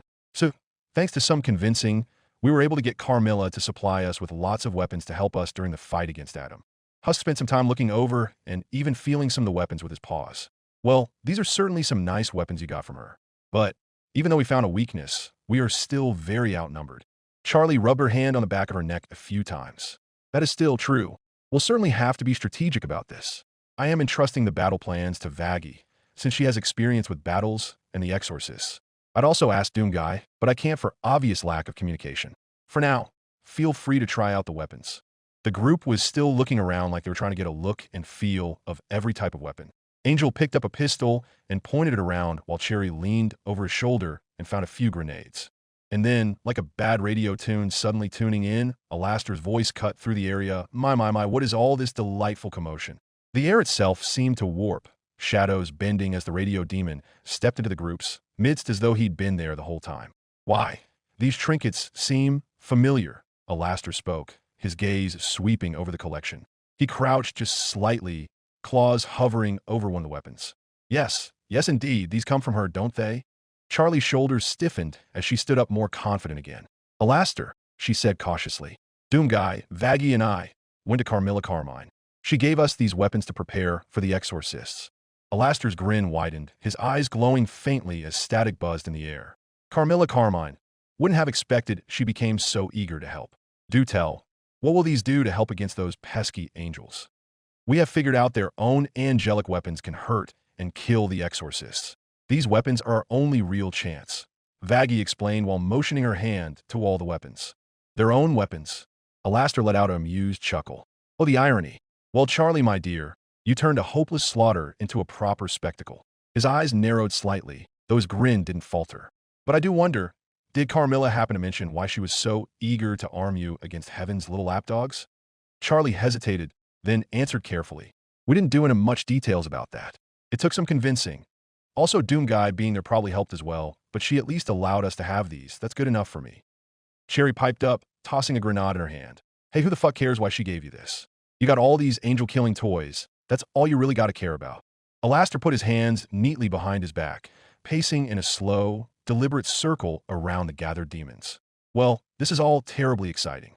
Weapons that can kill exorcists, how the tables have turned. Yet, he paused mid-step. Even with these shiny toys, you are still facing an army after all. Numbers are not in the greatest of favor here. Gee, thanks for pointing out the obvious, Miles, Angel muttered. Real morale booster. Charlie had a nervous smile as she tapped her fingers together. Yes, unfortunately that is still an issue, but we're not giving up, Alastor. We'll find a way to even the odds. We do have some pretty powerful fighters in our corner. Oh, you flatter me, dear, Alastor said with a smile as it was obvious Charlie was including him in the powerful fighters category. But even still, that will still bring on a lot of chaos to the few of us who have more power than most. It would be best if we had more to take some of that away. Sir Pentious tapped his chin as he began to think. His eyes grew some as he had an idea. I may not be able to fully even the odds, but I do know of ways we can get some help. He then bolted and slithered away down the pathway to the hotel while holding up a finger. I shall return in a moment. The group in front of the hotel felt at a loss to say as he left without giving them much context to whatever idea he had. Cherry placed a hand on her hip. Do you seriously think he has an idea, or was that just an excuse for him to run away and hide? Angel shrugged his shoulders. To be honest, babe, it could be a 50-50. Cherry leaned toward Angel, whispering, You think he's going to come back with a nuke or something?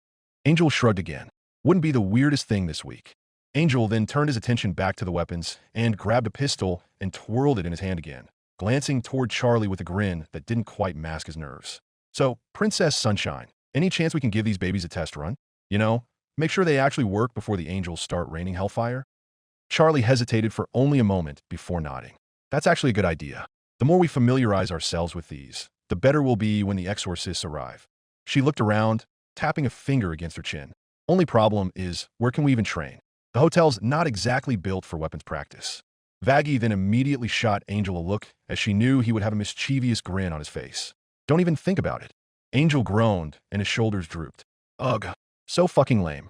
Charlie's eyes then turned toward Alastor. The radio demon stood with his hands folded neatly behind his back, clearly enjoying the attention. Alastor, would you be so kind as to give us a hand with this problem? Oh my, such expectant faces, he said, his grin stretching wide. Do you truly think I wouldn't offer a helping hand in such a noble endeavor? With a snap of his clawed fingers, the air shimmered. The ground in front of the hotel warped and stretched, bricks rearranging themselves as the world seemed to hum with his static energy. In moments, a sprawling training area emerged, lined with straw dummies, target boards, and makeshift cover positions. Charlie smiled nervously, though she couldn't help admiring the detail. In her mind, this is about what she was envisioning. It was like her and Alastor were on the same page. Well, this should do nicely. Thank you, Alastor. He slightly bowed like he was accepting her grace and also taking credit for his work. But of course, my dear. After all, what's a coming apocalypse without a little rehearsal? As Alastor took a moment to look between his work and all the weapons at their disposal eyes, he acted as if he was brushing invisible dust from his red suit sleeve. I believe this is where I take my leave. Firearms and such crude instruments have never been my style. He tilted his head, that sharp grin widening. Do enjoy yourselves, and do try not to blow up the hotel. As per usual, his silhouette melted into the shadows, his laughter echoing faintly as it faded back inside the hotel. Angel let out a low whistle, spinning his pistol on his finger again. All right, no more stalling here. I'm trying to test all this fun shit out.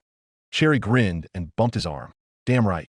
Would be a shame for all that money of yours to go to waste. The two began rummaging through the collection of weapons laid out in various boxes. Pistols, rifles, blades, and explosives. Every few seconds, Cherry's voice piped up with curiosity. "Oh, look at this bad boy," she spoke while holding a divine rifle with both hands. Angel replied, taking a step back. "I'll tell you something. I'm definitely not standing in front of that."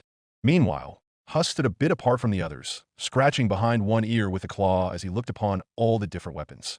It had been a while since he had shot a gun. Angel snuck up behind him with a rifle in his hand. "Find something you like, kitty. Never expected to see this many angelic weapons in my life. Especially this close," Husk said as he held a pistol in his paw. Angel then shrugged and looked at the rifle in his hands. "Well, I'd be lying if I ever expected to hold one of these puppies. It's kind of freaky knowing what these things can do than just your regular gun." He then noticed Priscilla standing a little away from the group, looking uneasy. Her eyes darted between the guns. "Something wrong, babe?" Priscilla immediately turned her head to Angel. She then rubbed the back of her head and felt a bit embarrassed. "You're going to find this funny or maybe sad, but I actually have hardly used a gun in my life. Even when I was still alive, I maybe shot a gun once or maybe twice. I'm not very good with them like you all." Charlie turned to her, her expression warm and reassuring. "That's okay, Priscilla. No one's expecting you to be perfect right away. If you are still willing to join us in this fight, this is a perfect time to learn." Priscilla nodded. She then looked over at the weapons again. Angel smirked playfully. "If you really want to learn, try with something smaller like this." He then handed her a handgun. Priscilla held it in her hands. Angel turned the barrel towards the training dummies. "Aim for the big dummy and pretend he's that one guy, that piece of shit you talked about named, His thought trailed off as he tried to remember his name. Priscilla knew who he was trying to refer to. "You mean Ricky?" "Ah, yes. That guy. That should help. Really let your anger out. I'll let you know, that kind of stuff helps him," Angel said with encouragement. That earned a small laugh out of her. "Well, I think I could easily imagine that." Priscilla then examined the gun some more as Angel walked back over to Cherry. Angel leveled the pistol he'd been twirling earlier, while Cherry propped a gleaming rifle against her shoulder with casual confidence. "All right, babe," Cherry said with a grin. "Let's see if you still got that aim or if you're just all talk these days." Angel scoffed, flicking his wrist to cock the pistol. "Please, I could hit these dummies blindfolded." The two shared a mischievous glance, then opened fire. A series of sharp cracks and divine flashes lit up the training grounds as both demons fired. Angel shots were clean and controlled, each one punching straight through a dummy's chest or skull. Cherries were louder and far less subtle, the rifle thundering with each blast as chunks of straw and splinters flew into the air. When the dust settled, half the targets were shredded. Angel blew the smoke off the barrel of his gun with a smirk. "What'd I tell ya? Still got it." Cherry let out a satisfied laugh, lowering her weapon. "Wow, look at you. Didn't even hit the hotel once. That must be progress." Husk gave a slow clap from where he stood watching. "Great, you two can actually hit something. Maybe we won't all die immediately." "Ah, thanks, kitty," Cherry teased, giving him a playful wink. Angel shot her a side eye, smirking as he twirled the pistol around. "This pistol is cute and all, but now I need something bigger than this. Let's see what else I can dig out." Angel strolled off toward the weapons, muttering something about needing something with a little more kick. Cherry, still riding high off her own accuracy, turned toward Husk with a sly grin. Well, Mr. Grumpy," she said, now spinning a handgun around her finger before tossing it lightly his way. "Since you're sitting there acting like you're too good for target practice, why don't you show us how it's done, huh?" Husk caught the gun with a quick swipe of his paw, barely looking impressed. He sighed, glancing between the weapon and Cherry. "You serious right now?" "Dead serious," she teased, crossing her arms. "Come on, big guy. You want to run your mouth? Let's see what those paws can do besides pour drinks and shuffle cards."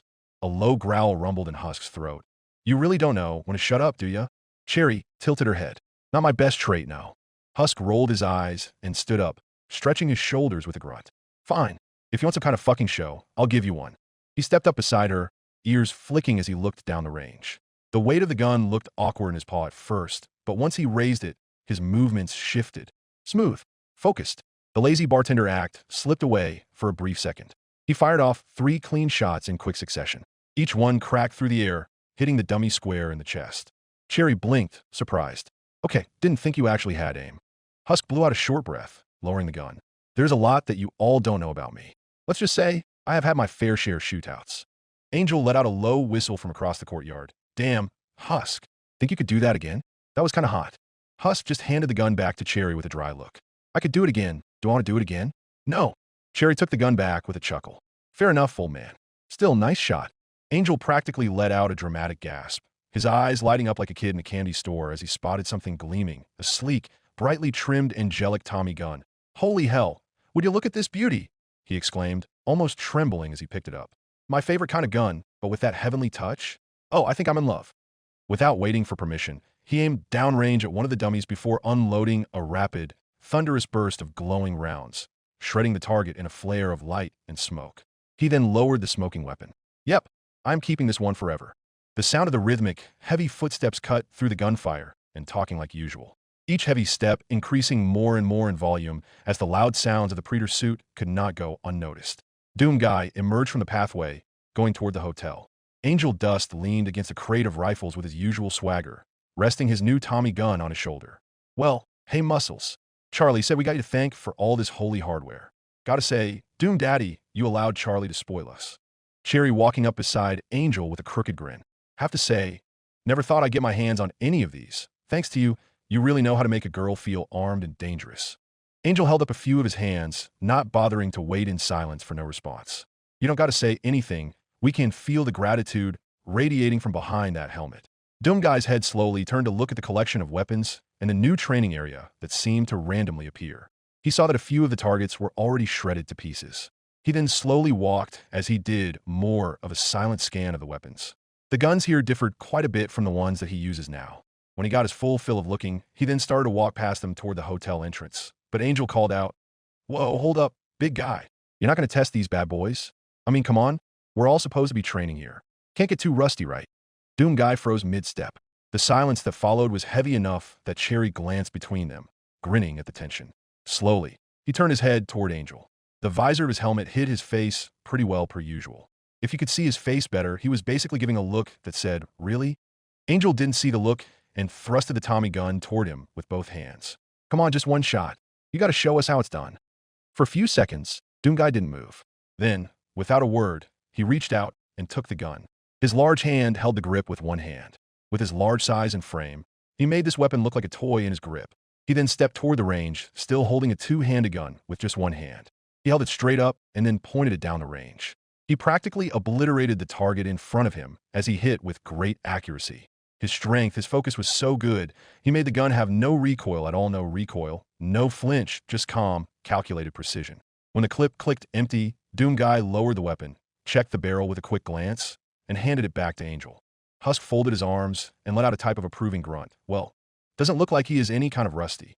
Angel eventually stared down at the gun like it had been blessed by God. Okay, that was hot. Cherry laughed, clapping once. Show off, she teased. Doom Guy tilted his head ever so slightly before turning and walking into the hotel without a single word. Cherry nudged him with an elbow. Too bad he's all muscle and zero conversation. I don't know. I think that makes him even hotter, Angel smirked back at her. Cherry cocked her head a little like she was thinking it over. Yeah, maybe you're right. Priscilla walked over to the rest of them after she took a break from shooting as she also watched Doom Guy's little show. Well, that certainly makes a girl feel down. Here I'm trying to learn how to aim, and he just came up and did that with a two-handed gun. Angel smirked and let out a small chuckle. Yes, I know. Muscles just emits incredible skills, and we look so inferior to him. But don't let that get you down, babe. I don't think anyone else can do that. Cherry took one look at the doors where Doom Guy walked into. Not gonna lie, I would fucking hate to be those angels. They gotta fight that fucking guy. It's probably safer here than anywhere else in the city because of just him being here. Angel raised an eyebrow at the fact she mentioned that. He leaned against a crate with an earnest grin and flirty elbow. He lowered his voice a touch. Since you say that, I gotta know, Cher, since you've been playing with all these toys with us, you thinking of, joining the fight? I get it if you don't. Odds suck, but we could really use you. Plus, you did just mention how it might be safer here, cause of you-know-who. Cherry rolled the grenade she'd been twirling over her knuckles. Shades tilted, so her one eye glittered. She placed a hand on her hip in a type of sassy look. Fight against an entire army that is destined to kill all of you where you be seriously outnumbered. Sounds like an absolutely bats-hit crazy idea. Cherry paused like she was truly thinking. It made Angel think she was going to pass on the offer, but Cherry eventually grinned. But it would probably be fun after all. Plus, I love tearing shit up with you. This is probably a stupid idea, but fuck it, I guess I can lend a hand. Angel hooped and grabbed her in a quick, friendly hug. Yes, that's my girl. I knew deep down you wouldn't let me down.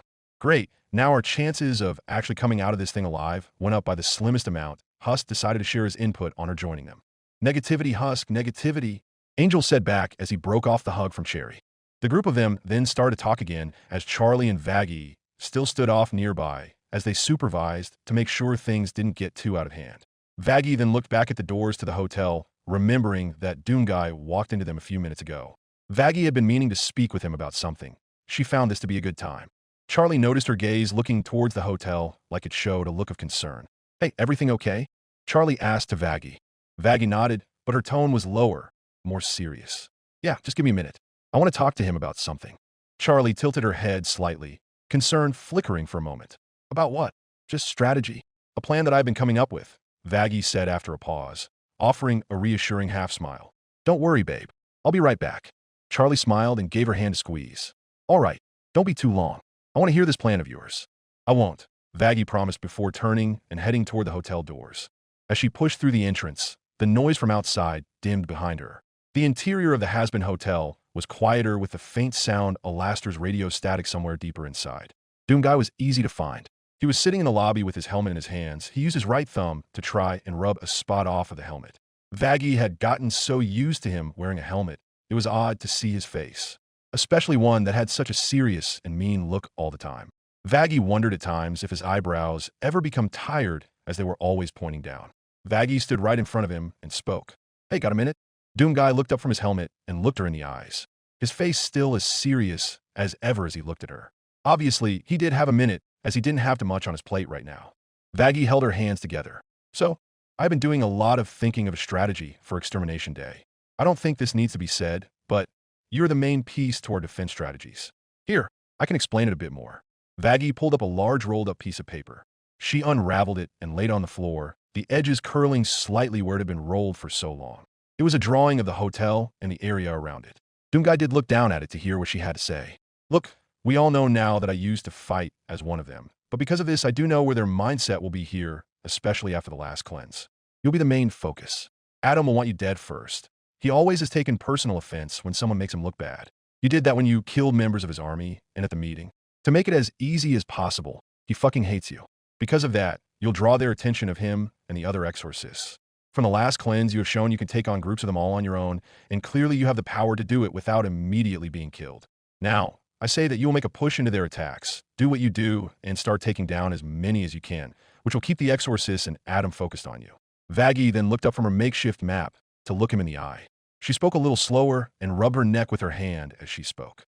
"Now, I don't want you thinking this idea of mine is to just throw you to the wolves while we sit back in safety. That is absolutely not my intention here. This is just what I think would work best with who we have and the limited numbers we have. While you push forward, we would help support you. I'm sure Alastor could find ways to block off the exorcists to keep their attack waves limited. Husk, Angel, Priscilla, Pentious, Nifty. I think, and now apparently Cherry could work on keeping as many off your back as possible. Charlie, and I can also help just as well with support." She then stopped speaking to see if she could get a read on what Doomguy was thinking. The Slayer's face stayed the same. His head barely moved. He blinked on occasion, not showing any real response to her plan to have him be the main focus of the angelic army. Vaggie let out a small breath as she spoke again. "Look, if you think this plan is shitty or you think I'm trying to single you out here, I need to know. Like I said, I don't want it to make it seem like you are a sacrifice. But if you're okay with this, I need to know that too." She looked back at Doomguy for a bit. Eventually, she found herself surprised. He gave her a small nod of his head. She wasn't expecting that, but she had to be sure. "Are you saying you are fine with my plan?" She waited again for him to respond. Eventually, Doomguy did give her the same nod again. Vaggie felt the tension in her shoulders ease a hair. She allowed herself a tiny, relieved smile like she found new confidence in her plan. She straightened, rolled the map carefully, and tucked it back into her clothing. "All right," she said, voice quick and businesslike again. "I'll go brief Charlie about this now that I know you are fully on board." Vaggie then turned around and went back for the doors, leaving the Slayer where he was. Vaggie came back outside. She looked over and saw that the same group was back to testing out some of the weapons in the training area. She went back over to where Charlie was standing by. Charlie noticed her coming over and spoke up. "So everything okay?" Vaggie nodded. "Yes. I just went over my plan for this fight with him. Once you hear my plan, you'll definitely see why I wanted to run it past him." Charlie now seemed very interested to hear Vaggie's thoughts. "Oh, now I'm very curious. Please tell me." While Vaggie did the similar thing of using her makeshift map of the hotel to create a mental image of her plan, the others were back to shooting the variety of different guns. Angel was twirling a pistol in his fingers. "Shit, this gal Carmine has about every weapon imaginable made into an angel-killing toy." Carmine has been around for a long time. Not surprising she has collected this many. Husk responding, being as he had known Carmine for many years, He then muttered something else in a lower tone. Since it's her fucking business after all. Angel did pick up what Husk said. Hey, I am well aware of that.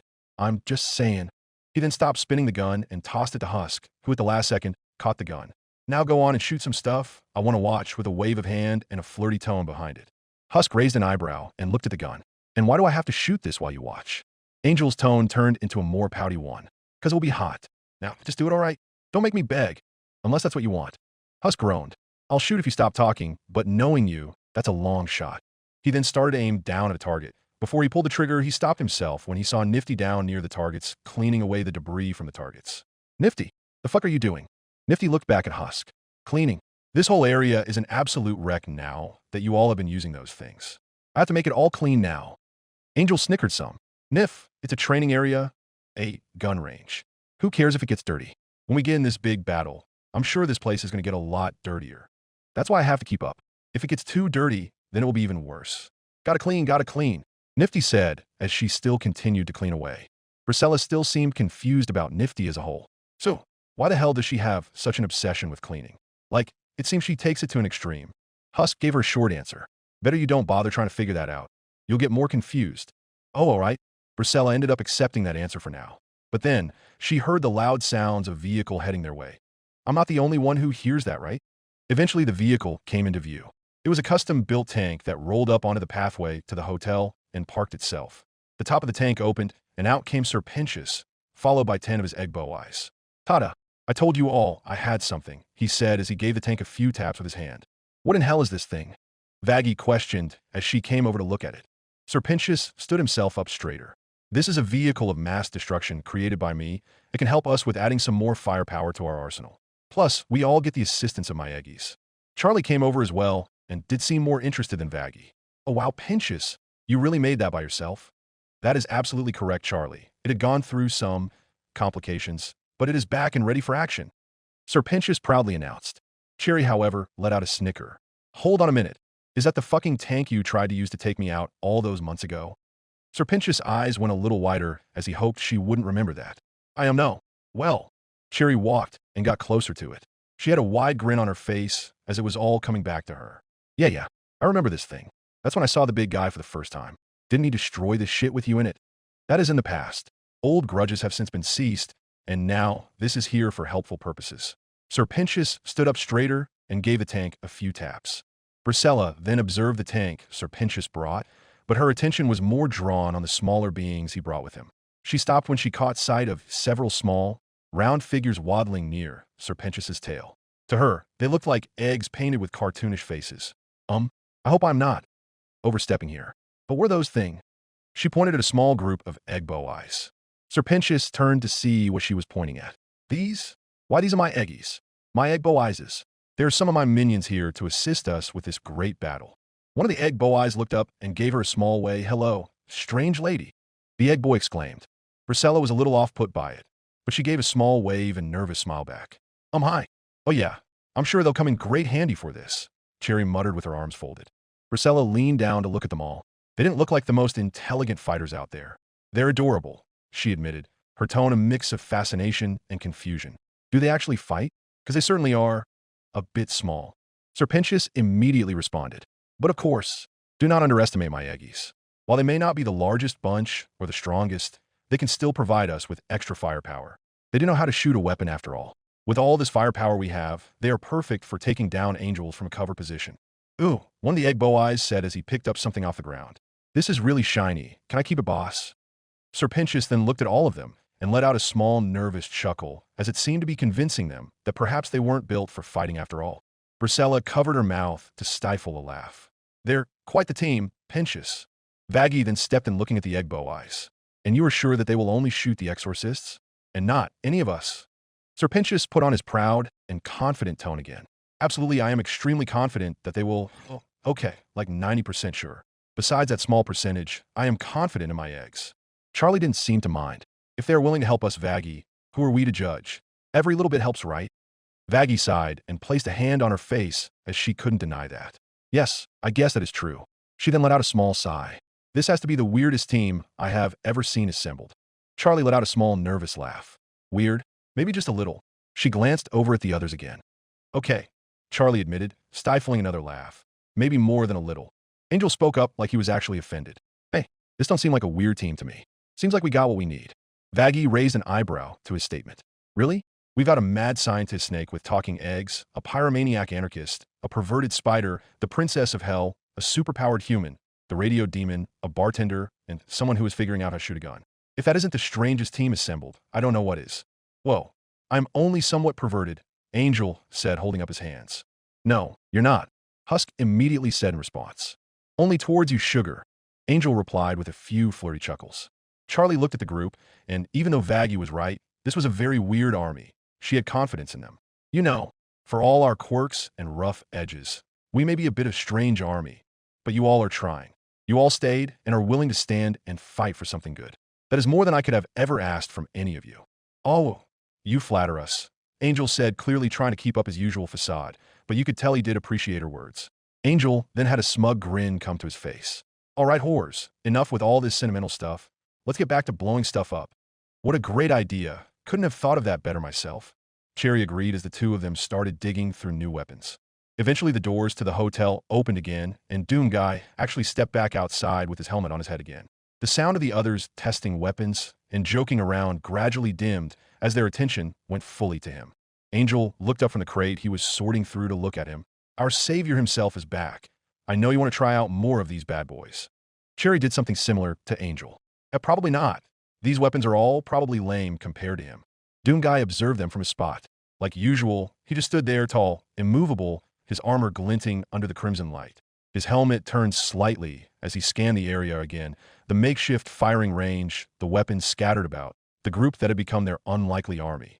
Then he looked ahead toward the horizon, silent as a statue. Charlie and Vaggie both watched him from where they stood. Charlie's smile faltered a little as she let out a small breath. You know, I'm kind of jealous of him, she said quietly. Vaggie raised an eyebrow as she was curious. Jealous? Of him? In what way? Charlie tilted her head. Well, just in regard to the fact that, despite everything, he seems so calm. Or I guess, he always seems to be that angry calm. You know? Like despite it all, nothing seems to really bother him. If I'm making sense? Vaggie crossed her arms. I do get what you're saying, babe, she admitted. We still cannot ignore that he killed dozens of exorcists by himself. And that's something no one in hell's ever done. But, she hesitated, her brow furrowed. We've never actually seen him fight. Not really. Just glimpses like when he kicked the shit out of Valentino when he came here. We really haven't seen what he's like when he is pushed to the limit. I know he's a force to be reckoned with, but I still wonder how far that goes. Charlie nodded slowly, glancing back at Doom Guy. He hadn't moved an inch. You think sending him in head first like you planned could be a mistake? I don't know what to think. I asked him, and he gave me his approval, Vaggie said, lowering her voice, but it's dangerous to assume anyone can handle an entire army on their own. Even him. For a moment, neither of them spoke. The only sounds heard then came from the group of demons talking, inspecting, and occasionally firing a new weapon. Eventually, Charlie spoke softly. I would be lying if this certainly wouldn't worry me. Shit, all this is worrying me. I mean, we are at a numbers disadvantage, so anything could happen. And with him, I don't want to lose anyone Vaggie, especially not someone who's already done so much for us. For me. Vaggie's eyes followed Doom Guy again, his silhouette unwavering and silent. If he's really going to lead the charge and be our key to success or not, she said finally, then we'll just have to make sure that when he goes in, she rested her hand over Charlie's. He's not going in alone. Charlie looked at her and nodded firmly. Absolutely.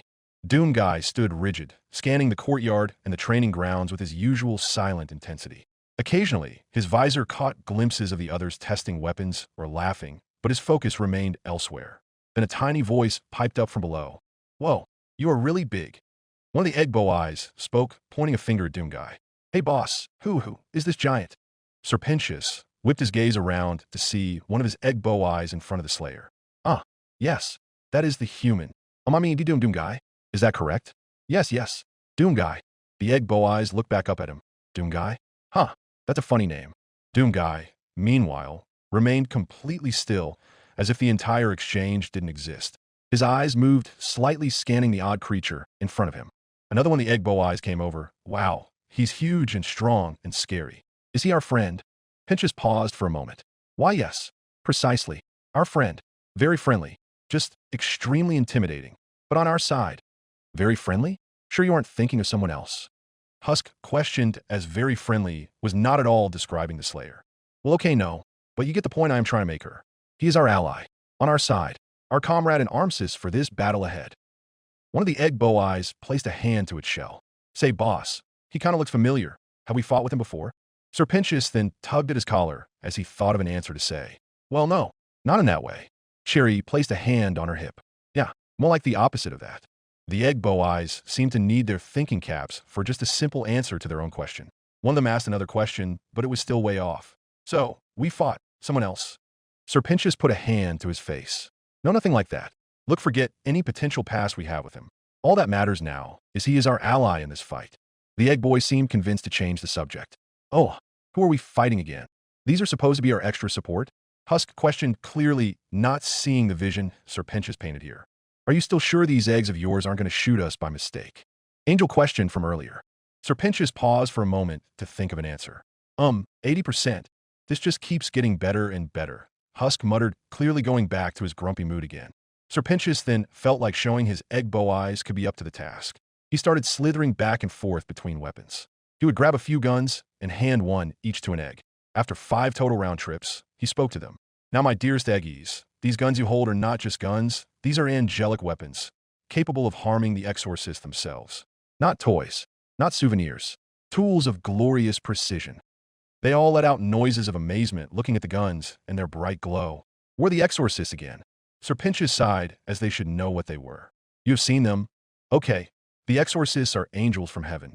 They wear dark uniforms, with black halos hovering above their heads. At the front of the halo, there is a small black orb with twin crystals. They have wings. They can fly. When you see the flying targets, that is who you shoot. It is very simple. The egg bow eyes let out a collection of O's like they remembered or understood who the exorcists were. Pentious's tone grew more serious and commanding.